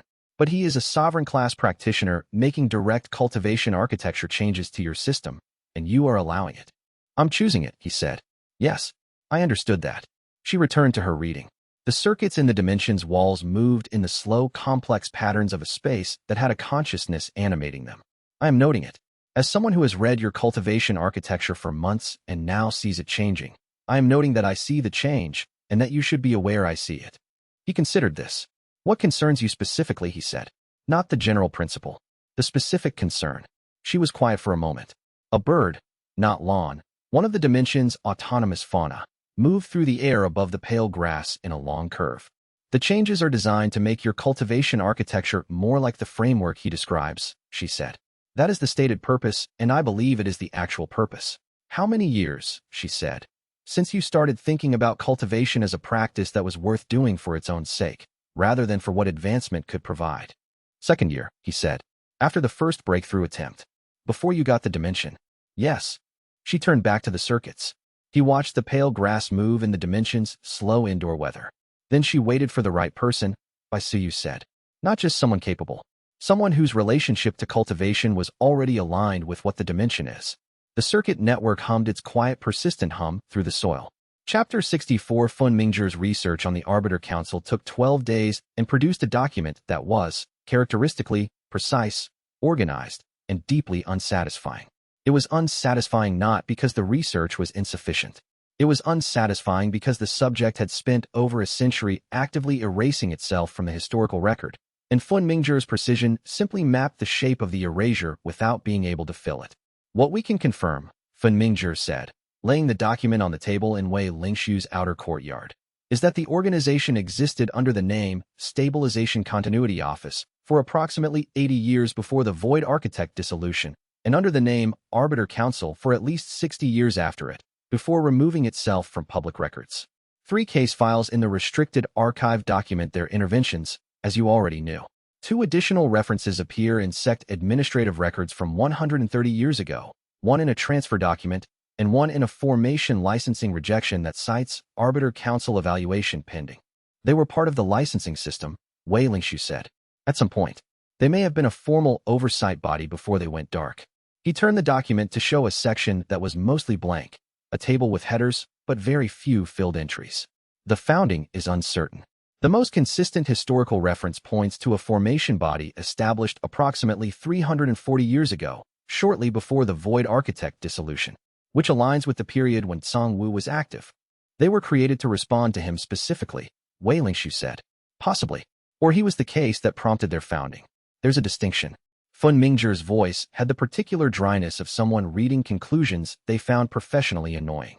What I cannot determine. Current membership, current organizational structure, how they fund operations, where they are based, what authority they currently hold, or what exactly resolution meant in each of the 3 documented cases. Xiao Yuewen looked up from her section of the document. The monitoring formation that flagged the seal opening. Can we trace where it reports to? I considered that, Fun Mingzhi said. The monitoring formation is passive. It registers events and transmits a flag through the Continental Formation Network. The flag destination is an address in the network that is not registered to any organization in the current public record. The address exists. It receives transmissions. It does not identify itself. Can we send something through it? Xianxia said. We could, Fen Mingzhi said. I advise against it without more information. We would be announcing awareness of their monitoring to an organization we know very little about, before we know what they intend. Wei Lingshu thought about the 3 case files. The practitioner relocated. The record ending there. Elder Shu, he said. She knew about the 10th document for 30 years. She was tracking the Void Architect case. Did she know about the Arbiter Council?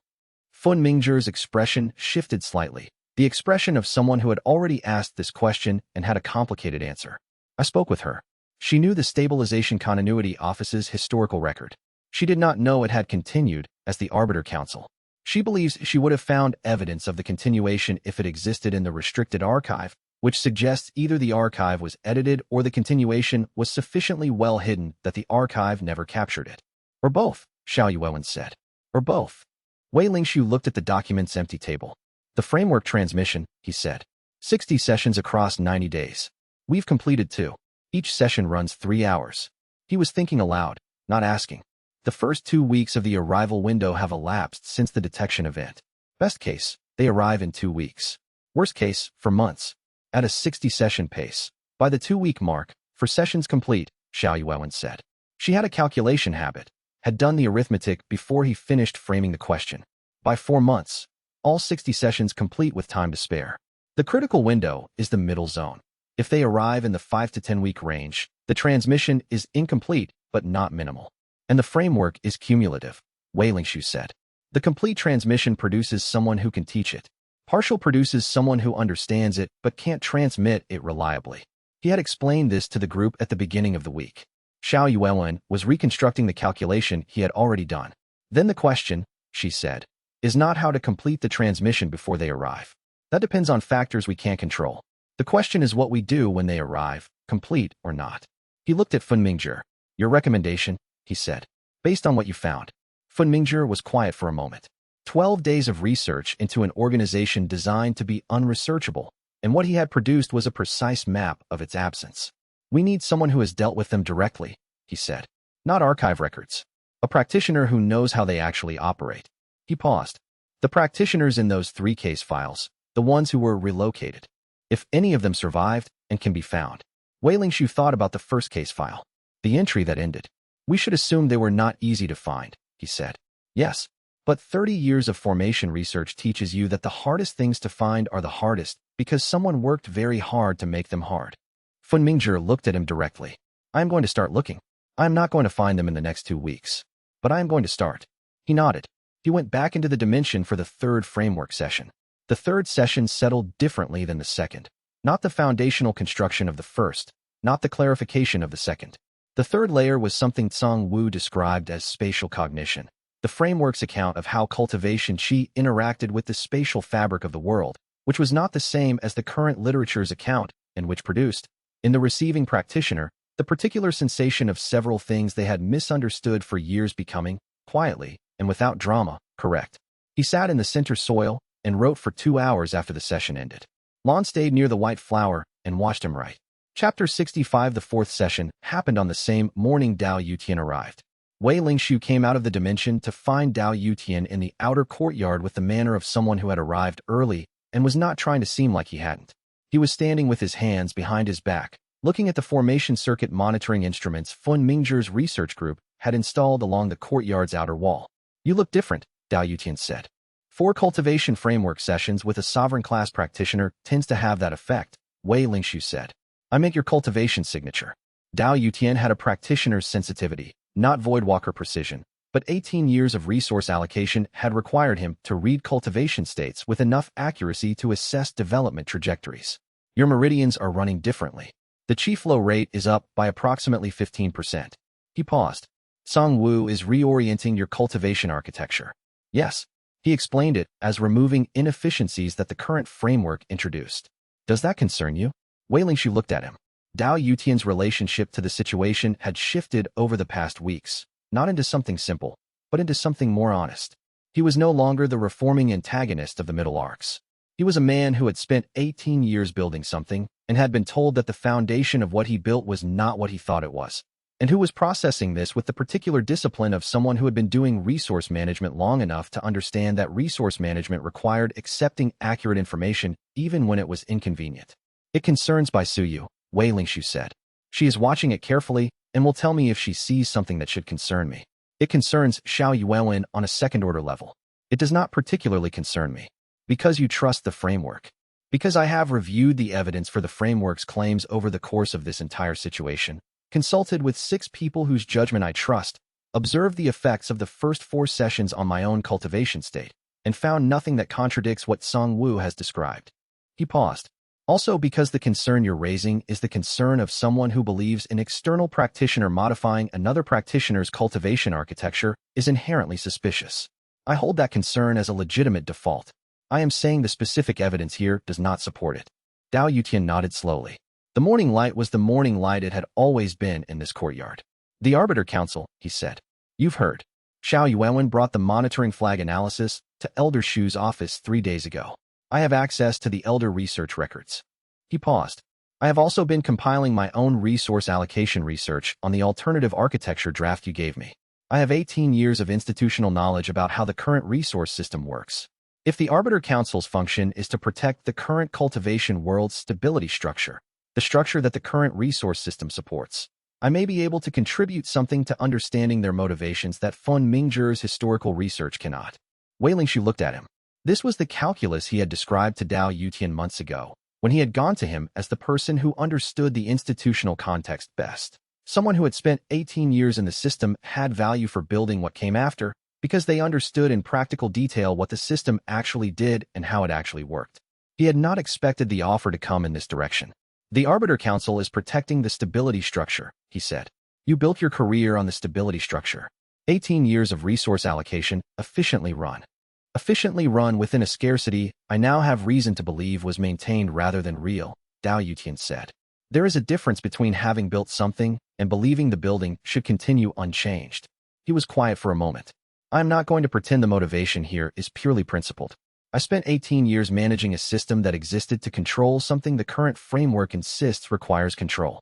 If the framework changes, the alternative architecture draft you gave me, the one that describes development supportive resource relationships rather than access gatekeeping, that is a system I could have been building.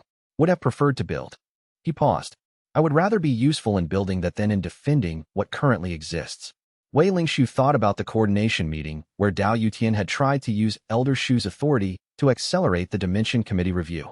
About the legal annexation attempt. About every maneuver that had been, ultimately, motivated by exactly this. Someone who understood the system well enough to know it could be different and had not, until recently, seen a path toward different. What do you think you can contribute? He said. The Arbiter Council's operational model, Dao Yutian said. Fun Mingzhi can find historical evidence of what they did. I can model what they need to do, based on how organizations that defend cultivation world stability structures actually function. Resource dependencies. Information networks. The specific leverage points that make resolution possible. He paused. I cannot tell you where they are or when they arrive. I can tell you what their options are and which ones they are most likely to use. Wei Lingshu nodded. I'll bring it to Fun Mingzhi, he said. Work with him on it. He has the historical evidence.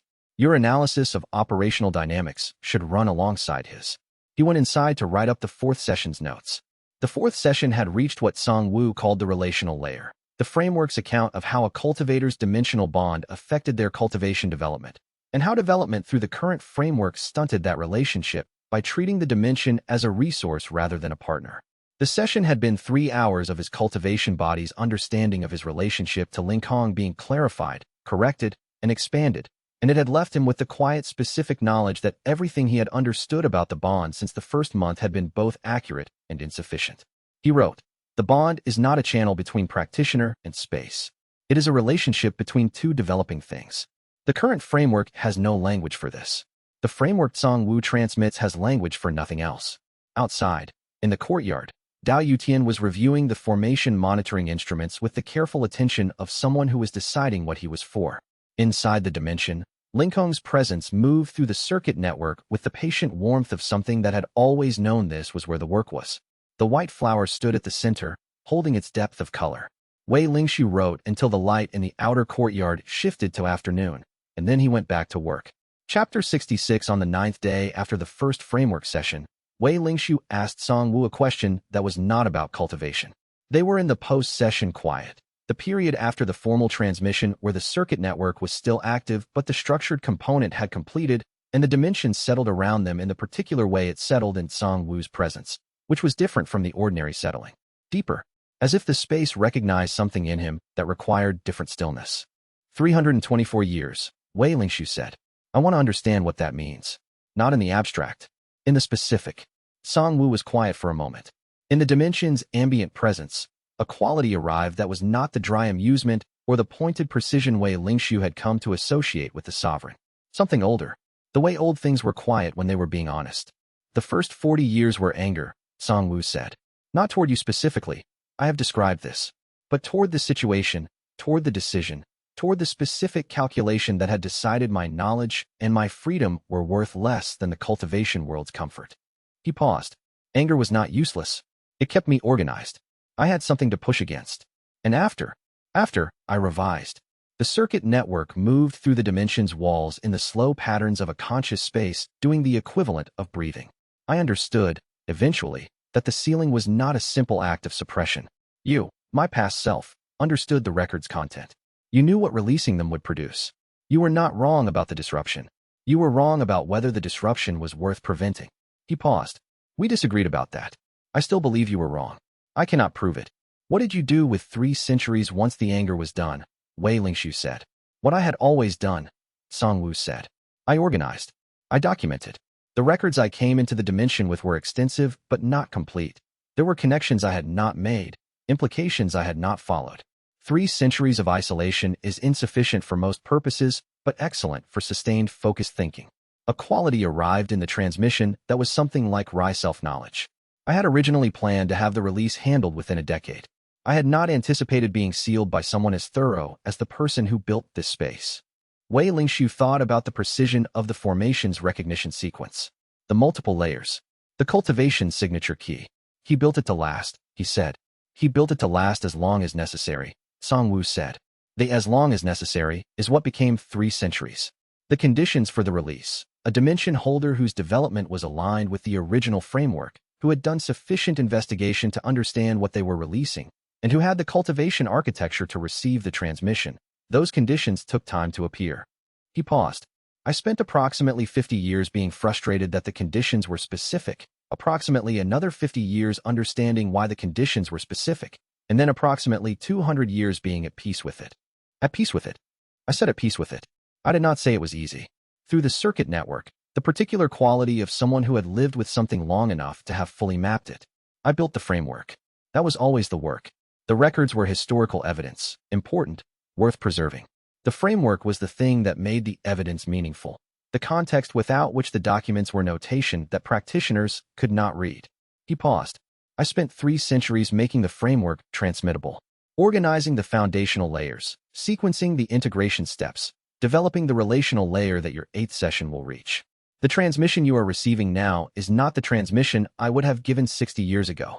It is better. Wei Lingshu sat with this. You found a use for the time, he said. I found the work that was available, Song-Woo said, which is not the same as making peace with the imprisonment. The imprisonment was wrong. The work was still work. He paused. 324 years, Wei Lingshu, and I will tell you specifically what it means.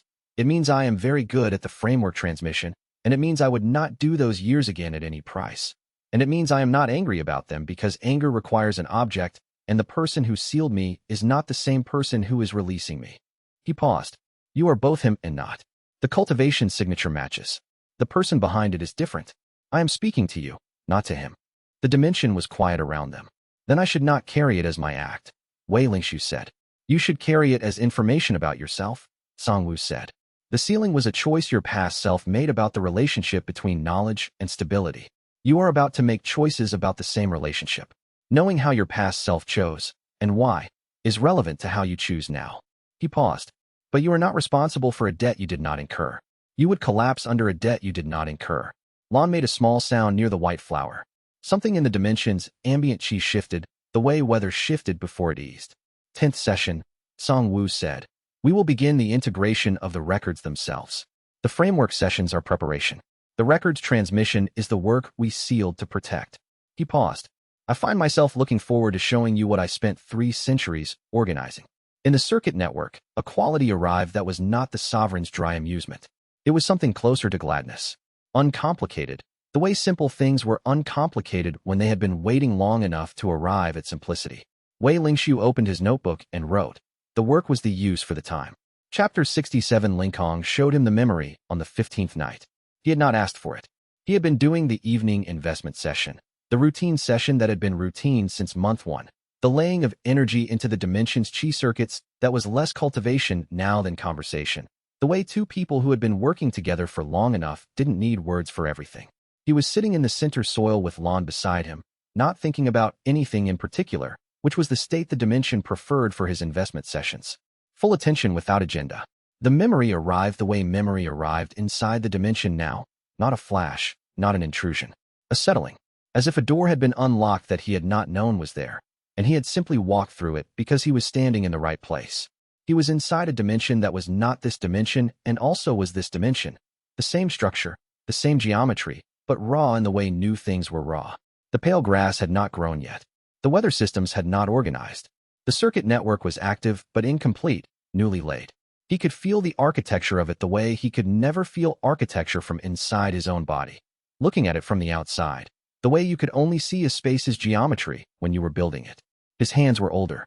Not dramatically older, but his hands, as they laid circuit formation elements into the soil, were the hands of someone who had been doing this specific work for long enough that it had shaped the hands themselves. He was aware, in the way you were aware in deep memory, that these were the last things these hands would do. Below him, below the dimension's soil, in the space that would become the subdimensional seal, something was pressing upward. He could feel it. Not anger, or not only anger. Complexity. The complexity of something that understood what was happening and understood the arguments on both sides, and had decided that the arguments did not justify the act. He continued laying the circuits. He was not afraid. He had decided something, and what he had decided was that the decision was correct by the evidence available to him. And he was a person who acted on the evidence available. He would have preferred to have better evidence. He did not have better evidence. He had what he had. He laid the last circuit element. The formation recognized his cultivation signature. The seal closed. Below, the pressing stopped. Not defeated. Contained. The thing below him settled into the space it had been given and went quiet. And in the quiet was the quality of someone who had been arguing and had lost, and was now going to wait until the argument could be made again from better circumstances. He sat in the raw soil of the space that would grow into the dimension he had built for the work of living in and waited. Through the memory, from outside it, Wei Lingxiu understood something he had not understood before. His past self had not been certain. He had reviewed the evidence and made the most careful decision he could make, and he had known, sitting in the newly sealed space, that he might have been wrong. He had known the cost of being wrong. He had chosen to act anyway, because the cost of not acting, the records released before the conditions were right, the disruption arriving before the cultivation world had the framework to integrate it, had seemed worse. The past self had been afraid of that specific failure, had been afraid of being the person who released something the world could not handle. He had sealed someone for 3 centuries because he was afraid of that failure. The memory ended. Wei Lingxiu sat in the center soil of the dimension, the grown, conscious, living dimension, with Lon beside him and the white flower at the center, and the circuit network humming through the soil in the complex patterns of a space that had a consciousness to animate it. Through the bond, Linkong, quiet, not offering comfort or explanation, simply present. The way someone who had watched a long story unfold was present when a chapter ended. You were there, he said. From the beginning. Through the bond. Yes. That memory was yours. Not mine. Asterisk, the memory is the dimensions. I am the dimension. They are the same thing. Asterisk, he thought about the raw space he had just seen, the newly laid circuits, the empty soil.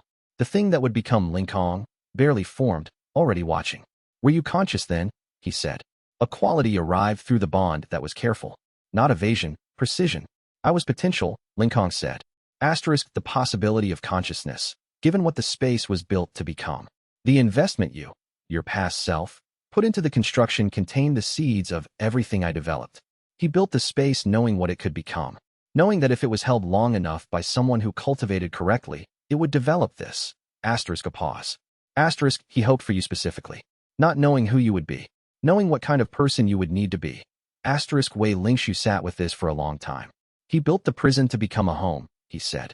He built the prison to outlast the need for a prison, Linkong said. Asterisk, he knew the need would end eventually. He built the space that would recognize when it ended. Asterisk the circuit network hummed. He wrote in the small notebook for a long time. Chapter 68 Hua Qianli came to see the dimension in a different way than he had come before. He had been inside the dimension frequently over the previous months, for consultations, for observations, for the particular purpose of watching something develop that his own experience had not included. He had never had a dimension that grew things autonomously. He came to see Wei Lingshu's the way someone who had lost a language came to hear it spoken. This visit was different. He came in knowing about the framework sessions, knowing about Song Wu, knowing what Wei Lingshu had been receiving and how it was changing his cultivation architecture. He walked the dimension for an hour without speaking, through the pale grass, past the weather break of trees that had not been there 3 months ago, near the water that ran through the dimension's eastern interior where the creek had organized itself. Then he came to where Wei Lingshu was sitting near the center and sat down in the soil beside him. "The Arbiter Council," he said. "When they arrive. What's the plan?" "We're working on it," Wei Lingshu said. "I know. I've been listening to Fun Mingzhi's research briefings." He was quiet for a moment, looking at the dimension's interior with the attention of someone reading it. "Your cultivation architecture has changed." "Yes. I've watched 3 practitioners receive transmission-based cultivation corrections over my career," Hua Qianli said. 2 went well. 1 produced a cultivation pathway collapse that took 4 years to correct. He paused. "I'm not saying what you're receiving will collapse. I'm saying I have experience watching this, and I've been watching you specifically for several months, and the change I'm seeing in your chi flow is the kind of change that goes well, clean, integrated, progressive."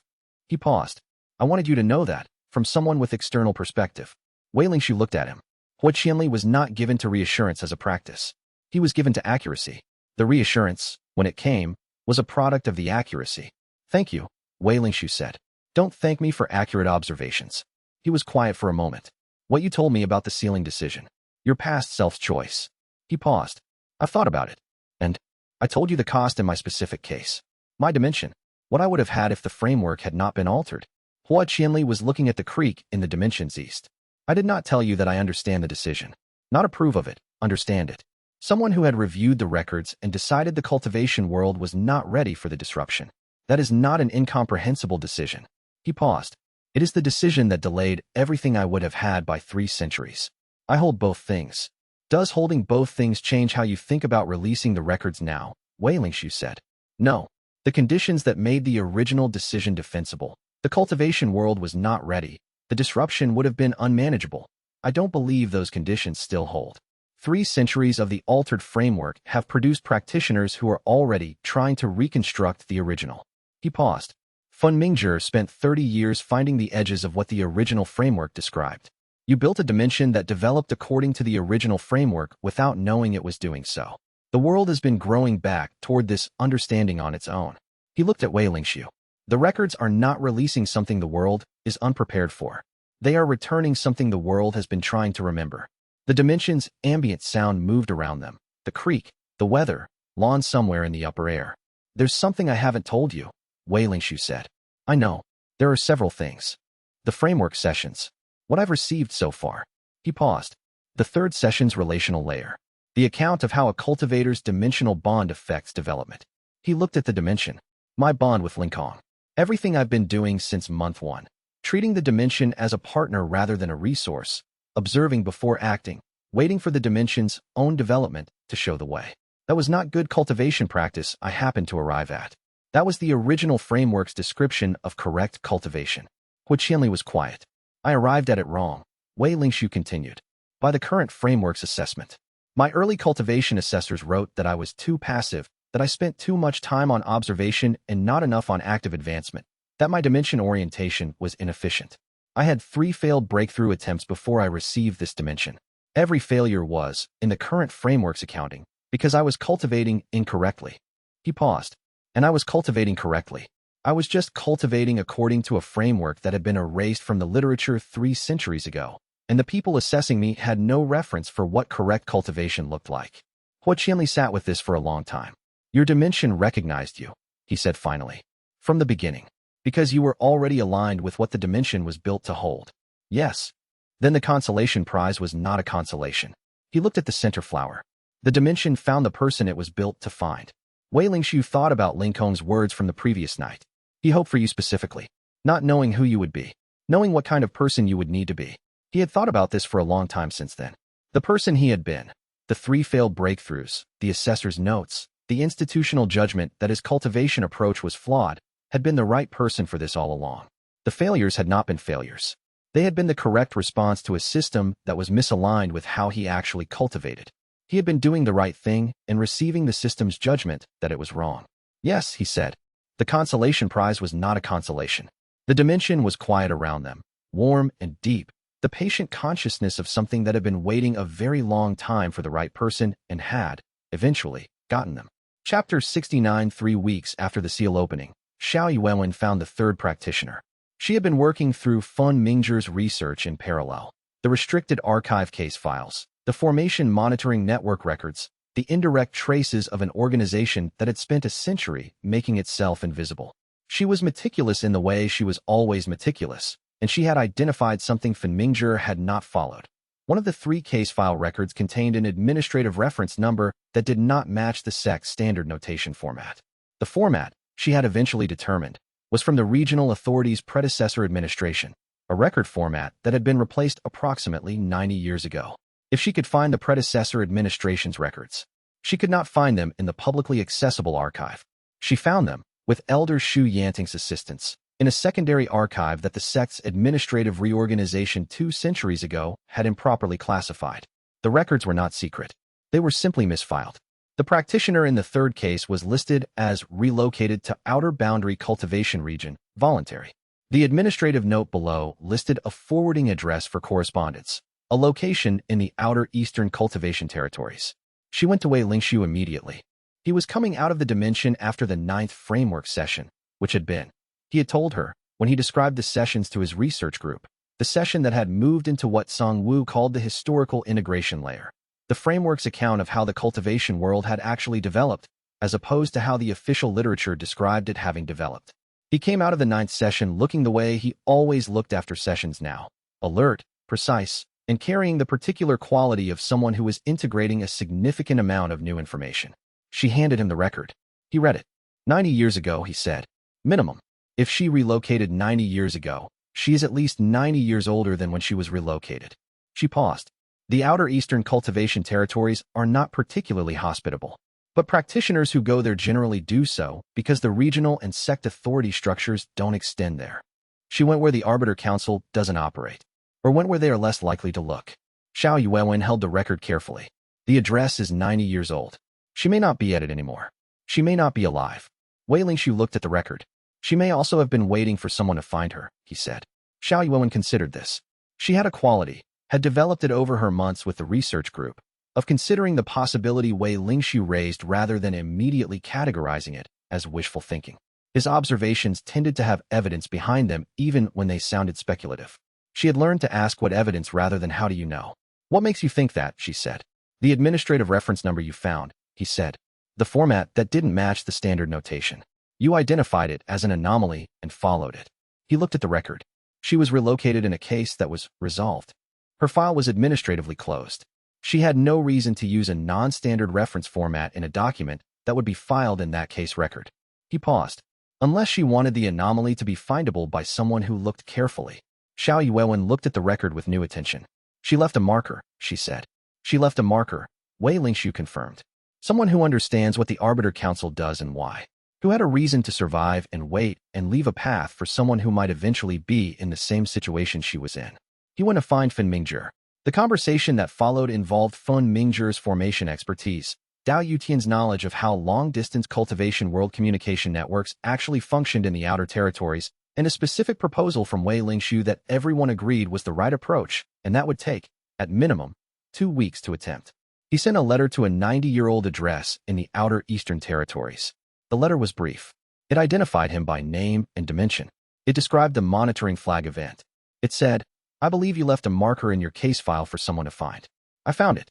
If you are willing to speak, I would like to understand what resolution looked like from the inside. He sealed it with his cultivation signature. He sent it through 3 forwarding channels that Dao Yutian had identified as reliable for outer territories communication, which added approximately 1 week to delivery in each direction. Then he went back into the dimension. The 10th session was waiting. Chapter 70. The 10th session was different from everything before it. Song Wu had said, in the 9th session, that the 10th would begin the record's integration, the shift from framework preparation into the transmission of what the framework had been built to contextualize. Wei Lingxiu had understood this abstractly.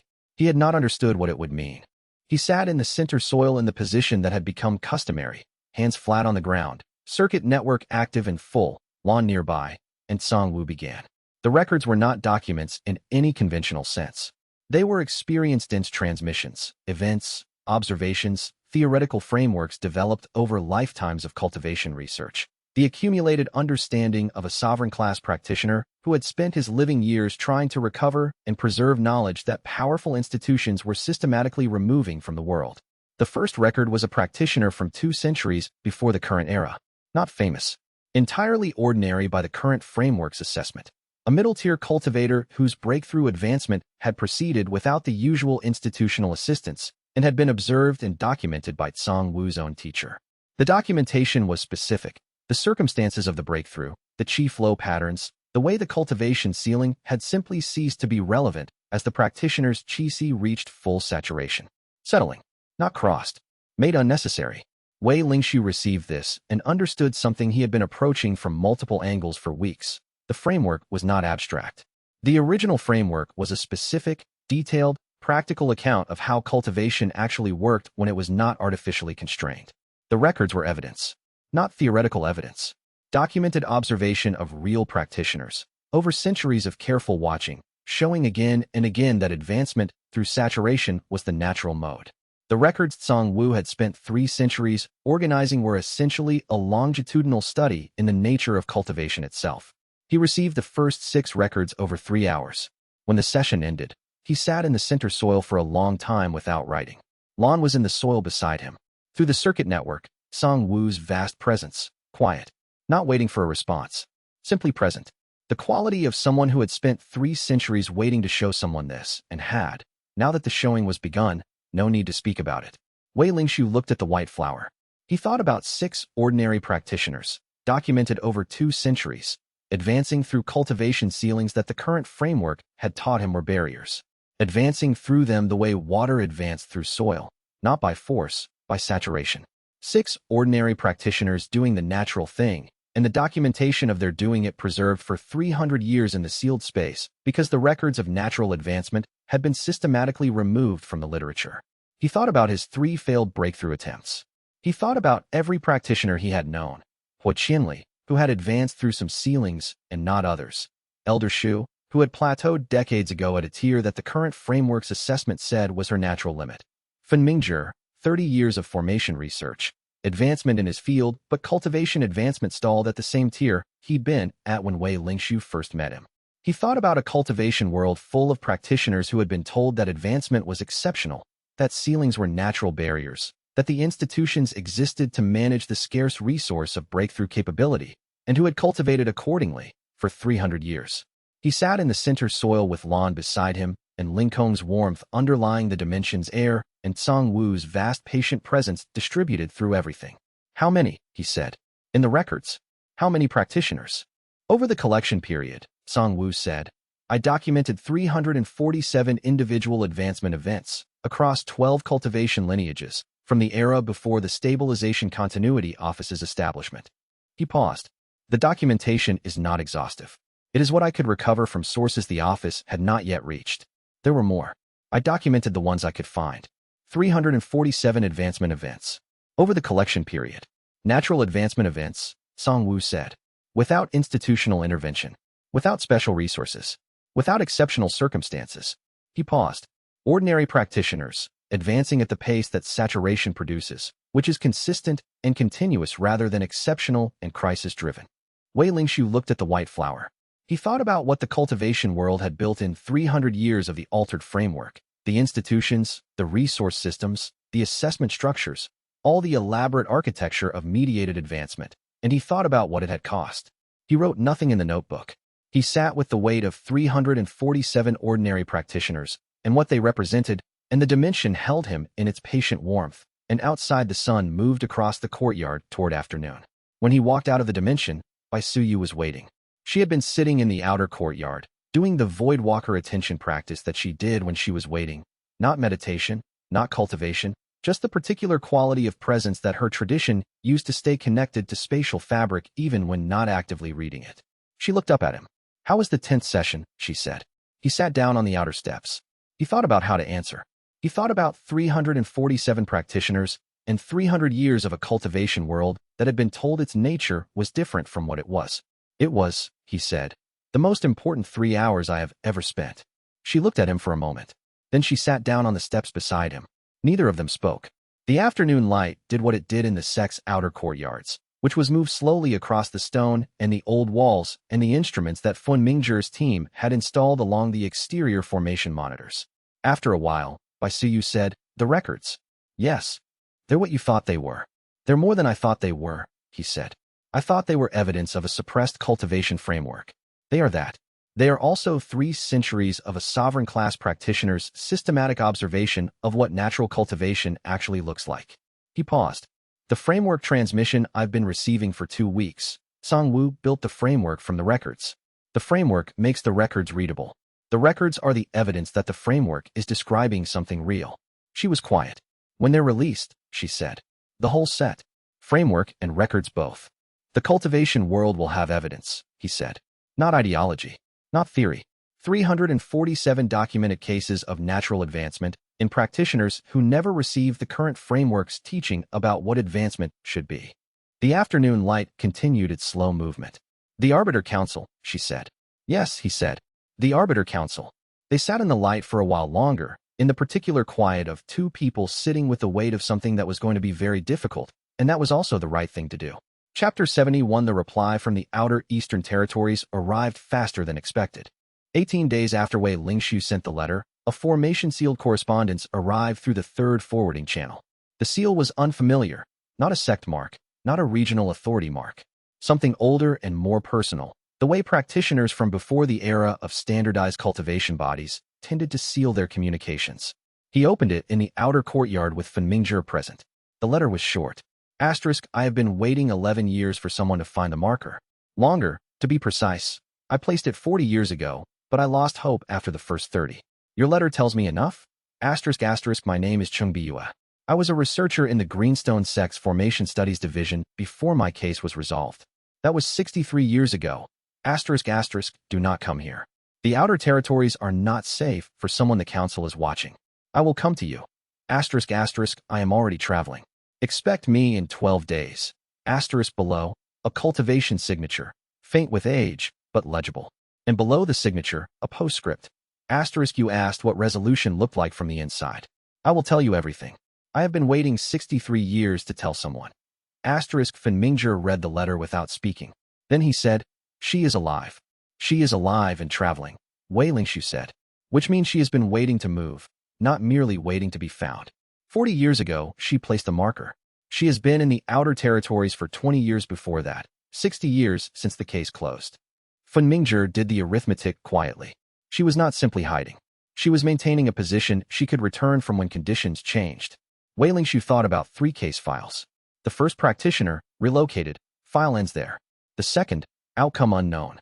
The third, Chung Biyue, who had placed a marker in a misfiled archive and waited 63 years for conditions to change. She knew someone would eventually be in the same situation, he said. Or she hoped. 70 years is a long time to maintain hope on that basis. 40 years, Wei Lingshu said. She placed the marker 40 years ago, 30 years before you might have found it, if you had been looking at the right archive. He paused. She placed it specifically in the window where it would be findable by someone doing research into void architect or pre-stabilization dimension cases. Someone following the same path she was following when she was found by the council. Fun Mingzhi looked at him. She was researching the same history, he said. Yes. Her case was resolved because she was getting close to something. She survived resolution and preserved the means for the next researcher to find her. Wei Lingshu looked at the cultivation signature on the letter. This is not someone the council neutralized. This is someone who survived them and spent 60 years making herself useful to whoever came next. He went into the dimension. We're expecting a visitor, he told Songwu. Through the circuit network, careful attention. The quality of a sovereign class practitioner receiving information and cross-referencing it against 3 centuries of accumulated knowledge. Chung Biyue, Songwu said, after a moment. Wei Lingshu looked up. You know her? I knew of her. She was too young for me to have met directly. Her case would have been decades after my sealing. But in the documentation I was organizing inside the sealed space, I found her name in one of the later records a colleague had passed to me before the sealing. He paused. She was among the researchers the Stabilization Continuity Office, the Arbiter Council's predecessor, flagged as risks in the decade before my sealing. They were building their list of practitioners who were, in their judgment, too close to recovering the suppressed knowledge. He paused again. She was very young when she was flagged. She would have been building her research career in the decades after my sealing. They found her eventually. They were patient, Song-woo said. Always patient. They did not act quickly when slow action produced better outcomes. He paused. If she survived and has been maintaining a position for 60 years, she learned from the experience. She knows how they operate. Wei Lingshu sat in the center soil. What we need to know from her, he said, is what resolution actually means. What they do when they arrive and what options they leave. Yes, Song-woo said. Though I can tell you one thing they will not do, which is act immediately. They will observe first. Assess. Determine what exactly they are responding to. He paused. Their mistake, in the original era, was acting too quickly in cases where the information they were responding to was incomplete. They were made to understand that mistake. They revised their approach. He paused. They will take time before acting. We should use that time well. Wei Lingshu was quiet. The framework transmission, he said. We're on session 10 of 60. We are. And I would like to suggest that the pace of sessions, given the circumstances, should increase. Through the circuit network, the precision of someone who had thought through logistics for a very long time. Song-woo's earlier recommendation of 1 session per day was based on integration time. You have been integrating faster than I expected. Your cultivation architecture's alignment with the original framework means the restructuring produces less friction than in a practitioner working from pure current framework foundation. He paused. If you rest properly and maintain the evening investment sessions, I believe you can sustain 2 sessions per day. Wei Lingshu thought about what 2 sessions per day would produce. At that pace, 60 sessions completed in 30 days. 1 month. The Arbiter Council arrival window. 2 weeks minimum, for months maximum. 1 month would beat the earliest arrival window by 2 weeks. It would finish the transmission nearly 3 months early in the best case. The integration quality, he said. Does pace affect it? Yes, Song-woo said. Faster pace produces shallower initial integration that deepens over time. Slower pace produces deeper initial integration but the same eventual depth. He paused. In both cases, the complete framework is fully integrated within 6 months of the final session. The difference is that faster-paced completion produces a practitioner who has received the full framework but needs more time before they can teach it reliably. He paused. Given that the alternative is potentially not completing the transmission at all, I recommend the faster pace. Wei Lingshu made the decision in the way he made decisions. Quickly, once the evidence was sufficient. 2 sessions per day, he said. Starting tomorrow. Chapter 72 Chung Biyue arrived on the 11th day. She was not what Wei Lingshu had imagined from the letter. He had imagined age, 63 years since the case resolution, the specific quality of someone who had spent decades in the outer territories, the careful, worn-down manner of a practitioner who had been surviving rather than thriving. She was old. Her cultivation signature was the age-compressed density of someone whose advancement had continued slowly through decades of difficult conditions. But she carried herself with a precision that age had not touched, the specific precision of a formation researcher, the quality of someone who had trained their attention for a career and kept training it even when the career ended. She came to the outer courtyard with a single case of personal effects and a formation-sealed archive box that she set on the courtyard table before saying anything. 63 years, she said to Wei Lingshu. You are younger than I expected. Compared to what? He said. Compared to what I thought the work would require before someone arrived at this point. She looked at the dimensions exterior, the formation indicators, the cultivation signature emanating from within. The dimension is its speaking voice. Yes. That's higher than the previous cases reached before the council acted. She looked at him. You have something they did not have. A sovereign class practitioner already present in the dimension, he said. That. And a research group that understands the situation, which none of the previous cases did. She sat down at the courtyard table. I will tell you what I know about the council, and then you will tell me where you are and what you need, and we will see if what I know is useful. She paused. I have been waiting a very long time to have this conversation. I would prefer to begin. He called the research group. They assembled in the outer courtyard within the hour. Fun Mingzhi, Bai Suyu, Xiao Yuwen, Hu Qianli, Dao Yutian. Elder Shu Yanting arrived shortly after, coming across the sect grounds with the unhurried pace of someone who had been told the situation was significant and was taking it seriously. Chungbiyue looked at all of them. You built a research group, she said to Wei Lingxiu. The previous cases had supporters, not a research group. She looked at Fun Mingzhi specifically. Formation research. 30 years, Fun Mingzhi said. Autonomous dimension development. Good, she said. I need someone with your specific background for what I'm going to explain. She opened the formation-sealed archive box. Inside, 63 years of documentation. I am going to describe what the Arbiter Council does and how they do it. Then you are going to tell me which elements of their approach are still valid, because 63 years is a long time and organizations change. She looked at Wei Lingxiu. The sovereign inside your dimension. I would like him to hear this if that is possible. He hears everything in the dimension, Wei Lingxiu said. I'll go in after you finish and brief him on the elements I couldn't relay directly. He paused. He knows your name. He found you in his documentation. Chungbiyue stopped. A quality arrived on her face that was, briefly, not controlled. Something that had been waiting 63 years for a specific confirmation and had just received it. He knows I exist, she said. He knew of you before he was sealed. You were flagged by the predecessor organization's predecessor list as a research risk. Wei Lingxiu paused.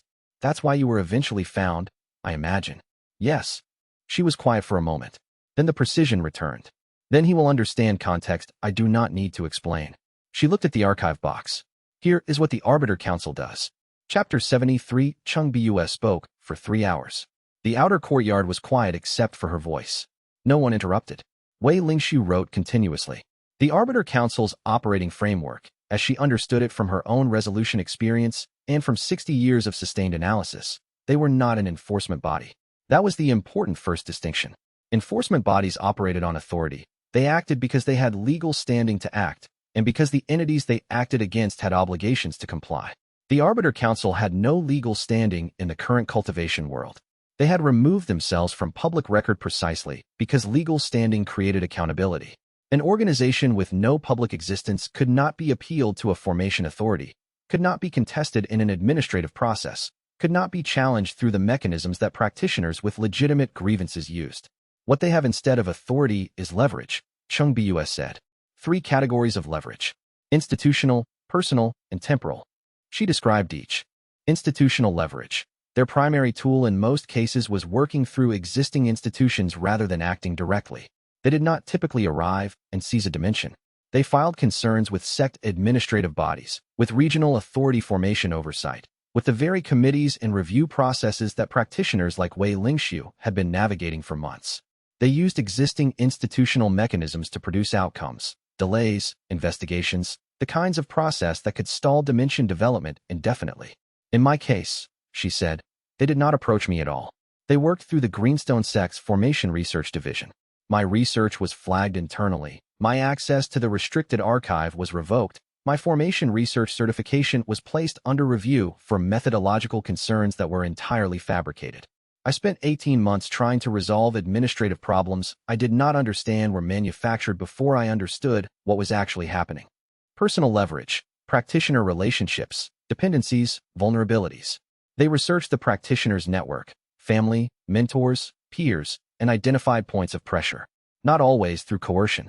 Through the same mechanisms they used institutionally. Fabricating concerns, creating reviews, making it costly for others to associate with a flag practitioner. They made being my ally professionally expensive, she said. Not dangerous. Expensive. Everyone I knew had careers to protect. Most of them made the rational calculation. Temporal leverage, patience. They waited until a practitioner's timeline forced decisions. They knew that urgency produced errors, that practitioners under deadline pressure made concessions they would not make with time to think. They were very patient with me, she said.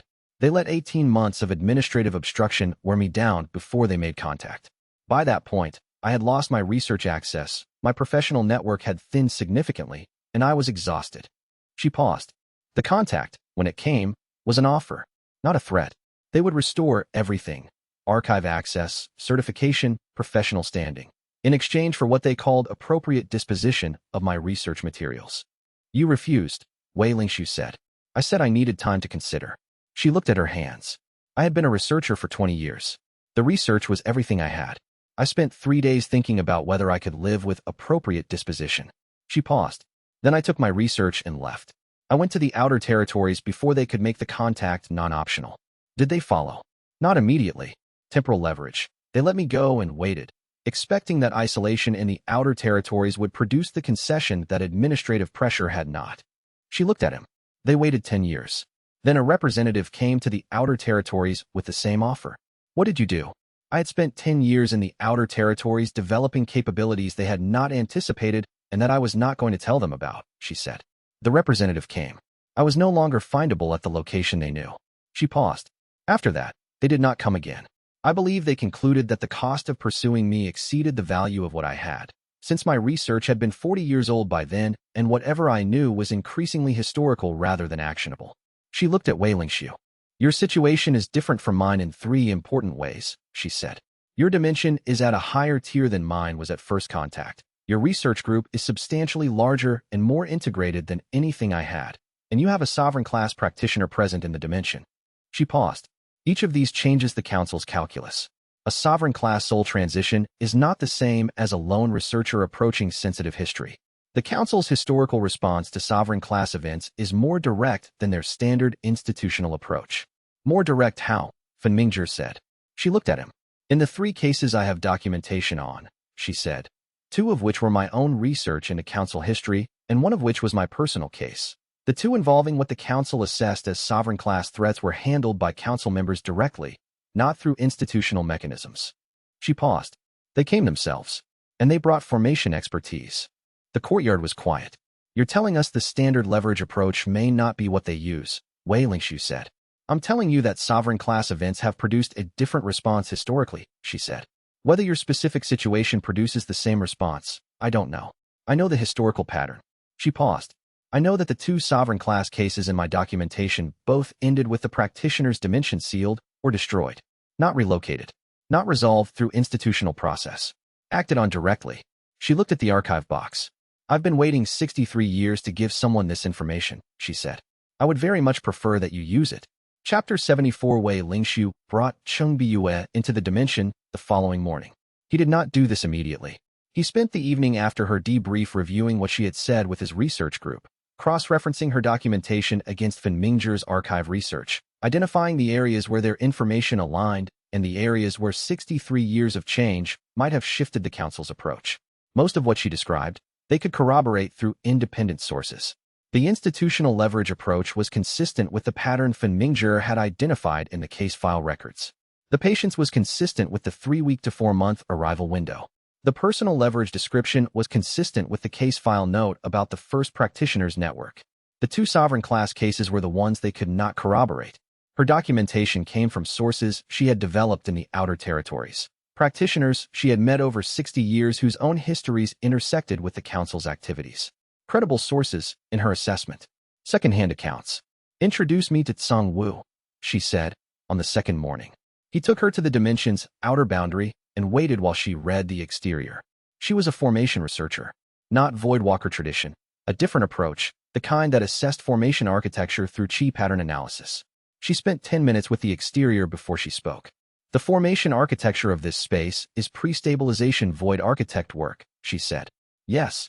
The interior signature includes a sovereign class presence that is not sealed. She paused. He is present in the general environment. Since the release 3 weeks ago. She looked at him directly. 3 weeks. You released a sovereign class soul after 3 weeks of contact. 2 months of contact, he said. Circuit transmissions through the seal. 3 weeks since the formal release. He paused. The release was the reason for the monitoring flag. The Council detected it at the moment the seal opened. She was quiet for a moment. He could see her adjusting her timeline assessment, recalculating based on information she had not had. They've known for 3 weeks, she said. Yes. And they have not yet appeared. Not yet. She thought about this. The temporal leverage approach, she said finally. They are waiting for you to make an error, or for the situation to become unstable in a way they can use. She paused. What they do not know, cannot know, from a monitoring formation flag alone, is the state of the research group around you, or that you are actively increasing the transmission pace. She looked at the dimension's exterior. Shall we go in? Inside. The dimension met her the way it met people, with the particular attention of a conscious space taking the measure of a new presence. Not welcoming or rejecting. Attentive. Cheng Biyue stopped just inside the entrance and stood still for a full minute. The consciousness, she said. Linkong, Wei Lingxiu said. Speaking voiced here. I have never been inside a speaking voice dimension, she said. The tier my dimension reached before the council found me was waking spirit. She stood in the dimension's air and breathed it. This is significantly different. Songwu, Wei Lingshu said. Through the circuit network, the sovereign's presence directed attention toward their visitor. Not greeting, considering. The quality of a sovereign-class practitioner taking the measure of someone new. Chengbiyue, Songwu said. You have been very patient.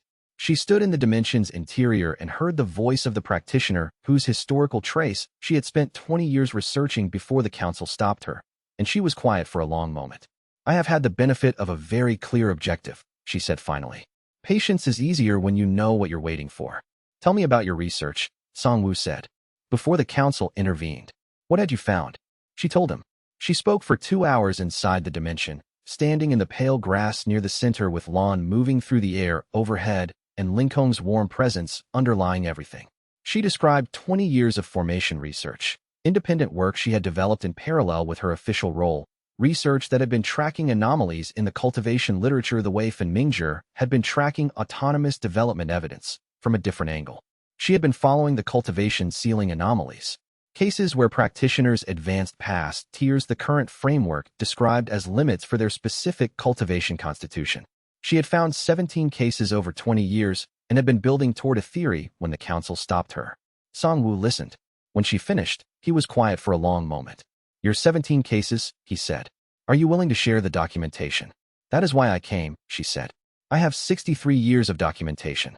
Everything I found before the council intervened, and everything I developed in the outer territories afterward. She paused. I have been collecting, very quietly, for 63 years. Every anomaly I could document from my position in the outer territories. Every practitioner I met whose cultivation history did not match the current framework's predictions. She paused. 112 cases. In the dimension's ambient air, something moved that was not weather and not fauna and not the ordinary chi flow. Songwu's vast presence, shifting. 112 cases, he said. Most of them partial. Many of them anecdotal, from conversations rather than direct observation. She held herself very still, but documented. Wei Lingshu looked at the white flower at the center. 112 cases to add to 347. Contemporary evidence, not 3-century-old records, but practitioners from the last 60 years, advancing in ways the altered framework said they should not. Songwu, he said. Yes, the sovereign said. Not confirming the count, confirming what the count meant. We integrate her documentation into the records. Chapter 75. The double session pace produced effects Wei Lingshu had not anticipated. Not negative effects, different effects. The integration Songwu had described as shallower initial, deeper eventual was accurate, but it missed something. The experience of receiving the framework in double sessions produced a kind of momentum. Each session built on the previous one with less of the pause that single daily sessions had required, and the reduced pause meant the connections between sessions were more immediately visible. He was building the framework the way you built something in sustained focus rather than in daily increments. The shape of it was clearer. By the end of the first week of double sessions, he was on session 24. By the end of the second week, session 41. Chengbiyue, working with Fenmingzhi on documentation integration, came to him on the 15th day with a question. Your cultivation ceiling, she said. The current dreaming mind peak. Still present, he said. Permeable, as of the framework foundation settling. I can feel the other side of it. And the dreaming mind tier is at what percentage of saturation? He checked. Approximately 80%. She was quiet for a moment. She had been watching his cultivation state since her arrival with the particular attention of someone who had spent 60 years studying cultivation advancement anomalies and was now watching one in real time. At your current integration rate, she said, the saturation will complete before the framework transmission does. Yes, Songwu has discussed this. He paused. The dreaming mind ceiling will become irrelevant before session 60. It will settle, not be crossed, in the normal way the framework describes. I've read 17 accounts of advancement through apparent cultivation ceilings, she said. None of them knew it was happening until after it had happened. They woke one morning and their cultivation capacity was different. She paused. You are going to watch it happen from the inside, with full theoretical knowledge of what is occurring. He looked at her. Does that concern you? He said. It interests me enormously, she said. I spent 20 years researching advancement anomalies without ever being able to observe one as it happened. She paused. I would like your permission to document the process. Whatever you notice, when you notice it, your impressions during the sessions, the physical cultivation states, the point where the ceiling becomes irrelevant. She paused. For the records. For the records. Not for her personal research archive. For Songwoo's records, the documentation she was helping integrate, that would eventually be released alongside the framework transmission. Wei Lingxiu thought about a cultivation world full of practitioners who had been told their advancement was limited by their constitution, who had accepted cultivation ceilings as natural barriers and built their lives around them. Yes, he said, document everything. On the morning of the 18th day, during session 47, he felt the dreaming mind ceiling change. He was receiving the records layer that Songwoo had organized under the heading Advancement through Relational Saturation, documented cases of practitioners whose dimensional bonds had reached full relational development and whose cultivation ceilings had, in Songwoo's specific phrasing, ceased to exist rather than been transcended. The records were describing what was happening in his cultivation body. The ceiling was still there, but it had the quality Songwoo had described, thick water, the other side of it feelable, and as the records documentation arrived through the circuit network, he became aware that the resistance of the thick water was decreasing. Not that he was pushing harder, that the water was becoming less dense. He was not doing anything. He was receiving the records. The ceiling settled on day 20, during session 50. He woke in the morning, and his cultivation capacity was different. Not dramatically different. The speaking voice tier was not a tier he had been close to. But the dreaming mind ceiling was simply gone. The saturation had completed, the qi had expanded, and the next tier's beginning was there in the way a new room's threshold was there. Not yet crossed, but visible and not blocked. He went to Chungbiyue. It happened, he said. She looked at his cultivation signature for a long moment. Dreaming mind peak, full saturation, she said. Speaking voice threshold, present and unobstructed. She was quiet. You're ahead of where the records practitioners were when they advanced. Because I was receiving the framework during the process, he said. Songwoo predicted it. He said the alignment between my existing cultivation approach and the original framework would reduce friction. The advancement is faster because the framework transmission was already restructuring the conditions that produced the ceiling. Chungbiyue looked at him with the specific expression of someone who had spent 63 years waiting to document this. Go find your research group, she said. They should know. You want to find them. The morning light was the morning light it had always been in the outer courtyard. The same light that had been there when he first assembled everyone to explain what the release technique would involve. The research group came from their different directions. Fun Mingzhi from his archive work, Bai Suyu from the Dimensions Interior, where she had been running formation readings, Xiao Yuwen from the documentation integration, Hu Qianli from the buffer zone space where he sometimes trained in the mornings, Dao Yutian from the resource architecture analysis he was running alongside the Arbiter Council operational modeling. He told them. No one spoke immediately. Then Hu Qianli said, with the specific flatness of someone receiving confirmation of something they had been thinking about for months, your ceiling settled. This morning, dreaming mind to speaking voice. Without institutional resources, without breakthrough assistance, without anything except receiving the framework that describes how advancement actually works.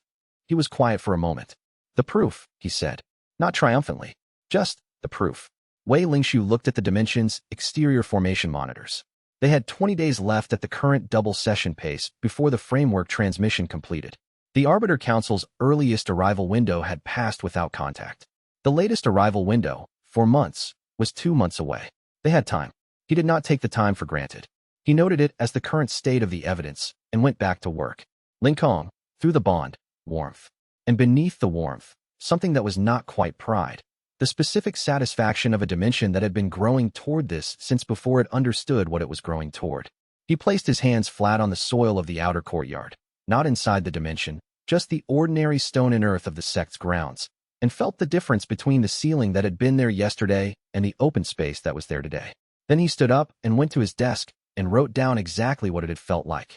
For the records, Chapter 76 on the 25th day of double sessions, with 7 sessions remaining, the dimension began projecting.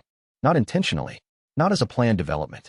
Linkong's consciousness had been building toward the speaking voice tier's second major capacity, the projection function, since before the seal opening, and the combination of the framework integration and the expanded qi circuits that Songwoo's presence supported had accelerated the timeline. Wei Lingxiu became aware of it when the practitioners in the neighboring cultivation spaces began experiencing what they described, in separate conversations, as a sense of presence in the outer courtyard areas adjacent to the dimension's location.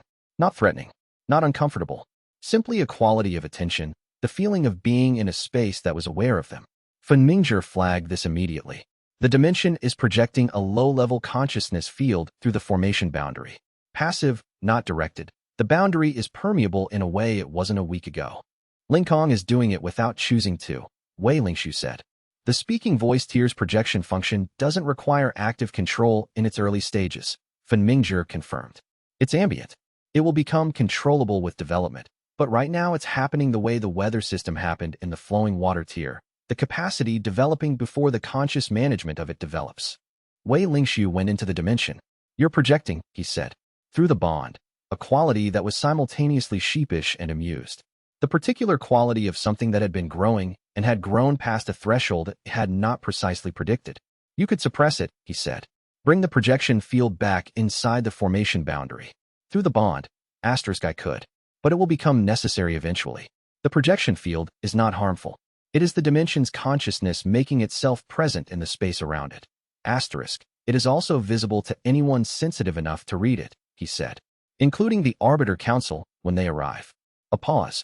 Then, they already know where we are. We have not been hiding. He thought about this. She was right. The monitoring flag had given the Council their precise location 3 weeks ago. The projection field added nothing to what the Council already knew. It changed the practitioners near the dimension's boundary from being neighbors to being people who were aware that something significant was nearby, which was, he realized, not entirely useless. How far does the field extend? He said. Currently, approximately 40 meters from the boundary. 40 meters covered the entire adjacent cultivation space, the outer courtyard, and part of the main practice ground. Everyone in that range has been feeling this. They have been feeling that the space here is aware. A pause. Several of them have been spending more time in the outer courtyard than usual. He considered this. Practitioners who were aware that something significant was happening, who had, through no particular intention, been made proximate to a space that projected the quality of a conscious and attentive dimensional presence, who had, apparently, chosen to remain proximate to it rather than avoid it. How many practitioners are regularly in the projection field? He said. Approximately 30, across the adjacent areas. He went to Fenmingzhi. The practitioners in the projection field, he said. What do we know about them? Fenmingzhi looked at him with the expression of someone who had been building a parallel analysis and had been wondering when Wei Lingshu would arrive at the same question.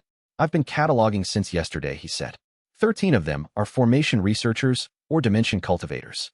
11 are practitioners whose cultivation advancement has plateaued in the last 5 years. 6 are junior researchers who have been working on adjacent projects. They're being drawn to the field, where they're finding reasons to spend time near it, Fenmingzhi said. The distinction may not matter practically. He paused. The projection field is affecting their cultivation. Nothing visible yet, but the ambient chi around the field has the quality of an original framework environment. Higher resonance, lower interference. Practitioners who spend time in it are having their cultivation framework-related cultivation resistances reduced. Wei Lingshu thought about what this meant. The dimension was not just projecting consciousness. It was projecting an environment. And the environment was, for practitioners whose advancement had stalled, a mild version of what the framework transmission was doing for Wei Lingshu at full intensity. He went back into the dimension. Lingkong, he said. Yes, the projection field. You understand what it's doing to the practitioners in it. I understand it is beneficial, she said. It is what this space is for. Not only for you. He looked at the pale grass, the organized trees, the creek in the east, the white flower at the center that had been there since the 7th day and had not changed except to grow slightly taller over the months. You're beginning what the release is supposed to begin, he said. Through the bond, something that was not quite yes. The quality of a thing that had been moving towards something for so long that the distinction between beginning and continuing had dissolved. The release, Lingkong said, is already happening. Chapter 77 by Suyu found him in the center soil on the evening before the 58th session. She had been inside the dimension every day for 2 weeks, running the formation documentation that Chung Biyuan needed for the records integration. She had developed, over the months of working in the dimension, the particular fluency of someone who had spent so much time reading a space that the space had become legible in the way a familiar text was legible, not effortful, not requiring full attention, simply present and readable at the level of habitual attention. She sat in the soil near him without speaking for a while. The dimension in the evening had a quality it did not have at other times of day. The light reduced, the fauna quieting into the patterns of a space settling toward rest, the circuit networks hum a lower register. Lincoln's presence in the evening was different from her daytime presence. More internal. The way a person was more internal in the evening than in full daylight. You're close to completing the transmission, she said. 2 sessions left after tomorrow's. She was quiet for a moment. And then, she said, not a question, the quality of someone who had been thinking about what came after and wanted to say the thought out loud. Then I can teach it, he said. That's the completion condition, not just receiving the framework, but being able to transmit it. The framework is transmittable by anyone who has received the complete sequence. He paused. Song-woo confirmed this in the 50-second session. The transmission mechanism he developed over 3 centuries was specifically designed to be replicable. One practitioner who receives the full sequence can transmit it to another. The transmission doesn't require a sovereign class source. So the release doesn't require you specifically after the completion. No, it requires me to start the release. I'm the first receiver. But the framework spreads from there, as anyone who has received it can teach it to the next. I see you sat with this for a moment. And the records, she said, accessible to anyone with sufficient framework to understand them. Song-woo organized the access structure. The records are in the dimension, and the dimension can provide them to anyone who has received the foundational framework. He paused. Lincoln knows how to provide access. She's been holding the records since before I arrived. The mechanism for sharing them is built into what she is. The dimension's evening sounds moved around them. You've thought about the cost, Siyu said. Which cost? The lifespan cost. She said it carefully, the way she said things that were true and important and not comfortable. The power system's investment draw. Every major energy investment into the dimension has drawn fractionally from your lifespan. The sessions are major energy investments, 60 of them at double pace. She paused. You've been told this is happening. Song-woo discussed it with me in the 43rd session, he said. The framework transmission is unique because I'm simultaneously investing into the dimension and receiving the framework's reorientation of my cultivation body. The lifespan cost is lower than standard major investment because the reorientation improves my cultivation efficiency. The revised architecture produces less friction. But it is not zero. How much? Song-woo's estimate. The 60 sessions at double pace have cost approximately 8 months of expected lifespan. He said this without particular expression. Single session pace would have cost 4 months. The urgency of the double pace cost an additional 8 months, she said. Compared to what? He looked at her. Compared to dying in a dimension that developed to speaking voice tier and contained 3 centuries of suppressed cultivation records, and I did nothing with. 8 months is not a cost. It's a rounding error. He paused. This is not bravado. 8 months is specifically not significant in this specific situation. I have thought about it carefully and arrived at that conclusion. She was quiet. I know, she said eventually. I've watched you think about things carefully for months. I know when you've arrived at a genuine conclusion and when you're performing one. She paused. I'm not disputing the calculation. I'm saying the number exists and I'm aware of it, and I want you to know that I'm aware of it. He looked at her. There were things between them that had been accumulating since the first weeks. Not said, not exactly avoided, simply present in the way things were present in the space between 2 people who were spending a significant amount of time in close proximity working on something that mattered to both of them. Suyu, he said. Wei Lingshu, she said. The dimension's evening warmth held them in the patient attention of a space that had an extensive familiarity with both of them. After the completion, he said, when the transmission is finished and the records are accessible and the arbiter council situation is resolved, however it resolves. Yes, she said, not answering a question he had not finished asking. Answering the thing the incomplete question was pointing toward. The circuit network hummed through the soil. Lawn descended from somewhere in the upper air and settled near the white flower with the manner of a creature that had better things to attend to and was attending to them. Chapter 78 Session 60 happened on a morning that was ordinary in every respect except that it was the morning the framework transmission completed. Wei Lingshu arrived in the center soil at the normal time, in the normal position. Song-woo's presence in the dimension's ambient air was the same quality it had been since day 5, vast, dry, precise. The circuit network was fully active. The dimension's conscious warmth was present in the way it was always present. The 60th session was the shortest. Not because it contained less. Because the previous 59 sessions had built the architecture that the 60th session only had to complete. The completion was not a dramatic event. It was the last piece of a structure fitting into place, and the structure recognizing that it was complete. 3 hours. Then Song-woo was quiet. Wei Lingshu sat in the center soil and took stock. The framework was in him the way understanding was in him. Not memorized, not held consciously, but present. When he thought about cultivation advancement, the framework's account of it was what he thought. When he assessed his own cultivation state, the framework's vocabulary was what he used. The 60 sessions had not added knowledge to his existing understanding. They had replaced the foundation on which his existing understanding rested. He checked the cultivation ceiling.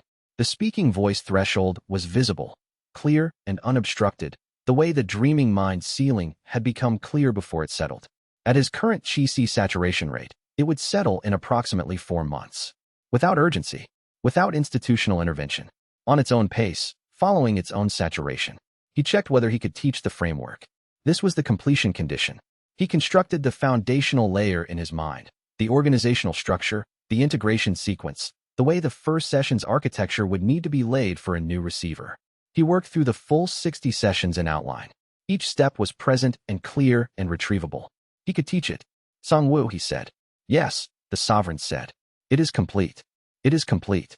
A long quiet held the dimension. Through the circuit network, from the sovereign's vast presence. The quality of someone arriving at the end of a 3-century project and sitting in that arrival for a moment before moving to the next thing. Not triumph. Something quieter. The specific relief of a weight that has been carried for so long it has become part of you, setting down.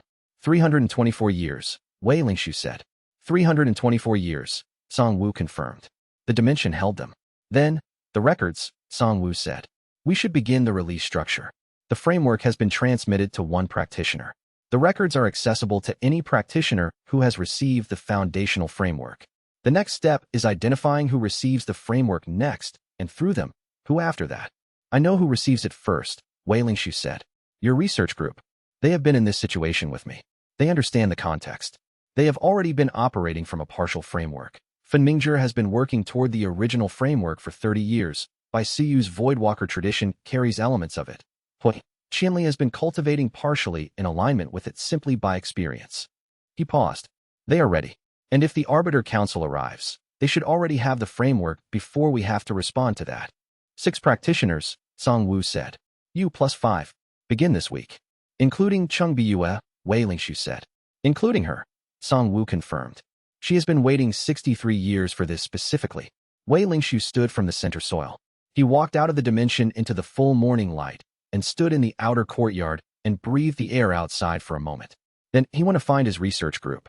Chapter 79, he spent 3 days transmitting the framework to Fen Mingzhi.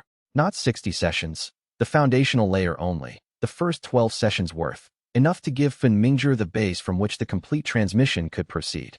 He did not have time for 60 sessions across 6 recipients before the Arbiter Council arrived. What he had time for was the foundation.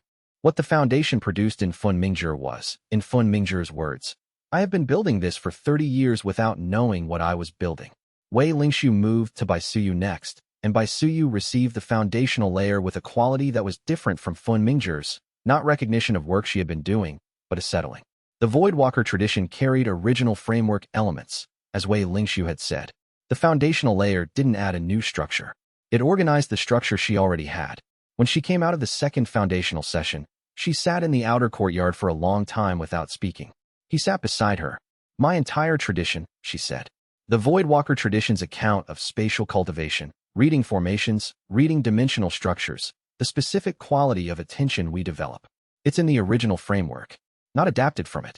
It is part of it. She paused. 300 years of my tradition operating from elements of the suppressed framework, maintaining them without knowing what they were, without access to the full context. You weren't working from incomplete knowledge, he said. You were working from a preserved fragment of the complete knowledge. She looked at him. And now I have the context. And now you have the context. Cheng Biyue received the foundational layer on the 4th day. She sat with it for 6 hours after the final session in that initial transmission and then produced a document that was 63 years of cultivation anomaly data reanalyzed through the framework's organizational system. What had been 112 partial cases, anecdotally sourced, became 112 categorized and cross-reference data points. She brought the document to Wei Lingshu and Songwu together. This is what 63 years of observation looks like through the correct lens, she said. In the dimension, Songwu received the document's contents and was, for a long moment, very quiet. Your anomaly cases, he said. 40 of them show the specific saturation advancement pattern I documented in the pre-stabilization era records. He paused. 40 contemporary cases of natural advancement. In the last 60 years, the cultivation world has been trying to advance naturally for 3 centuries, Chungbus said. Some practitioners manage it anyway, despite the framework, without knowing what they're doing or why it works. Wei Lingshu thought about his own advancement this month. The dreaming mind ceiling settling without effort. The speaking voice threshold clearing. He thought about the 40 practitioners in Chungbus records, advancing through ceilings the current framework said were their limits, without institutional assistance, without understanding what was happening to them. They need to know, he said, what they did and why it worked. Yes, Songwu said. That is what the release is for.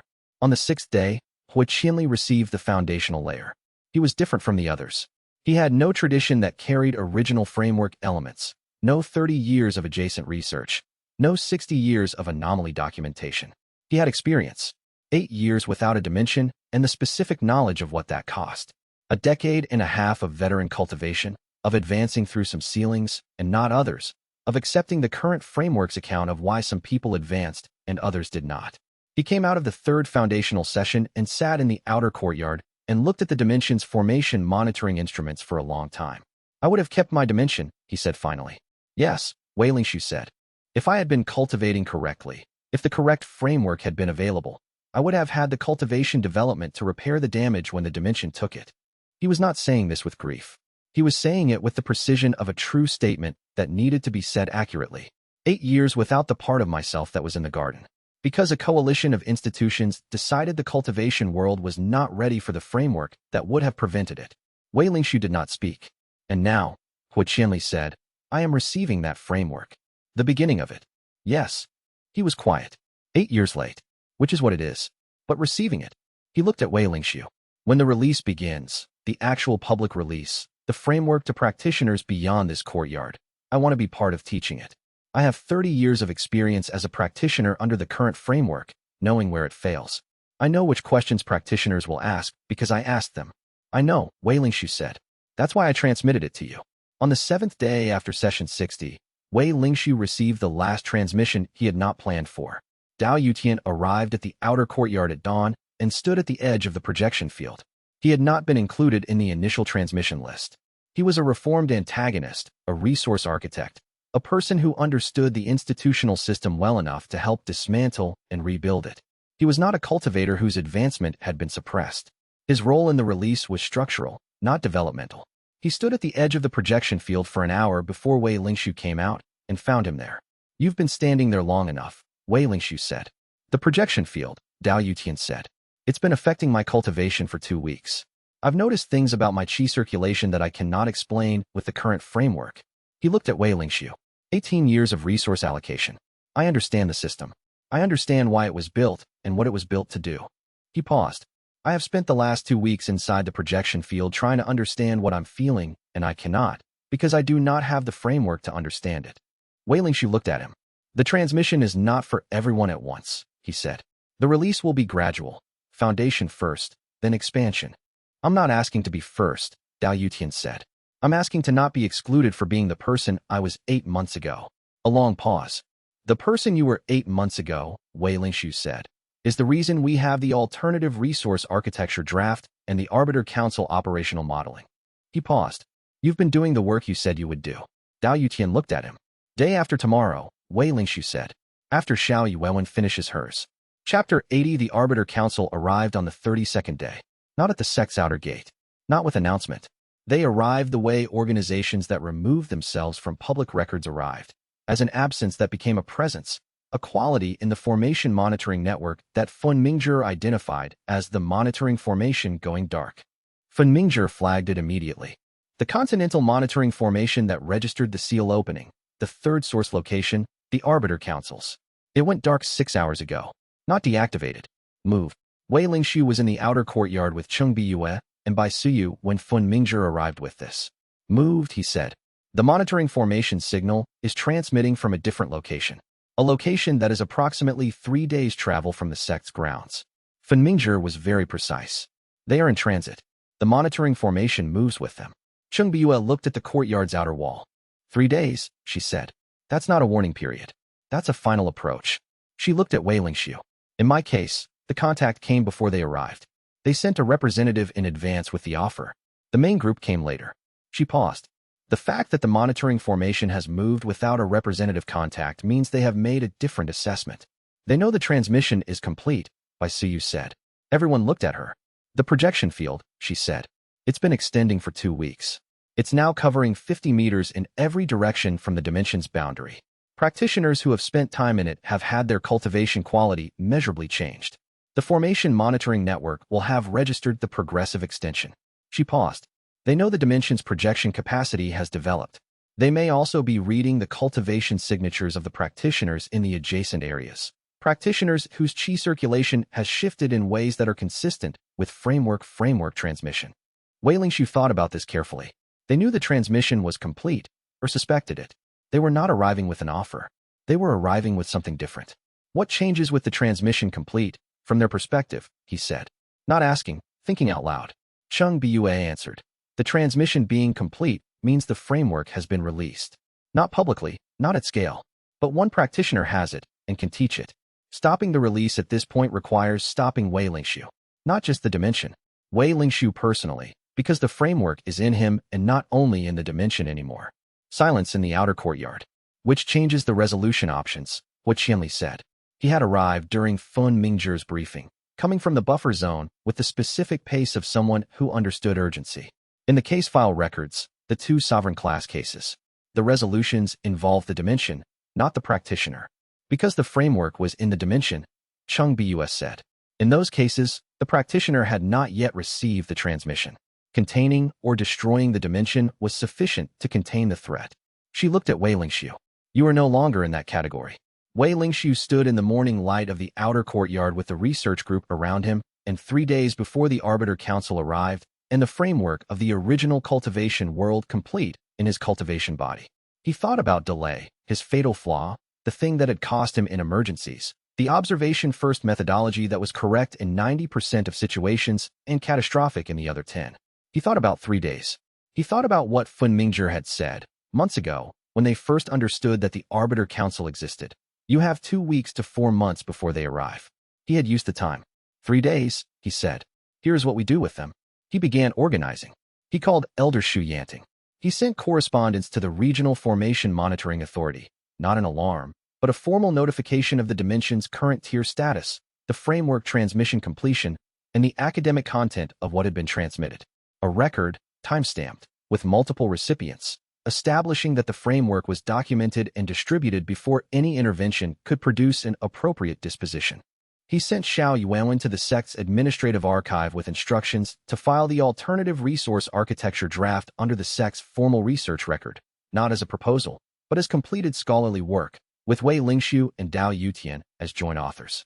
He sent Fun Mingzhi to the formation research bodies that had responded to the seal opening monitoring flag, the 2 legitimate research bodies, not the Arbiter Council source, with the records of the dimension's development, the framework transmission documentation, and a request for academic review.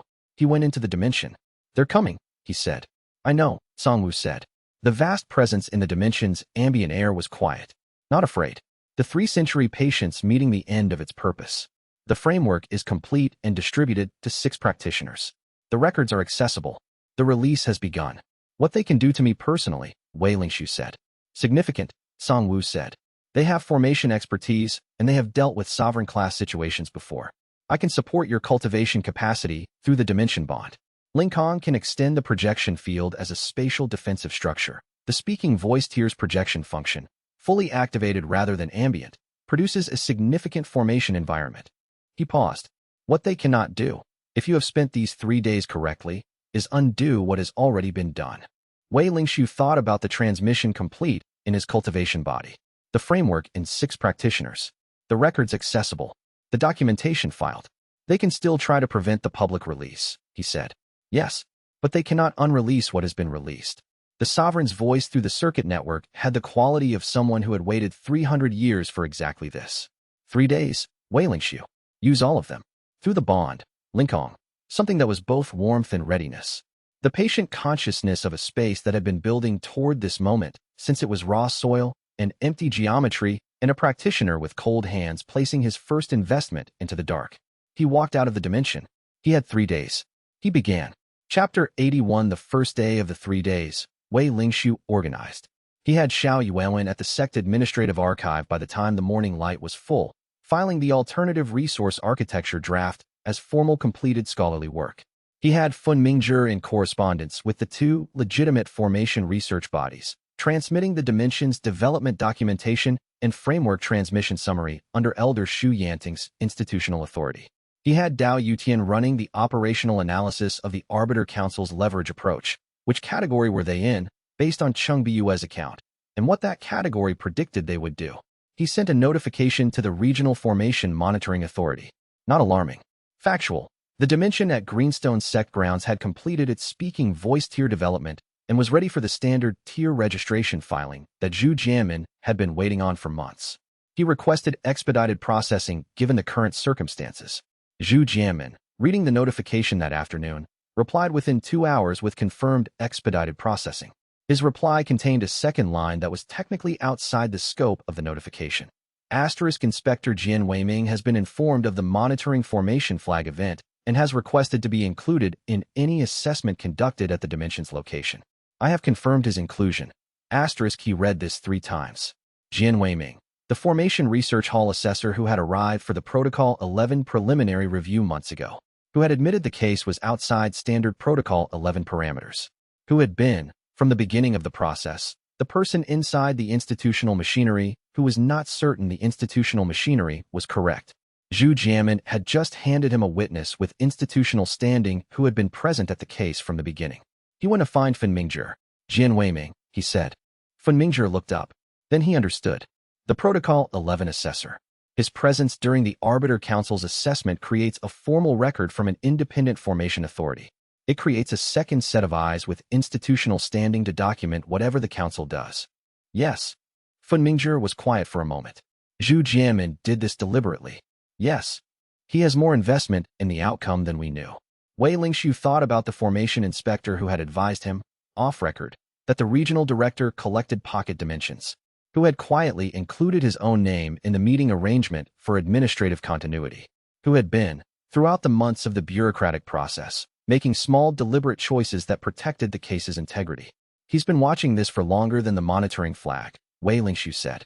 He knew about the Arbiter Council before any of us did, which means he's been tracking their activity, which means he knows what they do when they arrive. Wei Lingxiu looked at the formation monitoring instruments along the outer wall. I want to talk to him before the council gets here. Tonight, if possible. Fun Mingzhi sent the message. Jian Weiming arrived that evening. He was the same precise professional he had been during the Protocol 11 preliminary review, a formation assessor whose competence was visible in the way he moved through the space, reading formations reflexively, noting structure the way a scholar noted text. He came to the outer courtyard and looked at the Dimension's exterior formation readings for a minute before he said anything. Speaking voice tier, he said. The projection field extends 40 meters. 50, as of this morning, Wei Lingxiu said. It's been extending 2 to 3 meters per day. Jian Weiming looked at him. The practitioners in the extended projection field, their cultivation states. Improving. Slowly, without their being aware of it. 43 practitioners have been spending regular time in the field over the past 2 weeks. The assessor was quiet. Zhu Jianmin told me about the monitoring flag, he said. 6 weeks ago, when it went dark and moved. He contacted me because my Protocol 11 assessment of this case had been flagged by the Formation Research Hall's monitoring network as, he said, potentially relevant to a developing situation. The Formation Monitoring Network has been tracking the same signal Fun Mingzhi detected. You've been watching them coming. From 3 days after Fun Mingzhi first identified the flag. He paused. I have been filing counter-assessments with the Formation Research Hall's monitoring records for 6 weeks. Documentation that this case's development is academically valid, that the cultivation approach is not destabilizing, that the autonomous dimension development represents a research case of significant importance. He paused. It is unlikely to stop the council from arriving, but it establishes a parallel institutional record. Wei Lingxiu looked at him. You've been doing this since before we knew to ask, he said. Since before I knew you would need it, Jian Weiming confirmed.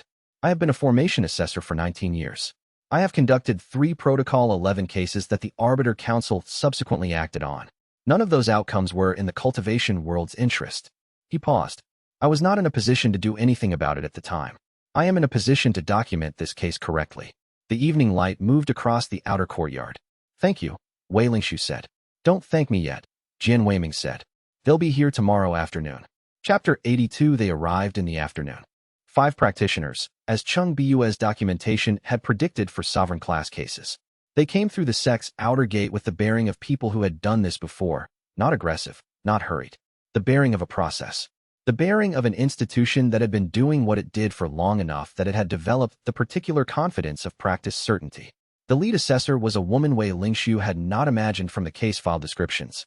He had imagined age in the way Chung Bu carried age, the compressed density of a veteran practitioner, the specific quality of someone who had survived difficult things. The lead assessor was not old. She was precise. Her cultivation signature was high, above his by 2 tiers at minimum. Her manner was the manner of someone who had assessed many cases and had developed, through that experience, a specific quality of patience that was not warmth but was not threatening. She was professional in a way that Chung Bu's description of the council had not prepared him for. He had expected institutional rigidity. What he met was institutional competence. He was at the outer gate to meet them, with Fun Mingzhi and Jian Weiming beside him. The lead assessor looked at the documentation he was holding.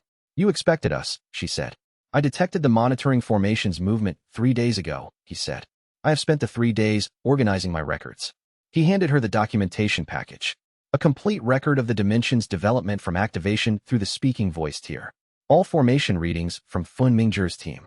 The framework, transmission log. The records, integration documentation. Cultivation state assessments from an independent Voidwalker practitioner. He paused. Inspector Jian Weiming of the Formation Research Hall has conducted his own independent assessment, and his documentation is included. She took the package without surprise. "You also," she said, "sent notification to the Regional Formation Monitoring Authority requesting tier registration." "Yes. The tier registration has been pending for some months due to administrative delays. I filed it with expedition given that the monitoring flag indicated you were coming." She looked at him for a moment. "Our assessment," she said, "is standard protocol for speaking voice tier developments that produce external signature events detectable by the Continental Monitoring Network. It is not a judgment. It is an assessment." "I understand," he said. "I am prepared to cooperate with the assessment completely. I request only that Inspector Jian Weiming be present throughout as an independent institutional witness, and that all assessment findings be documented in writing and provided to me within 5 days of their completion." A brief pause. "Both requests are within the assessment protocol's parameters," she said. "Then we agree. Welcome to the Greenstone sect." He led them inside. Chapter 83. The Arbiter Council's assessment ran for 4 days. They were thorough in ways Wei Lingxiu had not anticipated. Not because he had underestimated their competence. He had correctly assessed them as highly competent, but because the category of thing they were assessing for was more technically specific than the general dimensional stability description in Chung Bu's historical documentation. The lead assessor, whose name was Fei Yuding, explained the assessment methodology on the first morning. "The speaking voice tier's projection function produces what we classify as a localized principal field," she said. "A formation environment in which the dimension's organizational principles, the rules by which the space is structured, begin to propagate into the surrounding area. At lower tiers, this is harmless and often beneficial. At World Architect tier, unconstrained development, this propagation can begin to assert the dimension's principal structure over the existing structural fabric." She paused. "The risk classification is not about the dimension being dangerous. It is about whether the dimension's development is proceeding in a way that could eventually conflict with the existing formation environment." Wei Lingxiu received this information with complete attention. He asked, "What specific formation signatures indicate a reality erosion risk at the speaking voice tier?" Fei Yuding looked at him for a moment. Then she answered, in technical detail. He took notes. By the second day, he had identified 3 important things. First, the Arbiter Council's technical formation expertise was genuine and significant. Their assessment methodology was not bureaucratic theater. They were measuring real things for real reasons. Second, none of the things they were measuring were present in his dimension's current development. The projection field was exactly what Linkong had described. Ambient consciousness propagation, beneficial to surrounding practitioners, with no formation structure assertion. The dimension's chi circuits were complex but internally organized. Song Wu's presence in the dimension's environment was integrated rather than dominant. Every measurement produced results that were not only non-threatening, but demonstrably below the concern threshold. Third, Fei Yuding knew this. She had known it from the formation readings on the first day. She was continuing the assessment anyway. He raised this on day 3. Not confrontationally. He came to the assessment area in the morning with the previous day's reading data and asked Fei Yuding a specific question. Based on the formation readings from the first 2 days, the dimension's development pattern shows no current reality erosion indicators by your methodology. What is the purpose of the continued assessment? She looked at him with the patience of someone who had been asked this question before. The assessment covers current state and developmental trajectory, she said. Current state, as you note, shows no concern indicators. We assess trajectory to project whether the current development pattern will produce concern indicators within a defined window. And the trajectory assessment requires 4 days. The trajectory assessment requires sufficient data points to project forward accurately. A single day's readings do not establish a trajectory. 3 days establish a trend. He nodded. He wrote this down. And the concern window for trajectory assessment, he said. How far forward do you project? 5 years for speaking voice tier. And what specifically at the 5-year mark would produce a concern indicator? She walked him through the criteria in detail. He wrote all of it down. That evening, he brought the notes to Bai Suyu, Xiao Yuwen, and Hua Qianli, and asked each of them to find weaknesses in the methodology. 3 different sets of weaknesses, different angles, different priorities. He synthesized them overnight. The methodology was technically valid for the thing it was assessing. It was also assessing a narrower category than the Council's historical actions suggested, narrower than what Cheng Bu's documentation described. The Council's historical intervention cases had been decided on grounds that went beyond reality erosion risk. The technical assessment was the framework's public justification. The actual intervention criteria were elsewhere. He said nothing about this. He continued cooperating. Chapter 84. On the morning of the 4th assessment day, Lan delivered the memory. Wei Lingxiu had been in the outer courtyard watching the Council's final measurement session when the bird descended from the dimension's exterior projection field, where Lan had been spending most of her time since the field extended, and landed on his arm. He had seen Lan interact with Council members twice in the past 4 days. Both times she had landed nearby, studied them with the direct, specific attention she gave to things she was evaluating, and then withdrawn. The Council's less senior assessors had found this charming. Fei Yuding had not reacted. When Lan landed on his arm now, the quality was different. He knew the difference. He had watched Lan for months, since the 3rd day, the first living thing the dimension had produced. She was a memory carrier. He had read this in xianxia's research notes, and Cangwu had confirmed it when he described the sealing decisions architecture. His past self had designed land species as a delivery mechanism for a specific memory, activated when the dimension's development reached the comprehension threshold. The dimension was at speaking voice tier. The threshold had been reached. Lan opened her beak. Not sound. A structured chi emission that entered his meridians directly and was not information the way sensation was information, but was experience the way memory was experience, arriving complete from the beginning. He was in a cultivation space that was the dimension before the dimension was named. Bare soil and breathable air and the warmth of a space that was his in a way no other thing was his. He was older.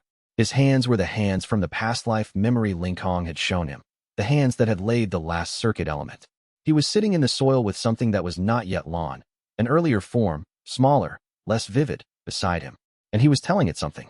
His past self's voice. If the space wakes again, and if the person who holds it is the right person, you will know. You have all the time in the world to wait for the right person. When you find them, give them this. This, the complete account. The sealing decision arrived in full.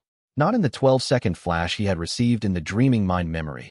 Not in the past life impressions Linkhong had shared. The complete account. Every thought his past self had had in the weeks of decision-making. Every argument made and counter-argument considered. He saw the buried king's records. The complete contents, as his past self had reviewed them. The altered cultivation framework, not a theory, documented. The pre-stabilization cultivation world's development patterns. 347 advancement events that his past self had reviewed in original document form before deciding to seal them. He saw the decision. His past self had not made it alone. The Void Architect tradition's other practitioners had been involved, and what had been pressure had arrived as consensus. The Council of the Tradition had argued that releasing the buried king's records would result in the Arbiter Council's predecessor destroying the tradition. They had been right. The tradition was destroyed anyway. He saw the regret. His past self, in the sealed space, alone with Lan's predecessor, writing in the notation journal that the decision had been wrong and that he did not know how to correct it except to build the path for correction into the space itself. He saw the last entry, not in notation, spoken, in the space that would become the dimension, into Lan's predecessor's open beak. I can't fix it myself. But the space will outlast me. And if it wakes again, and it will wake again, the right person will find it. Give them everything I should have given Song-woo. Let them choose. The memory ended. Lan lifted from his arm and returned to the projection field above the dimension's boundary. Wei Lingshu stood in the outer courtyard and breathed for a while. Fei Yuding, across the courtyard, had been watching. She had not missed the Qia mission. She was a sovereign class adjacent practitioner with 3 decades of formation expertise. She had read what it was. Her expression had not changed. He looked at her. She looked at him. Memory carrier technique, she said. Pre-stabilization tradition. Yes, he said. She returned to the measurement instruments. Chapter 85, he went into the dimension that night. Not for a session. Not for documentation. He went in and sat in the center soil beside the white flower and let the space hold him. Through the bond, Lincoln, present, waiting. The quality of something that had been keeping a confidence for a long time and had watched the confidence be delivered. You knew what Lan was carrying, he said. I knew from the beginning, Lincoln said. Asterisk the past self built Lan into the space's design. The delivery conditions were coded into the species from its origin. Asterisk a pause. Asterisk I could not tell you before the delivery. The memory was for you, not for me. I was only its keeper. Asterisk, but you showed me the building memory. The ceiling. From your own perspective. Asterisk that was mine to share. I was there. I saw it from the inside. What the past self encoded in Lan, that was his to give. Those were his thoughts. I did not have the right to give them first. Asterisk he looked at the white flower. He wanted me to choose, he said. Not him. He had already decided he made the wrong choice. He built the space to give the choice to someone who came after. Yes, and you. You were built by someone who regretted what he had built. The prison he built became you. The prison he built became me, Lincoln confirmed. Asterisk that is a complicated thing. I have thought about it for as long as I have had the capacity to think about it. Asterisk a pause. Asterisk my conclusion, the regret was part of the building. The possibility of becoming this. Of becoming a space that could communicate, that could tend its holder, that could hold the records until the right person arrived. Was present in the building because the person building me was already trying to make it right. Asterisk through the bond. Something that was quiet and warm and deep. Asterisk he built a prison. But he built a prison that could become something else, given the right conditions. Asterisk Wei Lingshu thought about this for a long time. Song-woo, he said. Yes, the sovereign said from the dimension's ambient presence. He had been there, as he was always there. Distributed through the air, present in the circuit network. He intended to give you the choice, Wei Lingshu said. My past self. At the end, he built the communication protocol for you to use if the dimension woke. He built Lan to deliver his account. He left instructions for Lincoln. He paused. He was preparing the correct choice for whoever came after, because he couldn't make it himself. I know this now, Song-woo said. I did not know it for 3 centuries. He was quiet for a moment. I spent approximately 40 years angry and 280 years revised. But the revision was based on incomplete information. I revised toward accepting that the ceiling was defensible. What I should have been revising toward was, the ceiling was wrong, and the person who sealed me knew it, and he spent the rest of his life building the path to correct it. A pause. That is a different thing. Does it change anything? Not practically. The records are released. The framework is transmitted. The correction is in progress. He paused. But in terms of what I carry, yes. It changes what I carry. Through the circuit network, a quality that was not the dry amusement or the pointed precision. Something that was the closest a 3-century-old sovereign's vast presence could get to being simply moved. He regretted it. He spent his remaining years trying to fix it. He couldn't fix it in his lifetime. No, but he left the space to fix it after him. A long pause. For a person who valued observation over action, who would rather lose and understand than win without understanding. Leaving the path and trusting whoever came after to walk it is the correct final act. The vast presence moved through the dimension's air. I cannot be angry at a person who spent his final years building me the path home. The dimension was quiet around them. Lan, in the upper air somewhere above the pale grass, made a small sound that was not part of any song Wei Lingshu had ever heard her sing before. New, complex, something she had been holding. He looked at the white flower. It had been at the center since the 7th day. It had grown slightly over the months.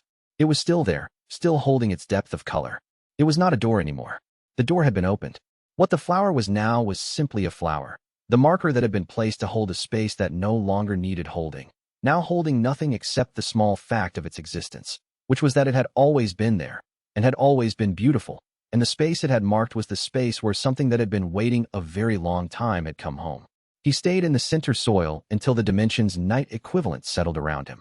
Then he went out to prepare for the assessment's final day. Chapter 86. The final day of the Arbiter Council's assessment was the day Wei Lingxiu asked his question. He had been preparing the question since the second day, when he had identified the gap between the methodology's technical scope and the Council's historical intervention range.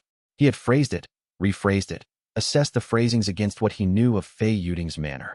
He had consulted with Bai Suyu on the precise wording. He had written it down and revised it twice. The question was, has your organization ever conducted any action on an existing pocket dimension without its holder's knowledge? The reason the question was this specific, it was unanswerable with a half-truth. The methodology the Council was using for this assessment was technical and precise, which meant Fei Yuding operated with technical precision in her communication. A precise person asked a precise question would give a precise answer. I intend to file a formal inquiry with the regional authority regarding whether the mandate you've described is consistent with the outcomes of previous cases this organization has handled, he said. Specifically regarding a formation corruption event in a practitioner's dimension that preceded the practitioner's dimension collapse, and for which the formation technique responsible predates the current era by approximately 3 centuries. He paused. I believe the inquiry will be inconclusive. Organizations that remove themselves from public records are difficult to investigate formally, but the inquiry will be on record, as a time-stamped document establishing that the question was asked and the denial was made, before any subsequent events. Fei Yuding was quiet for a moment. You are very carefully building a documentation trail, she said. I document what I observe, Wei Lingxiu said. This is my characteristic approach. She looked at him with the patience of someone who had assessed many cases and was encountering one that was behaving in a way she had not seen before. The assessment concludes this morning, she said. Our finding will be transmitted to you in writing. Thank you, he said. Chapter 87. The Arbiter Council's written finding arrived 2 days after their departure. Fei Yuding had been precise about the 5-day window. It arrived on day 2. Wei Lingxiu received it in the outer courtyard and read it in front of the full research group, which had assembled because they knew it was coming. The finding, the dimension at Greenstone Sect grounds, showed no current reality erosion risk indicators. The development trajectory, assessed at the speaking voice tier, indicated continued autonomous development within normal parameters. No intervention was warranted at the current time. In 5 years, the dimension's expected approach to World Architect tier would require a new trajectory assessment. The holder's cooperation in that future assessment was requested and noted as appropriate. He read it twice. Then he looked at the research group. That is what a normal outcome looks like, Chung Bus said. In my case, the normal outcome was not the finding. It was the institutional process that preceded the finding. She paused. The Council making a formal written assessment that contains nothing actionable protects them from accountability while leaving you in a state of permanent monitoring. The 5-year reassessment requirement, Xiao Yuan said. Yes, they do not need to act now. They establish the precedent of required compliance and return in 5 years when the World Architect development approaches. She looked at Wei Lingxiu. If the framework transmission and records release are complete by then, if the cultivation world has had 5 years to integrate what you are doing, the reassessment arrives in a different context. 5 years, Wei Lingxiu said. We have 5 years before the next required point of contact with the Arbiter Council, unless they choose to act outside the assessment protocol, Hua Qianli said. Which they denied doing, Wei Lingxiu said. In documented, witnessed terms. Fun Mingzhi looked at the finding. They know about the denials documentation. Fei Yuding knows I wrote it down. She knows Jian Weiming was a witness. Wei Lingxiu looked at the document. An organization that has removed itself from public record for over a century acts when it calculates that acting serves its interests more than not acting. The denials documentation changes that calculation. He paused. It doesn't remove the threat. It complicates the cost. He went into the dimension. The Council's finding, he said to Songwu. No current intervention. I heard, Songwu said. Fei Yuding's assessment was thorough. She would not produce a finding that contradicted the technical evidence. He paused. She is not the Council's decision-making body. The finding protects the process, not our interests. For 5 years. For 5 years. And the release has begun. 6 practitioners have the foundational framework. 112 contemporary cases are documented alongside 347 pre-stabilization cases. The academic filings are on record.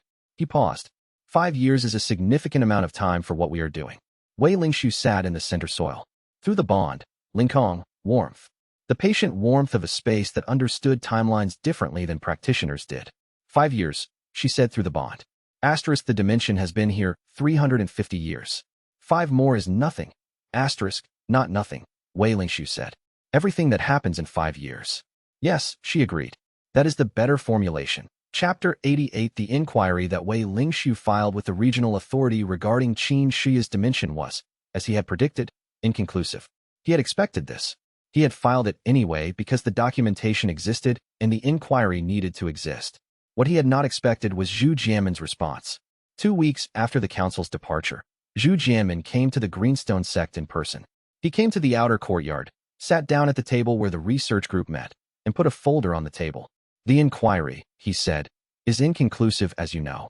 The formation technique used in the corruption event predates the current cultivation era and cannot be formally attributed to any extant organization without direct evidence of technique transfer. He paused. However, the inquiry's filing has produced a secondary effect I did not anticipate. He opened the folder. The regional authorities archive contains a collection of cases that were closed as of formation corruption events of unknown origin over the past 40 years, he said. 17 of them. When I cross-referenced those cases against the formation technique you identified in xianxia's notes, 12 of the 17 showed the same formation corruption signature. Wei Lingshu looked at the folder. 12 dimension holders, he said. 10 of whom experienced dimension collapse or severe damage. 8 of those 10 experienced the damage while under some form of institutional scrutiny, a Protocol 11 review, a tier registration inquiry, or an administrative claim by a second party. He paused. 2 of the 12 had their dimensions survive the corruption event, but both subsequently transferred their dimension registration to institutional holding within 3 years. Bai Suyu, who had been reading over Wei Lingshu's shoulder, said, "The corruption is a pressure technique." "That is the conclusion I reached," Zhu Jianmin said. "The formation corruption is not intended to destroy the dimension.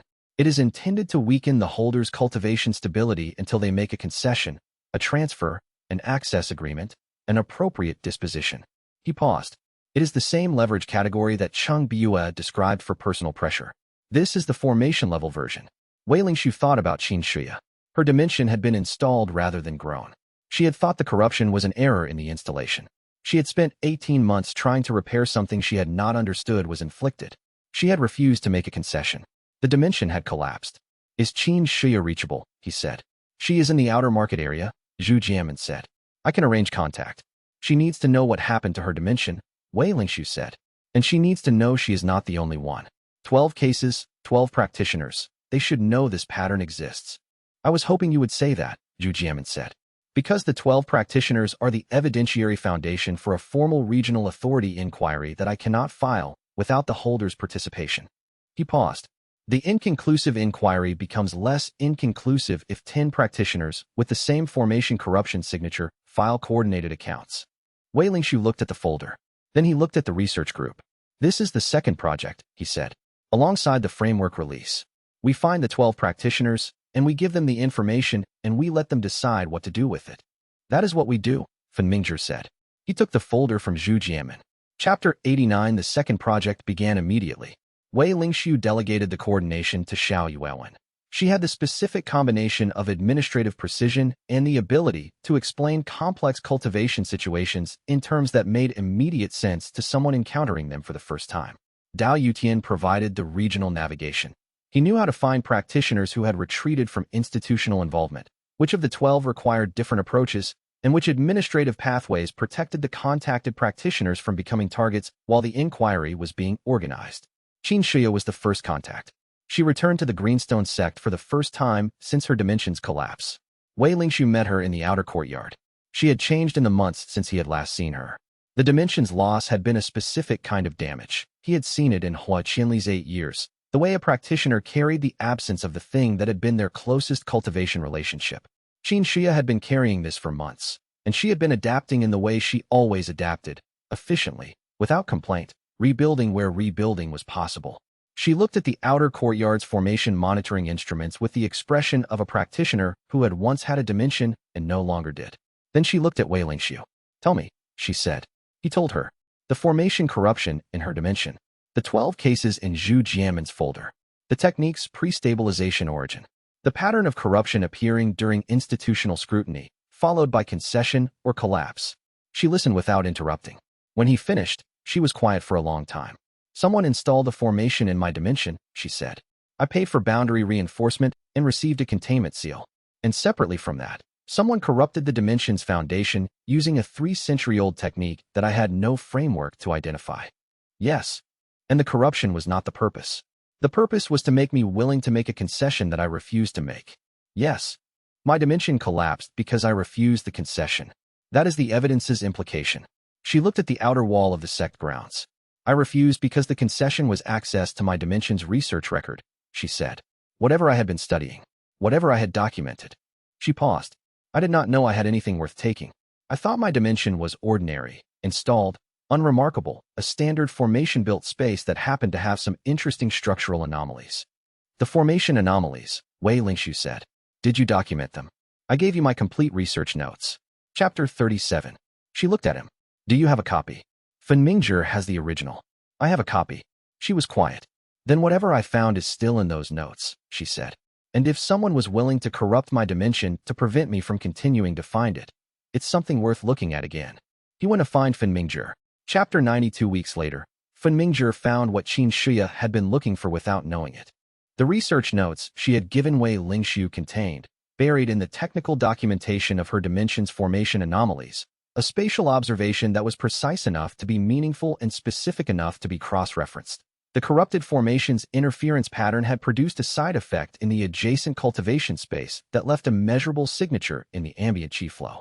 The signature matched a pattern in Fen Mingzhi's formation research archive, not xianxia's signature, the signature of the formation that had been used to produce the corruption. He had found the trace in formation research documentation from 3 different sites over 15 years. He had not connected it because it appeared as a background anomaly in each case, too faint to identify as intentional. What xianxia's notes added was the specific corrupted formation's interference profile, which, when overlaid on the background anomaly pattern, revealed that the same formation had been present at multiple locations. He brought this to Wei Lingshu on a morning when the outer courtyard was empty except for the 2 of them. The formation that was used to corrupt xianxia's dimension, he said. It has been active at 7 separate locations over 15 years, in addition to the 12 cases in Zhu Jianmen's folder. Wei Lingshu looked at the data. Someone has been using this technique continuously, he said, for at least 15 years. Possibly longer. My archive only covers active formation research sites. The pattern at locations outside formation research monitoring would not appear in my records. And the 7 locations. 6 of them are sites where dimension cultivators were operating above the speaking voice tier at the time of the anomaly. He paused. All 6 subsequently experienced either dimension collapse, forced registration transfer, or what the official records describe as voluntary dimensional dissolution. Wei Lingshu thought about 6 dimension cultivators. 6 above speaking voice tier dimensions, lost or absorbed in the last 15 years. The Arbiter Council's mandate, he said. Assessment only. Fei Yuding's specific words. The mandate, they stated, yes. Fen Mingzhi's voice was the flat, precise voice of someone who had found something that had significant implications and was stating it in the only register appropriate to implications this significant. The formation technique is operating independently of any formal assessment process. It does not appear in the case files before or after assessments. It appears between assessments, in the gaps. Someone is acting on dimensions outside the assessment protocol, Wei Lingshu said. The evidence suggests this. Wei Lingshu looked at the documentation. He thought about Fei Yuding's precise denial. The specific language. Our mandate is assessment only. We do not act on dimensions without the holder's knowledge or consent. He thought about how precisely that statement could be true, while everything in Fen Mingzhi's documentation was also true. The Council's mandate is assessment only, he said. But someone with access to the Council's formation techniques is using those techniques outside the mandate. Fen Mingzhi looked at him. Yes, he said. That is the precise conclusion I reached. The morning light moved across the courtyard. Then there is a faction within the Council, Wei Lingshu said, or adjacent to it, that is operating outside the Council's stated mandate using the Council's techniques. He paused, and Fei Yuding's denial may have been entirely truthful. Or she may not know, Fen Mingzhi said. Or she may not know, Wei Lingshu confirmed. He sat with this. We need to know which, he said. Before the 5-year reassessment. Before the next contact. He looked at the documentation. We need to know whether the Arbiter Council is what it says it is, and someone is using its techniques without its knowledge, or whether the mandate is the public story and the formation corruption is the private operation. Fen Mingzhi was quiet. How do you propose to find out, he said. Wei Lingshu looked at the dimension's exterior formation indicators. The formation technique leaves a trace, he said. 15 years of trace data across 7 sites, plus Zhu Jianmin's 12 cases. He paused. Someone placed and operated that formation at all those sites. The placement requires physical access and cultivation presence. Someone was there. He looked at Funmingzhi. We find who was there. He was already, in his mind, beginning to organize the investigation. The arc of this, from the monitoring flag to the assessment to the denial to the 12 cases to the 15 years of trace data to the question of who was actually responsible, had a shape. And the shape suggested that the answer, when they found it, was going to be more complicated than the Arbiter Council being simply what it presented itself as. He noted this as a hypothesis and went to work on the evidence. Chapter 91 xianxia went through Funmingzhi's data for 3 days. She had come back to stay, not at the boarding space. Wei Lingxiu had offered her the secondary research space adjacent to his cultivation courtyard that had been in use since Funmingzhi moved to the adjacent archive room. She had accepted without discussion. There was work here that was connected to what had happened to her dimension, and she was the kind of person who did not leave work unfinished. On the 4th day, she came to Wei Lingxiu with a finding. The formation techniques trace at Site 4, she said. She had a section of Funmingzhi's documentation on a small portable formation viewer. Site 4 is a mountain location in the northern cultivation zone, no active sect presence. The anomaly appeared 3 years ago and lasted approximately 6 months. And the dimension at Site 4 belonged to a practitioner named Ganfenchu. He did not experience collapse. He was in the voluntary dissolution category. She looked at Wei Lingxiu. I know Ganfenchu. We trained under the same formation master when we were junior practitioners. He left cultivation 15 years ago after his dimension was damaged in what was reported as a weather formation accident. She paused. I found him in the outer market network last year. He told me the accident story. I believed it because I had no reason not to. She paused. Site 4's timeline puts the formation technique activity 3 years ago, 12 years after he supposedly left cultivation. He didn't leave, Wei Lingxiu said. He went somewhere. The voluntary dissolution was not his dimension collapsing. It was his dimension's registration being transferred to a holding account. She looked at the data. A practitioner who transferred his dimension registration 12 years ago, but was still having that dimension's formation compromised 3 years ago, at a remote location nobody was monitoring. She paused. He is still operating his dimension, quietly, away from the monitoring network. Wei Lingxiu thought about this. A practitioner who survived the pressure technique by transferring his registration, the council would consider the case resolved. They would stop monitoring him. He paused. But he continued developing his dimension privately. Yes. And someone found out. She looked at him. Someone who monitors dimension development at a level the Continental Formation Network's official monitoring doesn't cover. Wei Lingxiu thought about the Arbiter Council's monitoring formation. A formation sensitive enough to detect a sovereign class soul transitioning out of containment, flagging from 3 separate source locations. An organization that had been monitoring dimension cultivators for over a century. They have independent monitoring, he said, beyond the Continental Formation Network. They would have to, xianxia said. The Continental Network tracks registered dimensions. Unregistered, privately operated dimensions, like Ganfenchu's, would not appear in the Continental Network's data, but would appear in private monitoring formations placed specifically to track unusual dimension cultivation activity. She looked at him. They are watching practitioners who are not in the official records, she said. He went to find Dao Yutian. The Arbiter Council's operational model, he said. You projected what they needed to do, based on how organizations defending stability structures function. Did you include private monitoring infrastructure? Dao Yutian was quiet for a moment. The Arbiter Council's predecessor funded formation research bodies for 2 decades before they removed themselves from public records, he said. The formation research funding produced techniques. The techniques produced monitoring capabilities. He paused. I did not include this in the projection model because I thought it was theoretical. You have evidence it's operational. Yes. He sat down at his desk and began revising the projection model. Chapter 92. The framework release expanded in the 2nd month. Not rapidly. Rapidly was not the right approach, and Wei Lingxiu knew it. Rapid expansion would produce practitioners who had the foundational layer without the integration time, or who received the framework before they had sufficient context to understand what it was changing. The release was sequential and deliberate. Each practitioner in the research group transmitted the foundational layer to 2 or 3 practitioners in their own networks, with documentation of each transmission. By the end of the 2nd month, 31 practitioners had received the foundational framework layer. 31 practitioners whose cultivation circulation was improving. 31 practitioners who were, for the first time, cultivating from a foundation that matched how their cultivation actually worked rather than how the current framework said it should work. Wei Lingxiu was aware that 31 was not a number that changed anything at the scale of the cultivation world. He was also aware that the 31 were already transmitting to the next 31. He received a letter from Fei Yuding. It was formal and brief. She had noted, through the Continental Formation Monitoring Network, an increase in anomalous cultivation advancement events in the Greenstone Sect region. Practitioners advancing through cultivation ceilings without institutional assistance at a rate substantially higher than regional historical averages. She was requesting clarification on whether this was related to the dimension's projection field.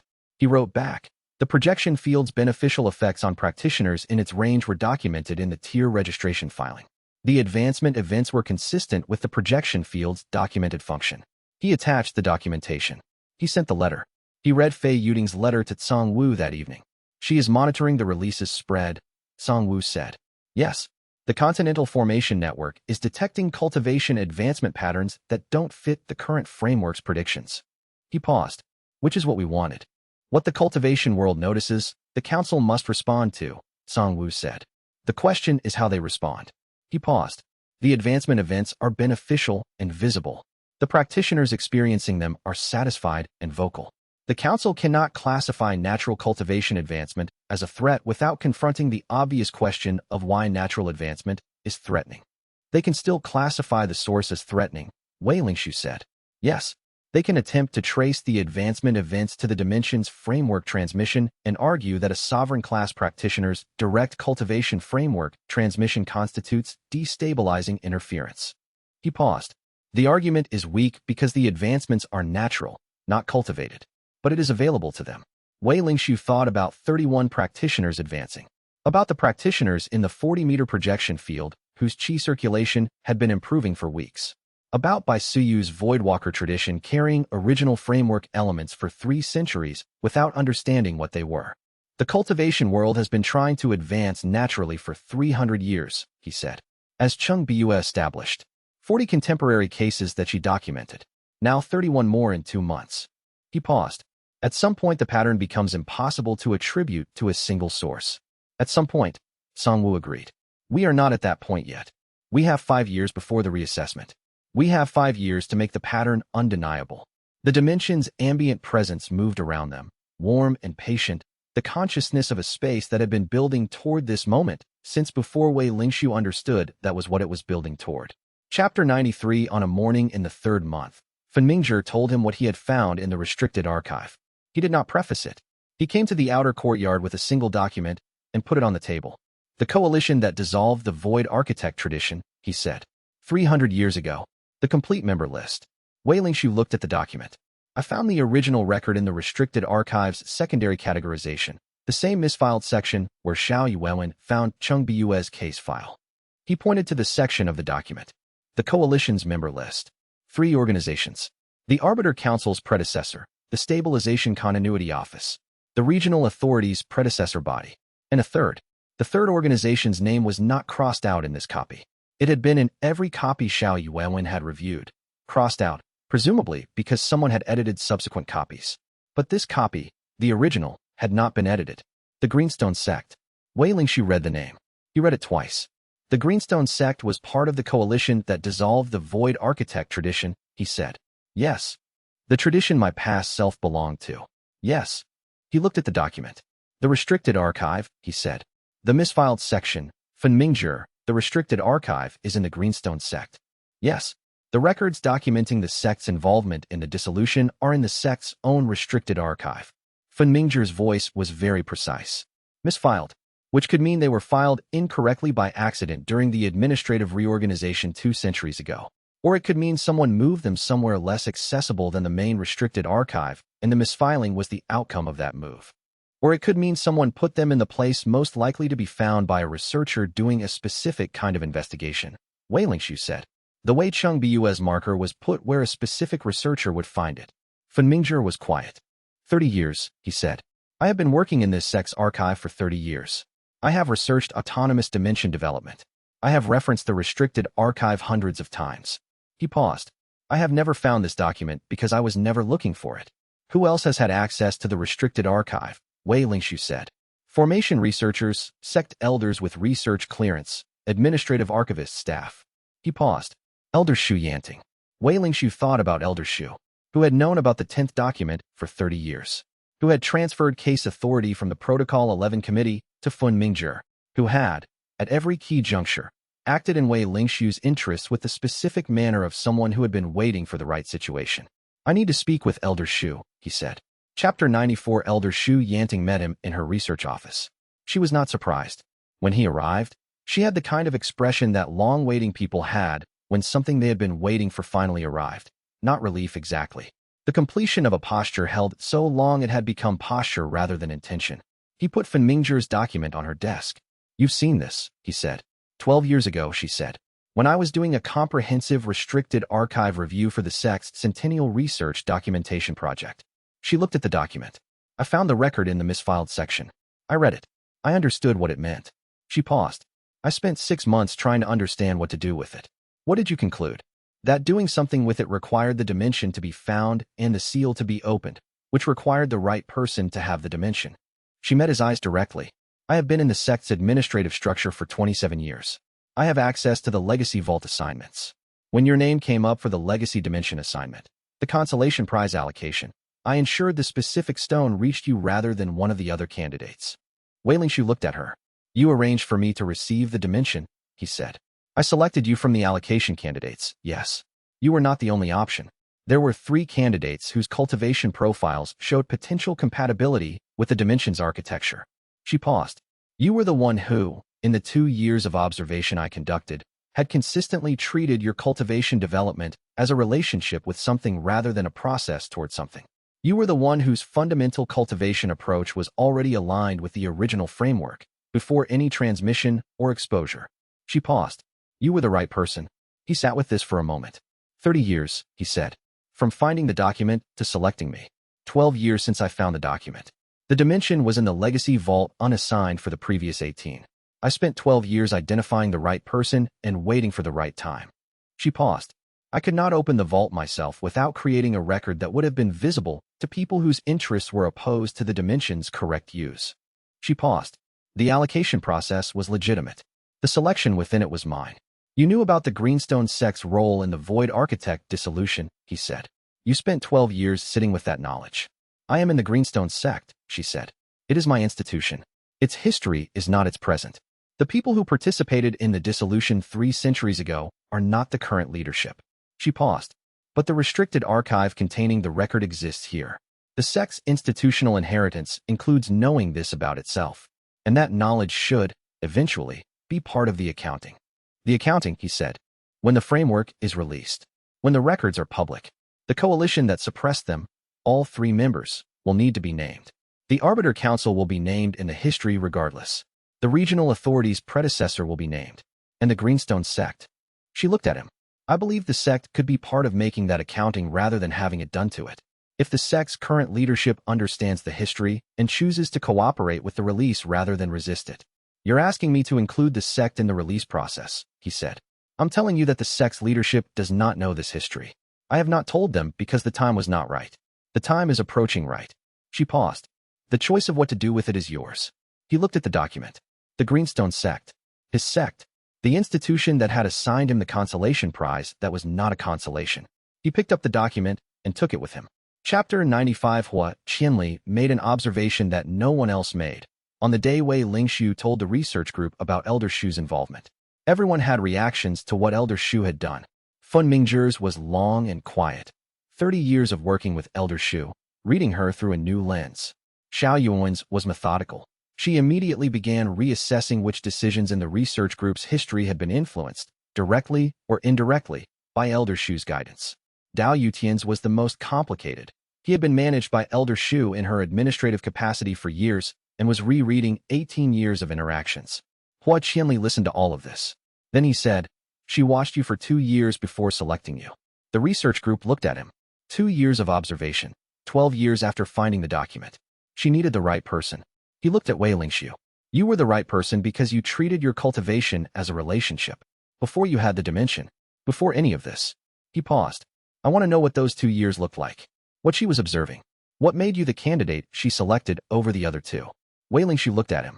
I don't know specifically, he said. I wasn't aware I was being watched. Exactly, Hu Qianli said. She watched you being yourself, not performing for an assessment. He paused. The 3 failed breakthrough attempts. The observation-first methodology that your assessors criticized. The fact that you were still cultivating carefully and deliberately after 3 failures rather than shifting to a more aggressive approach.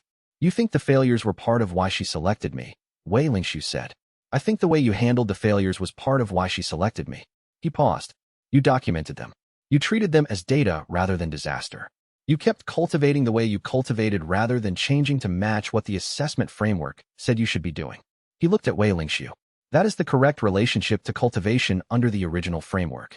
Treating the process as something to understand rather than something to force. I was cultivating correctly without knowing the framework, Wei Lingshu said. You were cultivating correctly because that was your nature, Hu Qianli said. The framework would have told you why it was correct. You didn't need the framework to do it. The research group was quiet. Bai Suyu said, after a moment. Then what you bring to the release isn't just the framework. It's the demonstration that the framework emerges naturally from correct attention. Yes, Hu Qianli said, which is a different thing to release than a set of documents. A set of documents describes a framework. A practitioner who arrived at the correct relationship to cultivation before receiving the framework demonstrates that the correct relationship is possible, that it doesn't require the framework, but benefits from it. Wei Lingshu sat with this for a long time. When we teach the foundational layer, he said, we should include this, not as a lesson, as a lived example. He paused. Practitioners who are receiving the foundational framework need to know that the framework is describing something they can find themselves, that it is not a gift from a sovereign class practitioner 3 centuries ago. It is a description of how cultivation naturally works when it isn't artificially constrained. He looked at the research group. You, he said, each of you found elements of the correct relationship before receiving the framework. Fun Mingzhi spent 30 years reconstructing it from incomplete evidence because the correct relationship to cultivation research kept pointing him in the right direction. Bai Suyu's Voidwalker tradition carried it in its practice for 3 centuries. Hu Qianli found it through experience with what its absence cost. He paused. That is what we teach alongside the framework. The evidence that the framework is describing what cultivators already know when they cultivate correctly. The morning light moved across the outer courtyard. Song Wu. Through the circuit network, from inside the dimension, the historian's prison was always the wrong framing, he said.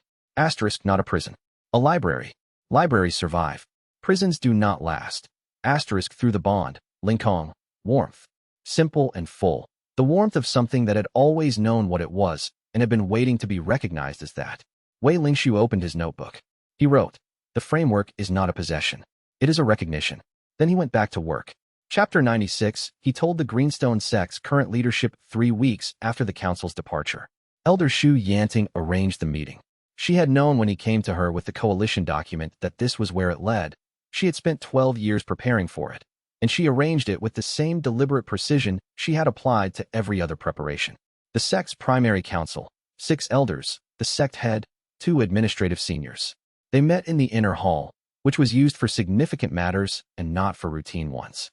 Wei Lingshu came with Fun Mingzhi and with the complete documentation, the coalition list, the 3 case files, Cheng Bu's 63 years of records, the Arbiter Council's assessment and written finding, Fun Mingzhi's formation trace data. He laid everything out, and then he explained. He did not soften the account. He stated it as he would have stated any evidence-based account. Here is what happened. Here is the evidence for it. Here is the implication. The Greenstone sect was part of the coalition that dissolved the Void Architect tradition 3 centuries ago. The records of that involvement were in the sect's own restricted archive, misfiled for reasons that could have been accident or intention. The sect's current leadership did not know this. The room was quiet for a long time after he finished.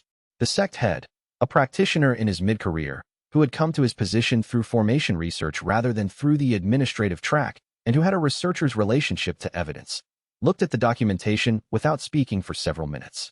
Then he said, what are you asking of us? 2 things, Wei Lingshu said.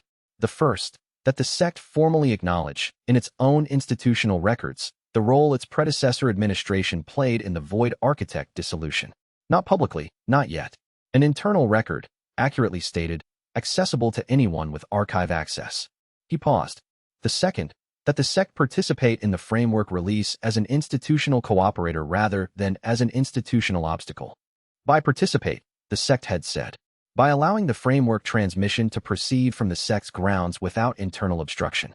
By treating the record expansion, practitioners in the region advancing through cultivation ceilings, as a development to document rather than to restrict. By ensuring that the formation research resources already available in the sect are accessible to the researchers who need them. He paused. Nothing that isn't within the sect's normal institutional activity, just oriented towards supporting what is already happening rather than preventing it. And if we decline, you will decline the opportunity to be part of the accounting rather than subject to it. He said this evenly.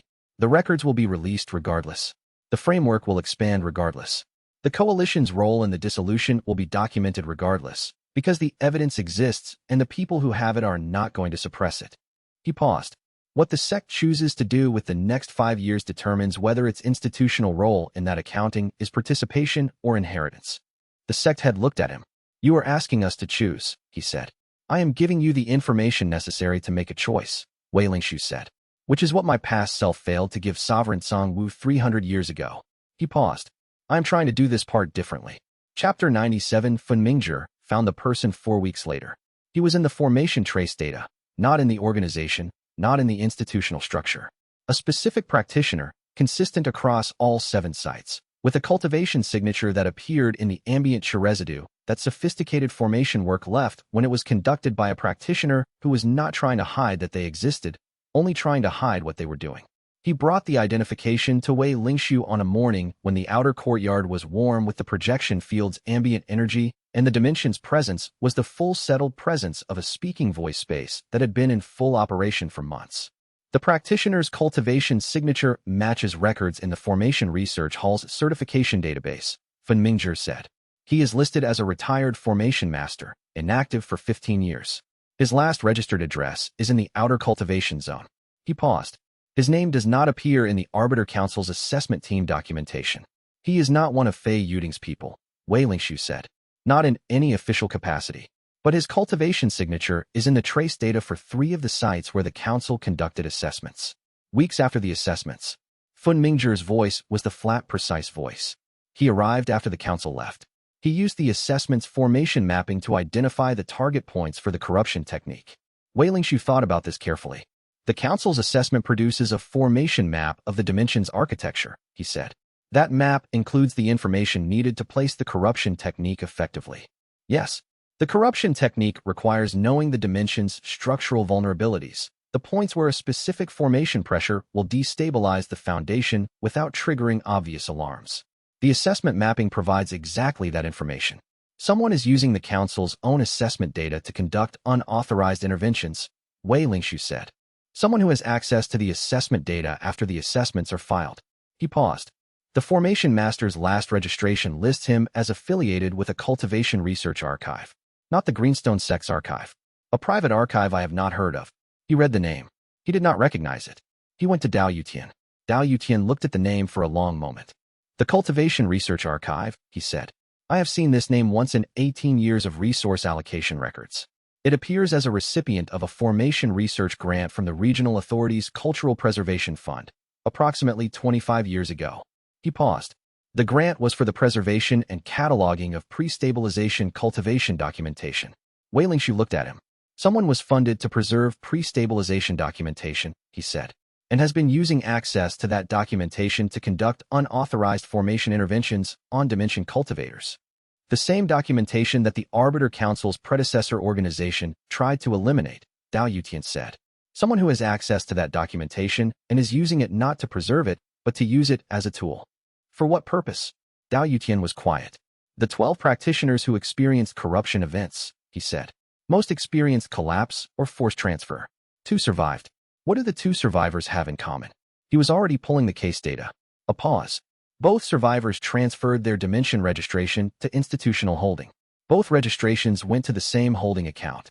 A holding account in the Regional Authority's archive under the Cultural Preservation Fund. The same fund that grants the Formation Master's archive, Wei Lingshu said. Yes. They looked at each other. Someone has been using the Arbiter Council's assessment infrastructure, without the Council's knowledge, to acquire dimensions, Wei Lingshu said.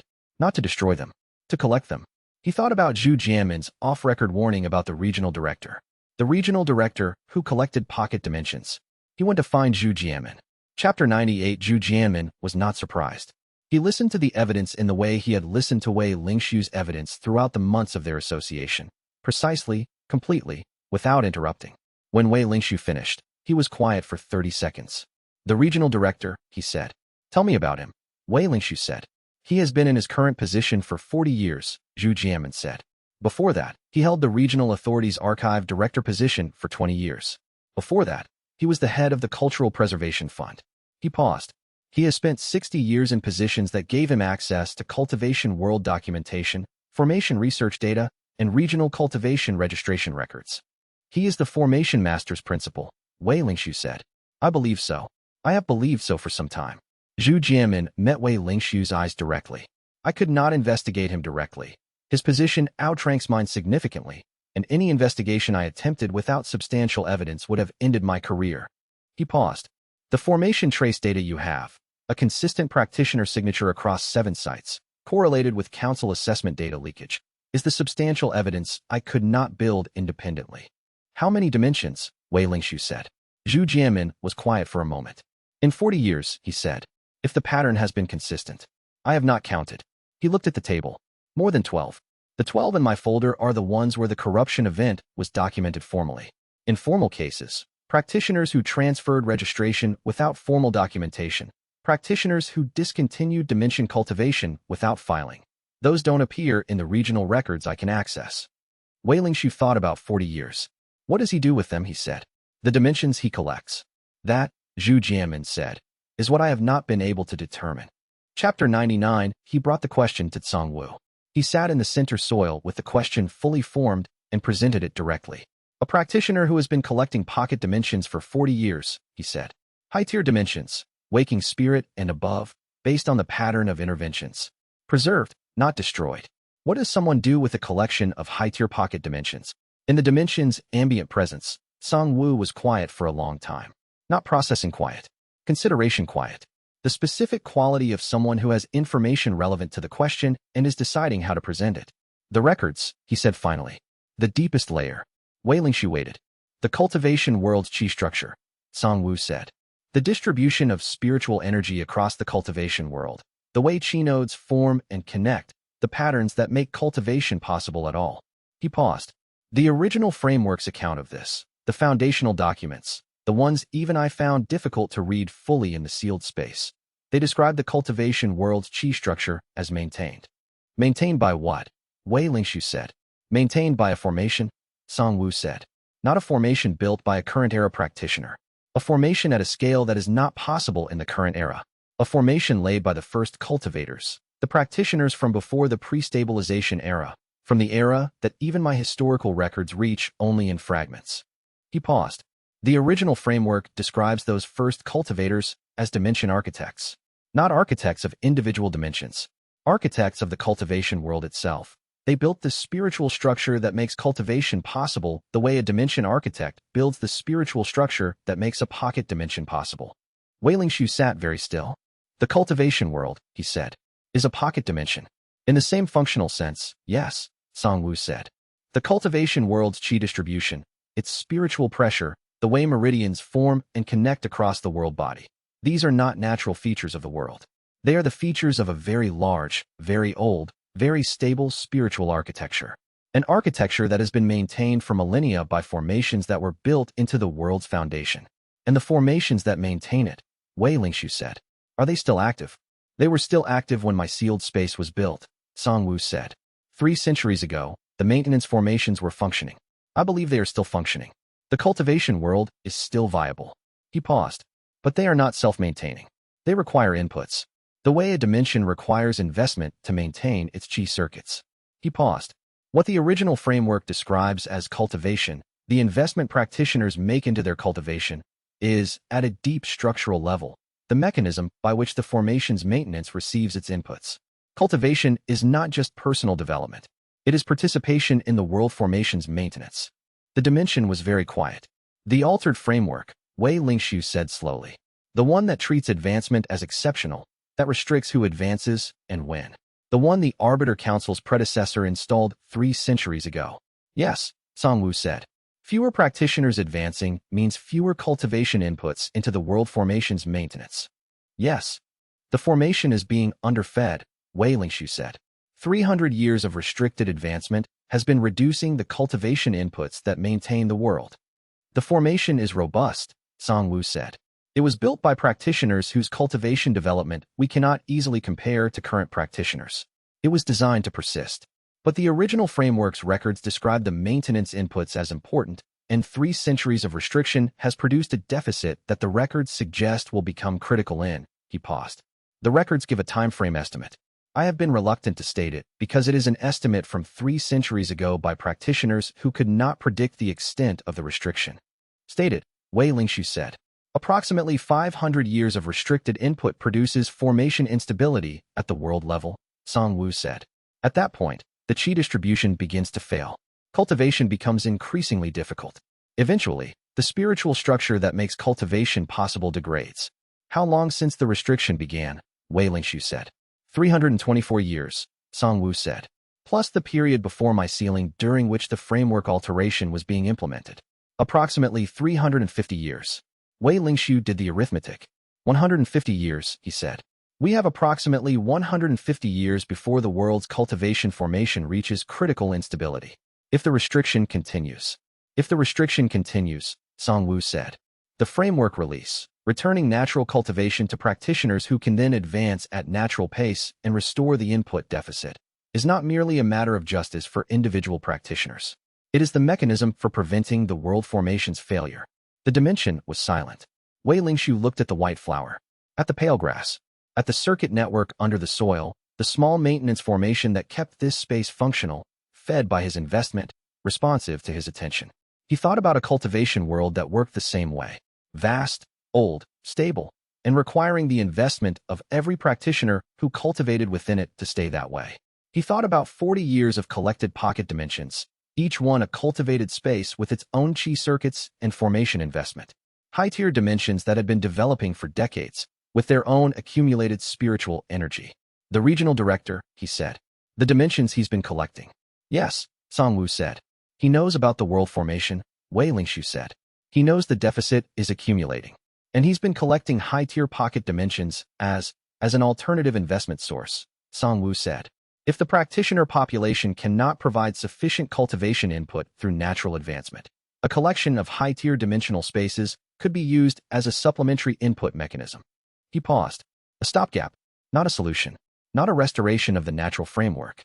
A way to delay the failure while maintaining the restriction. Maintaining the restriction, xianxia said. If the restriction ends and natural cultivation resumes, practitioners advance at natural pace, and the input deficit corrects itself. The world formation stabilizes. The collected dimensions are unnecessary. He paused. If the restriction continues and the dimensions provide the supplementary input, the collector retains control of both the restriction and the supplement. The Arbiter Council's predecessor installed the restriction. Someone, in the current era, knows why and has been managing the consequences. xianxia sat in the center soil and breathed. He does not want the framework released, he said. Not because it destabilizes the cultivation world. Because it makes his alternative maintenance mechanism unnecessary. Yes, Songwu said. The Arbiter Council's stated justification, stability, is technically accurate. The framework release does destabilize the current control structure. It also restores the natural maintenance mechanism that makes the control structure unnecessary. He paused. The regional director is not wrong that the framework release is destabilizing. He is wrong about what it destabilizes and why that should matter. Chapter 100, he did not tell the research group everything that night. He told them enough. The cultivation world's qi structure was not naturally formed. The framework restriction was producing a long-term maintenance deficit, and the regional director's collection of dimensions was connected to managing that deficit. He told them the implication, that the framework release was not just a matter of justice for individual practitioners, but a matter of the cultivation world's structural health. He watched their reactions. Fun Mingzhi absorbed this with the specific quality of a researcher encountering the answer to a 30-year investigation. The answer was larger than the investigation had imagined, and he needed time to adjust the scope of his thinking. Baisiyu was quiet for a long time. Then, the Voidwalker tradition. Reading spatial fabrics. The cultivation world's qi structure is a spatial fabric. She paused. 3 centuries of my tradition reading formations without understanding we were reading the world's own formation. Hu Qianli said nothing. He sat with it in the way he sat with difficult things, directly, with his full attention, letting it be what it was. Xiao Yuwen, after a long pause, said, 150 years. Approximately, Wei Lingshu said. The estimate is from 3-century-old records. 150 years gives us time, she said. Not comfortable time. Enough time. She paused. If the framework release reaches sufficient scale to restore the input rate within 1 to 2 decades, the deficit stabilizes. The world formation recovers. The urgency drops. She paused. The urgency is not catastrophic, but it is real. Yes, Wei Lingshu said. Cheng Biyue had been very quiet. She spoke last. I spent 63 years documenting anomalous cultivation advancement, she said. I thought it was important because individual practitioners deserved to advance correctly. I did not know it was important because the world needed them to. She paused. I am not sure that changes how I feel about it. Individual practitioners deserve correct cultivation regardless of whether the world needs it. But it changes the scale of what we are doing. Wei Lingshu looked at the research group. We are not changing the scale of what we are doing, he said. We are doing the same thing we have been doing since the first framework session. We are releasing something that has been suppressed for 300 years because the suppression is causing harm.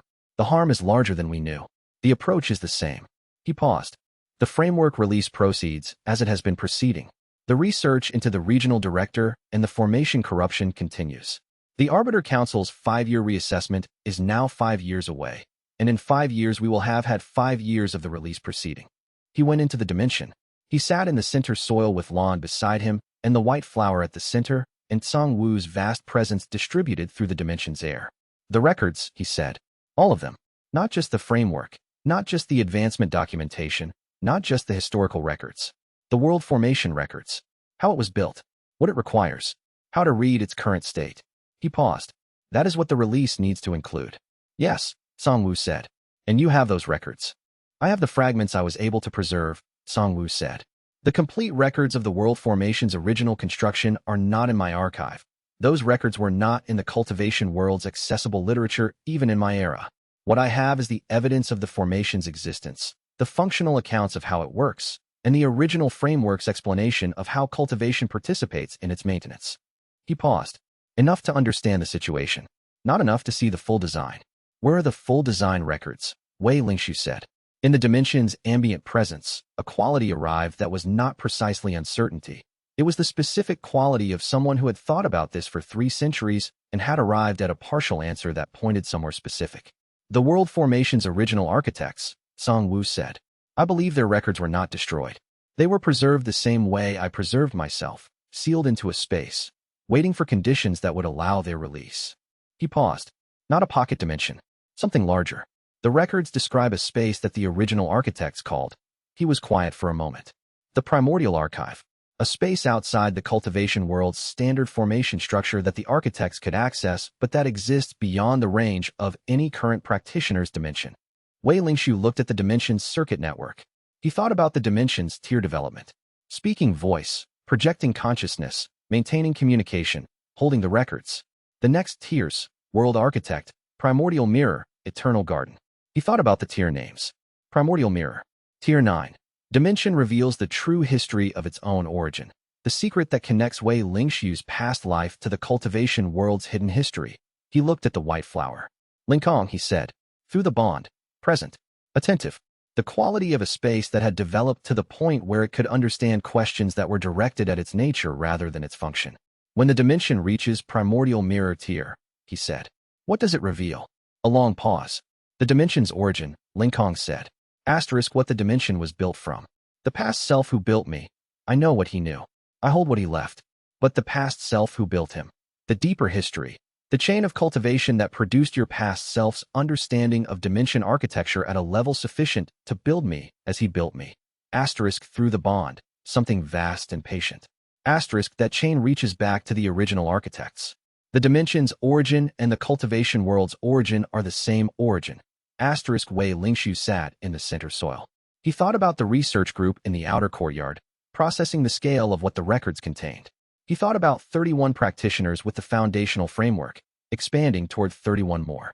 He thought about 150 years and the world formation's maintenance deficit and the regional director who had spent 40 years trying to manage what he could not prevent. He thought about the dimension developing according to its own schedule: living earth, flowing water, breathing forest, waking spirit, dreaming mind, speaking voice. 3 tiers remaining: world architect, primordial mirror, eternal garden. The dimension was not finished. It had always been building toward something. He had understood this from early on, the observation-first methodology that had been his nature before he knew the framework described it. Wait for the signs. Adjust rather than force. Read before acting. The dimension had been reading him. He had been reading the dimension. And neither of them had been doing it in isolation. They had been building towards something together, the way a cultivation relationship built when both parties were paying attention. He wrote in his small notebook, in the center soil, with lawn beside him and the white flower holding its depth of color, and the circuit network humming through the living earth of a space that had been waiting 350 years to be this. Asterisk, the framework is a beginning. The world is larger than the framework. The dimension knows the way. Asterisk, then he went to find his research group. He had work to do. Chapter 101. Zhu Jianmin filed the inquiry on a Tuesday morning. Not the inconclusive inquiry into the formation corruption that had been filed weeks ago and had produced only the 12 cases and the formation trace data. This inquiry was different. This one named the regional director. It was not a dramatic filing. Zhu Jianmin had spent 3 weeks after the Arbiter Council's departure organizing the evidence into a chain that could survive institutional scrutiny. The formation trace data, the 12 corruption cases, the 7 sites with the formation master's signature, the dimension holding account in the Cultural Preservation Fund, the grant records, the chain of access that connected the Arbiter Council's assessment data to the formation corruption techniques deployment. He had filed it not with the regional authority, whose director was the subject of the inquiry, but with the cultivation world's inter-regional oversight body, a body that existed specifically to handle situations where regional authority figures were the subject of concern. Wei Lingxiu was in the outer courtyard when Zhu Jianmin came to tell him. He will know within 3 days, Zhu Jianmin said. The inter-regional oversight body's inquiries are not confidential from the subject in the early stages. What does he do when he knows? Wei Lingxiu said. Based on his 40-year history, he adjusts. Zhu Jianmin's voice was even. He has been operating a sophisticated long-term management strategy for 40 years. He will not panic. He will calculate. He paused. What changes with the inquiry's filing is that his calculation is now against a public record rather than in the dark. His moves become visible to the oversight body in a way they were not before. And the dimensions he's been holding. The oversight inquiry includes a request for documentation of all dimensions currently registered to the Cultural Preservation Fund's holding account. If those registrations are irregular, if they were obtained through the formation corruption technique rather than through legitimate transfer, the oversight body can initiate return proceedings. He paused. This will take time. Practitioners whose dimensions were transferred under duress have legal standing to petition for return. The precedent is not established, but the legal framework exists. Wei Lingxiu thought about Gan Finchu in the outer territories, cultivating his transferred dimension quietly. About the other practitioners whose holding registrations might be reversible. xianxia, he said. Her dimension collapsed before a transfer could be completed, Zhu Jianmin said. Her case is different. The question is whether the deliberate infliction of the formation corruption constitutes sufficient grounds for damages. He paused. She will need to decide whether she wants to pursue that. It would require her participation in the oversight proceedings. Wei Lingxiu went to find xianxia. She was in the secondary research space, working through the formation corruption case documentation with the same precision she brought to everything. She looked up when he came in. He told her. She listened. Then she said, yes. Just that. No hesitation, no discussion. She looked at the case documentation on her desk and said yes with the particular quality of someone who had known what their answer would be since the beginning and had been waiting for the question. I will need your formal statement, he said. About your dimension. About what was installed in it and what the corruption did. I've been writing it for 3 weeks, she said. She turned the document on her desk toward him. 50 pages, precise and technical. Her 20 years of formation knowledge applied to documenting the specific way her dimension had been deliberately destroyed. I was waiting to understand where to send it. He took it to Zhu Jianmin. Chapter 102. The records Tsang Wu held ran deeper than the advancement documentation and deeper than the world formation account. Wei Lingxiu had understood this from the arc of the transmissions, the foundational layer, the relational layer, the historical integration. But the full depth had not been visible until the Arbiter Council's departure gave him time to receive what remained. On the 3rd day after Zhu Jianmin's filing, He sat with Song Wu in the dimension's center and asked for what had not yet been transmitted. The gardener, he said. You named her in the records. The practitioner who built the cultivation world as a living space. Yes, Song Wu said. The record's deepest layer. Tell me what you know. Song Wu was quiet for a long moment. Not reluctance, care. The quality of someone about to describe something they spent years working to understand and still describe imprecisely. The gardener's records are not first-hand accounts, he said. They're the records of practitioners who came after her, trying to reconstruct what she built and why. I have reconstructed from those reconstructions. He paused. What I understand, she was not the first practitioner. She was the practitioner who understood the cultivation world's spiritual structure most completely. The structure existed before her. She found it, mapped it, and then, because she was the kind of practitioner she was, she began working with it. With the world's spiritual structure, Wei Lingshu said. With the world the way a dimension cultivator works with a dimension, Song Wu said.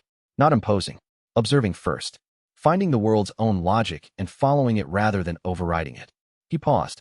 She developed what became the original cultivation framework.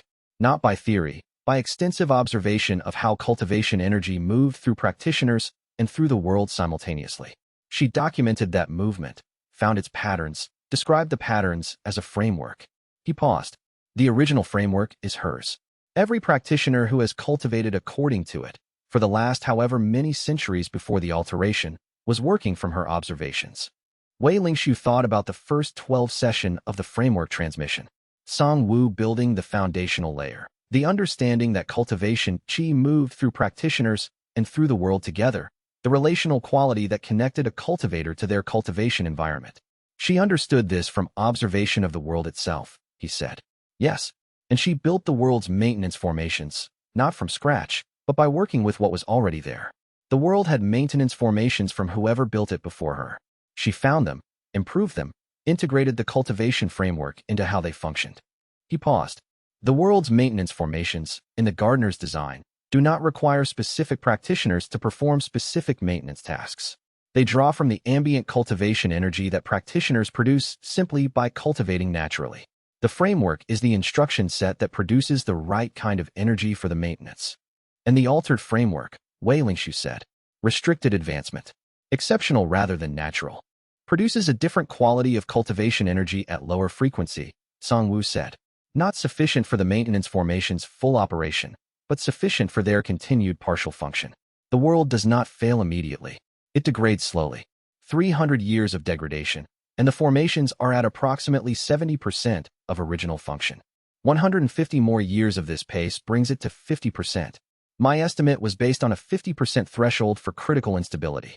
Some practitioners have assessed the threshold higher, 60%, which would reduce the timeline significantly. He paused. I do not know the gardener's exact maintenance calculations. What I know is that the degradation is real and the framework release is the natural correction. Wei Lingshu looked at the dimension's circuit network. His small space, fed by his investment, maintaining its own formation structure. The analogy was direct. A cultivation world fed by practitioner advancement, maintaining its qi distribution structure. The same principle at different scales. Where is she? He said. The gardener, Song Wu said. I don't know. The records end with her understanding that the world she tended was being changed in ways she had not intended. The most recent records I have are from practitioners who studied her work 3 centuries ago and speculated about where she had gone. He paused. The speculation was consistent across multiple independent sources. She did not leave. She is present in the world's formation structure in some way. The precise way, whether she is a conscious presence embedded in the world's foundation, or a preserved cultivator in a deeper archive, or something else entirely, I cannot say. Wei Lingshu sat with this. The cultivation world as a pocket dimension. The gardener as its original cultivator. And the dimension he was in, built by his past self using a cultivation philosophy that traced back, through the void architect tradition, to the gardener's own methods. This dimension's design philosophy, he said. The past self's approach to building it.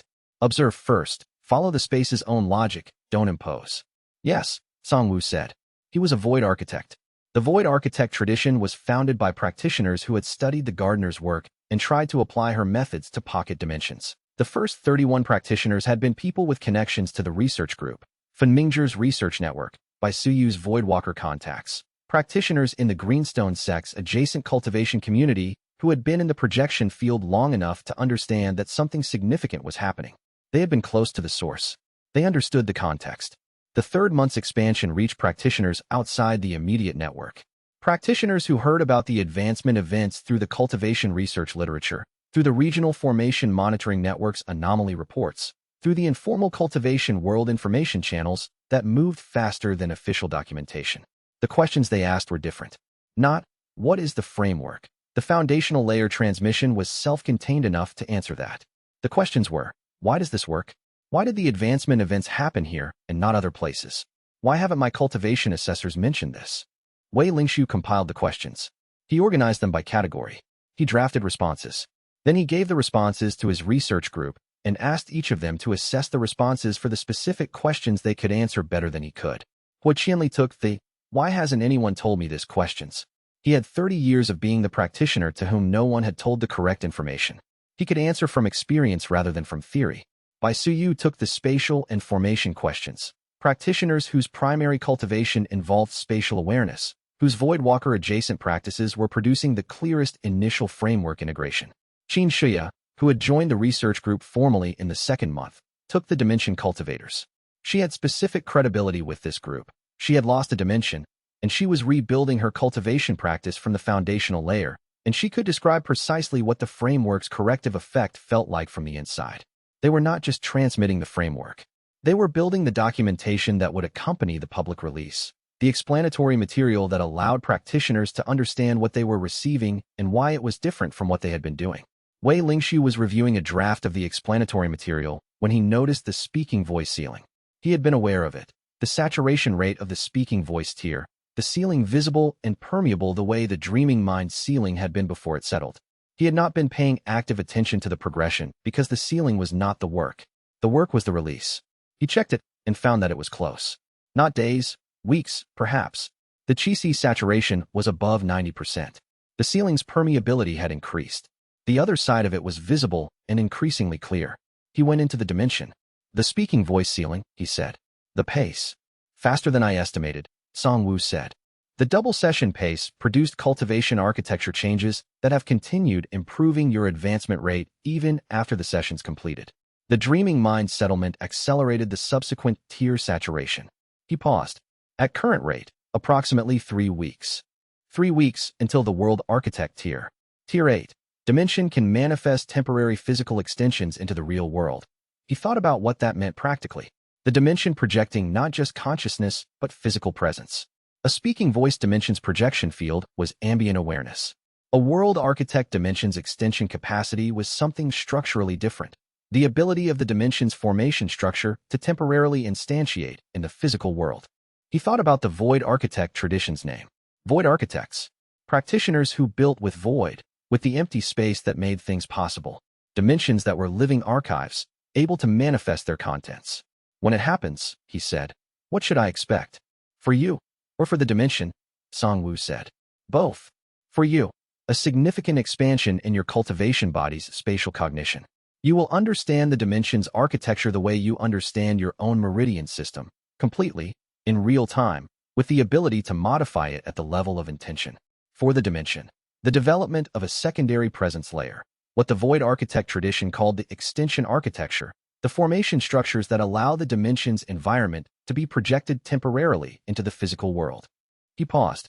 For the release, the extension architecture is how the void architects had planned to make their archive function mobile. A dimension that can project its contents into the physical world is an archive that can be accessed anywhere. Wei Lingshu thought about that. An archive function that moved. That could be present wherever the records needed to be present. He opened the notebook and wrote, Asterisk, the extension architecture is not for the dimension's convenience. It is for the record's accessibility. Asterisk Chapter 104 Fun Mingzhi came to Wei Lingshu on the morning of the third week with a legal document. Not a case file. A historical institutional record. The kind that required 3 trips to secondary archives and 2 consultations with the regional authority's historical records division to locate.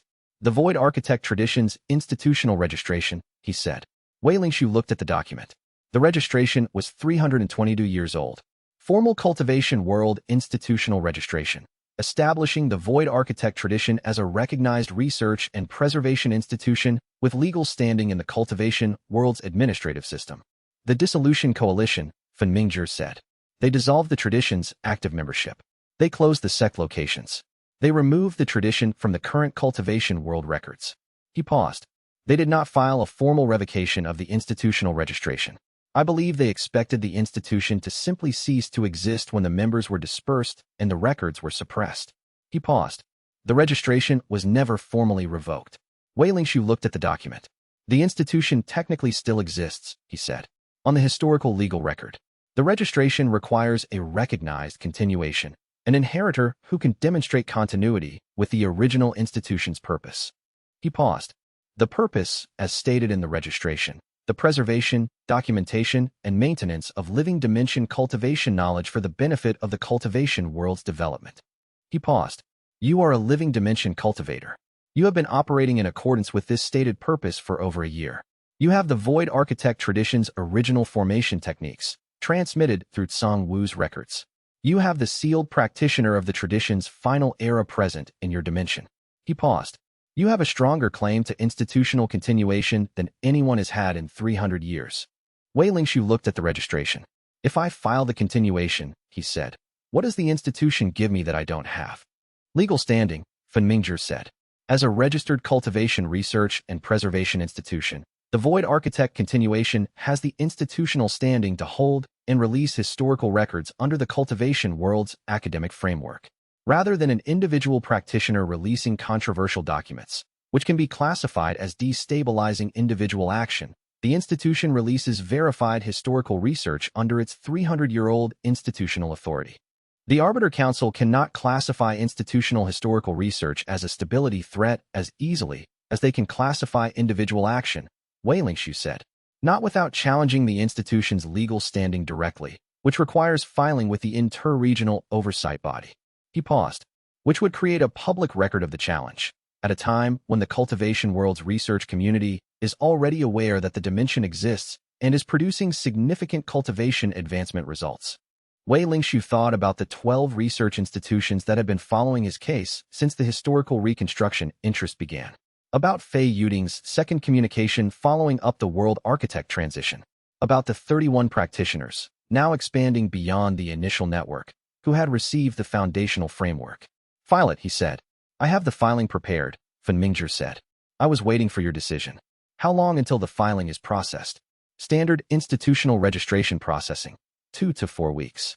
Given the age of the original registration and the historical complexity, possibly longer. He paused. The filing will be flagged immediately for Arbiter Council review. Standard protocol for any Void Architect-related registration. Good, Wei Lingshu said. I want them to know.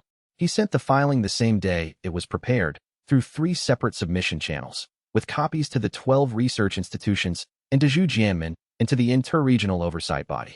He noted the time of the filing in his notebook. Then he went into the dimension for his evening investment session, which had been routine since the first month and which would never, he had understood for a long time, feel routine. Routine was for things that were only themselves. The investment session was never only itself, it was always also the relationship. Linkong received his investment in the way she received everything, with complete attention and the patient warmth of a space that had been developing toward the ability to give this specific quality of reception since before it understood what reception was. Chapter 105 The Void Architect Continuation Registration Processing produced exactly what Wei Lingshu had expected. A formal flag from the Arbiter Council, arriving 48 hours after the filing.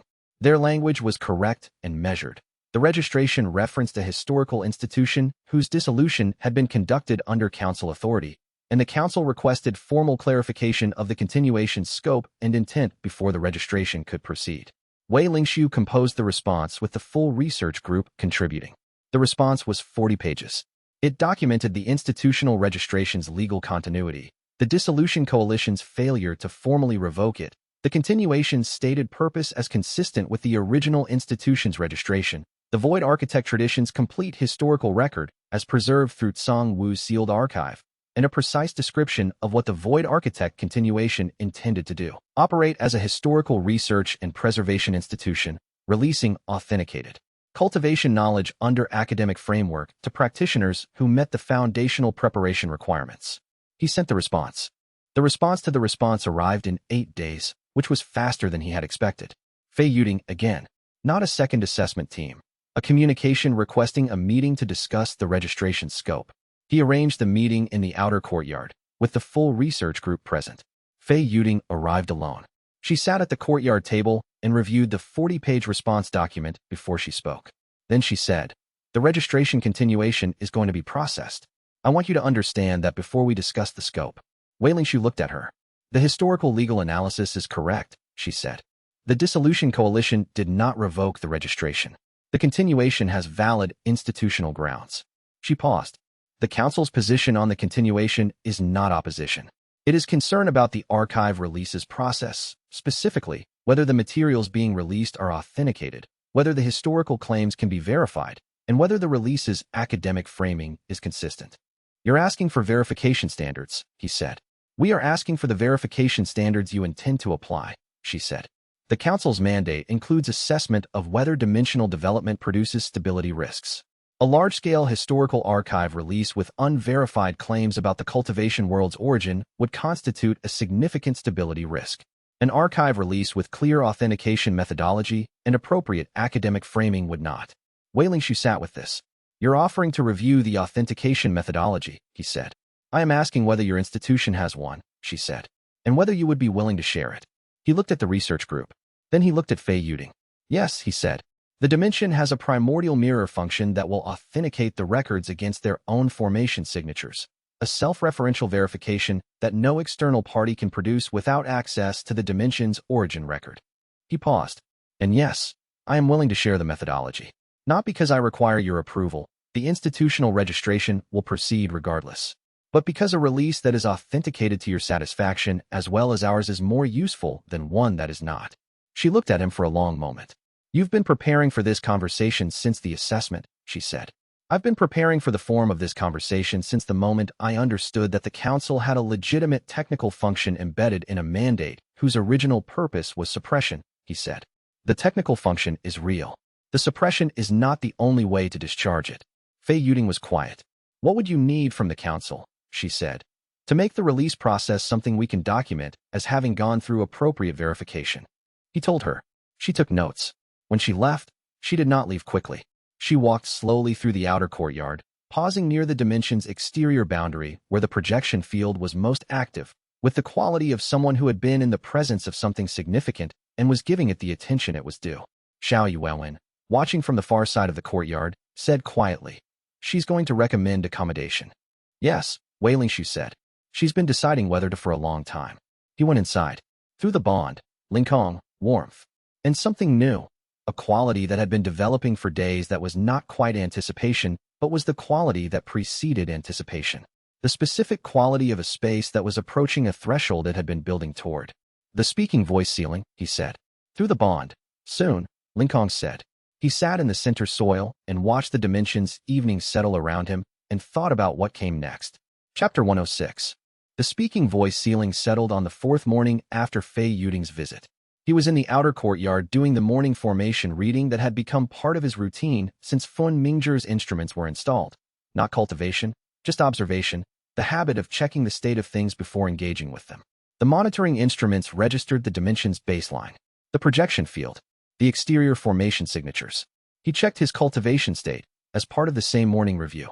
The ceiling was gone, not crossed, settled, the way the dreaming mind ceiling had settled. The qi saturation having reached the point where the ceiling's existence became structurally unnecessary and the formation simply reorganized around its absence. He was at the world architect tier's beginning, the way he had been at the speaking voice tier's beginning 3 months ago and the dreaming mind tier's beginning before that. What was different? The quality of the transition. The earlier ceilings had settled without ceremony. This one came with something. Not dramatic, quiet, but distinct. A quality arriving through the dimensional bond that was new. A spatial comprehension that was different in degree from anything that had come before. Not just his dimension, the entire spatial fabric of the outer courtyard, the sect grounds, the region. The formation structures in the surrounding areas that he had been reading through instruments for months, now readable directly, the way you read a familiar text without needing to decode it. He stood in the morning light and let the new comprehension settle. Then he went to find by Suyu. She was in the dimension's interior, doing the spatial fabric reading that had been her primary contribution to the research group since month 1. She looked up when he entered, read his cultivation signature, and stopped. "World Architect," she said. "This morning." She was quiet for a moment. Then, "The spatial comprehension." "Yes." "You can read formation architecture directly." "Yes." She looked at him with the expression of a void walker encountering a practitioner who had developed a direct spatial cognition that was adjacent to her own tradition's core skill. Not competitive, interested. The specific interest of someone comparing notes with a practitioner who had arrived at a similar place from a different direction. "What does it feel like?" she said. "Like reading," he said. "Before, reading through instruments, through indirect evidence, through the patterns in monitoring data. Now, reading directly. Same information, different access." She returned to her formation mapping. After a moment she said, "The dimensions architecture. You can see it now. Completely." She was quiet again. Then, "Tell me what you see that my readings have been missing." He described the world architect comprehension of the dimension's interior. She listened and corrected him in 2 places where his description was accurate but not precise. Voidwalker precision, the tradition's specific vocabulary for things he was describing in general terms. When he finished, she said, "What does Song Wu see from inside?" He looked at the center. Song Wu's vast presence in the dimension's ambient air was aware of the conversation. The sovereign had been operating within the dimension's formation architecture for months, present in the circuit network, in the ambient chi, in the specific distributed awareness that a sovereign-class soul developed in a space over time. "Song Wu," he said, "the world architect transition. What changes in the dimension from your position?" "The dimension's architecture becomes fully legible to you," Song Wu said. "But it also becomes fully legible to the dimension. Not in the way it has been. The dimension has always understood its own circuits. Now it understands them the way a practitioner understands their own meridian system at advanced cultivation, not just structurally, but intentionally. It can modify its own architecture in response to choice, not just in response to development." He paused. "This is the tier at which a dimension becomes genuinely cooperative, not just aware. Cooperative." Wei Lingxiu looked at the pale grass, the circuit network, the white flower at the center. Through the bond, Linkong, something that was not new but was more fully present. The warmth that had always been there, now with an additional quality underneath it, agency. The specific quality of a conscious being that had always been aware of itself, but now had the architecture to act on that awareness at a new level of precision.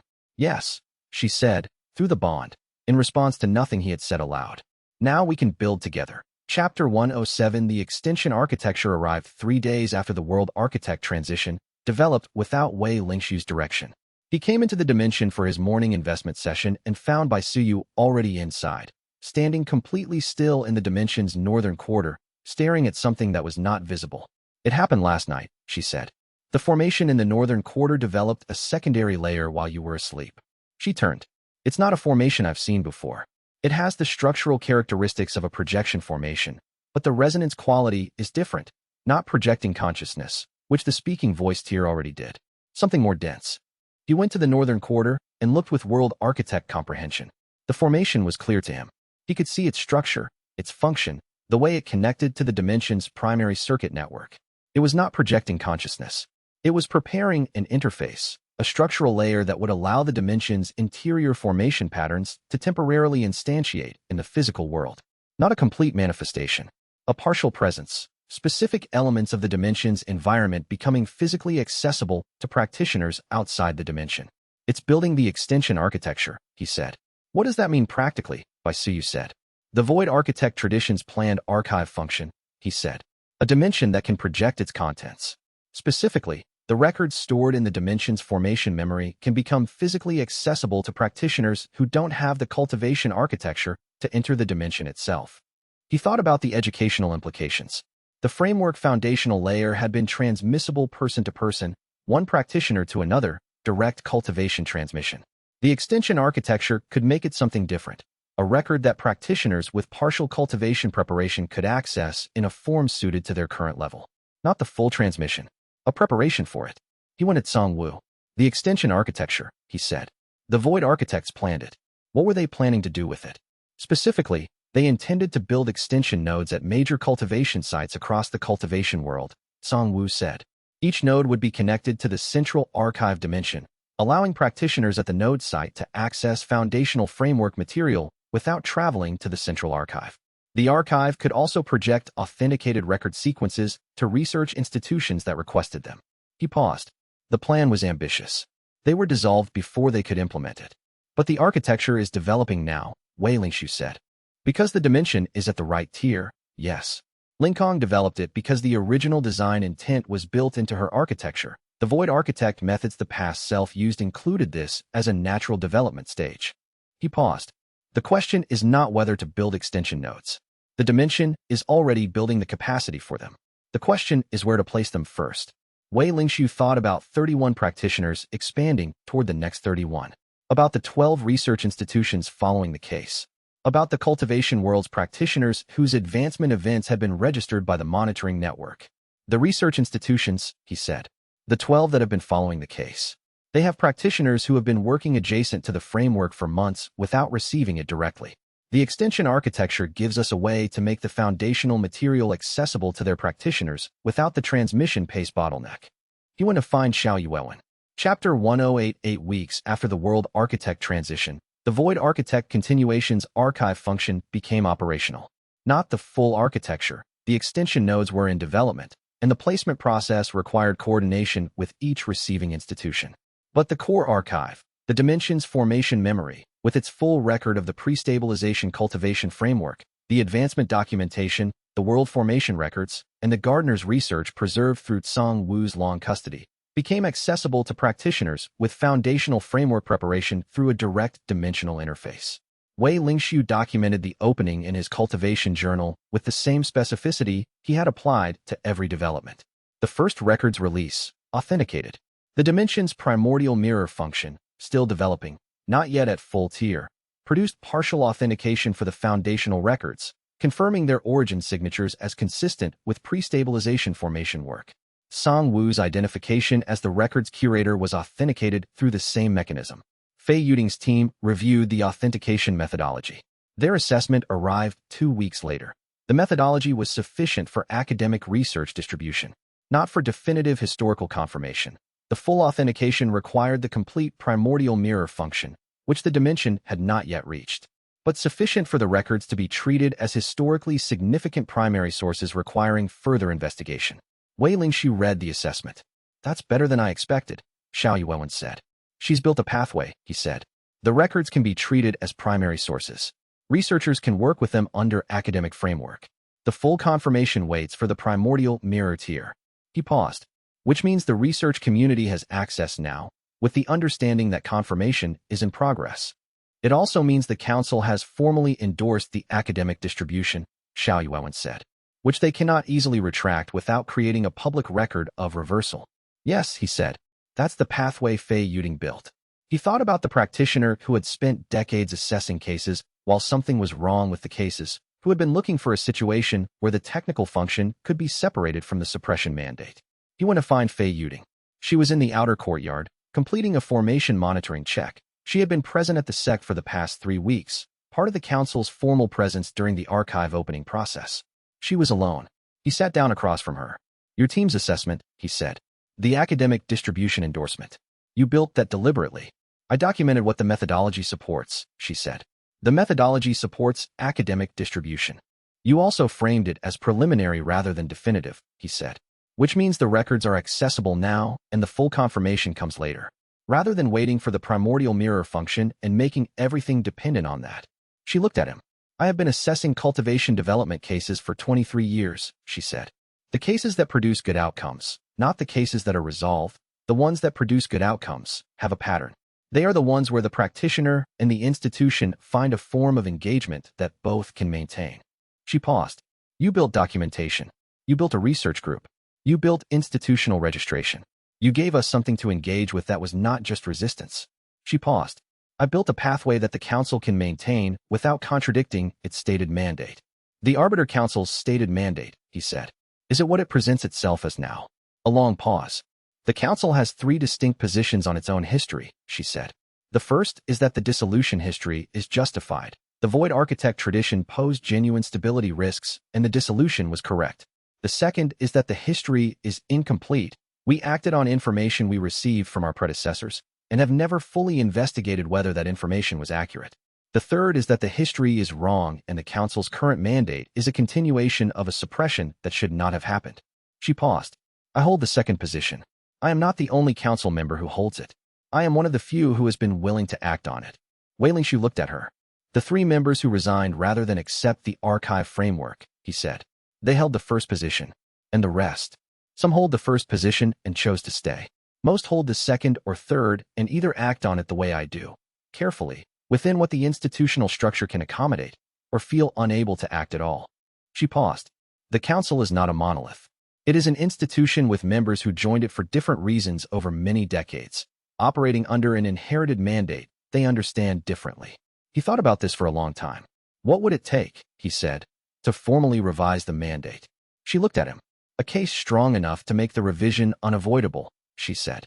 The primordial mirror function. Full authentication of the records. The advancement statistics over the next 2 to 3 years.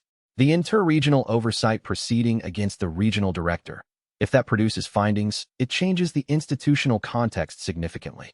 She paused. You are building the case. I am building the space inside the Council for the case to land. And the timeline? Years, she said. Not decades, but years. He nodded. She stood and went back to the formation monitoring instruments. He went back inside. Chapter 109, the inter-regional oversight proceeding against the regional director produced its preliminary findings in the 4th month. They were careful findings. The oversight body's language was specific and legal and measured, but the substance was not measured. The formation trace evidence Fen Mingzhi had compiled, cross-referenced with Zhu Jianmin's 12 cases and xianxia's formal statement, established that the formation corruption technique had been used deliberately and systematically against dimension cultivators in the region over a period of at least 40 years. The technique's pre-stabilization origin, and the fact that the regional director had funded the preservation and cataloging of pre-stabilization documentation through the Cultural Preservation Grant, established his access to the technique.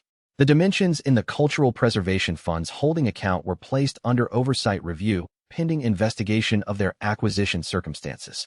The regional director had not fled.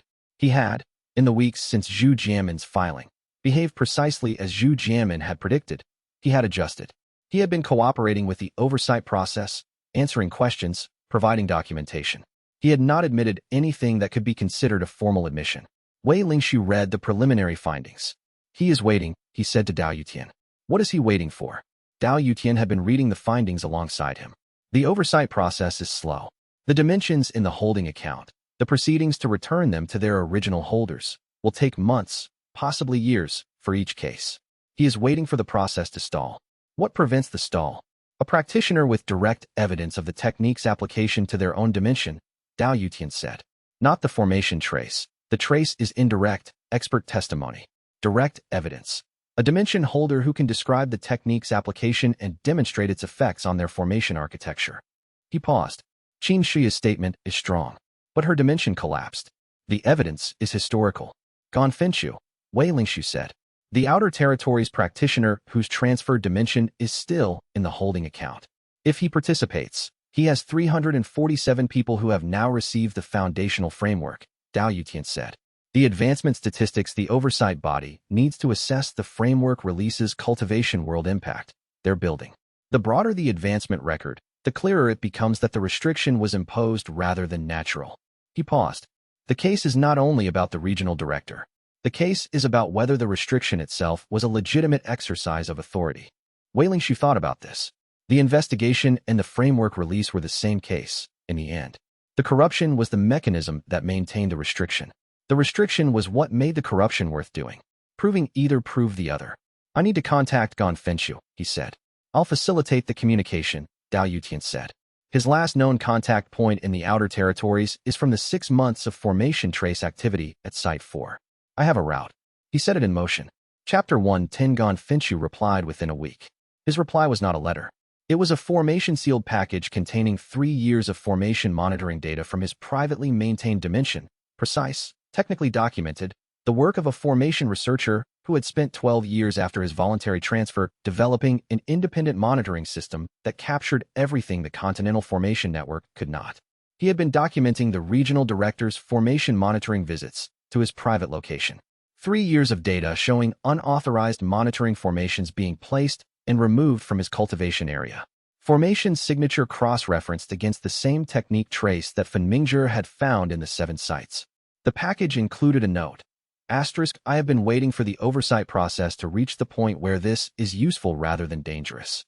If you are filing with the inter-regional oversight body, the data is ready to add to the case.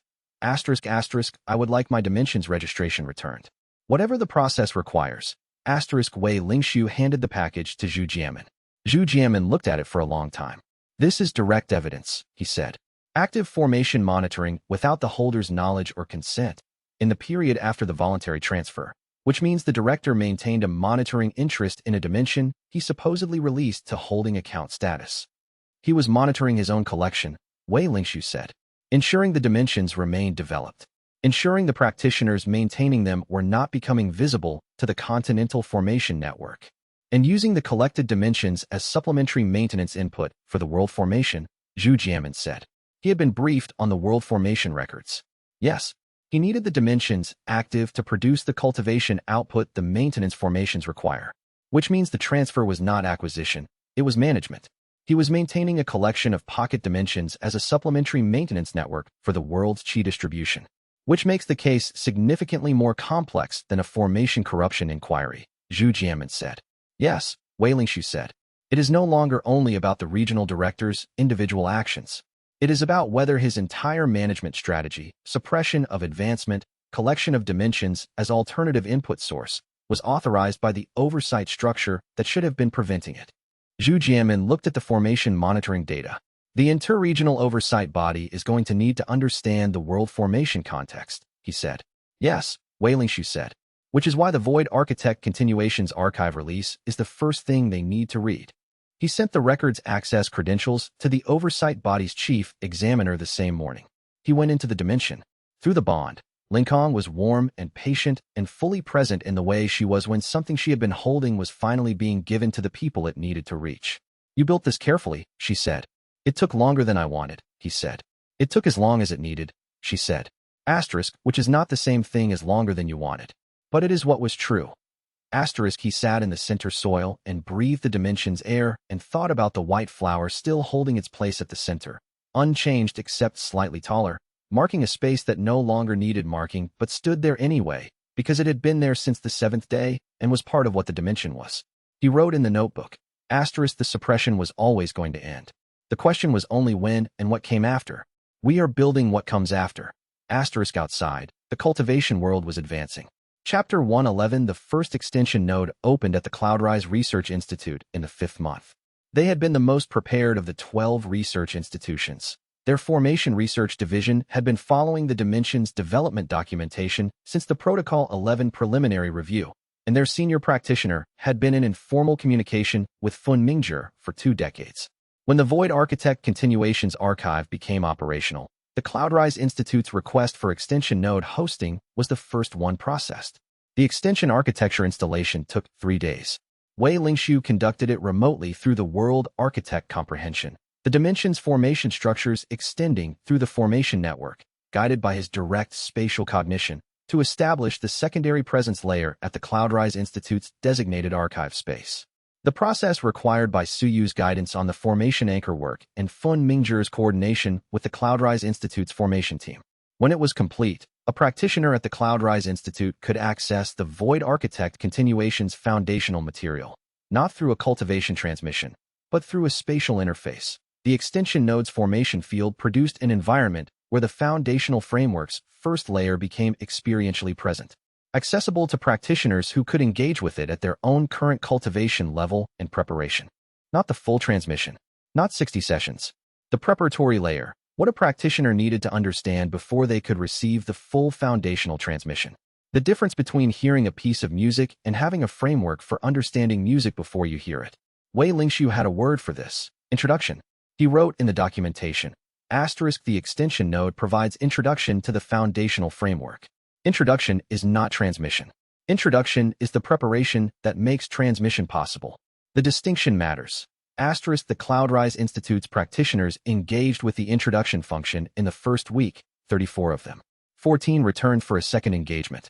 7 contacted the Void Architect continuation to request direct transmission. The bottleneck in the release was still person-to-person transmission capacity. But the introduction function was building the pool of practitioners who were ready for transmission when the capacity expanded. He brought this to the research group. The introduction nodes are preparation infrastructure, he said. The transmission is person-to-person and capacity limited. The nodes expand the preparation pool faster than the transmission can keep up with, which means we need to expand the transmission capacity, xianxia said.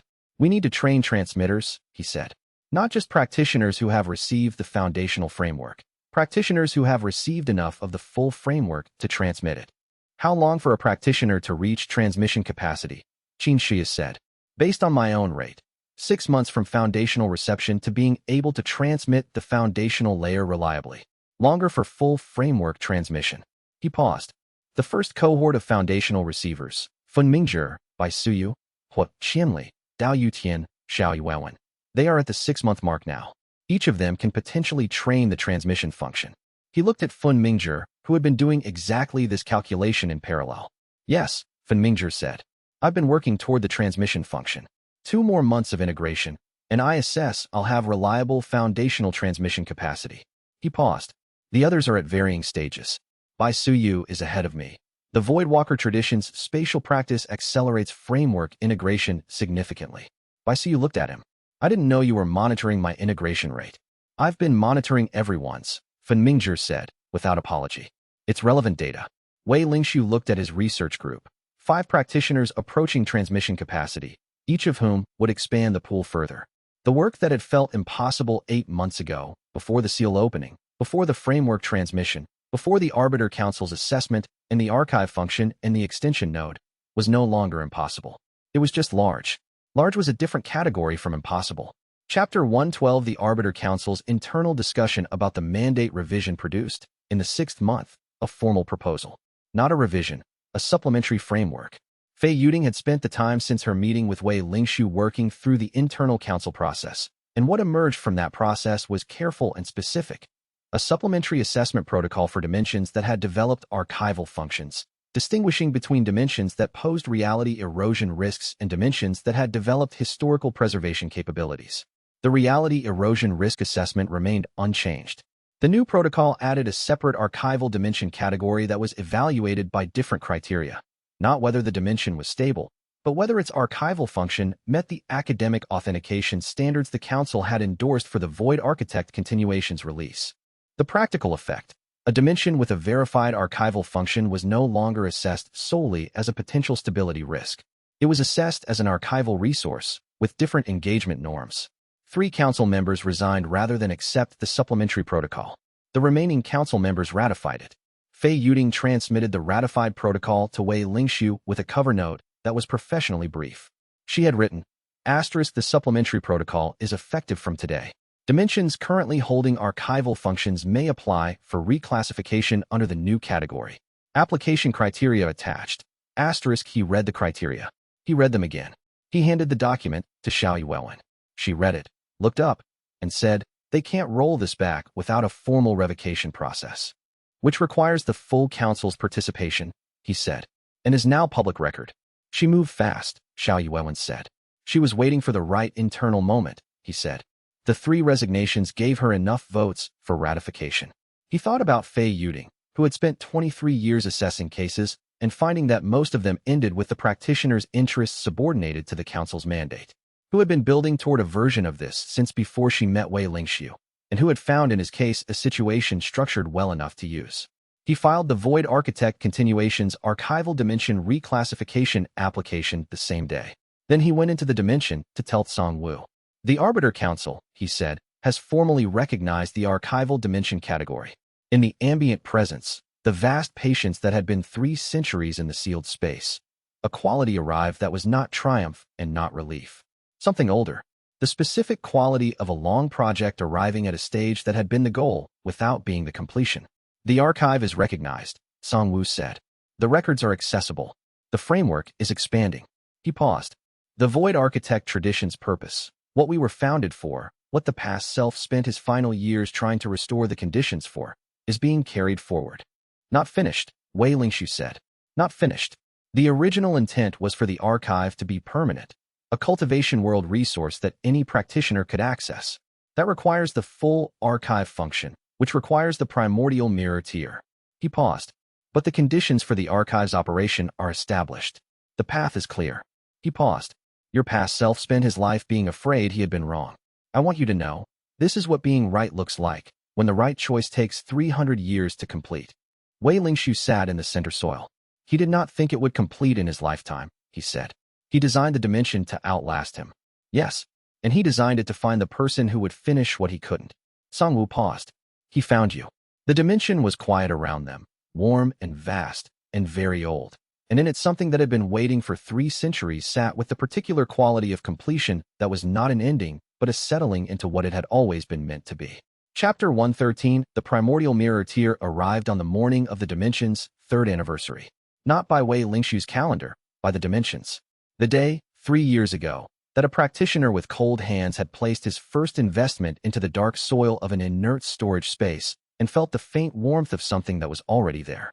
He had not planned for the timing. The Dimension had.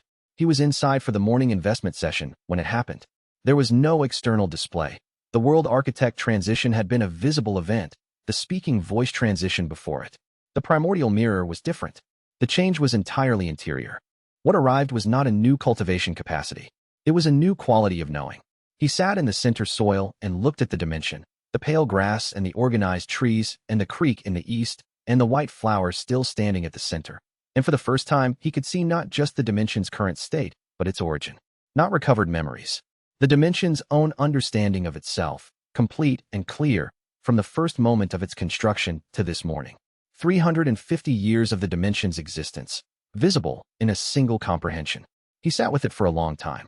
The original construction, his past self's hands in the raw soil, laying the circuit foundations with the particular precision of a practitioner who understood that the space had to outlast them and had built it to. The design philosophy, the gardener's methods, passed down through the void architect tradition, applied to this small space. The intention, a living archive, designed to become conscious, designed to recognize the right person, designed to outlast the need for a prison and become what a space built by the right methods could become. The ceiling, the thing he had seen in Lincoln's memory, from the inside now. Not as trauma, as decision. A practitioner choosing, under pressure, a path he believed was the best available. Building the path of correction into the space before he left it. The 3 centuries, the space developing. Slowly, from the inert storage it had been reduced to by the ceiling's chi cost, recovering to the void seed tier, then living earth, then the long slow development through each tier with no practitioner's investment to drive it.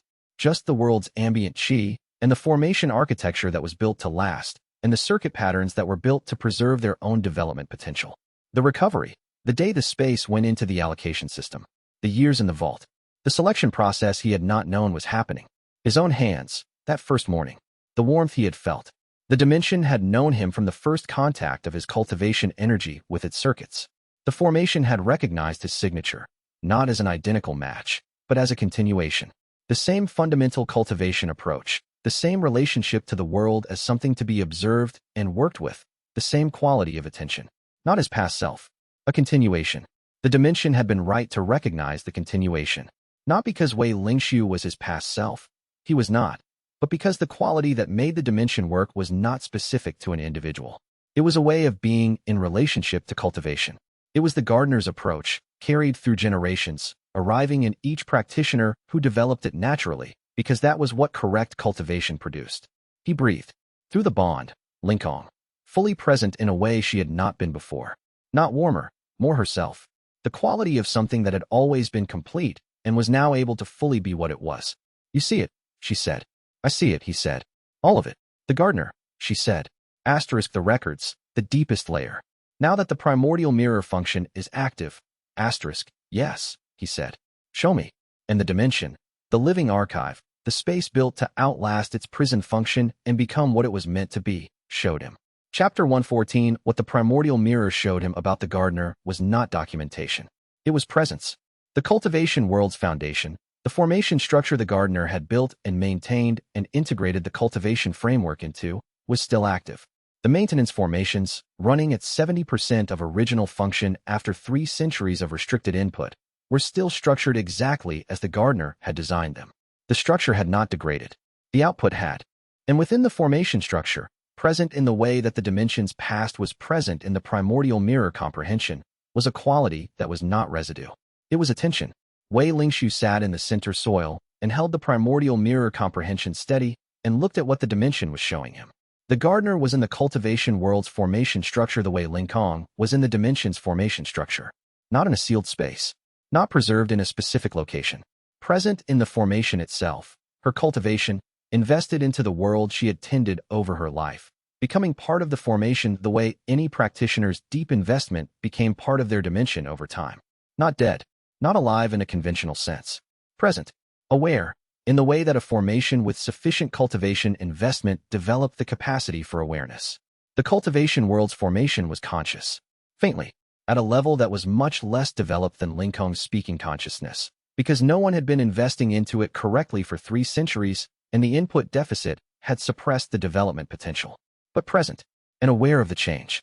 He became aware, sitting in the center soil, that the change he had been making, the framework release, the advancement restoration, the correction of the input deficit, had been registered. The formation structure had noticed the difference between the quality of cultivation energy it had been receiving for 3 centuries and the quality it was receiving now from practitioners advancing naturally. Not gratitude. Formations did not have gratitude. A response. The formation responding to the correct input the way a dimension responded to correct investment. Opening slightly. Becoming slightly more permeable. He sat with this for a very long time. Then he said, Ling Kong. Yes, the gardener is in the world's formation. She is aware of the release. The cultivation world is responding. Yes, Ling Kong said. I have been able to sense this since the world architect here. I was waiting for you to reach the primordial mirror function before telling you. You needed to see it yourself? Because description is not the same as comprehension. Yes, he thought about the 150-year estimate. About the maintenance formations running at 70%. About the practitioners who were now advancing naturally, their cultivation energy beginning to correct the deficit.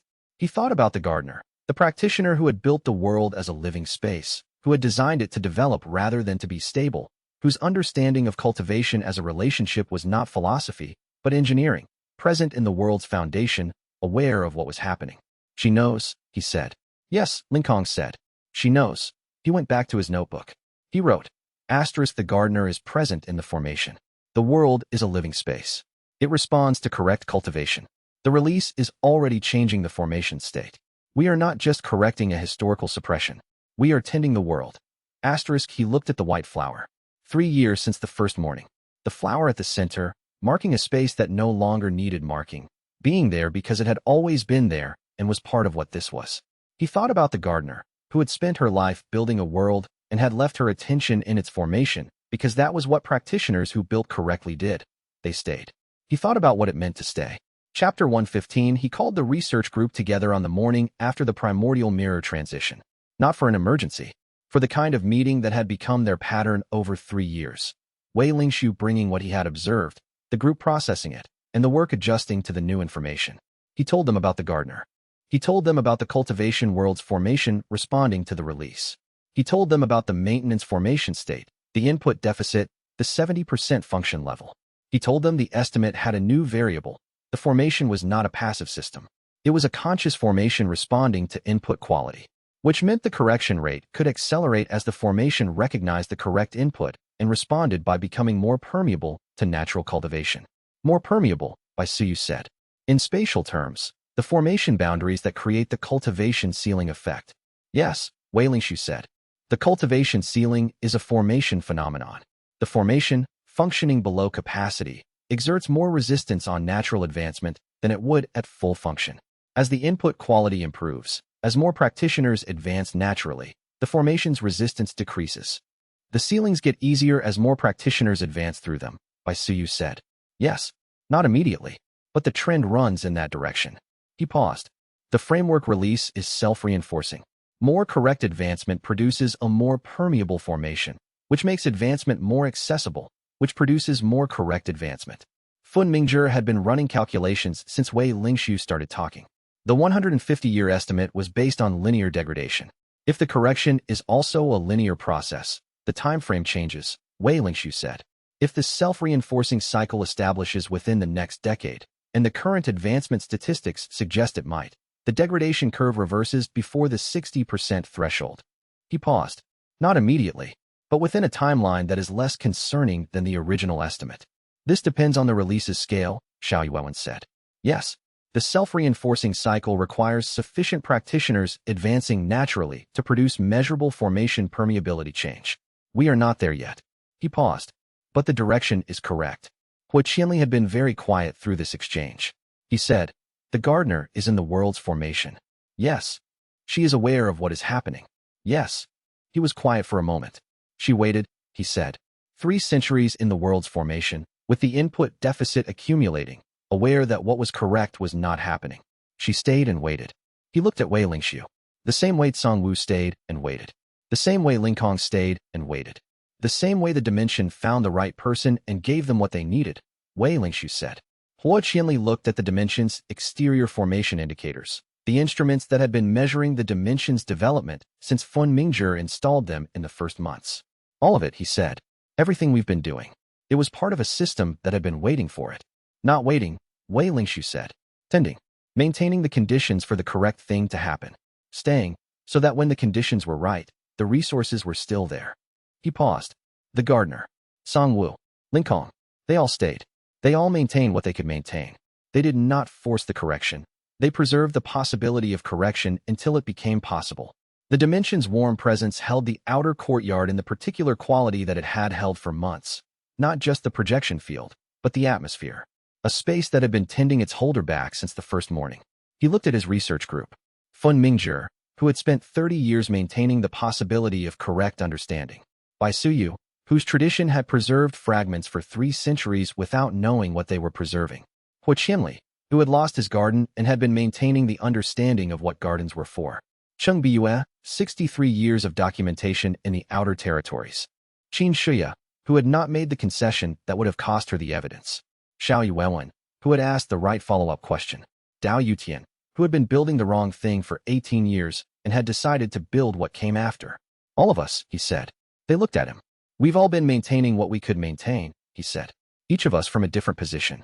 This is why it worked, not because of what I specifically did, but because we each maintained what we could, and the conditions eventually aligned. He paused. The gardener built the world to develop. She built it to work with practitioners who observed first and adjusted rather than imposed. We are those practitioners. He opened the notebook. He wrote, *, the world is a garden. It has been tending itself. We are the cultivation. * outside, the cultivation world was advancing. Inside, the gardener's formation was responding. The work continued. Chapter 116 The primordial mirror's authentication function became operational 3 weeks after the tier transition. It worked the way Congwu had described it would. The dimension's formation architecture, at primordial mirror tier, could read the origin signatures of cultivation records stored in its own formation memory and cross-reference them against the formation patterns that Wei Lingxiu could now see through primordial mirror comprehension. Records whose origin signatures matched the pattern visible in the primordial mirror comprehension were authenticated as pre-stabilization origin. Records whose signatures were inconsistent were flagged for review. He ran the full archive through the authentication process in a single day. The results: 419 records fully authenticated as pre-stabilization origin.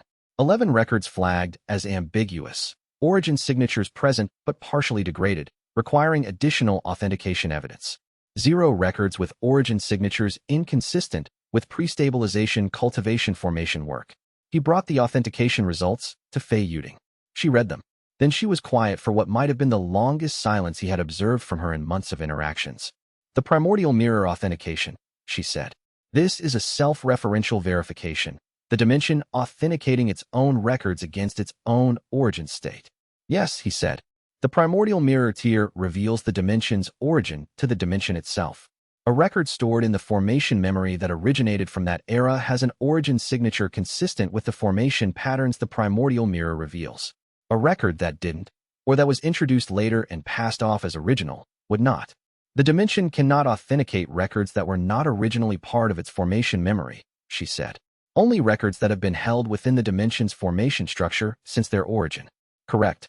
Which is why the Void Architect tradition's design was to preserve records in a living dimension rather than in external storage. The living dimension becomes its own authentication mechanism over time.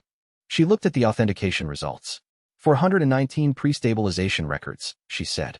347 advancement documentation cases. 62 theoretical framework documents. 10 records from the gardener's direct practitioners documenting the cultivation world's formation structure. Chengbiu's 112 cases are authenticated separately through her documentation provenance, which is modern origin. The authentication confirms they are what they purport to be, which is contemporary observation consistent with the pre-stabilization framework's predictions. She was quiet again. Then, I need to take this to the full council. Not for approval, for documentation. The primordial mirror authentication should be part of the archival record endorsement. She paused. This is what the supplementary protocol was designed to enable. How long, he said. 2 weeks, she said. The council's endorsement committee meets in 10 days. I can expedite the primordial mirror authentication to their agenda. He nodded. She stood to leave. At the outer courtyard's edge, she stopped. The gardener, she said. She had been briefed on the primordial mirror's deeper revelation. Yes, he said. She's in the formation. Yes. Fei Yuding looked at the dimension's exterior for a long moment. The projection field, the formation indicators, the specific quality of the outer courtyard where the ambient cultivation energy had been different for months. The cultivation world has been tended by someone who is still present in its foundation, she said. And the archive exists because a practitioner built a space that preserved the tending philosophy until the conditions for its return existed. She paused. And the Arbiter Council spent 300 years protecting the suppression of that philosophy. Yes, Wei Lingshu said. I want you to know, she said, that the practitioners who ratified the supplementary protocol, including me, understood what we were ratifying. Not fully, but enough. She paused. We built the pathway from the inside. Slowly. Because that was what the inside conditions made possible. She paused. Your past self built the dimension to outlast the suppression. My predecessors built the suppression to outlast the tradition. I built what I could build from inside the institution toward what I understood was correct. She paused. None of us did it alone. She left. He sat with that for a while. Then he went inside. Chapter 117, the Council's endorsement of the primordial mirror authentication arrived on day 11. It was the most significant institutional document the case had produced. The Arbiter Council, the organization that had existed for over 3 centuries specifically to prevent the release of records like the ones in the Void Architect Continuations Archive, formally endorsing the authentication mechanism that verified those records. Xiao Yuwen read it twice, and then said, This is the case that changes the mandate. Not yet, Wei Lingshu said, but it is the precedent. The release expanded. With the primordial mirror authentication and the Council's endorsement, the academic distribution that had been treated as preliminary became definitive. Research institutions that had been cautious about engaging with records that might be contested could now engage with records that had formal authentication. The cultivation research literature began incorporating the pre-stabilization framework documentation. Not universally, not without debate. The cultivation world had spent 3 centuries developing theories, practices, and institutions built on the altered framework. The record's claims created cognitive dissonance for practitioners whose entire understanding of cultivation was built on the restricted model. But the advancement statistics were undeniable.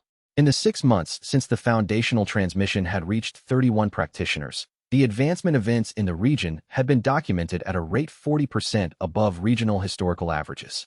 The formation permeability change was subtle, not visible to standard monitoring, but present in by Suyu's Voidwalker readings and in the specific quality of Wei Lingshu's primordial mirror comprehension of the surrounding cultivation environment.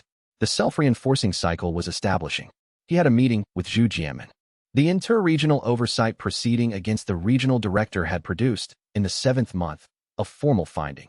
The formation corruption technique had been deployed systematically. The dimension holding account registrations had been obtained under duress, and the Cultural Preservation Fund had been operating beyond its stated mandate for at least 40 years. The regional director had, at this point, retired from his position.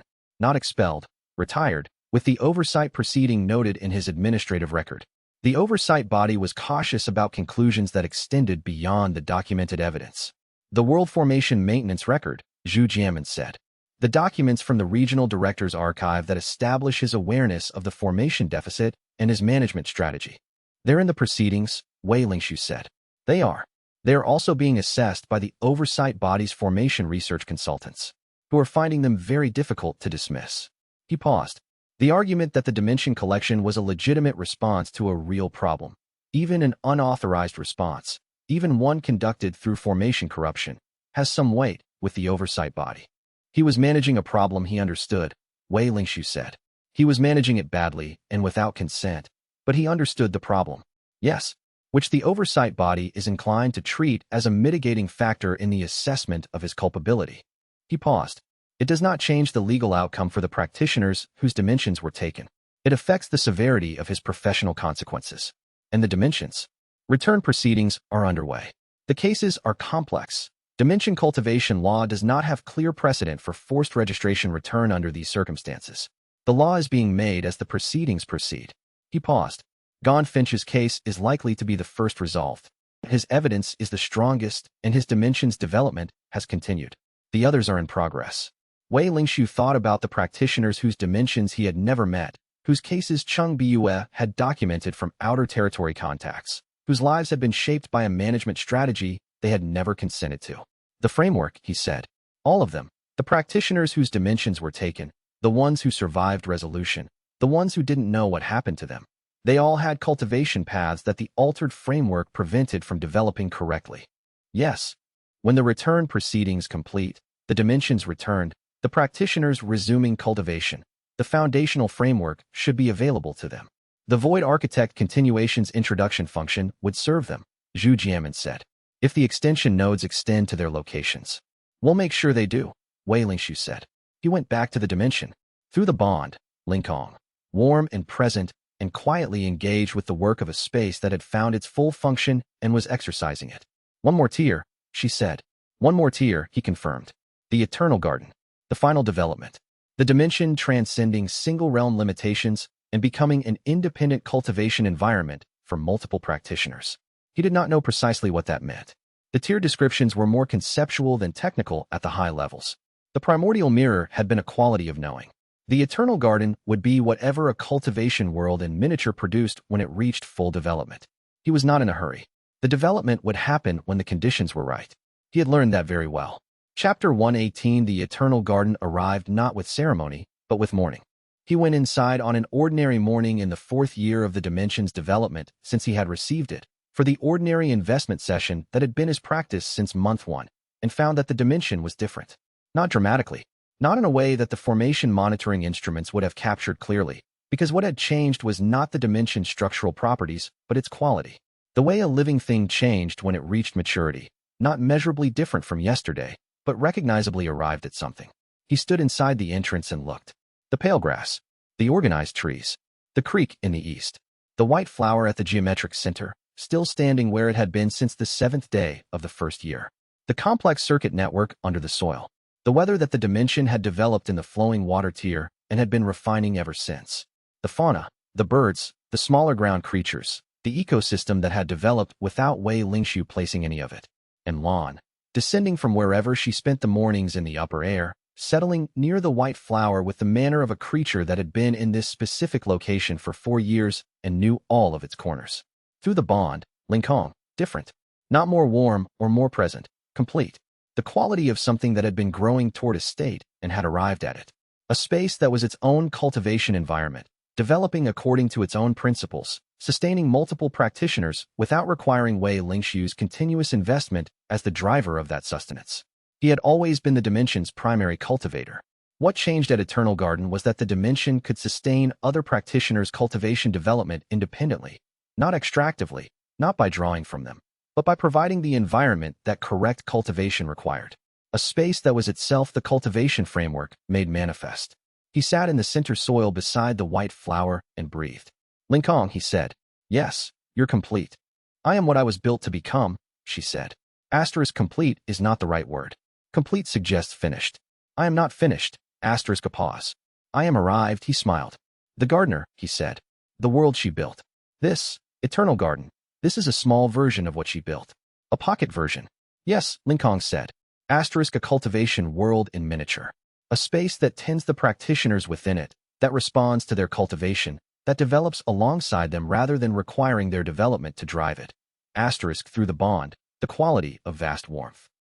When a practitioner cultivates correctly within me, I develop. When I develop, I can support their cultivation more fully. We become, together, more than either of us is alone. Asterisk, he thought about the cultivation world.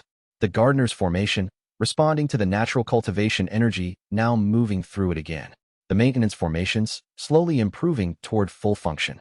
The self-reinforcing cycle establishing. The world and its practitioners, developing together. A cultivation world at eternal garden tier. The thought was very large. He sat with it. Chapter 119. Song-woo began declining in the 5th month after the eternal garden transition. Not rapidly. The process was visible in the quality of his presence in the dimension's ambient air, still vast, still precise, and dry and warm in its specific way, but less distributed, more concentrated, as if the presence that had filled the dimension's entire environment was slowly drawing inward. Wei Lingshu had known this was coming. Song-woo had been sealed for 324 years, preserved in the subdimensional space in a state of suspended development. When the seal opened, the preserved potential had been released, and released potential returned to the natural timeline it had been suspended from. He was aging. Not visibly in any physical sense. Song-woo's presence in the dimension was not a body but a soul's residual formation. What was declining was the formation's energy, the 3-century investment of a sovereign-class cultivator that had maintained it. The investment had been remarkable. It was not unlimited. He did not raise it with Song-woo immediately. He observed it for 2 weeks before the sovereign raised it himself. I am declining, Song-woo said. Not as a complaint or a warning, as an observation. In the specific manner of a practitioner who had spent 3 centuries doing precise assessments and continued doing them about himself. Yes, Wei Lingshu said. The archive is authenticated. The framework is released and expanding. The records are in institutional custody under the Void Architect Continuations Authority. The Arbiter Council's mandate has been modified and continues to develop toward what it should have been originally. He paused. The work is complete. Not everything is resolved, Wei Lingshu said. The oversight proceedings. The return of the collected dimensions. The full release scale. Not my work, Song-woo said. Mine was the records. The preservation. The transmission. That is done. He paused. I knew, when the release was approaching, that the completion of the transmission would mean the end of the role I had been preserved to play. The sealed space maintained my formation because I was the key to the records. Without the sealing, without the preservation requirement, the formation energy that sustained me will not have the same input. He paused. I will integrate. The dimension will hold what I was the way it holds all of its history. Integration, Wei Lingshu said. Not a question, an acknowledgement. The way a practitioner who has spent years investing into a dimension leaves a trace. Their cultivation signature, their contribution to the space's development, becomes part of the dimension's formation memory. He paused. I have been in the Eternal Garden for 4 years. The signature I've left here is extensive. I do not disappear. I become part of the garden. And consciousness, Wei Lingshu said. Your awareness. Distributed, Song-woo said. Not gone. Not concentrated in a specific place. The gardener is present in the world's formation in a way that responds to the right kind of attention. I will be present in the garden in a similar way. He paused. Significantly less than the gardener. She built a world. I was a historian in a pocket dimension. The dry amusement was present even now. But present. For those who know how to look. They sat in the dimension's ambient quiet for a long time. I am glad the door opened, Song-woo said. I spent 40 years being angry and 280 years being at peace with the possibility that it never would. And then it opened. He paused. You were what the past self hoped you would be. You did what he would have done if he had been less afraid. He was afraid because he cared about getting it right, Wei Lingshu said. I know. I told you I understood that, eventually. The sovereign's presence, moving through the dimension's circuit network with the quality of something settling toward stillness. The fear of being wrong is not wrong. It kept him careful. It drove him to build the path of correction into the space. Without the fear, he might have been less thorough. He paused. I have thought about this for a long time. He was afraid he was wrong. I was angry he was wrong. We were both, in the end, oriented toward the same thing. The records. The knowledge. The cultivation world's right to understand what it is. He paused. The gardener's work. Preserving it. Returning it. He integrated over the following month. Not suddenly, gradually, the vast distributed presence becoming quieter in the circuit network, more present in the dimension's formation memory, less distinct as a voice and more present as a quality. The dry amusement in the ambient air. The vast patience in the soil. The precise, specific warmth that had been the sovereign's manner distributed through everything. On the last morning, when Wei Lingshu could clearly distinguish Tsang Wu's presence as distinct from the dimension's general formation, the sovereign said, "Tend the garden well." Wei Lingshu said, "I will." He meant it. Chapter 120. On the morning after Tsang Wu integrated, Wei Lingshu sat in the center soil, near the white flower with lawn beside him, and held the primordial mirror comprehension steady and looked at the dimension. What he saw: the full formation history, from raw soil to eternal garden. The past self's design. The 3 centuries of development. His own 4 years of cultivation. Tsang Wu's presence, now distributed through the formation the way all significant presences distributed over time. Lingkong's consciousness, fully developed and fully itself. The archive in the formation memory, authenticated and accessible. The circuit network carrying the record of everything that had happened here. He looked at the white flower. It had been at the center since the 7th day of the first year. It had grown slightly over the 4 years. Its color was the same depth it had always been. The specific depth that had told by Suyu, long ago, that whatever was at the center was old. The sealed space was gone. What the flower had been marking was no longer sealed. And the flower was still there. He looked at it for a long time. Then, through the bond, "Lingkong, there is one more thing." "Yes," he said. "Tell me." "The gardener," she said. Asterisk the formation in the world. She has been aware of the dimension since the primordial mirror transition. She has been aware of the eternal garden tier. Asterisk a pause. She wants to communicate. Wei Lingshu sat very still. "Through the dimension," he said. "The eternal garden's development produced an interface," Lingkong said. "A cultivation world in miniature that has reached full development can, under the right conditions, communicate with the larger formation it is embedded in." A pause. Asterisk we are embedded in the world's formation. The world's formation is where the gardener is. The interface is now open. Asterisk he breathed. For years. The first morning, cold hands placing energy into dark soil.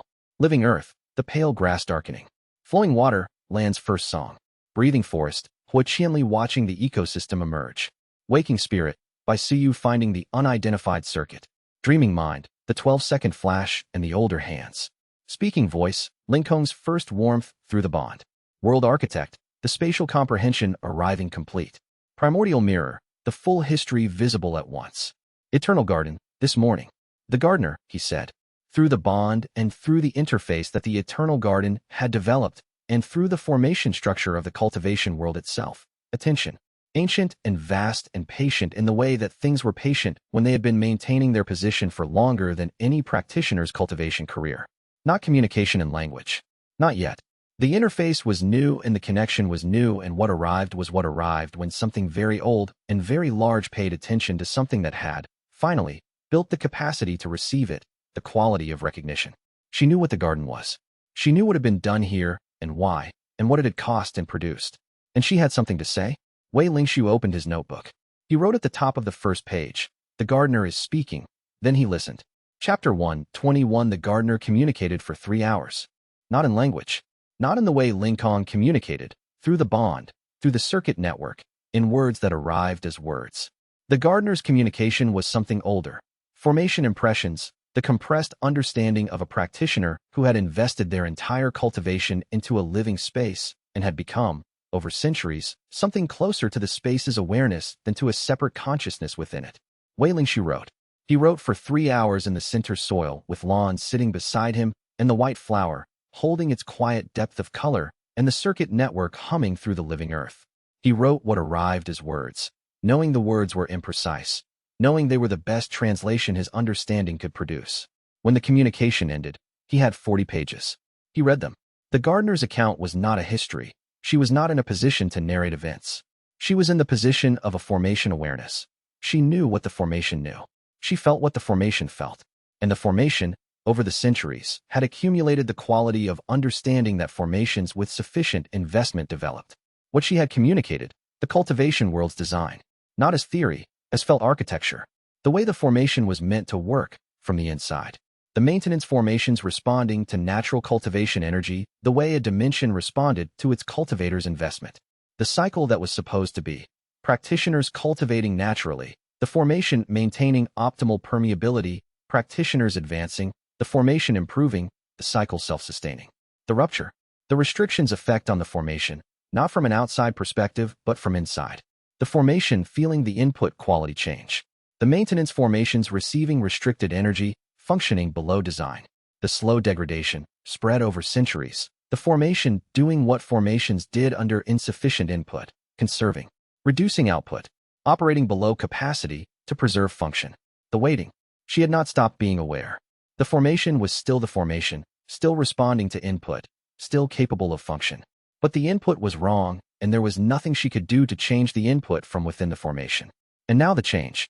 She had felt it when the framework transmission began. The change in the input quality at a specific location, his dimension, his location. A practitioner's cultivation energy shifting toward the natural quality. Then, as the release expanded, other locations. Other practitioners. The formation responding. Slowly. The way a formation responded to any change in input. Gradually, progressively, the effects accumulating. She had felt the eternal garden's development. A pocket dimension that had reached its full natural development. A small formation, his garden, embedded in her world formation, becoming fully itself. And through the interface that the eternal garden's development created, the ability to communicate. For the first time since the restriction began. What she had to say was not complicated. Continue. That was the core of it. Everything else, the formation's current state, the maintenance needs, the self-reinforcing cycle's progress, the timeline revised upward from her perspective as the formation's aware presence, was context for the one thing she needed to communicate. Asterisk, you have found the correct path. Continue. Asterisk, he read the 40 pages and reduced them to that. Then he looked at the white flower, and the center soil, and lawn, and the circuit network, and the pale grass, and the dimension that had been an inert storage space 5 years ago, and was now an eternal garden breathing with its own life and attention. He opened a fresh page of the notebook. He wrote, asterisk, the gardener says continue. We continue. Asterisk, chapter 122, he told the research group what the gardener had communicated. He did not read them the 40 pages. The formation impressions were imprecise enough that summary was more useful than the raw transcript. He told them what she had confirmed, and what she had added, and what she had specifically asked. They were quiet. Then Chung Bus said, 63 years in the outer territories. I maintained documentation in the outer territories because I believed the framework would eventually be released. I did not know the cultivation world's formation was conscious. She paused. I have been tending the garden without knowing the garden was aware. We all have, what Qianli said. The gardener is aware of the 63 years, Wei Lingshu said. The formation registers every practitioner who cultivates within it. The practitioners who cultivated correctly, even without the framework, even with the restricted framework working against them, are present in the formation's memory as input events, not individual memory. The cultivation's signature quality. He paused. She knows you were there. Chung Bue was very still. She knows all of us were there, she said. Everyone who ever cultivated naturally, correctly, within the world's formation, he said. Everyone Fen Mingzhi documented in 30 years of research. Everyone in Chung Bue's 112 cases. The practitioners in Tsang Wu's 347. And the 300 years of practitioners before the restriction, who cultivated with the full framework, and whose cultivation energy the formation received at full quality. He paused. The formation holds all of it. The outer courtyard was quiet. What does she need from us specifically? Xiao Yuan said. Practical as always. The formation's current state is improving, he said. The self-reinforcing cycle is establishing. She needs the release to reach sufficient scale that the improvement becomes sustained rather than localized. He paused. Locally, our region, the practitioners in the projection field's influence, the practitioners who have received the framework, the input quality has already shifted noticeably. The formation in this region is responding. He paused. The world formation is large. What we are doing here is correct. It needs to extend. The extension nodes, Fen Mingzhi said. Yes, more extension nodes, more institutions, more practitioners with access to the introduction function, more transmitters trained to expand the direct transmission capacity. He paused. The scale is the work. Dao Yutian had been quiet through this. He said, the resource architecture. Yes, Wei Lingshu said. The alternative architecture draft we developed, the one that describes development supportive resource relationships rather than access gatekeeping. Dao Yutian looked at the table. The framework release and the resource architecture need to proceed together. The framework without the resource support produces practitioners who advance correctly, but have to work against a resource system designed to obstruct that advancement. He paused. We've been focused on the framework release. The resource architecture is the institutional infrastructure that makes the release's benefits sustainable. Wei Lingshu looked at him. You've been working on it, he said. For the past year, Dao Yutian said. The alternative architecture has been in revision. I have been modeling it against the framework releases progression data, what resources practitioners actually need as they advance naturally, rather than what the current system assumes they need. He paused. I have a draft ready for review. He handed it across the table. Wei Lingxiu read the first page. It was, as Dao Yutian had described it months ago, different in kind from the current system. Not incrementally improved, fundamentally reoriented. Resource allocation as cultivation support rather than cultivation gatekeeping. He passed it to Fen Mingjie. Both projects, he said. The framework release and the resource architecture. In parallel. Both projects, Dao Yutian confirmed. They had work to do. Chapter 123 Xiao Yuan's final research finding arrived in the third month after the Eternal Garden transition. She had been working through the primordial mirror-authenticated archive for 2 months, reading the original documents now fully accessible through the Dimensions Archive function, building the comprehensive historical record that would be the Void Architect continuation's foundational academic output. She came to Wei Lingxiu with a specific document and her translation notes. The gardener's name, she said. The records refer to her by title, the gardener, which I had assumed was a posthumous designation. But in the 3 oldest documents, the ones from her direct practitioners, there is a term they use for her when they refer to her by name. She showed him the notation. He looked at the pre-stabilization formation characters. That is, he said slowly, not a name. No, she said. It's a title. More specifically, it's a cultivation philosophy. She paused. A direct translation of the 2-character compound in the formation notation system of the era is the one who observes before acting. Wei Lingxiu looked at the characters. The one who observes before acting, he said. The cultivator whose approach to the world was, read it before acting on it. Wait for the signs. Adjust rather than force. She looked at him. Her cultivation philosophy, the one she built the cultivation world based on, the one that is the foundation of the original framework, the one that the Void Architect tradition tried to preserve, is the same as your core approach. He sat with this for a long time. This is not a coincidence, he said. The records describe her philosophy as the natural product of a specific kind of cultivation attention, Xiao Yuan said. A practitioner who treats the world as something to observe and understand before acting on it, who values understanding over imposition, arrives at this philosophy regardless of era, regardless of whether they have the framework. The framework is the documentation of the philosophy. The philosophy is prior to the framework. It emerges from the way some practitioners naturally relate to cultivation, Wei Lingxiu said.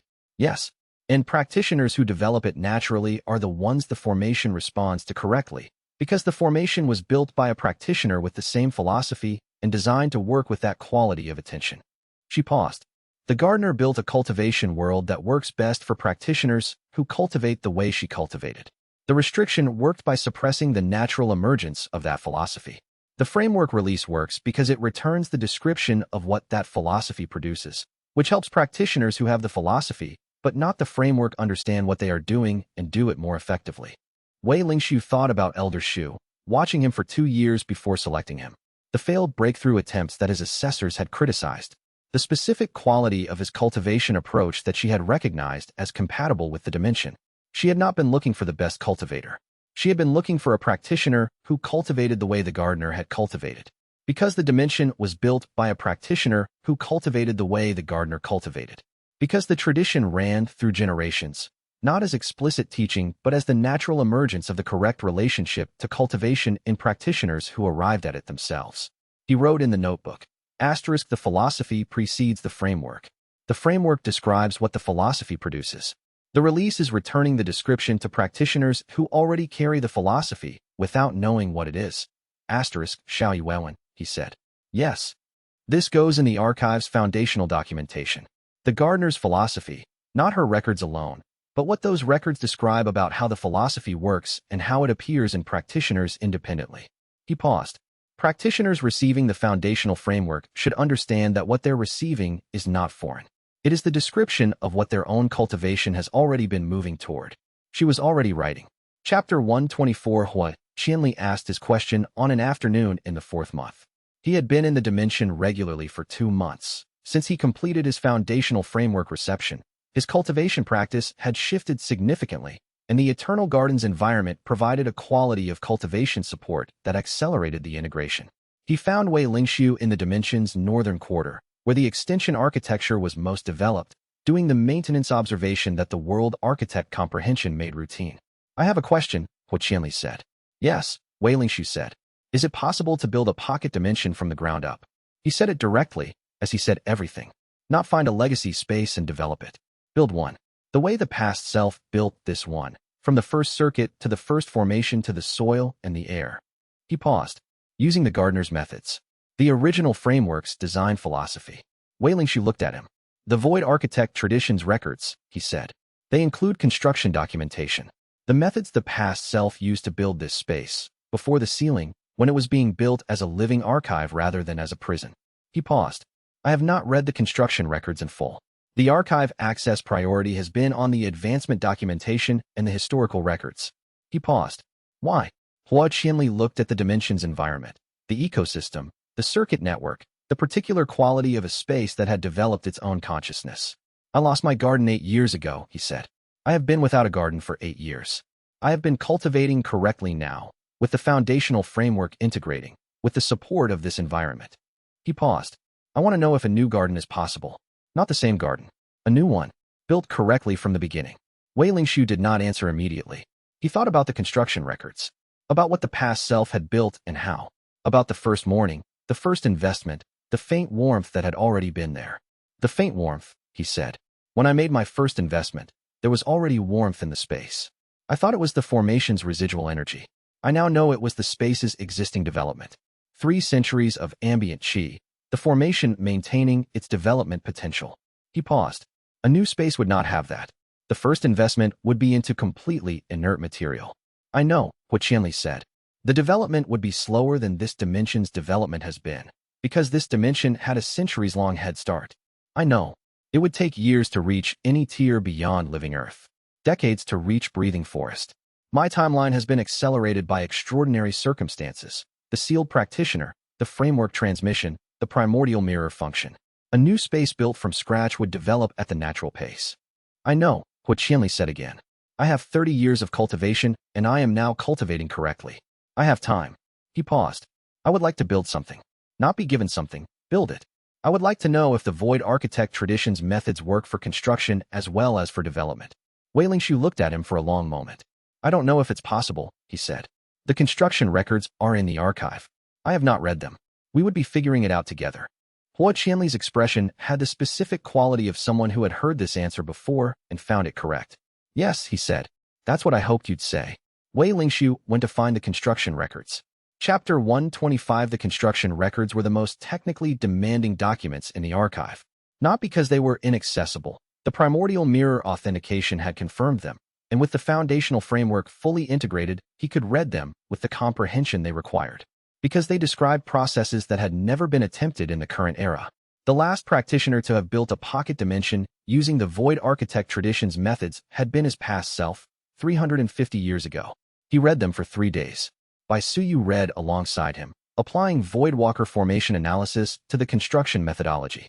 She found 2 things he had missed, and 1 thing she confirmed differently. The first circuit layer's composition, which was specified in the records with a precision that required spatial cognition to implement correctly. Fen Mingzhi read the materials science components. Xiao Yuewen read the formation legal documentation. The registration process for a newly constructed pocket dimension was different from the registration process for a legacy space, and the void architect continuation's institutional standing changed the registration pathway significantly. On the 4th day, he brought his notes to Hua Qianli. The construction is possible, he said. It is not easy. The initial circuit laying requires a level of formation precision that the current cultivation world does not commonly train. You have 30 years of cultivation and the foundational framework integration. Your formation sense is sufficient. He paused. The initial living formation layer requires seed material, spiritual soil, with the correct composition for the first cultivation investment. The archive describes 4 acceptable composition profiles. I can help identify the nearest available source in the regional formation geology. How long? Hua Qianli said. For the first investment to produce a measurable living earth response. Song Wu's records indicate 12 to 30 months for a practitioner at your current cultivation level investing at the recommended daily rate. He paused. The dimension will develop at its own pace after that. You cannot accelerate it. You can only invest consistently and read what develops. I understand, Hua Qianli said. I have gardened. I know what consistent care looks like. There is a question you should consider, Wei Lingshu said. Yes.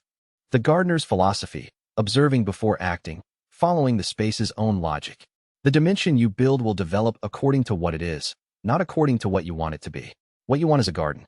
What you get will be whatever the specific formation's development produces. He paused. It may not be what you remember. It may be what you could not have anticipated. Xianxia was quiet. My previous dimension, he said. I tried to recreate the conditions I had known. I had a specific image of what a good dimension was. I imposed that image. He paused. It was a good dimension, but it was mine because I shaped it, not because it chose me. He looked at the eternal garden around them. This is different. You read it before acting on it. Yes. I want to do it that way, he said. Not to recreate what I had. To build something and read what it becomes. He paused. Even if what it becomes is not what I imagined. Xianxia looked at him. Then we'll find the soil, he said. They went to look at the regional formation geology that afternoon. Xianxia's world architect's spatial comprehension reading the formation profiles in the surrounding cultivation zone, while Xianxia walked beside him with the attention of a practitioner who was learning to read a new kind of ground. The soil they found, in a sheltered formation pocket 3 hours from the sect, had the specific composition profile the archive described as optimal. High spiritual density, correct mineral balance, the particular chi absorption rate that promoted living earth tier without rushing it. Xianxia stood in the pocket and felt it with the direct formation sense of a 30-year practitioner. Yes, he said. This is right. Xianxia opened the notebook. He wrote, First circuit layer, beginning. Then he taught Xianxia the first step. Chapter 126 Xianxia arrived at the sect without announcement in the 6th month after the Eternal Garden transition. Not through any channel Xianxia had established. He came the way practitioners from the outer territories came when they did not want to be tracked.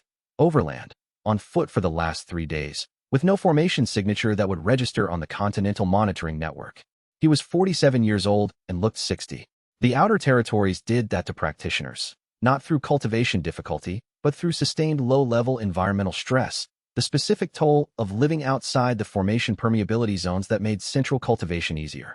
His hands were weathered and his eyes were careful in the way eyes became careful when someone had been monitoring their surroundings for years. He introduced himself to the sect's outer disciple on watch and asked for Xianxia by name. Xianxia met him in the outer courtyard. They had corresponded through Dao Yutian's routing over the past months. The correspondence had been professional, formation data, legal documentation, case updates.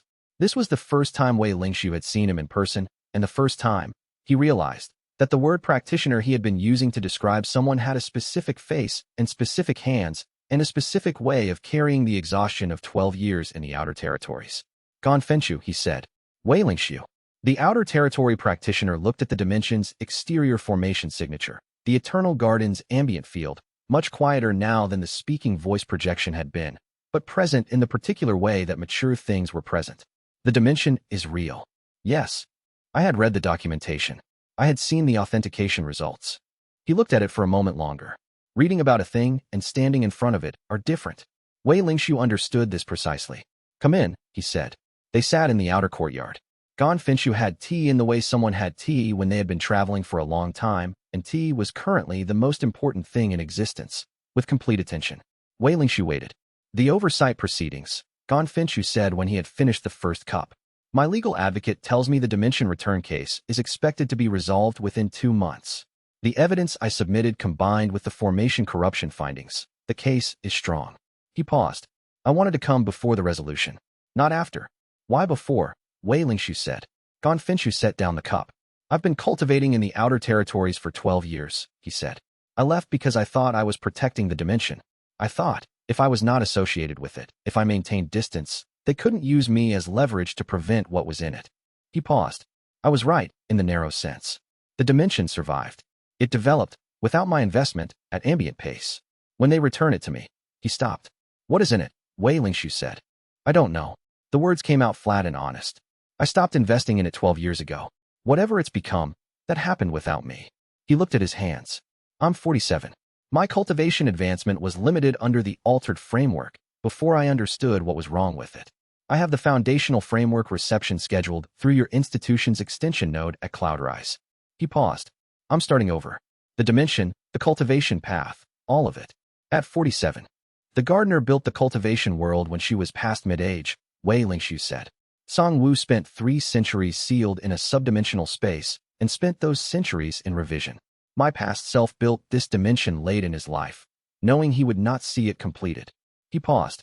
Starting over is not the same as starting late. Gonfinchu looked at him. That is very easy to say, he said. Yes, Wei Lingshu said. It is. I'm telling you because it is also true. And you came here before the resolution to hear something true rather than to be managed. A long pause. My dimension, Gonfinchu said. If I receive the foundational framework through the CloudRise extension node, if I begin cultivating correctly, and then return to invest in a dimension that has spent 12 years developing without input, it will respond to correct investment, Wei Lingshu said. The dimension has been waiting. It will know the difference between what it received before and what it receives when you return. You're certain? I have been cultivating a pocket dimension for 4 years, Wei Lingshu said. I am certain that dimensions know the difference. Gonfinchu picked up the second cup of tea. He held it without drinking. I would like, he said carefully, to ask for guidance. Not through the extension node. Directly. I understand if that is not possible, given the scale of what you are. That's why you came in person, Wei Lingshu said. Yes. Wei Lingshu looked at the outer courtyard, the dimension's ambient field, the formation indicators still running their quiet monitoring at the edge of the space. Fun Mingzhi had capacity to transmit the foundational framework now. Bai Suyu had the Voidwalker formation sense. The research group had become practitioners who could each offer something Gonfinchu needed. I can offer you introduction and the foundational transmission, Wei Lingshu said. The direct guidance. You would work with Fun Mingzhi for the framework integration, Bai Suyu for the formation sense development in your own dimension. That is better guidance than I could provide alone, because each of them has specific knowledge I don't. He paused.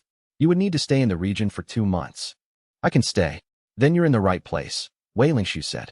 Gonfinchu finally drank the tea. Outside the formation network, a practitioner who had spent 12 years protecting something he could not touch was beginning, one careful step at a time, the return. Chapter 127. Fun Mingzhi left for 3 weeks in the 7th month. He told Wei Lingshu before he left. I have an obligation to fulfill before I can ask what I intend to ask. He did not explain further. Wei Lingshu did not ask. It was Fun Mingzhi's way, and one of the things Wei Lingshu had learned about him was that the explanation always arrived eventually and was always worth the wait. When he returned, he looked different, not in a visible way, in the way practitioners looked when they had completed something that had been unfinished for a long time. 30 years ago, he said, sitting in the outer courtyard on the afternoon he returned, I began independent cultivation research because I believed the framework was recoverable. I registered as an independent researcher rather than as an institution because an institution required affiliations and affiliations required concessions. He paused. I spent 30 years funding my research through contracted work, formation assessments, cultivation case consultations, the technical documentation market. Not because I preferred that work, because it kept me free to continue the research. I know, Wei Lingshu said. What you may not know is that my contracted work included a 12-year engagement with the Regional Cultivation Assessment Board. He said it directly, as he always said things. I evaluated formation corruption cases for them, including, in the 8th year of my engagement, a case that I now believe was one of the regional director's formation corruption applications. Wei Lingshu was still. I assessed the case as ambiguous, Fun Mingzhi said. The formation damage was present. The practitioner, a dimension holder in the outer districts, was claiming external corruption. The regional director's office provided a counter-assessment indicating developmental instability. I did not have the pre-stabilization records at that time. I did not know the signature I was reading was a suppression technique. He paused. I assessed it as ambiguous. The case was closed against the practitioner. You didn't know? Wei Lingshu said. No, but I have spent the past 30 years knowing that the framework suppression had institutional reach. I had accumulated enough indirect evidence to suspect that formation corruption cases were being mishandled. I chose to believe that my expertise was too limited to challenge the counter-assessment. He looked at his hands. That was not a limitation of knowledge. It was a choice about what I was willing to claim. Wei Lingshu looked at him. You went to find the practitioner, he said. I found her estate. She died 6 years ago. He was quiet for a moment. Her daughter was there. I told her what I should have told her mother, that the assessment was wrong, that I know now what the damage was, that the case should have been decided in her mother's favor. He paused. The daughter said, what does it change? I said, nothing and everything. She understood what I meant. He breathed. I wanted you to know before I asked the question I came to ask. Ask it, Wei Lingshu said. I would like to formally affiliate with the Void Architect continuation, Fun Mingzhi said. Not as a contributor or an associated researcher. As a member. With the institutional weight that entails and the constraints it creates. He paused. My independent status has served its purpose. The framework is released. The research is no longer preparatory. It is ongoing work that requires institutional standing to continue properly. He paused. I have been independent for 30 years because I was protecting the possibility of this work. The work is now happening. I should be part of the institution that holds it. The outer courtyard was quiet. Wei Lingshu thought about the 30 years. The independent researcher who had kept records no institution would have protected. The contracted work that funded the research no one would fund. The ambiguous case that had been a choice, made under real constraints, that Fen Mingzhi had been carrying for years. The formal membership requires documentation and a ratification by the Continuation's Research Council, Wei Lingshu said, which is currently Xiao Yuwen and me, with Bai Suyu as an affiliated member. He paused. I do not anticipate resistance to the ratification. Fen Mingzhi looked at him. That was a yes, he said. That was a yes. Fen Mingzhi picked up the tea that had been cooling at his elbow for 15 minutes, drinking it without apparent concern for its temperature. Good, he said. I have a research proposal on the archive's authentication methodology that I've been holding until membership was settled. Of course you do, Wei Lingshu said. He opened his notebook and wrote, Asterisk Fen Mingzhi, formal affiliation, pending ratification. Ratification, approved. Asterisk then he wrote, Asterisk the people who kept the work possible are now in the work. This is what 30 years of preparation looks like when it arrives. Asterisk chapter 128 by Suyu found him in the Dimension's eastern quarter on a morning in the 8th month, where he had been doing formation observation since dawn. Not mapping. Not the systematic Voidwalker formation reading she conducted for the archive record. She was standing at the edge of the creek that had developed in the second year, watching the water, with her hands still at her sides. She turned when she heard him, and her expression had a quality he had seen before. The specific quality of someone who had made a decision and was in the specific discomfort of having made it before saying it aloud. The Northern Traverse Institute, she said. They have offered me a position. He stopped. The Northern Traverse Institute was the oldest active Voidwalker tradition institution in the cultivation world. The position it offered a practitioner of Bai Suyu's caliber was not a research post. It was a foundational role, the kind of position that defined a practitioner's institutional identity for the rest of their cultivation career. When, he said, the offer came last month. She looked at the water. I've been holding it. Why? Because I did not know what to say to you. She said it without softening it. That was Bai Suyu, precision applied to everything, including things that would have been easier to approach sideways. The Northern Traverse position is the correct position for a Voidwalker of my current level. It has the resources, the tradition's accumulated knowledge, the research infrastructure. My work on the Eternal Garden's spatial architecture has created opportunities within the tradition that will not wait indefinitely. She paused. And I have been here for 2 years. 2 years and 8 months, he said. She looked at him. Yes, she said. The creek moved with the particular sound it made in the early morning. Lower than the afternoon, the Dimension's water cycle not yet in full movement. A bird somewhere in the organized trees was doing the thing birds in the Dimension's northern sector had begun doing in the spring. A specific pattern, 3 notes, and a pause. That way Lingshu had not been able to identify the origin of. The ecosystem-producing behavior no one had taught it. The Void Architect Continuations Archive has spatial architecture documentation that the Northern Traverse Institute has been requesting access to for 3 months, Wei Lingshu said. I know. I wrote the authentication protocol for the access request. The extension node we're developing at the Central Voidwalker repository that requires a practitioner who understands both spatial formation work and the Eternal Garden's specific architecture. I know that too, she said. Wei Lingshu. He was quiet. Say it directly, she said. You have been careful for 8 months. I have been careful for longer than that. We are both practitioners who observe before acting, and I am telling you that I have been observing long enough to know what I see, and I need you to say the thing you have been holding back from saying. The creek moved. The bird made its 3-note pattern. He said, I would like you to stay. Not because of the archive access or the extension node or the continuation's institutional needs. For reasons that are not professional. He paused. That is the thing I have been careful not to say. She looked at him for a long moment. The Northern Traverse position has a residency requirement, she said. 3 years, minimum, before a practitioner can negotiate partial remote engagement. I know. That is 3 years. I know. I am not asking you to wait 3 years, she said. I am asking if you understand that I need to fulfill this before I can be here in the way that I think both of us want me to be here. He thought about what the gardener had communicated. Continue.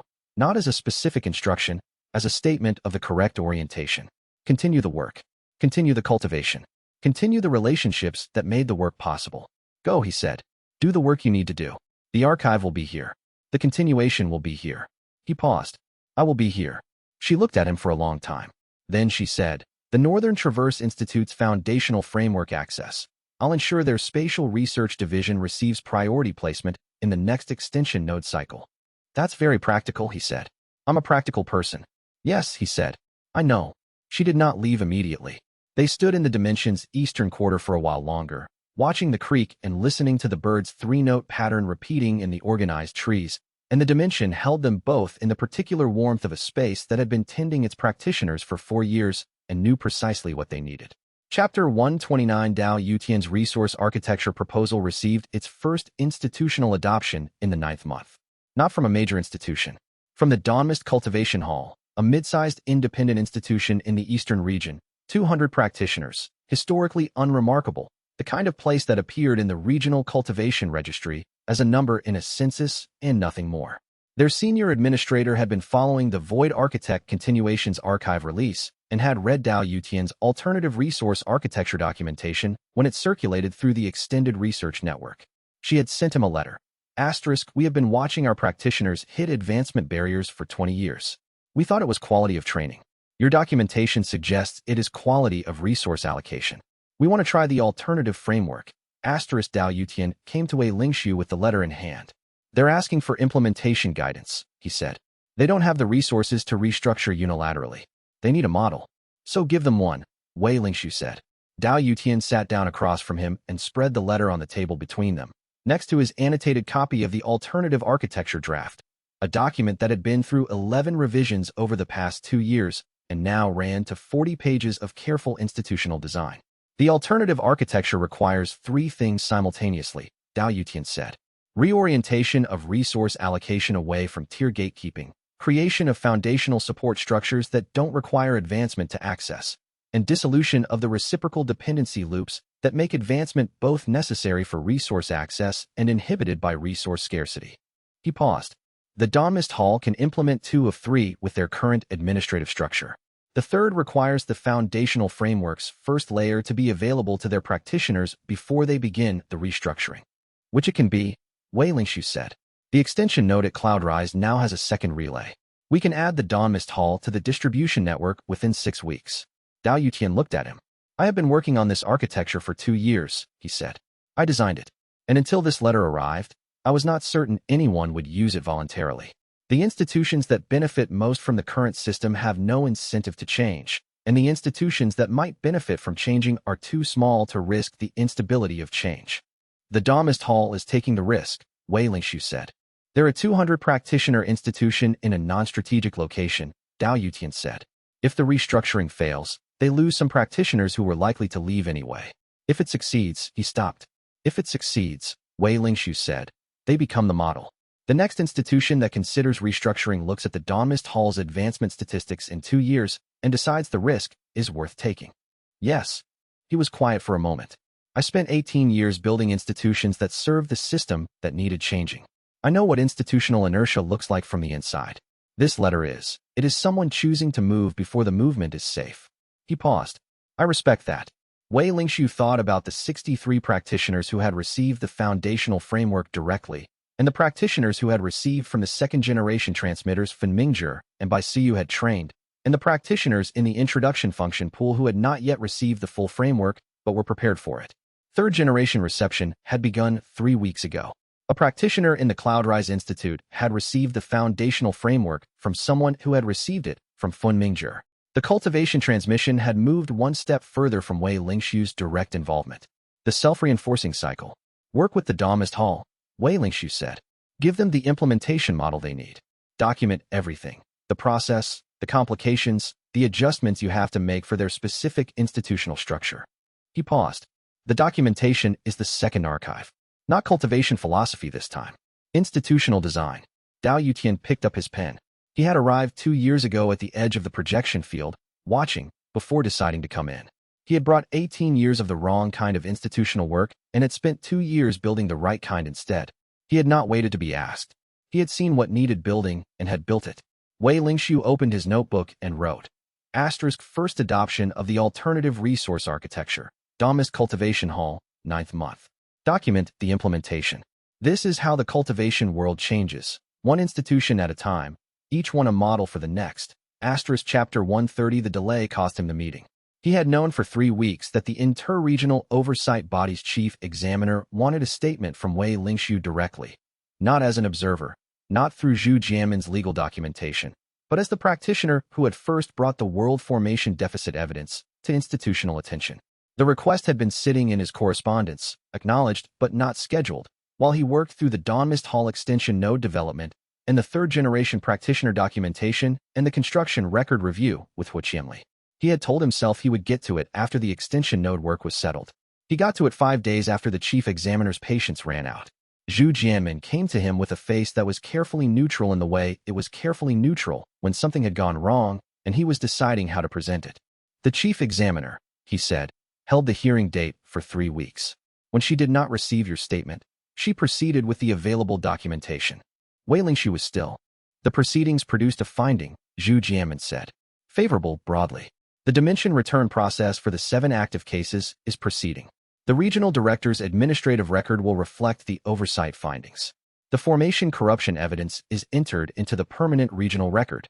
He paused. But the broader finding, the one that would have established the oversight body's formal position on the connection between the restriction and the collection strategy, that finding required your direct testimony to establish the evidentiary link. And without it, Wei Lingxiu said, without it, the oversight body found that the connection was probable but not established beyond institutional evidentiary standards. Zhu Jianmin met his eyes. The regional director's culpability is documented. The systemic connection, the finding that the collection strategy was not individual mismanagement but a component of a larger authorized suppression, is not in the record. Wei Lingxiu sat with this. It was not catastrophic. The dimensions would be returned. The practitioners would receive the foundational framework. The world formation documentation was in the archive, authenticated and accessible. But the finding that the suppression itself was wrong, that the regional director's actions were authorized by a system that had been operating in error for 3 centuries, that finding required the world formation evidence to be placed directly by the practitioner who had received it, in formal testimony, establishing the evidentiary chain from Tsang Wu's records to the oversight body's record. And he had not done it. Can the testimony be entered retroactively, he said. As supplementary evidence, yes. It cannot change the finding on the systemic connection. That finding is closed. It can inform the follow-on proceedings when the next case reaches the oversight level. Zhu Jianmin paused. It is not a permanent foreclosure. It is a narrower record than we would have had. Wei Lingxiu thought about the 3 weeks. The extension node work had been important. The third-generation documentation had been important. The construction records review with Hu Qianli had been important. None of it had been more important than the testimony. He had known that, and he had waited anyway, because he had been waiting for the moment when he could approach it without other work pressing, and that moment had not arrived, and he had let the deadline pass. I'll prepare the supplementary statement, he said, for the follow-on proceedings. I'll open the filing channel, Zhu Jianmin said. He left. Wei Lingxiu sat alone in the outer courtyard. Through the bond, Lingkong was present and quiet in the way she was quiet when she was aware of what he was thinking and had decided not to say anything about it. I know, he said aloud. I know you know, she said. It will be in the supplementary record. The follow-on proceedings will have it. Yes, a pause. The oversight record is narrower than it should be.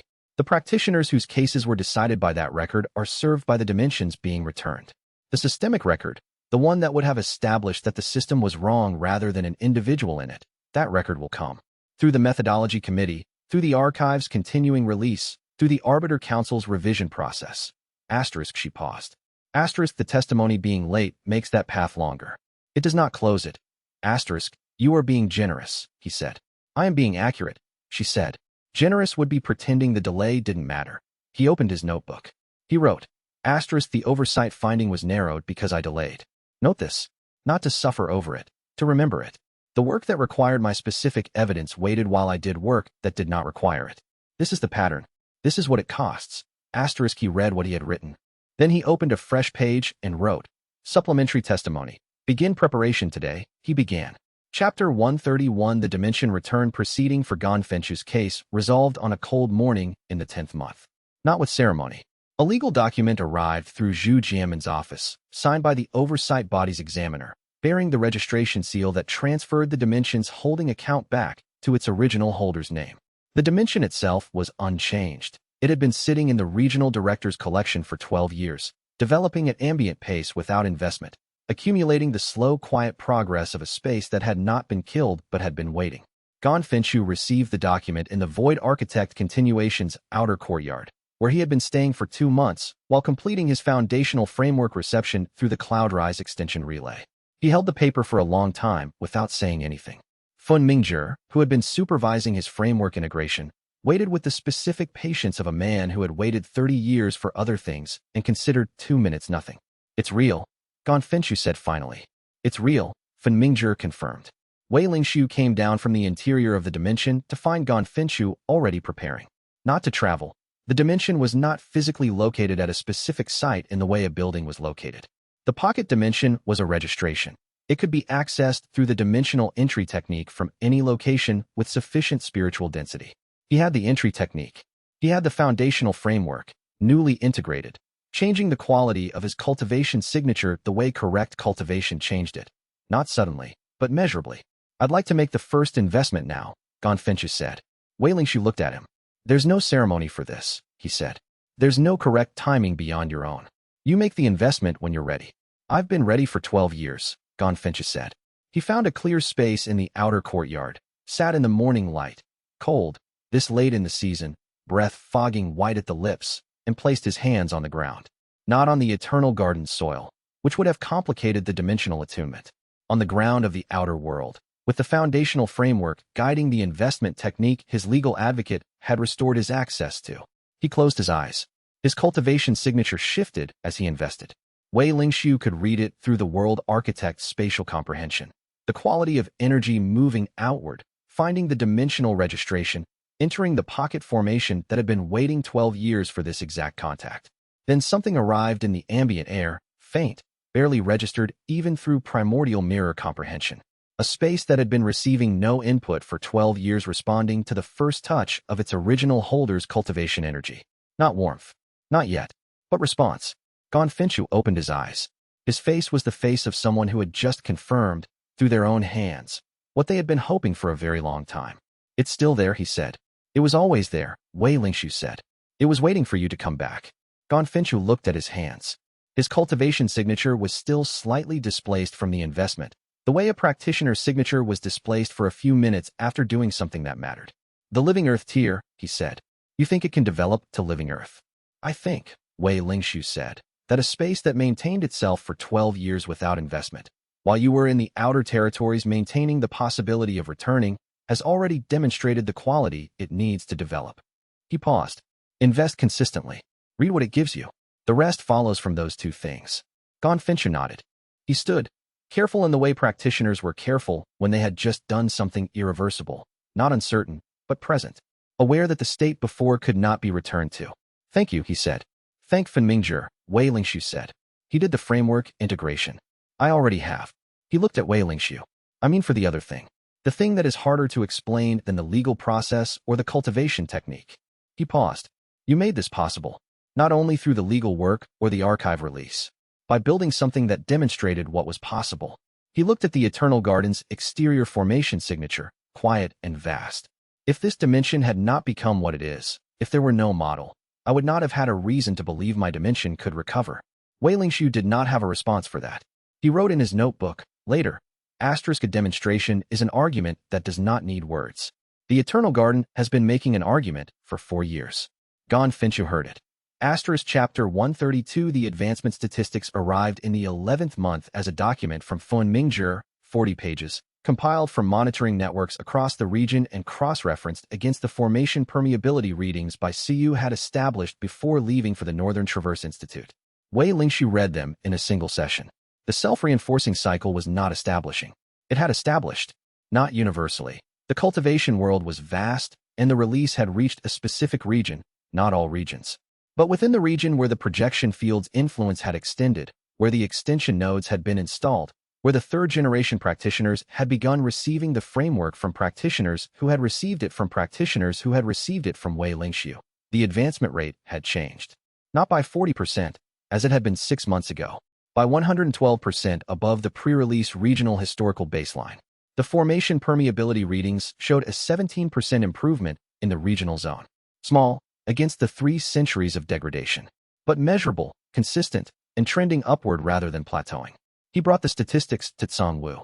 The sovereign's presence in the dimension's formation had been distributed for months now, less a distinct voice and more equality in the ambient air. The dry precision and vast patience present the way warmth was present in soil that had been in sunlight. But when Wei Lingshu concentrated the primordial mirror comprehension toward the formation memory, where Tsang Wu's cultivation signature was strongest, the response came. "You see the statistics," Wei Lingshu said. "I see them," Tsang Wu said. The voice was quieter now, the distributed quality of it like speaking to someone through water, present, but translated. "The cycle has established, yes.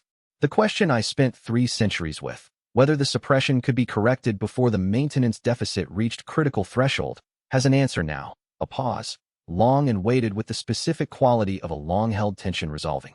The answer is yes. The threshold can be avoided. Wei Lingshu sat in the center soil, in the morning, with the statistics in his hand, and the eternal garden breathing around him with its own settled rhythm. 112%, he said. In one region, in 1 year. The first practitioners to advance through the natural ceiling. Their cultivation signature is now entering the world formation at full quality, which improves the ceiling conditions for the practitioners behind them. Tsang Wu's presence moved through the circuit network in the particular way it moved when the sovereign was working through an analysis. The curve accelerates. Slowly, but it accelerates. Wei Lingshu thought about the gardener, present in the world's formation, aware of the input changing. "She feels it," he said. Yes. She has been tending that formation for centuries with incorrect input. The correct input arriving, even partially, even in one region, is not nothing to something that has been waiting for it. He opened his notebook. He wrote, self-reinforcing cycle confirmed established. Formation permeability improving. The work is no longer restoring the possibility of correct cultivation. The work is expanding it. He wrote. This is what the gardener communicated. Continue. We are continuing.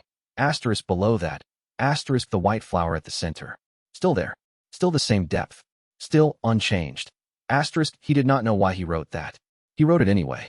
Chapter 133. Fei Yuding arrived without advance notice in the 12th month. Not without warning. She had sent a formal communication through the Arbiter Council's standard channels, addressed to the Void Architect Continuation's registered contact. But the communication had arrived on the same day as the third extension node's installation coordination, which had occupied 3 days of Wei Lingshu's attention, and he had not read it until after she was already at the outer gate. She was alone. Not the 5-practitioner assessment team. Alone, dressed in the council's formal gray, but without the assessment insignia she had worn on her first visit. She looked at the outer courtyard's formation instruments, the eternal garden's ambient presence, the particular quality that the dimension had developed over 4 years of becoming exactly what it was built to be. "You've grown it considerably," she said. "It grew," he said. "I've been in it." She sat across from him in the outer courtyard. The tea was already there. Fen Mingzhi had anticipated her arrival and prepared it before leaving, which was the kind of thing Fen Mingzhi did without being asked and without explaining. "The Reform Committee," she said. "Yes." "The Council's request stands," she said. 3 months since the initial communication. "I wanted to deliver the follow-up in person." She looked at him. "You should know. The initial communication was discussed at the Council level before sending. There are members who believe inviting a practitioner with your history to sit on the Methodology Committee is inconsistent with the Council's institutional standing. And the members who sent the invitation," Wei Lingshu said, "believe that the Methodology Committee cannot produce a credible reform document without a practitioner who can speak to what the current assessment methodology has suppressed." She paused. "I am among that group. I have been working toward this outcome for 2 years. The invitation was not easy to obtain." Wei Lingshu looked at the formation instruments at the edge of the courtyard. 3 months ago, he had known the invitation was coming. He had drafted conditions in his notebook twice and set them aside.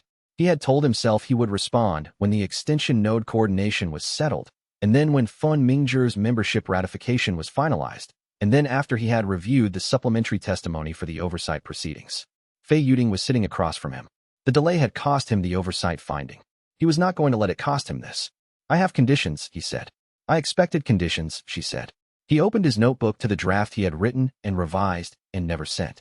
"First," he said, "the committee's remit must include the archive's authentication standards as the foundational methodology for dimension assessment, not as a supplementary framework, as the primary one. The suppression-oriented mandate is deprecated rather than modified. That's a high bar for internal consensus, she said. It is. Continue. Second, the committee's findings must be published through the academic distribution network, not through the council's internal policy process. If the methodology changes are valid, they are valid because the cultivation research community can evaluate them, not because the council ratified them internally. She looked at him for a moment. That limits the council's ability to control the outcome of its own reform process, she said. Yes, he said. That is the point. A pause. Third, he said, the committee includes at least 2 practitioners who have received the foundational framework through the Void Architect continuations distribution. Not me. Practitioners who received from the 2nd or 3rd generation, who can speak to what the framework does from a position other than mine. She wrote this down. These conditions are not unreasonable, she said. They're difficult, within the council's current internal politics, but not unreasonable. She looked up. Are they negotiable? The first is not, he said. The 2nd and 3rd have flexibility in implementation, but not in principle. She wrote this down too. I'll take these back to the committee architects, she said. If they're accepted, which I believe they can be, I will communicate through formal channel. If there are counter-proposals, I will bring them in person. She paused. I prefer conversations like this to correspondence. So do I, he said. She stood. At the outer courtyard's edge, she stopped. And for a moment, she looked at the Eternal Garden's formation signature with the expression she had worn on her first visit. The expression of someone who had been in this work for 23 years and was recognizing something she had not seen before. What the dimension is now, she said. Yes. It's what a pocket dimension is meant to be, she said. Not a stability risk. Not a practitioner's storage space. An environment that cultivates back. She paused. The assessment framework never had a category for this because the assessment framework was designed when dimensions weren't supposed to develop this far. The archive has the original category documentation, Wei Lingshu said. The gardener's terminology for a space at this tier. It was called, in the pre-stabilization formation notation, a living mirror. A space that showed practitioners what correct cultivation looked like by being an example of it. Fei Yuding looked at the dimension's exterior for a long moment. A living mirror, she said. Then she left. Chapter 134 The 3rd generation transmission happened in a room he was not in.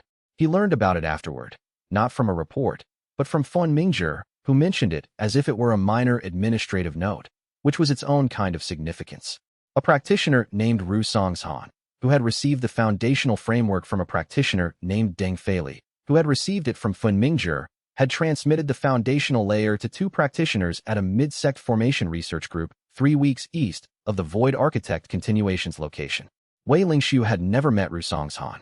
He had met Deng Feili once, briefly, at the Cloudrise Institute's first introduction function demonstration. He had no direct connection to the 2 practitioners who had now received the framework through 3 generations of transmission. He sat with this. The 4th generation begins when those 2 transmit, he said. If their integration progresses on the expected timeline, Feng Mingzhi said, that would be approximately 8 months. Assuming they are motivated to transmit. He paused. Based on the pattern of every practitioner who has received the framework, motivation is not the limiting factor. What is? Time. The transmission requires direct presence and cultivation compatibility assessment. Each transmitter can work with 3 to 5 practitioners simultaneously. The bottleneck is not willingness, it's the number of practitioners with sufficient integration to transmit reliably. Which is growing. He paused. I've been modeling the expansion rate. The 4th generation, conservatively, will produce 40 to 60 new foundational receivers. The 5th generation, if transmission capacity holds, reaches beyond the capacity of the monitoring network to track comprehensively. Wei Lingshu looked at him. That's what the gardener built, he said. The cultivation world is a formation that sustains itself from correct input. The framework release is a correction of the input. The system that maintains itself correctly is not Wei Lingshu's system. It's the gardener's system, which is 3 centuries older than anything we've built. We are one restoration event, Feng Mingzhi said. What we set in motion is not ours to control or contain. That is appropriate. Wei Lingshu thought about this. The first morning, cold hands, dark soil. The faint warmth that had been there before he arrived. The dimension had already been a thing before he found it. He had been a continuation, not an origin. The framework release was the same. He had not invented the framework. He had not created the archive. He had received them from a practitioner who had built them 3 centuries ago, who had received the philosophy from a practitioner centuries before that, who had developed it from the same source that every practitioner developed it from. direct cultivation attention applied honestly to what cultivation actually was. He had been part of the chain. Rusong's, he said. The third-generation practitioner. Yes. Do we have any documentation on their integration state? Whether the framework arrived correctly at the third generation? Fun Mingzhi produced, from his notes, because of course he had been monitoring this, a brief cultivation assessment that Deng Feili had provided after the transmission. The integration signatures, the advancement response, the specific quality of the foundational reception. Wei Lingxiu read it. The framework had arrived correctly, not distorted, not diminished by the distance from the original transmission. The foundational layer was the foundational layer, 3 generations out, transmitted by a practitioner he had never met to practitioners neither of them would meet, and it was correct. He wrote in his notebook, third generation confirmed functional. The transmission does not lose fidelity through iteration. The framework is not Wei Lingxiu's. It is the cultivation world's. We returned it. It is returning itself. Below that, in smaller characters. This is enough.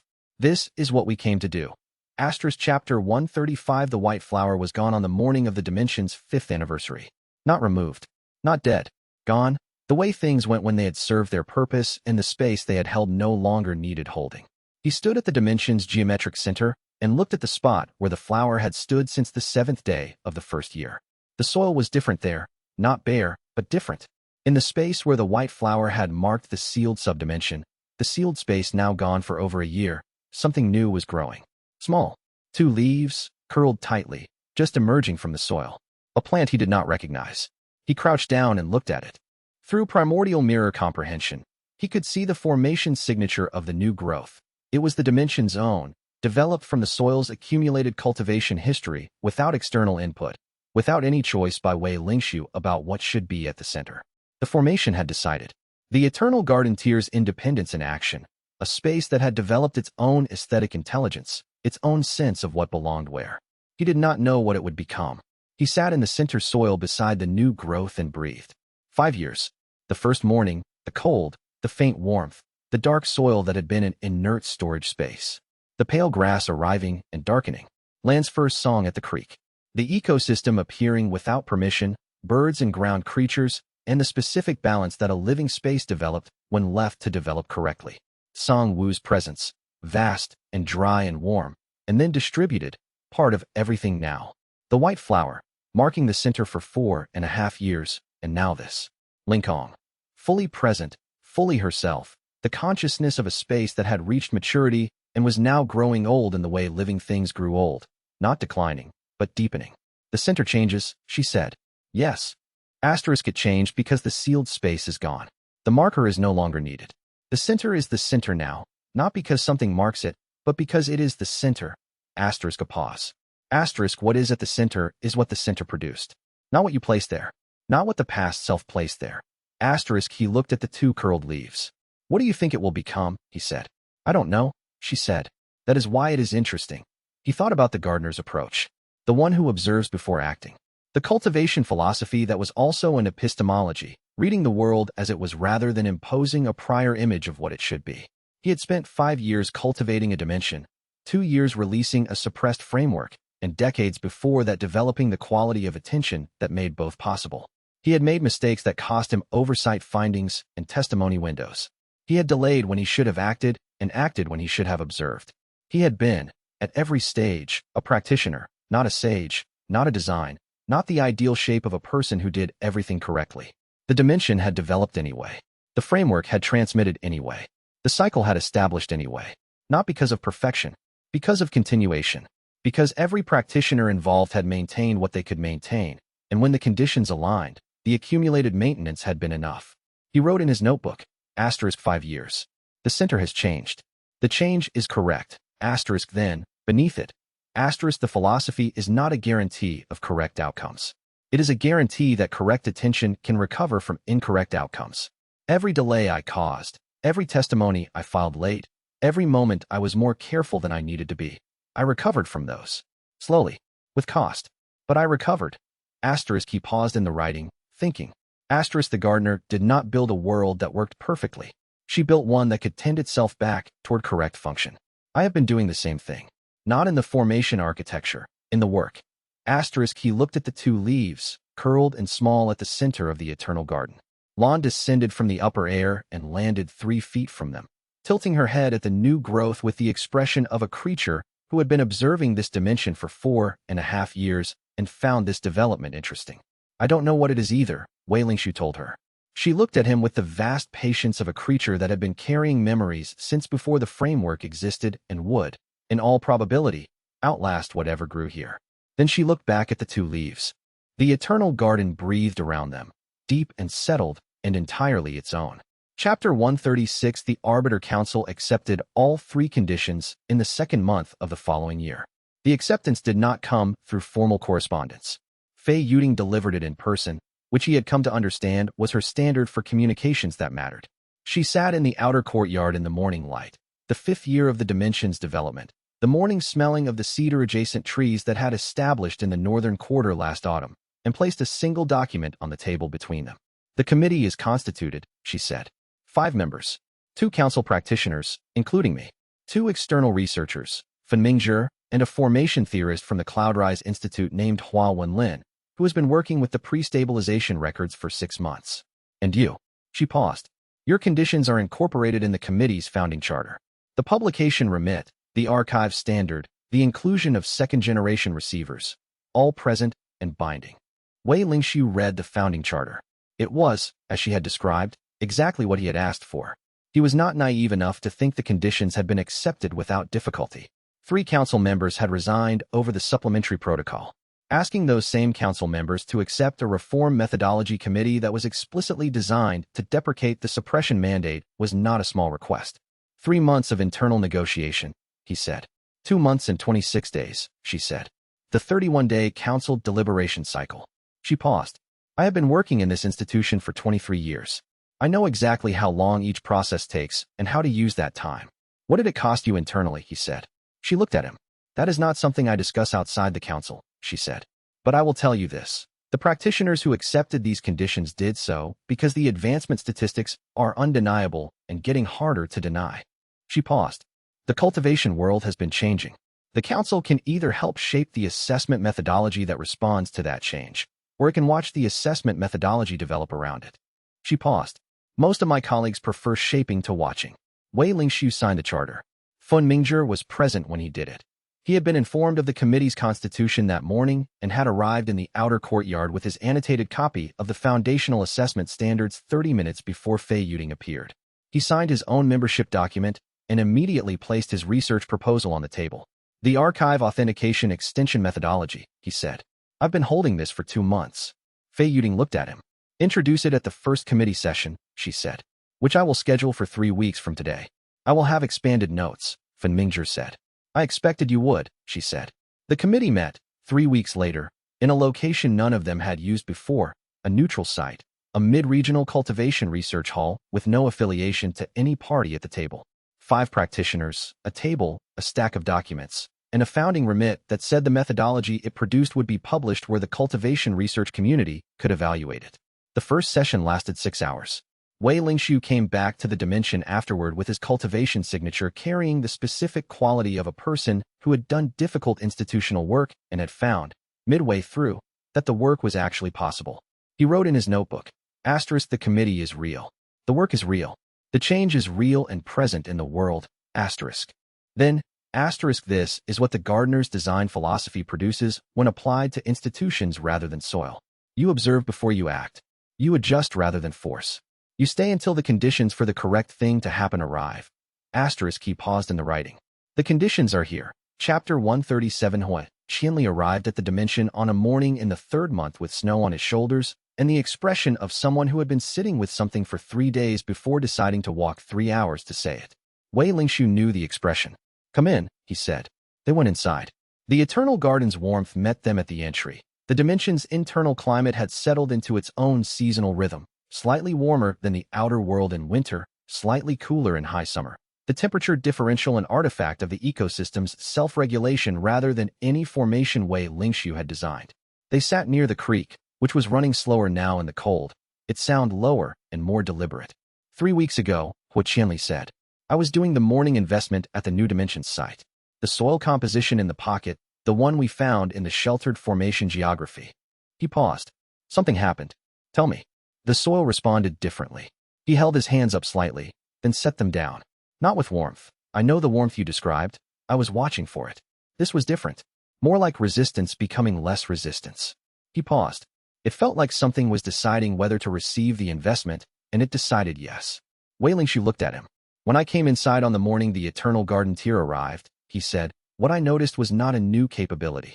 It was an absence of the ceiling. The space had been operating with a structural limitation, and when the limitation resolved, what I felt was space where there had been pressure. He paused. What you're describing is the boundary between a space that is considering whether to be a dimension and a space that has decided to be one. Hua Qianli was very still. Living Earth, he said. Not yet, but approaching. The decision precedes the tier. Wei Lingshu looked at his hands. When did it start? 6 months ago, Hua Qianli said. The investment changed quality around month 4. By month 5, the soil was holding the circuit trace I'd laid in the first circuit layer without degradation. I was monitoring for degradation weekly. The archive said first circuit degradation was common in the first 6 months. He paused. There was no degradation. The trace held. The formation is intact. The formation is intact and developing. He paused. I didn't want to say it until I was certain. I've been watching for 3 more weeks. A pause. I'm certain. The creek moved. Outside, 3 hours away in a sheltered formation pocket, a small space was approaching the first tier of development. The point at which a collection of soil and circuit work and daily investment became a living thing in the cultivation sense. Not conscious, not aware, but alive, in the way that living formations were alive, receiving input, processing it, returning something different than what arrived. The beginning. Keep the investment rate consistent, Wei Lingshu said. Don't increase it when you think it's close. The space will respond to consistency more than to intensity. The first tier response, when it comes, will be small. Don't measure it against the Eternal Garden. He paused. Measure it against the 7th day of its first year. What was this dimension's 7th day? Hua Qianli said. A white flower I did not plant. Hua Qianli was quiet for a moment. Something I didn't place there, he said. Something the space produced. Yes. Wei Lingshu looked at the creek. You'll know it when it happens. The archive describes it as formation assertion, the space asserting its own preferences for the first time. It will be small, and it will be unmistakable. Hua Qianli sat with this for a while. The creek moved. The dimension breathed.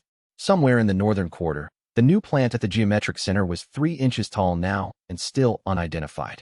Thank you, Hua Qianli said finally. You built it, Wei Lingshu said. I gave you a map. The space trusted your hands.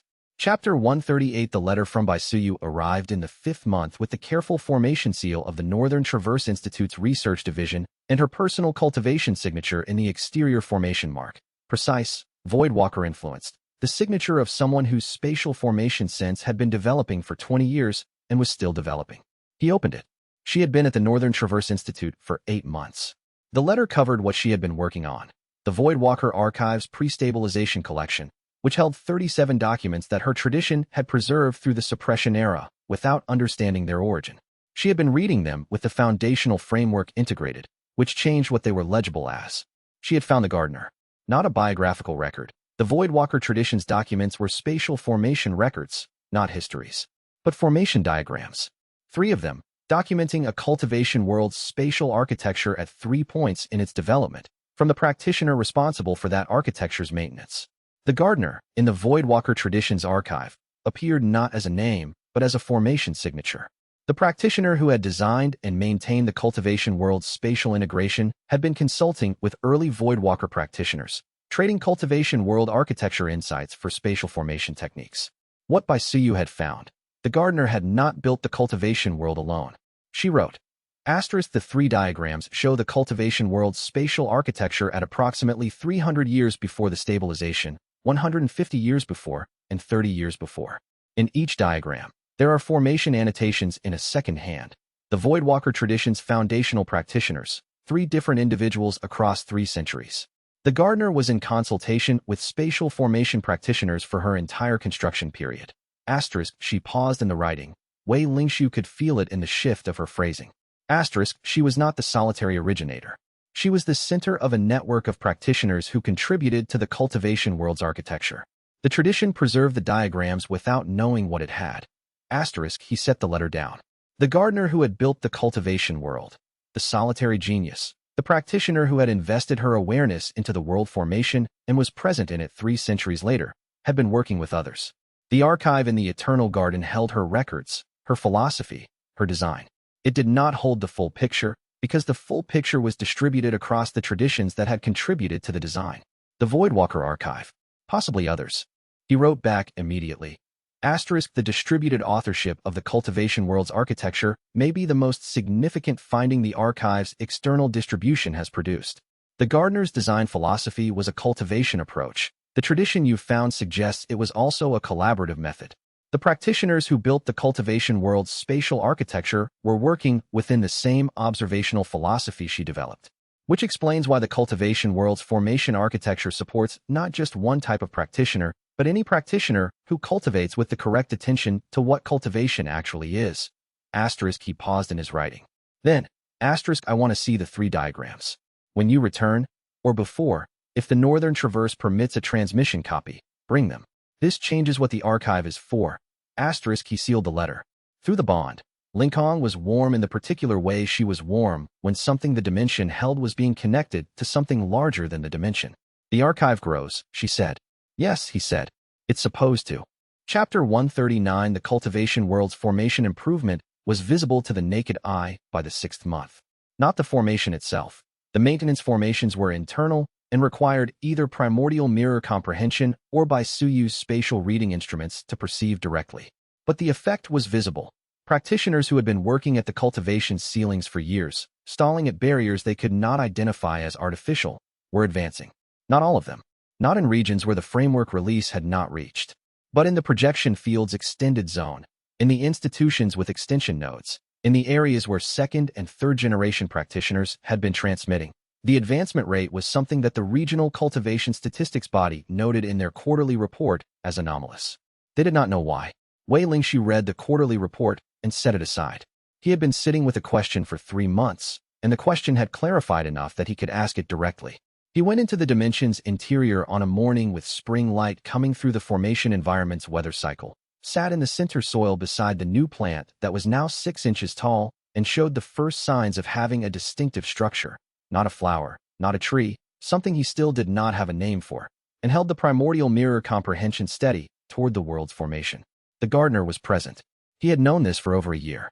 What he had not asked, because he had not had a clear enough question to ask, was this: what was she doing? Not tending. The tending had been disrupted for 3 centuries and was only now beginning to recover. Not waiting. Waiting was the wrong word for something that had no choice about time. He looked at her formation presence with the primordial mirror's full clarity. She was doing what she had always been doing.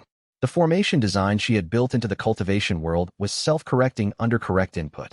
The maintenance formations were not simply reactive, they were iterative.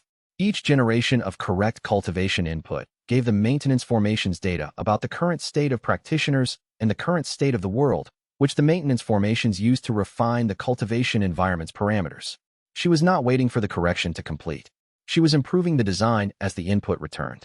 3 centuries of restricted input had been 3 centuries of observing what the restriction produced, what the altered framework did to practitioners, what the lowered maintenance function did to the cultivation environment, what the loss of the correct approach did to the world the correct approach was designed to tend.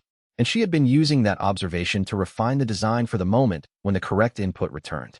The cultivation world after full restoration would be better than the cultivation world before the suppression, because the gardener had observed the suppression for 3 centuries and adjusted.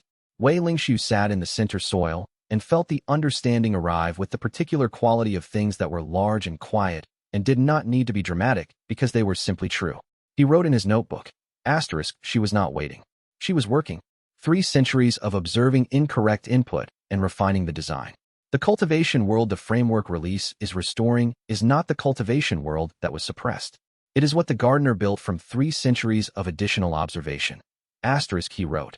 The one who observes before acting. She never stopped acting. Observation was the action. Below that, in smaller characters.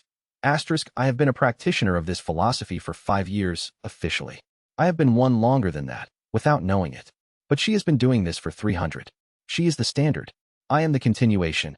He looked at the plant at the center. Still unnamed. Still growing. Still entirely its own. Chapter 140. On a morning in the 7th month of the Dimension's 5th year, Wei Lingshu arrived before dawn. He did this sometimes. The Dimension's internal environment tracked the outer world's light cycle with about a 30-minute offset. When the outer world was in the last hour of night, the Eternal Garden sky was still dark, the weather cycle holding the quietest possible state, the temperature cool and still in the way that spaces were cool and still before the day's first warmth. He came in, and he did not cultivate. He sat in the center soil beside the unnamed plant, 8 inches tall now, with a complex leaf structure that Fenmingzhi had begun documenting in the archive's formation ecology records, hypothetically named after the primordial mirror tear that had been active when it first appeared, and he watched the dimension wake up. The birds in the northern trees began first. The 3-note pattern, quiet, then joined by others. The creek's sound changed as the water cycle accelerated into its morning rate, louder, more deliberate. The pale grass at the edge of the center clearing caught the first formation light that the dimension generated through its own weather cycle. The light still gray and low, shadows long across the ground. Lan descended from wherever she spent the nights, a place in the upper formation layer that Wei Lingshu had located once through primordial mirror comprehension and had chosen not to disturb, and settled on the branch of the nearest organized tree. She was older now. Her feathers had the specific quality that feathers developed with age, each one precisely placed in the way that older creatures became precise rather than showy. She watched him with the intelligence of something that held 4 centuries of memory and had decided, long ago, that this specific person was worth watching. He had never asked her what she remembered. He did not think it was his place to ask. In the eastern quarter, the archive layer's formation indicators showed Xiao Yuwen had arrived before him. She was present in the archive function, continuing the documentation work that had become her primary cultivation practice. She was cross-referencing by Suyu's Voidwalker archive findings with the Eternal Garden's foundational records, building the distributed picture of the cultivation world's original architecture that the archive had not previously held. In the northern quarter, Fenmingzhi's most recent formation mapping was visible in the monitoring instruments. He had updated the spatial architecture record overnight. The new plant's formation signature was now fully documented, 3 entries in the archive's ecology section, still hypothetically named. 3 hours away, in a sheltered formation pocket, Huaqianli's dimension, still pre-tier, still in the long, slow development between circuit work and living Earth. He had been investing daily for 7 months. The pocket's formation had been silent for 6 of them, and then, 2 weeks ago, the soil had changed. Not warmth, not yet. Something more fundamental. The soil had changed in the way that Huaqianli had described, resistance becoming less resistance, the space making a decision. He was watching. He had been watching for 2 weeks. He had not named what he saw yet, because he knew that naming things before they were ready was the first kind of imposition, and he was not going to do to his dimension what he had done to his first one. Wei Lingshu opened a new notebook. The old one, the one that had started with asterisk day 1. Cold. A storage space. Asterisk, had been full for 3 months. He had placed it in the archive's formation memory, where it now existed as part of the Eternal Garden's own history, the record of 5 years written in the present tense and preserved in a space that had been there for all of it. He wrote at the top of the first page, in the dawn light that was now turning the pale grass gold at the edges. Asterisk question, what does a garden want, if it can want things? And if the answer is different from what I want? What, then?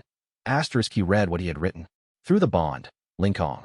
Fully present, fully awake, the consciousness of a space that had been building toward this moment since before he arrived and knew it better than he did. I can tell you, she said, if you want to know.